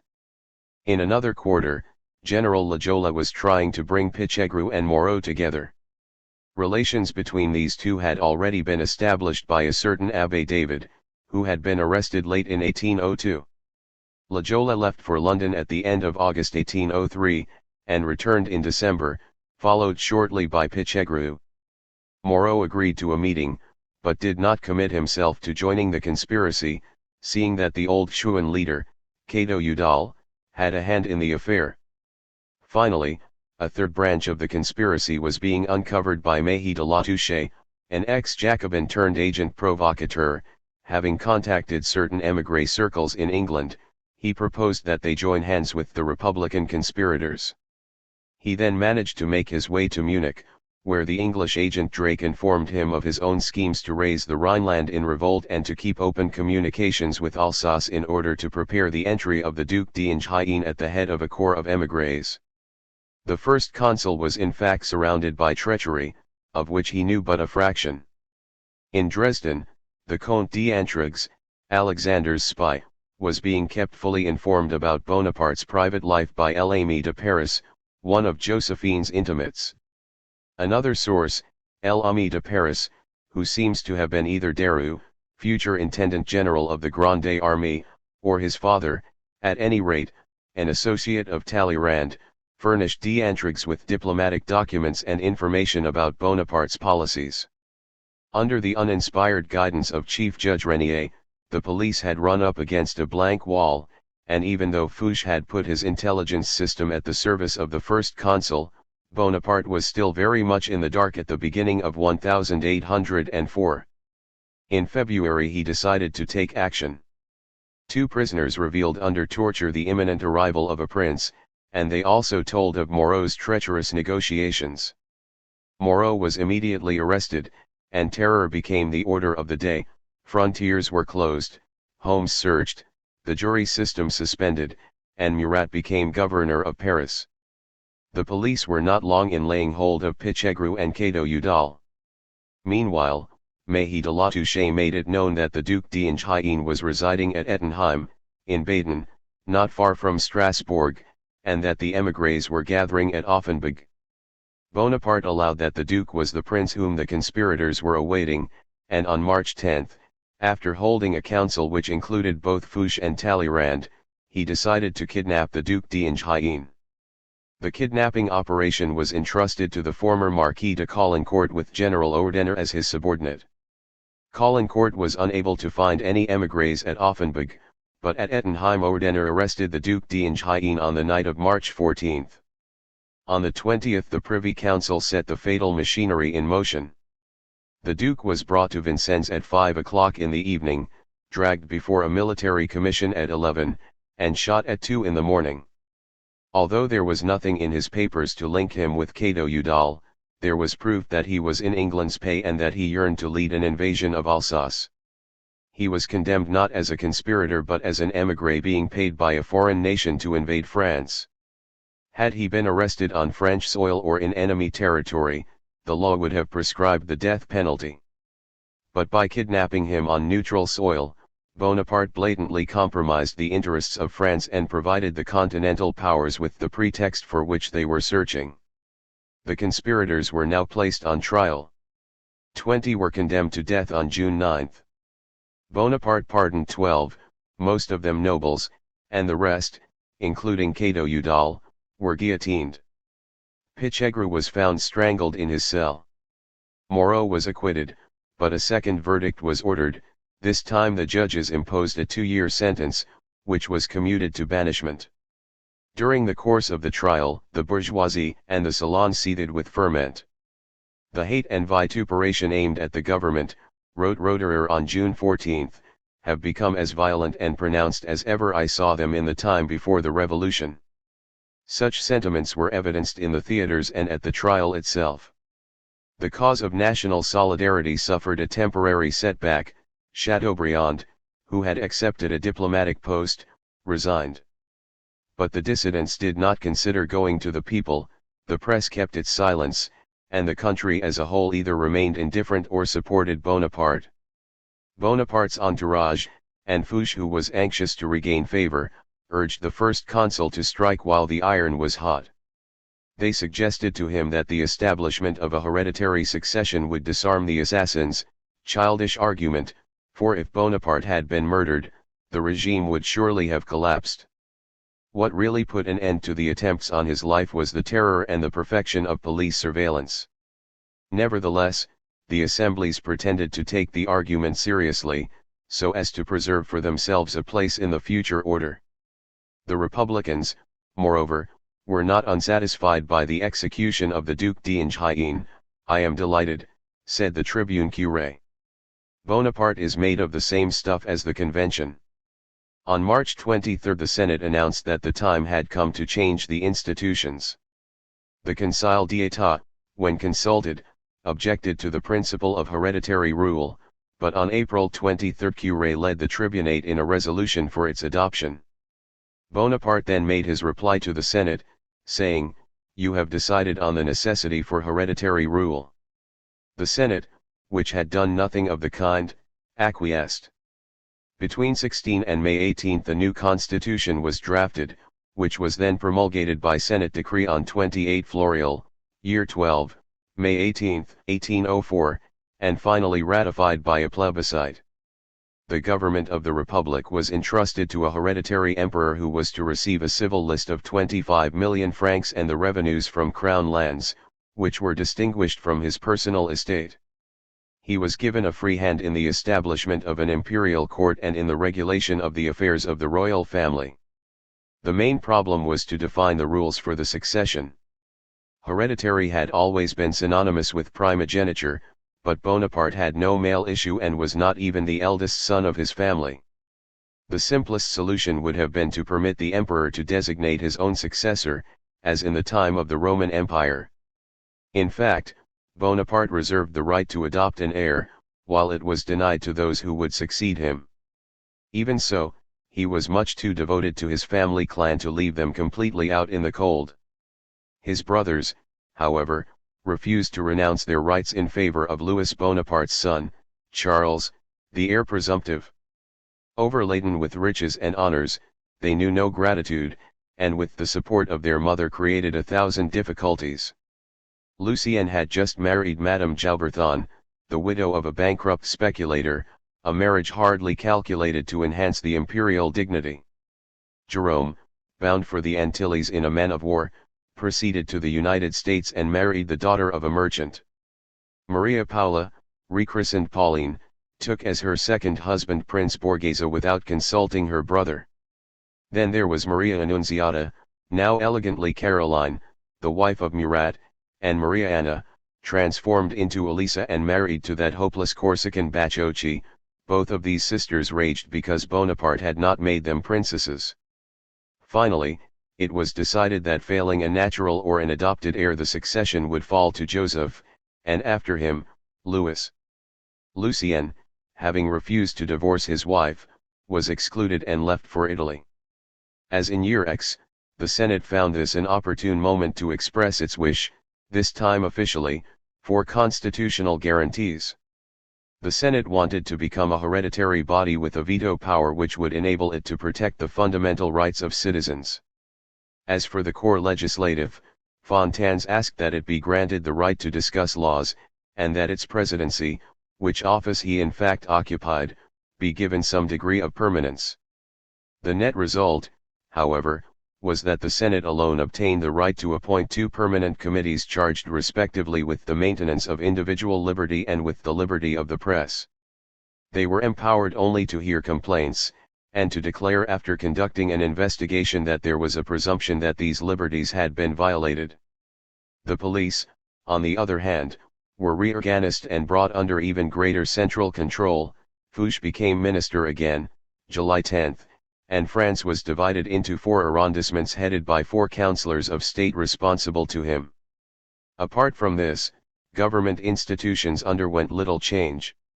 Napoleon took advantage of the occasion to assume the right to choose an unlimited number of senators, and he decreed that the princes, his brothers, together with the 6 grand dignitaries of the empire, be made members of the Senate ex officio.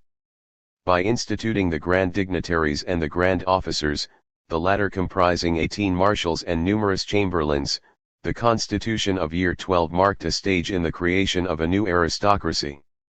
The imperial court burgeoned in the splendor of its luxury, and the decree of 24 Messeter, year 12, July 13, 1804, concerning precedence, extended a protocol of etiquette to the entire administration. The cause of national solidarity was not long in resuming its course.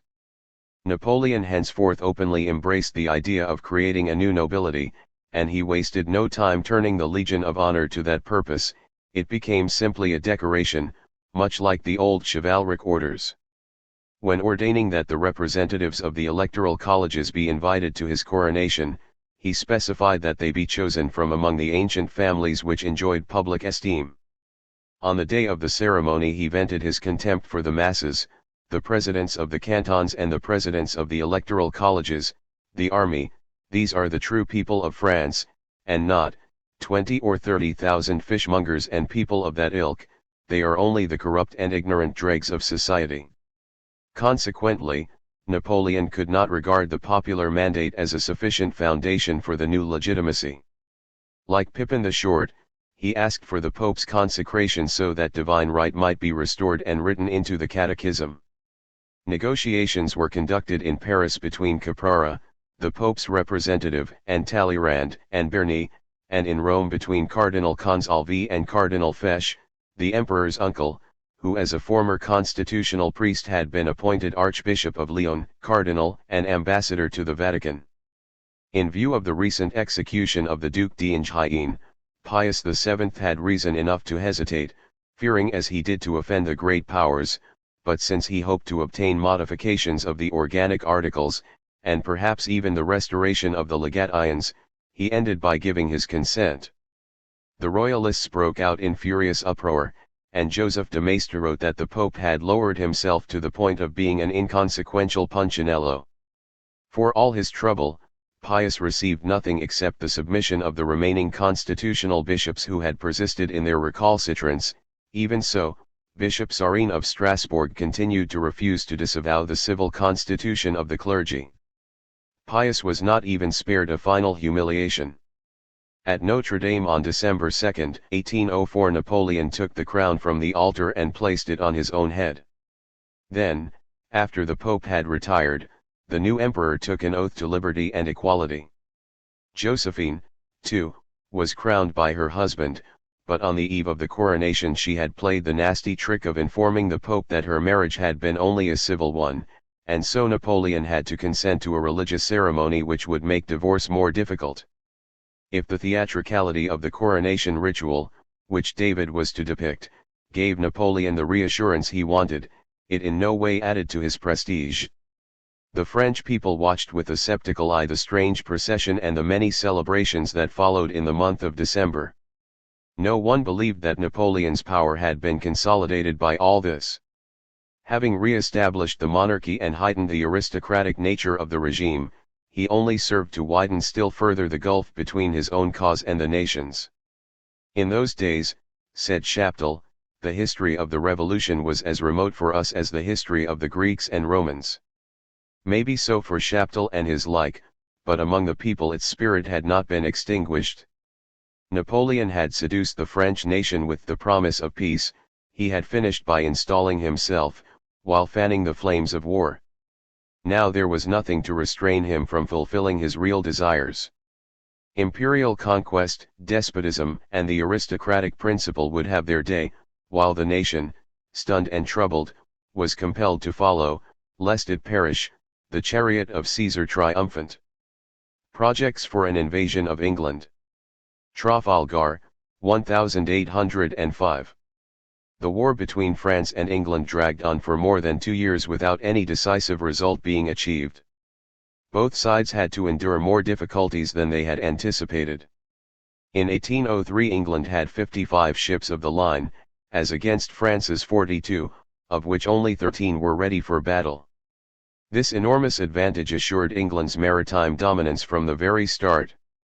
French ports were once again blockaded and their commerce suppressed, whereas British merchantmen had scarcely anything to fear except corsairs, against which they were protected now that the use of escort convoys had been resumed. England wasted no time reoccupying St. Lucia, Tobago, and Dutch Guiana. Nevertheless, Addington was accused of waging the war feebly. Many of the ships were old, and few new ones were being built because St. Vincent was unable to reorganize the timber supply. Although indirect taxes had been raised, there were still financial difficulties.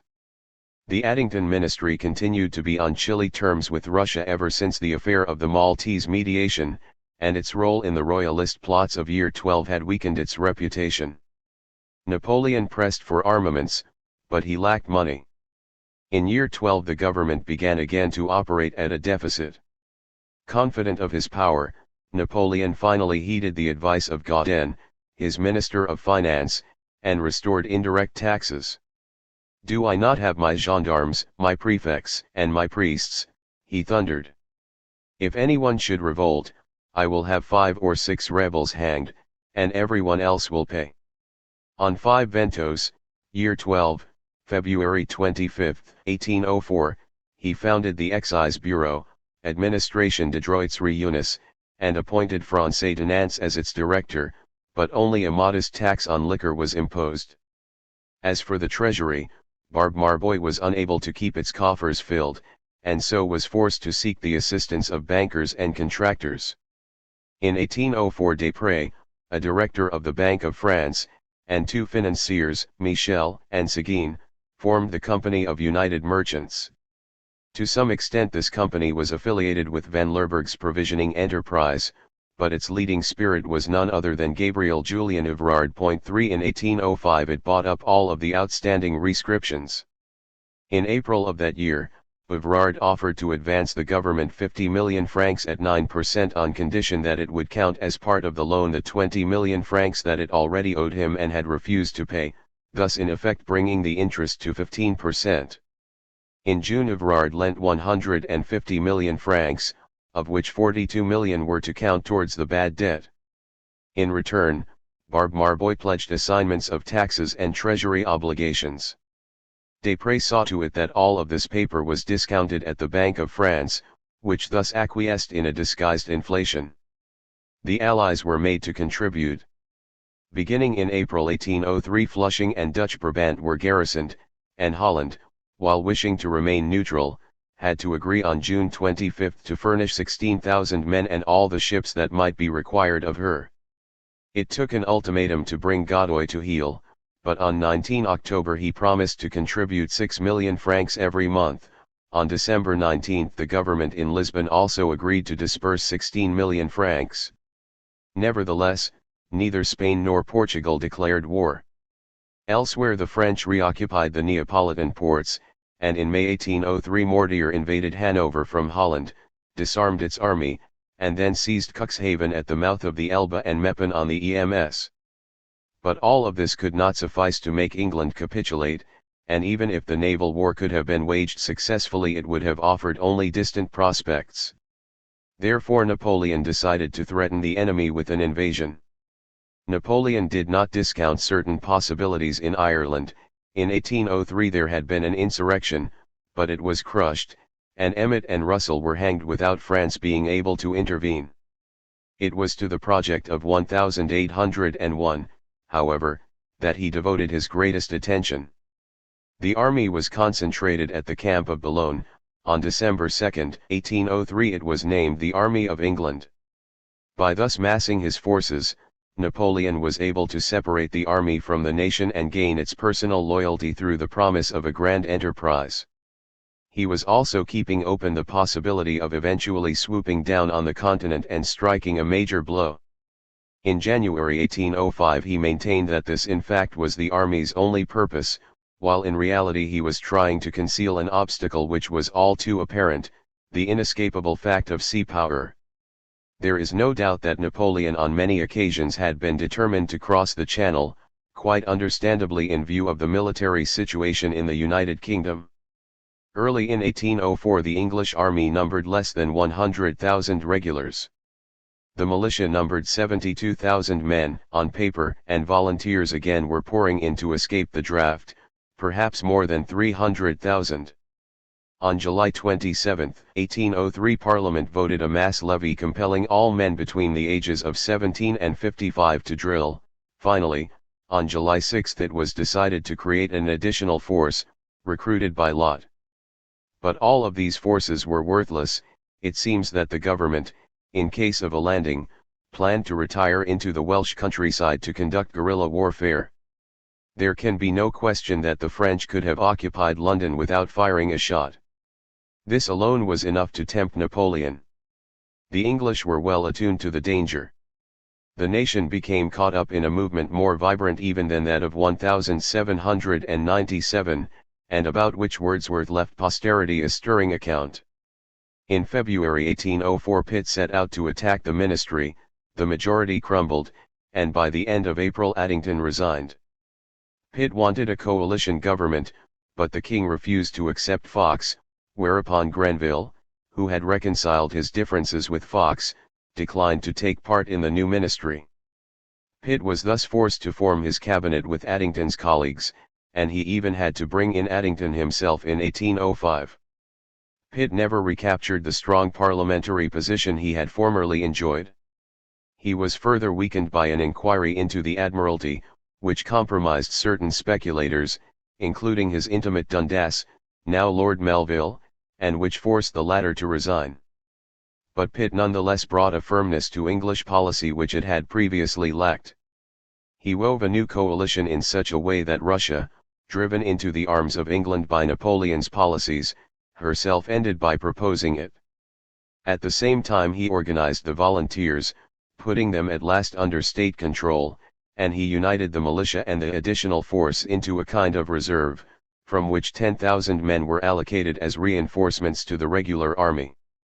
In order to secure the cooperation of naval purveyors, he allowed them a free hand in provisioning the fleet, which was gradually brought to 115 ships of the line. He also took pains to assure that the coasts were defended, and he placed finances on a sound basis by restoring the income tax. His most felicitous act was the appointment of Sir Charles Middleton, Lord Barham, to succeed Dundas as First Lord of the Admiralty in April 1805. It was Middleton's masterly command of the naval operations of the squadrons that culminated in the Battle of Trafalgar. Until this victory, English public opinion was in no way confident, but Pitt and Barham never lost their sang-froid. Now it was of little moment that Napoleon had an army. The great obstacle remained the crossing of the Channel. On the one hand, Napoleon was evidently always willing to leave much to chance, had he not made it to Egypt and back, despite the English squadrons. On the other hand, he was so thoroughly Mediterranean that he failed to consider, initially, the problems posed by the Straits of Dover, the surging tides, turbulent currents and treacherous winds. At first he had planned to clear the way by means of gunboats and flatboats, similar to the barges of the Flemish canals, which would be loaded with cannon and propelled by oars. The army was to be transported on merchant vessels, but the fact had to be faced that these were not in adequate supply, and in September 1803 it was decided that the troops would also be embarked on flatboats. Napoleon had them constructed everywhere along the length of the Channel, but the English squadrons never allowed them to be concentrated in one place. Nevertheless, in 1804 more than 1,700 flatboats were gathered at Boulogne and neighboring ports, and facilities were constructed to enable them to load equipment. Decrès, the Minister of Marine, and Admiral Bruix, the chief of the flotilla, observed that no more than 100 ships could leave Boulogne harbor in a single tide. They would have been at the mercy of the enemy squadrons. While a tempest or winds might prevent the enemy from intercepting them, these flatboats could not be risked at sea except in fair weather. And so Napoleon was brought to the necessity of scouring the Channel with his warships. In short, he was forced to return to a war of naval engagement. Here Napoleon's inferiority was all too obvious. The English possessed not only a superiority of numbers, but boasted a great many more three-deckers, which towered over the classical 74-gun ship and carried carronades on the spar deck which enhanced their firepower even more. Sir Home Popham had introduced a new and effective system of signaling. English ships were in better condition, their crews more battle-hardened, and their admirals, like Nelson, were selected from the ranks of fighting captains. French sailors and warships, shut up in their ports, could not be of the same quality. Nor could their admirals, who proved themselves capable only when commanding their own units. Notwithstanding this superiority, the English squadrons, divided as they were, risked being destroyed piecemeal. Brest was the only port they guarded closely.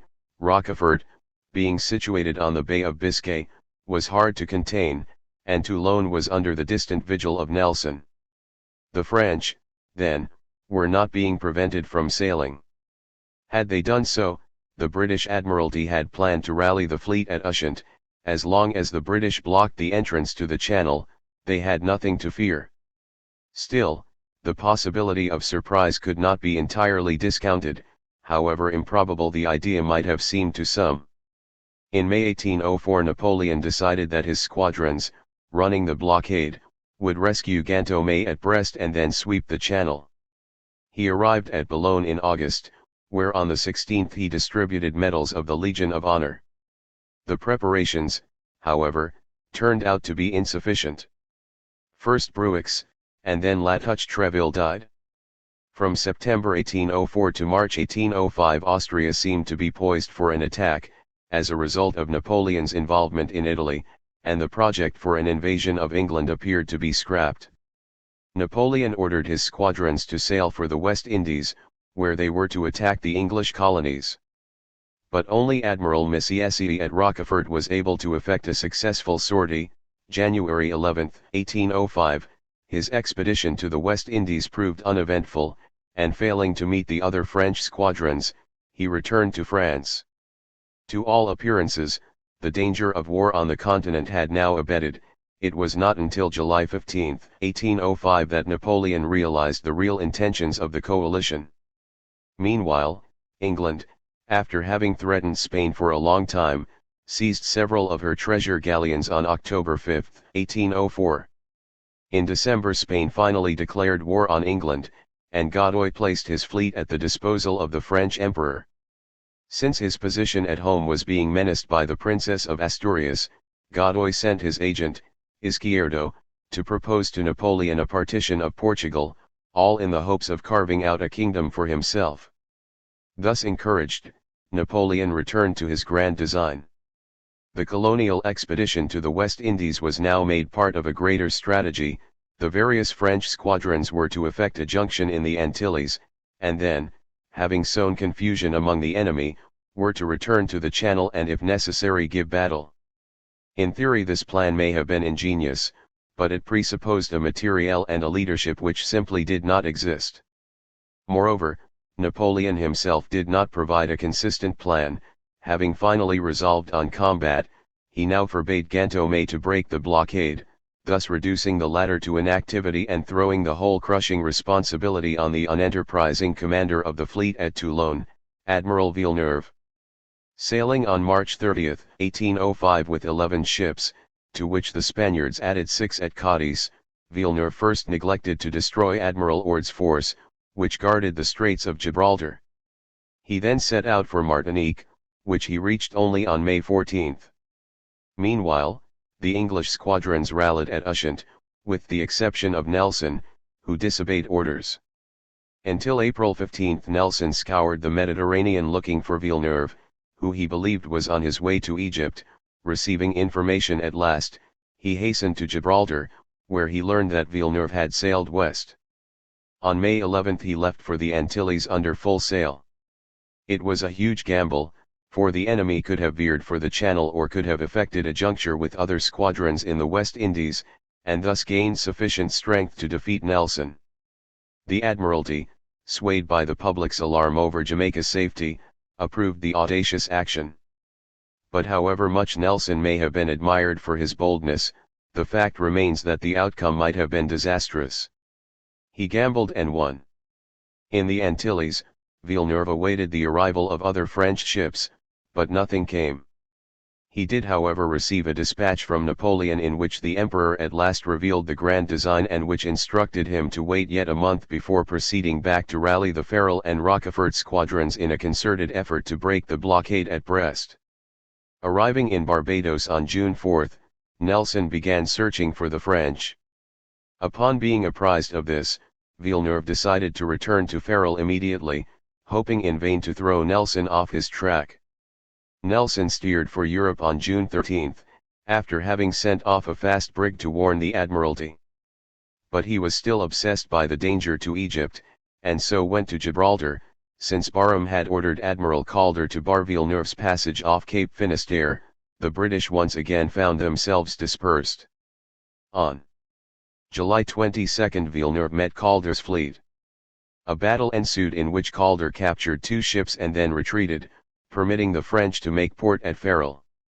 In another quarter, Allemand, who had replaced Messier, put to sea from Rochefort and cruised for several months without encountering either friend or foe. From 12 to August 15 the English once again concentrated their forces near the Isle of Ushant, but were immediately dispersed by Admiral Cornwallis, who feared for the convoy of the Indies and for General Craig, holed up in Lisbon with troops destined for Naples. Calder was sent back to Farrell, and Nelson returned to England. Villeneuve knew nothing of this favourable opportunity, and so was unable to derive any profit from it. Sailing from Farrell and Corunna on August 14, Villeneuve let himself be disheartened by the condition of his ships and by a false report that the enemy was coming up in full force. His instructions, dated July 16, were to head for Cadiz in the event that he encountered insurmountable difficulties. This he did, anchoring there on August 18. Had he broken the blockade at Brest and beaten Cornwallis, he would still have arrived too late. On August 24 Napoleon set the Grande Armée on its march towards Germany and ordered the flotilla demobilized. Villeneuve committed the mistake of not sailing immediately for Toulon and of allowing himself to be blockaded by Cornwallis and Calder, who were reinforced successively by other squadrons.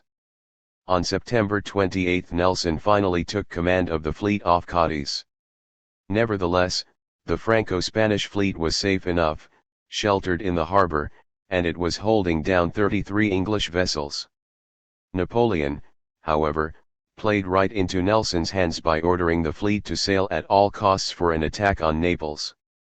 Learning on October 19 that 6 enemy ships had departed for Tetuan to revictual, Villeneuve set sail with 33 vessels. On the 21st, off Cape Trafalgar, as they were sailing in a line 6 kilometers long, Nelson arrived to attack them. In a memorandum of October 9 he had indicated that he would take on the enemy perpendicularly, not side to side as was the custom. This was to be done by forming 2 columns which were to sever the enemy line in 2 places and break his center, one column cutting off the van, the other destroying the rear. In actuality, the English ships did not preserve the intended formation. The attack was carried out rather confusedly since Nelson thought the Allies were headed back to Cadiz. Nevertheless, his plan succeeded, the center and rear were annihilated. Rear Admiral Dumanoir Lepelle, commanding the van with 10 ships, was late in coming into the fray. 4 of his ships managed to elude the British, but were captured several days later. During the night, a storm crowned the disaster. Only 9 ships of the line returned to port. The Allies lost 4,398 killed, as against the British 449. Nelson, however, was mortally wounded. Villeneuve, taken prisoner and heaped with insults by the Emperor, committed suicide on his return to France. England could breathe at last. True, the coalition had made a landing impossible, but a victorious Napoleon could always return to his grand design. Nelson's triumph, however, postponed this indefinitely. It also put an end to the naval war. Eventually, this victory would make it possible for the English to carry the war onto the continent with the help of the Spanish rebellion. But, for the time being, they were less inclined than ever to intervene on the continent, so that the only positive effect of Trafalgar was to save Naples. Thus it seemed that the battle merely confirmed England's dominance of the seas, and one can readily understand Napoleon's view of Trafalgar as no more than a painful incident. As long as he remained victorious on land, England would never beat him. The Continental Blockade. The least that can be said of Napoleon's enterprises is that they guaranteed him the initiative. England, forced to defend herself, could no longer undertake fresh colonial conquests. The sole exception was Wellesley, the Governor-General in India. He had annexed part of Oudh, taken control of the Carnatic, and had established a protectorate over Surat and Tanjore. Taking advantage of civil strife among the Marathas, he undertook action there, too. Jaswant Rao Holkar, a Marathan prince, had expelled the Peshwa Baji Rao from Pune. Wellesley restored the latter to Pune in May 1803, thus making him a puppet of the East India Company. He then began to wage war against Dalit Rao Scindia, whose father, Madhoji Rao, had been on the verge of creating a vast empire when he conquered Delhi in 1788. He also attacked Raghoji Bhonsle, the Raja of Berar. He defeated Dalit Scindia at the Battle of Assaye on September 23, 1803, and Raghoji Bhonsle at Argiaon, as a result of which both rulers surrendered a part of their territories. In 1804 Holkar took up the sword and succeeded in cutting Colonel Monson's column to pieces, but he in turn ended by being defeated. The following year, the Grand Mughal Shah Alam submitted to a British protectorate. These gains notwithstanding, Wellesley's independence and audacity irritated the East India Company and alarmed the English government, which had enough headaches without this one. Faced with dismissal, Wellesley resigned and sailed home on August 15, 1805. Britain's main concern, as always, was to profit commercially from her maritime supremacy by laying claim to a monopoly of trade. She restored the terms of the blockade in full vigor. From 1803 to 1805 a sham blockade was enforced even against French-occupied Hanover.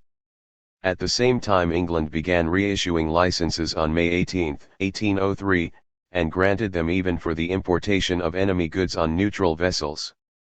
The rule of 1756-4 was applied once again to the enemy's colonial trade, but it was not strictly enforced against favored neutrals. In Europe, circumstances created a certain amount of flexibility, but in the case of the United States, difficulties quickly came to the fore. The progress of American shipping was looked upon with increasing jealousy by England. James Stephen, in his book War in Disguise, 1805, argued that the Circuit 5 lent itself to fraud and that so-called neutralized enemy goods were not even unloaded or subjected to American tariffs. Since the British Admiralty never precisely defined the conditions under which neutralization would become effective, prize courts began to confiscate without restraint. On April 18, 1806 the United States Congress retaliated by declaring that the importation of British articles would be prohibited after November 15. But Napoleon launched his continental blockade at this time, and the entire situation was changed. Since the Baltic and the Adriatic remained open, England was able to reorganize her commerce as she had in the previous war, and she suffered little. Her exports fell from £25,500,000 to £20,400,000 in 1803, but rose to £23,300,000 in 1805. Re-exports suffered more, falling from £12,700,000 in 1802 to £7,600,000 in 1805. The production of sugar continued to increase in the English Antilles, the world's chief supplier, and the price continued to fall, for the market was glutted despite rising English consumption. The price of sugar declined from 55 shillings a quintal in 1805 to 32 in 1807. A series of good harvests, and the opening of new lands, made possible by the Enclosure Act of 1801, resulted in a decline in the price of bread to twopence a pound, which led to the landed proprietors demanding and receiving in 1804 a strengthening of the Corn Laws. Thus, England, relieved from the nightmare of a French invasion, fell into a state of apathy, and, until Tilsit, showed only a fitful interest in the affairs of the continent. Napoleon's economic policy during this period did not cause the British much concern. On June 20, 1803 he resumed the prohibitions on English goods, but hoping first to invade England and then absorbed by his continental campaigns, he never considered the prohibition as of more than secondary importance, despite what historians have often maintained. He did not even take the regulation very seriously. He remained faithful, in fact, to the moderate policy which he had substituted for that of the Directory ever since his rise to power. He did not put any restraint on neutral trade, which consequently continued to carry goods between the belligerents behind a facade of perfunctory neutralizations of cargoes. The continental blockade fell right in with the protectionism which formed part of Napoleon's mercantilistic thought. Moreover, the blockade was conceived to meet the desires of the industrialists. It excluded foreign competition without, however, excluding indispensable raw materials or hampering exports. The customs tariff indicates that England was not the sole target of this policy. In year 11 refined sugar and molasses were prohibited without distinction of origin. On March 13, 1804 and on February 6, 1805 the rates on cotton fabrics and colonial goods were raised. The latter were again surtaxed on March 4, 1806. Since these items were primarily of English origin, the very existence of a duty on them was an implicit admission that the continental blockade was not being strictly enforced and that Napoleon's policy was not basically military in intent but mercantilistic and protectionist. As always, the most rabid protectionists were to be found in the cotton industries, especially the spinners, since imports of English yarn rose from 310,000 kilograms in 1804 to 1,368,000 in 1806. Likewise, the manufacturers of Lyon pressed desperately for the exclusion of Italian competition, and they demanded that Piedmontese silk be supplied to them exclusively. It can be concluded from the constantly rising tariff rates that the influence of manufacturers was decisive, and that they gradually extracted measures from Napoleon which he had not originally intended to grant. Chaptal disapproved, and so did the Paris merchants who, speaking through the Chamber of Commerce in 1803, condemned all prohibitions on trade and all measures directed against neutrals. Finally, on February 22, 1806, Napoleon banned the importation of bleached or printed calico, muslin, wick cotton and hardware. But he continued to permit the importation of other yarns, notions, and ribbons, while surtaxing them. Cotton spinning, which had already surpassed 1,000,000 spindles by 1805, made yet greater progress, and the production of spindles rose from 2,000,000 kilograms in 1806 to more than 4.5 million in 1808. The manufacturers of Lyon also were given concessions. Although the laws of 1803 and 1806 authorized the exportation of Piedmontese silks from Genoa and Nice, as well as from Lyon itself, the closing of the sea assured the Lyonnese a monopoly. They also sought advantages in the Kingdom of Italy, and in 1808 imposed a commercial treaty which lowered the duty on imported French goods and which, by a preferential adjustment of tariff rates, guaranteed Lyon the trade in Italian silks.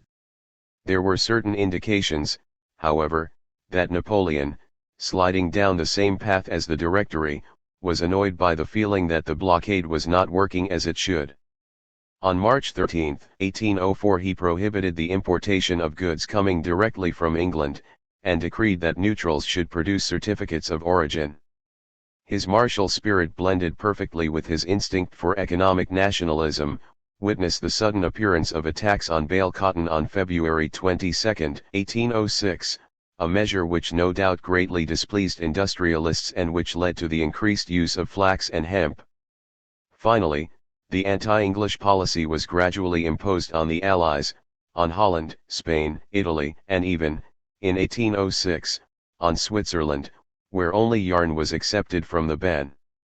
As for British trade with Germany, it was impeded by the French occupation of Hanover and Cuxhaven, something the Directory had not been able to accomplish. The belief continued to be widely held that England could be defeated by stifling her export trade, and the writings of Montgaillard only served to express it once again. All in all, however, no measures were taken against the English blockade, which overstepped the bounds of traditional mercantilist practice and the restrictive policies usually adopted in time of war. Napoleon patiently tolerated the authority which England claimed over neutrals.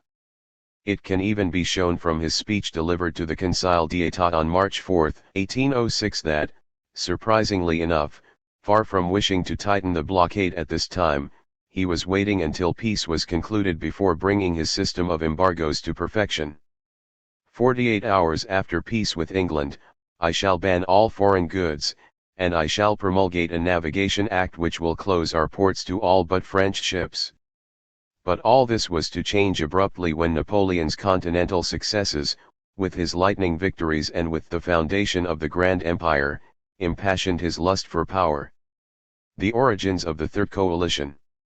It cannot therefore be said that Napoleon's continental policy was the consequence of his war against England, and that finding it impossible to defeat England on the sea or by invasion he undertook to ruin her economically by shutting off her European market. He could not, of course, have been unaware of this possibility, but when it took shape it was because prior conquests had made such a policy workable. Nor can it explain the rash acts and encroachments which excited the hostility of the continental powers.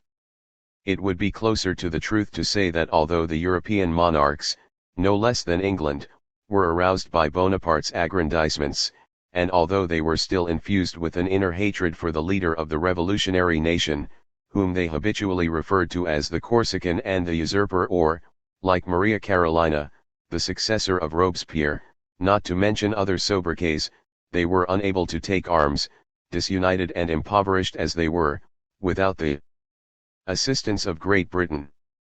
The rupture of the Peace of Amiens opened the possibility of obtaining that assistance, since England could finance a coalition and had the greatest reasons for doing so. In 1803, however, a spirit of belligerency was markedly lacking, at least in the Germanies, and Austria had even recognized on December 26, 1802 the changes which had taken place in Italy since the Treaty of Lunéville. If a coalition was possible, or even probable, it was not inevitable. To work to delay it, to wait patiently until England should be beset, as in 1801, by difficulties which were bound to come, and not just from France, this was what the national interest dictated. But such an inglorious and prosaic policy never even crossed Napoleon's mind. To spurn diplomacy for brute force was to precipitate a coalition and to run terrifying risks. It meant a commitment to hostilities whose end could only be the conquest of all Europe. No prospect could better have suited Napoleon's temperament. Until 1803 the accord with Russia had been the keystone of Napoleon's foreign policy. It had been broken by the Tsar, so that he might take the initiative in the formation of a coalition. Alexander I, aged 26, the grandson of a profligate queen and the son of a madman, carried within himself the seeds of a morbid instability which the circumstances of his upbringing and a premature marriage had accentuated even more. Entrusted by Catherine to the care of the Swiss La Harpe, who ranted of liberalism without imparting the spirit of it to his pupil, drilled by Paul in the tradition of Prussian authoritarianism, and exposed to the pitfalls of a heinous court, Alexander had become a tissue of contradictions, plain, yet refined, timid, yet obstinate, excitable, yet indolent, moralizing, yet corrupt, the Talma of the North, a seducer, a Byzantine to whom treachery was second nature. Once in power, he acquired the reputation of a liberal without doing much to deserve it. After promptly disgracing his father's murderers, Pahlen and Panin, he surrounded himself with men who had developed a certain taste for Western civilization, either at Geneva and London like Kochubey and Novosiltsev, or at Paris like Stroganov, the pupil of the French mathematician and revolutionary Gilbert Röhm. To these he added his companion in pleasure, Adam Czartoryski, a Polish turncoat, clever and without character. These men constituted the Committee of Friends or unofficial committee, Naglasny Komitet, in which were brooded projects of constitutional reform, while the senatorial aristocracy clamoured for an important place in the government. At the same time, Alexander counseled closely with partisans of the Ancien Regime, his aide-de-camp Prince Dolgoruki, Arakchev, the director of artillery, and Prince Golitsyn, the procurator of the Holy Synod, who gradually won him over to mysticism. Since the liberal friends did not deem Russia ripe for liberty, and had good reasons not to insist on the emancipation of the serfs, Alexander could with impunity shift his favor from one to the other group during the course of his reign, depending upon whether he leaned towards France or the coalition, without ever ceasing to be an autocrat. On September 20, 1802, the Russian Senate saw itself established as the highest organ of judicial control, and it acquired in legislative matters a power of remonstrance which no sooner used was overridden. 8 ministries were instituted, but the ministers simply took their place at the head of the already existing administrative colleges. Nothing of consequence was done for the serfs, except in Livonia, where Sevres granted them certain reforms by the ukase of February 21, 1804. The only real step forward was the creation by the new Ministry of Public Education of universities in Dorpat, Tartu, Kharkov, and Kazan. Conceited, not ambitious so much as vain, Alexander injected into his foreign policy a preference for liberal and humanitarian verbiage, and above all, a desire for showy popularity. He therefore regarded Bonaparte as a rival from the very beginning. He early surrounded himself with Germans who idolized him as the protector of their country and the future liberator of Europe. These were usually former admirers of the revolution, who had been disillusioned by Bonaparte's restoration of monarchy. Notable among them was Klinger, author of Sturm und Drang, who had gone to Russia and been appointed to the staff of Paul I. The protector of humanity, justice, and enlightenment against the threats of impudent obscurantists and tyrants shall be none other than a prince arising from brutal East Europe, and it shall be he, wrote Klinger. To the extent that he fell under the spell of mysticism, Alexander was persuaded that he was the new Messiah. He had no trouble reconciling this divine calling with the desire to preserve and to expand the Russian Empire. By the terms of the Treaty of Teschen, and as the guarantor of the imperial recess of 1803, he saw himself as the protector of the German states, with whose rulers he had many family ties. Czartoryski, following a family tradition of Russophilism, advised the Tsar to restore Poland and proclaim himself king. But Alexander's ambitions coincided with Russia's historic mission against the Turks, and so Czartoryski, when he became foreign minister in 1804, drew up a plan to partition the Ottoman Empire. This he combined with a project for restoring Poland which would have involved a complete redrawing of the map of Europe. For the time being, Alexander compelled the Sultan to recognize a kind of Russian protectorate in the Danubian principalities. In 1802 a firman excluded all Turks except garrisons from these territories. It was stipulated that all public officials would be Greek or Romanian and that the hospodars could not be removed from office except with Russian consent. After the death of Heraclius in 1803, Georgia, whose prince had been under Russian protection for 20 years, was annexed outright, and so Russian rule bridged the Caucasus. Alexander's aggressive ambitions thus turned him against Bonaparte, conqueror of Egypt. He reasoned that Constantinople might well be endangered if Bonaparte were allowed to establish himself in Germany. If Alexander envisaged a partition of Europe with Napoleon, it was only with the intention of eventually taking it away from him. The Tsar, worried by Bonaparte's Eastern policy, made overtures to England and indirectly encouraged her to break the peace. But when France requested Russia's mediation, he cooled towards Britain. The offer was more than he could have wished for. Not only could he play Solomon, but here was a chance to acquire Malta. Despite the fact that his ambassadors to Paris and London, Markov and Vorontsov, were pursuing a pro-English policy, he officially accepted the French offer on June 5, 1803. On July 19 he made his recommendations. Malta would receive a Russian garrison, England would occupy the small neighboring island of Lampedusa, France would keep Piedmont on condition that its king were indemnified, and the neutrality of the Italian states, Holland, Switzerland, Germany, and Turkey would be guaranteed by the European powers. In short, he presumed to arbitrate for the whole continent under color of mediating between France and England. France had nothing to lose, since her natural frontiers were not being jeopardized, nor even her domination of northern Italy. From the standpoint of Bonaparte, who did not want to have his hands tied by such conditions, agreement to these terms would have cost him nothing, for on June 27 England had announced that she would not surrender Malta.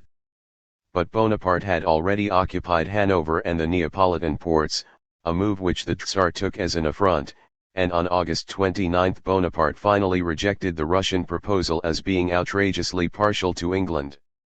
He treated Markov very badly and demanded his recall. Alexander complied on October 28, leaving only Ubrel in Paris as charge d'affaires. Now that he realized that Bonaparte would never recognize him as the sovereign judge of Europe, he was profoundly irritated. The abduction of the Duc d'Enghien completed the rupture. As Germany's guardian, Alexander protested in the Diet against this violation of German neutrality. Bonaparte withdrew his ambassador from St. Petersburg and asked with insulting sarcasm whether Alexander, supposing that the English paid assassins of his father had settled near the Russian frontier, would not have hastened to have them seized. Ubrel in turn requested his passport, and left for Russia at the end of September 1804. At loggerheads with Bonaparte, Alexander turned of necessity to England.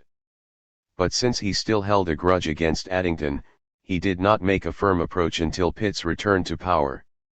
And still it was not easy to come to an agreement. Consistent with the role he had assumed, the Tsar wished to form a general alliance which would impose peace and completely redraw the map of Europe. He even suggested restoring freedom of the seas. On June 29, 1804 Pitt proposed simply an Anglo-Russian coalition for the purpose of taking Belgium and the Rhineland away from France.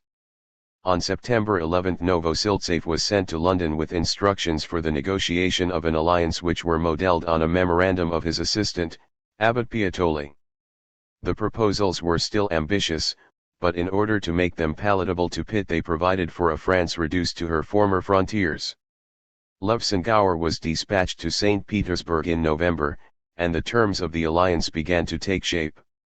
Gustav IV of Sweden signed a secret convention with England on December 3, and a treaty of alliance with Russia in January 1805. Alexander demanded that England, in cooperation with the Russian troops at Corfu, rescue Naples, and in April 1805 General Craig embarked for the Mediterranean. The treaty was not signed until April 11, however. England promised to pay Russia an annual subsidy of £1,250,000 for every 100,000 men contributed by the Continental powers to the struggle against France. The division of conquests was to be settled at a later time, but it was understood that Holland would acquire Belgium and Prussia would get the northern stretch of the left bank of the Rhine. An effort would be made, short of outright imposition, to restore the French monarchy. Immediately Alexander sought to alter the agreement. Through Novosiltsev he made one last attempt to come to terms with Napoleon at the expense of the English, who totally failed to see the necessity for it. And so negotiations went on while hostilities were being prepared. It was agreed that Russia and England would reinforce Gustavus's army in Pomerania, which was to invade Hanover and Holland. In Naples an understanding was reached with Maria Carolina, who had taken control of the government after Napoleon had demanded the dismissal of her prime minister, Sir John Acton, in May 1804. An agreement was signed in November, and an émigré, Baron Damas, took command of the Neapolitan army. Meanwhile, Nelson was in control of Sicily. Pressure was also applied at Constantinople, where the Turkish Sultan refused to recognize Napoleon as emperor. However, it was not enough to threaten France from the north and the south. To secure victory, Russia had to have an assured route either through Germany or through Austria. In Germany, the Allies made no progress. The working out of the imperial recess of 1803 continued to align the German princes against Austria, which was attempting to redress the balance between Catholics and Protestants in the Diet. Austria defended the interests of the imperial knights. These comprised 350 seigneurs, many of them counts and barons, who ruled over 1,500 estates, a total area of over 110,000 hectares. Grouped into three circles, the Swabian, Franconian and Rhenish, they owed their allegiance directly to the Holy Roman Emperor and were self-governing. Usually impoverished, their sons entered the church or state service, preferably in Austria. This in fact was the origin of the Metternichs, Stadtians, Dahlbergs, and Steins. Already hurt by the secularizations, they now saw themselves the target of the greedy princes who were attempting to mediatize them, that is to say, make subjects of them. Prussia set the example in Franconia, and the other princes followed. On January 13, 1804, Stein protested against the annexation of 2 of his villages by the Duke of Nassau. Austria, acting perhaps on some knowledge of the conspiracy of year 12, annulled these mediatizations as violations of the imperial recess and threatened Bavaria, which turned to France for help. On March 3, 1804, 1 week before ordering the arrest of the Duc d'Enghien, Bonaparte presented Vienna with an ultimatum: the Austrians disarmed immediately. The result of this crisis was that the Swedish and Russian protests against the violation of German territory were received with silence by the South German princes. In the autumn of 1804, Napoleon visited the Rhineland, and some of the princes came to curry his favor at Mainz. There was an exchange of views on a confederation of the Rhine. Napoleon conceived the idea of marrying Eugene de Beauharnais to Princess Augusta of Bavaria, who was however already affianced to the hereditary Prince Charles of Baden. Dahlberg came with a proposal for an imperial concordat with the papacy, but the German states refused, preferring to strengthen their independence by treating separately with the Pope. In any case, the South German states now aligned themselves with France. Things might have been different had Prussia clearly supported the South German states against Austria, but Frederick William III was pursuing a policy of pure self-interest. Moreover, a pro-French faction, whose leading light was the cabinet secretary Lombard, continued to exert considerable influence in the king's immediate entourage. This group would gladly have accepted Bonaparte's offer of an alliance. The foreign minister Haugwitz was less decided and at times counseled firmness towards France, but he valued his position too much to press his views. Hardenberg, who replaced him at the beginning of April 1804, boasted a more energetic policy. In reality he was no more firm than his predecessor. The war between France and England placed Frederick William in a terrible predicament. In his capacity as Elector of Hanover, George III had declared his neutrality and, if worst came to worst, would have preferred a Prussian occupation to French conquest. This was indeed a magnificent opportunity for Prussia to revive the League of Neutrality of 1795, which had gained her supremacy in North Germany, and also to reoccupy Hanover, as in 1801. The Prussian government cautiously decided to sound out the Russian Tsar before taking any steps in that direction. Alexander, suspecting a secret agreement with France, protested. Haugwitz advised mobilization, coupled with a demand that France limit herself to a pecuniary levy in Hanover. This the king refused to do. The minister returned to the charge on June 28, 1803, pointing to the damage caused to Prussian commerce by the French occupation of Hanover and Cuxhaven. Frederick William chose instead to send Lombard to interview Bonaparte, then in Belgium, with a renewed proposal to enter into a three-cornered alliance with Russia on condition that French forces in Hanover be limited to their present level and that commerce be restored. The attempt failed. Haugwitz then proposed a Prussian guarantee of the neutrality of all Germany providing the French evacuate Hanover. Bonaparte consented only to reopen the ports, and even that only if Prussia became his ally. The king had no sooner resigned himself to this when Bonaparte asserted that the Prussian guarantee should cover the status quo in Italy and Turkey as well, which in effect would have enlisted Prussia against Austria and Russia, leaving her with only the hope of acquiring Hanover. In April 1804 the negotiations with France were abandoned. Prussia coveted Hanover passionately, but was willing to offer only her own neutrality in return. At this point, the abduction of the Duc d'Enghien rekindled Frederick William's fears about the closeness of the French troops in Hanover, and he at last gave up trying to walk a tightrope between France and Russia. A defensive alliance, which Alexander had proffered as early as 1803, was finally signed on May 24, 1804, Russia promising to supply 50,000 men in the event that Napoleon should strengthen his forces in Hanover or engage in any fresh aggressions east of the Weser. Such a casus belli did in fact occur in October when Sir George Rumbold, the English envoy in Cuxhaven, was arrested on Fouche's orders, who had hoped to find in his papers evidence linking him to the conspiracy of year 12. Hardenberg wished to profit from this occasion by mobilizing and demanding the evacuation of Hanover, but Frederick William was content to insist upon the release of the prisoner, and when Napoleon did so, the whole affair blew over. For a long time Austria offered no more hope than Prussia. After Lunéville, she had great difficulty in recovering. Archduke Charles attempted to persuade his brother to reform the government machinery by allowing his ministers to make decisions on their own responsibility, and to deliberate in council. On September 12, 1801 a Staatsministerium, consisting of 3 departments, was created. It was to no purpose, for Francis still wished to exercise personal control over everything. At least he permitted the Archduke, who was appointed president of the Hofkriegsrat on January 9, 1801, to reform the army with the help of his chief of staff Duca, and his advisor Fassbender. But funds were wanting. Between 1801 and 1804 the public debt rose from 613 to 645 million guldens, and the paper Bankkuzettel, treasury notes, in circulation increased from 201 million to 337 million. An injurious inflation resulted.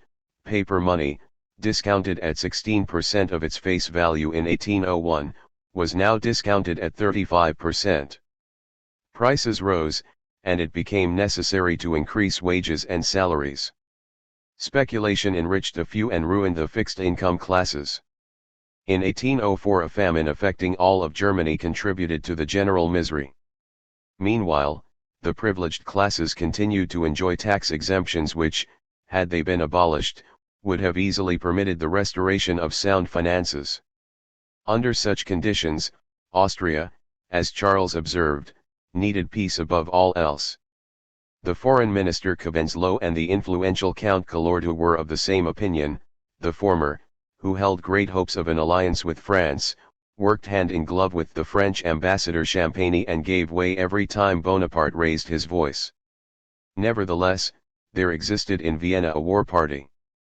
Some Austrians like Count Starhemberg and Graf von Stadion belonged to it, but the chief role was played by the ambassadors of the powers already in coalition, the Russian Razumovsky, the Englishman Paget and the Swede Armfeldt, and it was in the salons of a few Russian grandes dames that the intrigue took its course. Through the offices of Johann von Müller, then court librarian, they kept in touch with the Comte d'Intrigues, the Tsar's agent in Dresden, who was not above taking Austrian money as well. Through Stadion and Metternich, then ambassador to Saxony, they had won Friedrich von Gentz over to their cause. Ruined by his debts at Berlin, Gentz accepted the post of councillor to the Chancellery in September 1802, without, however, ceasing to receive British subsidies. Although these men were compensated for their services, they truly hated the revolution, particularly Armfeldt, a fiery aristocrat whom Gentz would call the last of the Romans. Gentz himself, having failed to enlist Frederick William in this crusade, still hoped to convert Francis. The Austrian ministers mistrusted him, and used him only as a publicist. Thus treated as an inferior, he zealously attacked Cobenzlo and Calordu and exaggerated their feebleness. In fact, Cobenzlo was anything but inactive. He was uneasy about the Anglo-French conflict since he feared that Bonaparte, unable to win at sea, would seek revenge on the continent at Austria's expense. At the same time he realized that this conflict placed him in a bargaining position, and in 1803 he began demanding subsidies in London, which were eventually received. The Franco-Russian break provided him with new opportunities. On September 1, 1803 Dolgoruki arrived in Vienna. He was given a warm reception and was invited to make proposals. In January 1804 Russia offered to supply 100,000 men to force France to return to the terms of the Treaty of Lunéville. Cobenzlo rejected the offer as insufficient. Besides, he had no desire to undertake the offensive, and the emperor even less so. France has done nothing to me, declared Francis. The proclamation of the French Empire changed everything. The counter-revolutionaries screamed out their protests. The revolution has been sanctioned, and very nearly solemnized by the incredible outcome of the bitter tragedy of our times, wrote Jens. The court in Vienna was also aroused by this event, but primarily because of the implied significance to the Holy Roman Empire and to Habsburg interests. When Napoleon assumed the title of emperor and not that of king, he was not just placing himself at the forefront of the revolutionary tradition. His choice of title implied something of European dimension, for until now there had been only one emperor, the lawful heir of the Roman Empire and the theoretical head of Christendom. In the eyes of legal scholars, the empire was not necessarily German, and coronation by the Pope, which the Habsburgs had allowed to fall into desuetude, appeared as valid in Paris as in Rome.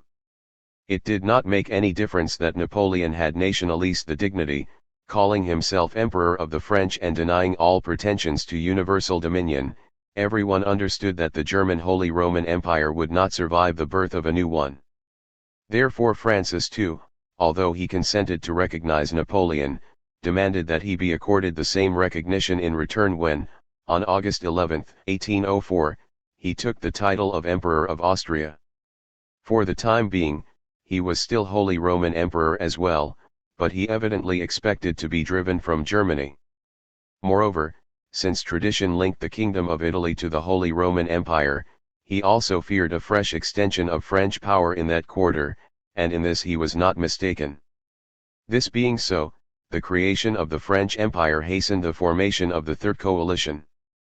Cobenzlow's first move was to sound out Prussia, but since he offered her nothing, the attempt proved fruitless. When, in October, he learned that Novosiltsev was on his way to London, he reasoned that Russia, allied to England, would perhaps abandon Austria to her fate, and so he resolved on an agreement with Alexander. Although the convention, signed on November 6, 1804, was in the nature of a defensive pact, it nevertheless provided for joint action in the event that circumstances should be such as to require the use of mutual force in other ways. Then in January 1805 news came that the Italian Republic was to become a hereditary kingdom. To free his own hands, Cobenzlow determined to oust from power Archduke Charles, who disapproved of the Russian alliance. Charles's independent ways had long ago earned him the Emperor Francis's displeasure, and the latter increased his chicaneries to such a point that the Archduke resigned his offices. Duca and Fassbender were pushed aside, and General Mack, of whom the English had a high opinion, was recalled to head the general staff. Even so, Francis still refused to start an offensive, and Cobenzlow himself hesitated, with the result that Russia impatiently threatened to renounce the agreement. It took new encroachments on the part of Napoleon to drive Austria into the arms of the coalition. None of the vassal and allied states behaved in accordance with Napoleon's expectations. Holland permitted smuggling to go on freely, and the Dutch deputies refused to vote either taxes or loans for armaments. In September 1804 Napoleon had indicated the necessity for a constitutional change. On March 22, 1805 Rutger Jansz Kamelpenninck received the title of Grand Pensionary along with complete executive power. Legislative authority was bestowed upon an assembly of their eminent powers, Les Hautes Puissances, whose members were to be elected by the citizens from a slate proposed by the government. Initially, Schimmelpenninck chose the candidates. This done, the Minister of Finance, Gogol, was able to undertake fiscal reforms. Of much greater consequence was the death of the Italian Republic. As the Republic's vice president, Melzi had organized the administration and judicial system on the French model, negotiated a concordat, founded an institute and reopened the universities. In order to suppress brigandage, he abolished the jury system, created a prefect of police and a gendarmerie, and set up special tribunals. Public works were increased, and the Simplon Road completed. Prina, the energetic and able Minister of Finance, introduced indirect taxes, liquidated the debt, purged the personnel of his department and improved the supervision of accounts.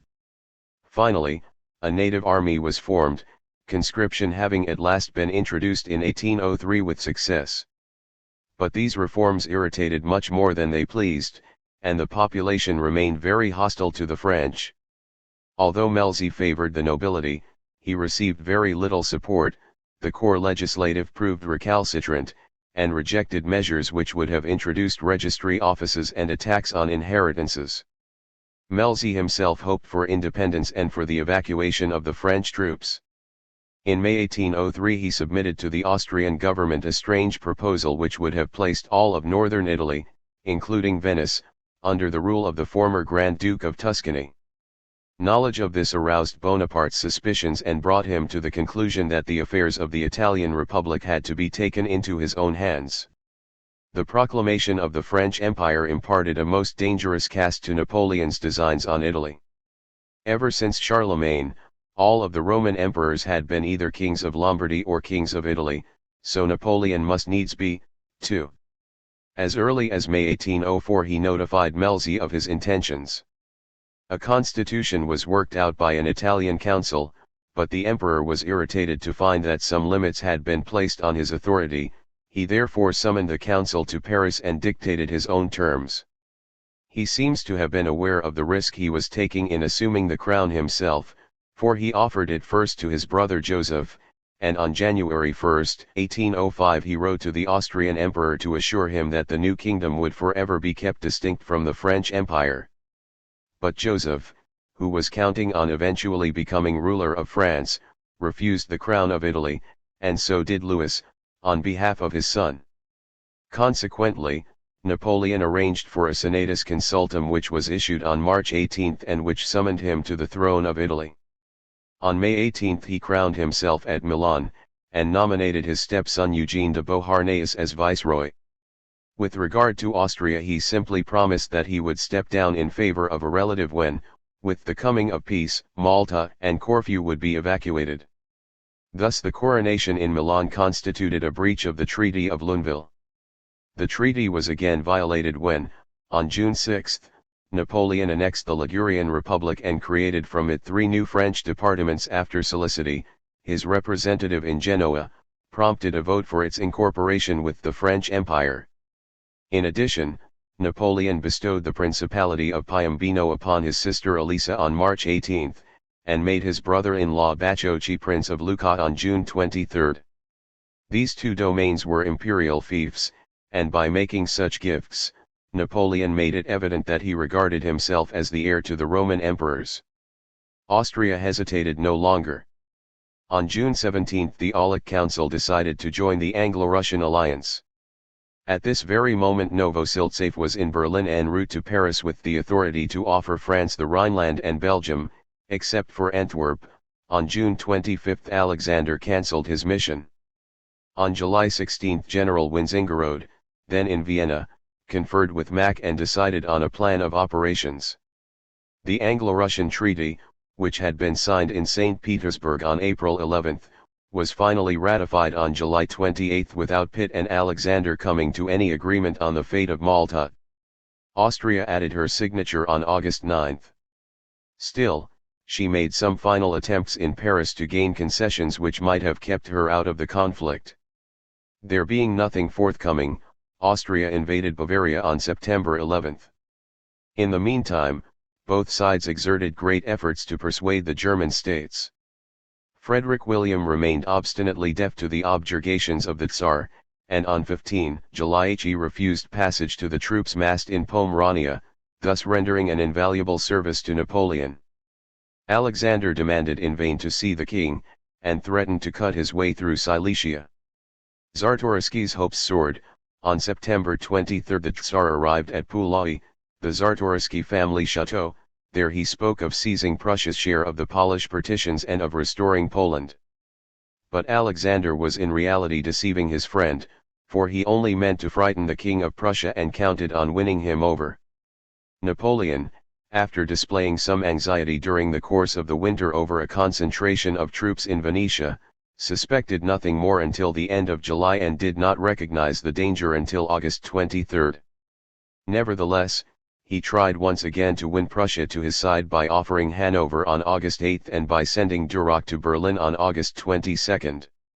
The king replied that he would only conclude an alliance to sustain the terms of the Treaty of Lunéville. In the Prussian court and in the army, a war party began to take shape. Queen Louise never flagged in her sympathy for Alexander nor in her hatred for Napoleon. The majority of Prussians, however, including the military, continued to favor a policy of neutrality. The emperor, needing Bernadotte's corps elsewhere, decided to evacuate Hanover and to permit its occupation by the troops of Frederick William should the king wish to profit from the opportunity, which did not fail to arise. Napoleon foresaw that the king would be so satisfied, at least for a time, that he would abandon all warlike intentions. It was a sound calculation. Napoleon was even more successful in his dealings with the South German states, which were being menaced by Austria. On August 25 Bavaria allied herself with France, and on September 5 Württemberg adhered in principle. The disunion of Germany, which could have been foreseen since 1803, was thus accomplished. Napoleon maneuvered with similar dexterity in Italy. On September 10 Maria Carolina, Queen of Naples, concluded an alliance with Russia. 11 days later, the emperor signed a treaty of neutrality with the Neapolitan ambassador, the Marquis de Gallo, providing for the evacuation of French troops which were needed on the Adige. He also occupied the kingdom of Etruria, and even the port of Ancona over the protests of the Pope. Fearing an attack by Villeneuve, Ferdinand IV of Naples ratified the treaty. After Trafalgar, Maria Carolina threw off her mask and on November 19 an Anglo-Russian fleet landed 19,000 men at Naples. It was too late, Napoleon had won the game. The Third Coalition has been called a deliberate attempt to deprive France of her natural frontiers. It goes without saying that if the Allies had won, they would have taken back all or part of the French gains. But what remains to be shown is that England in 1803, and Russia and Austria in 1805, took up arms for that end alone, and this has never been demonstrated, not even in the case of England. In the first place, the spirit of aggression, while undeniable, was fostered by passions and interests which have been entirely ignored: England's economic interests and policy of maritime imperialism, Alexander's megalomania and personal jealousy, and the hostility of the European aristocracy, so influential in Vienna, a hostility whose roots lay in the very social order. Secondly, it is even clearer that Napoleon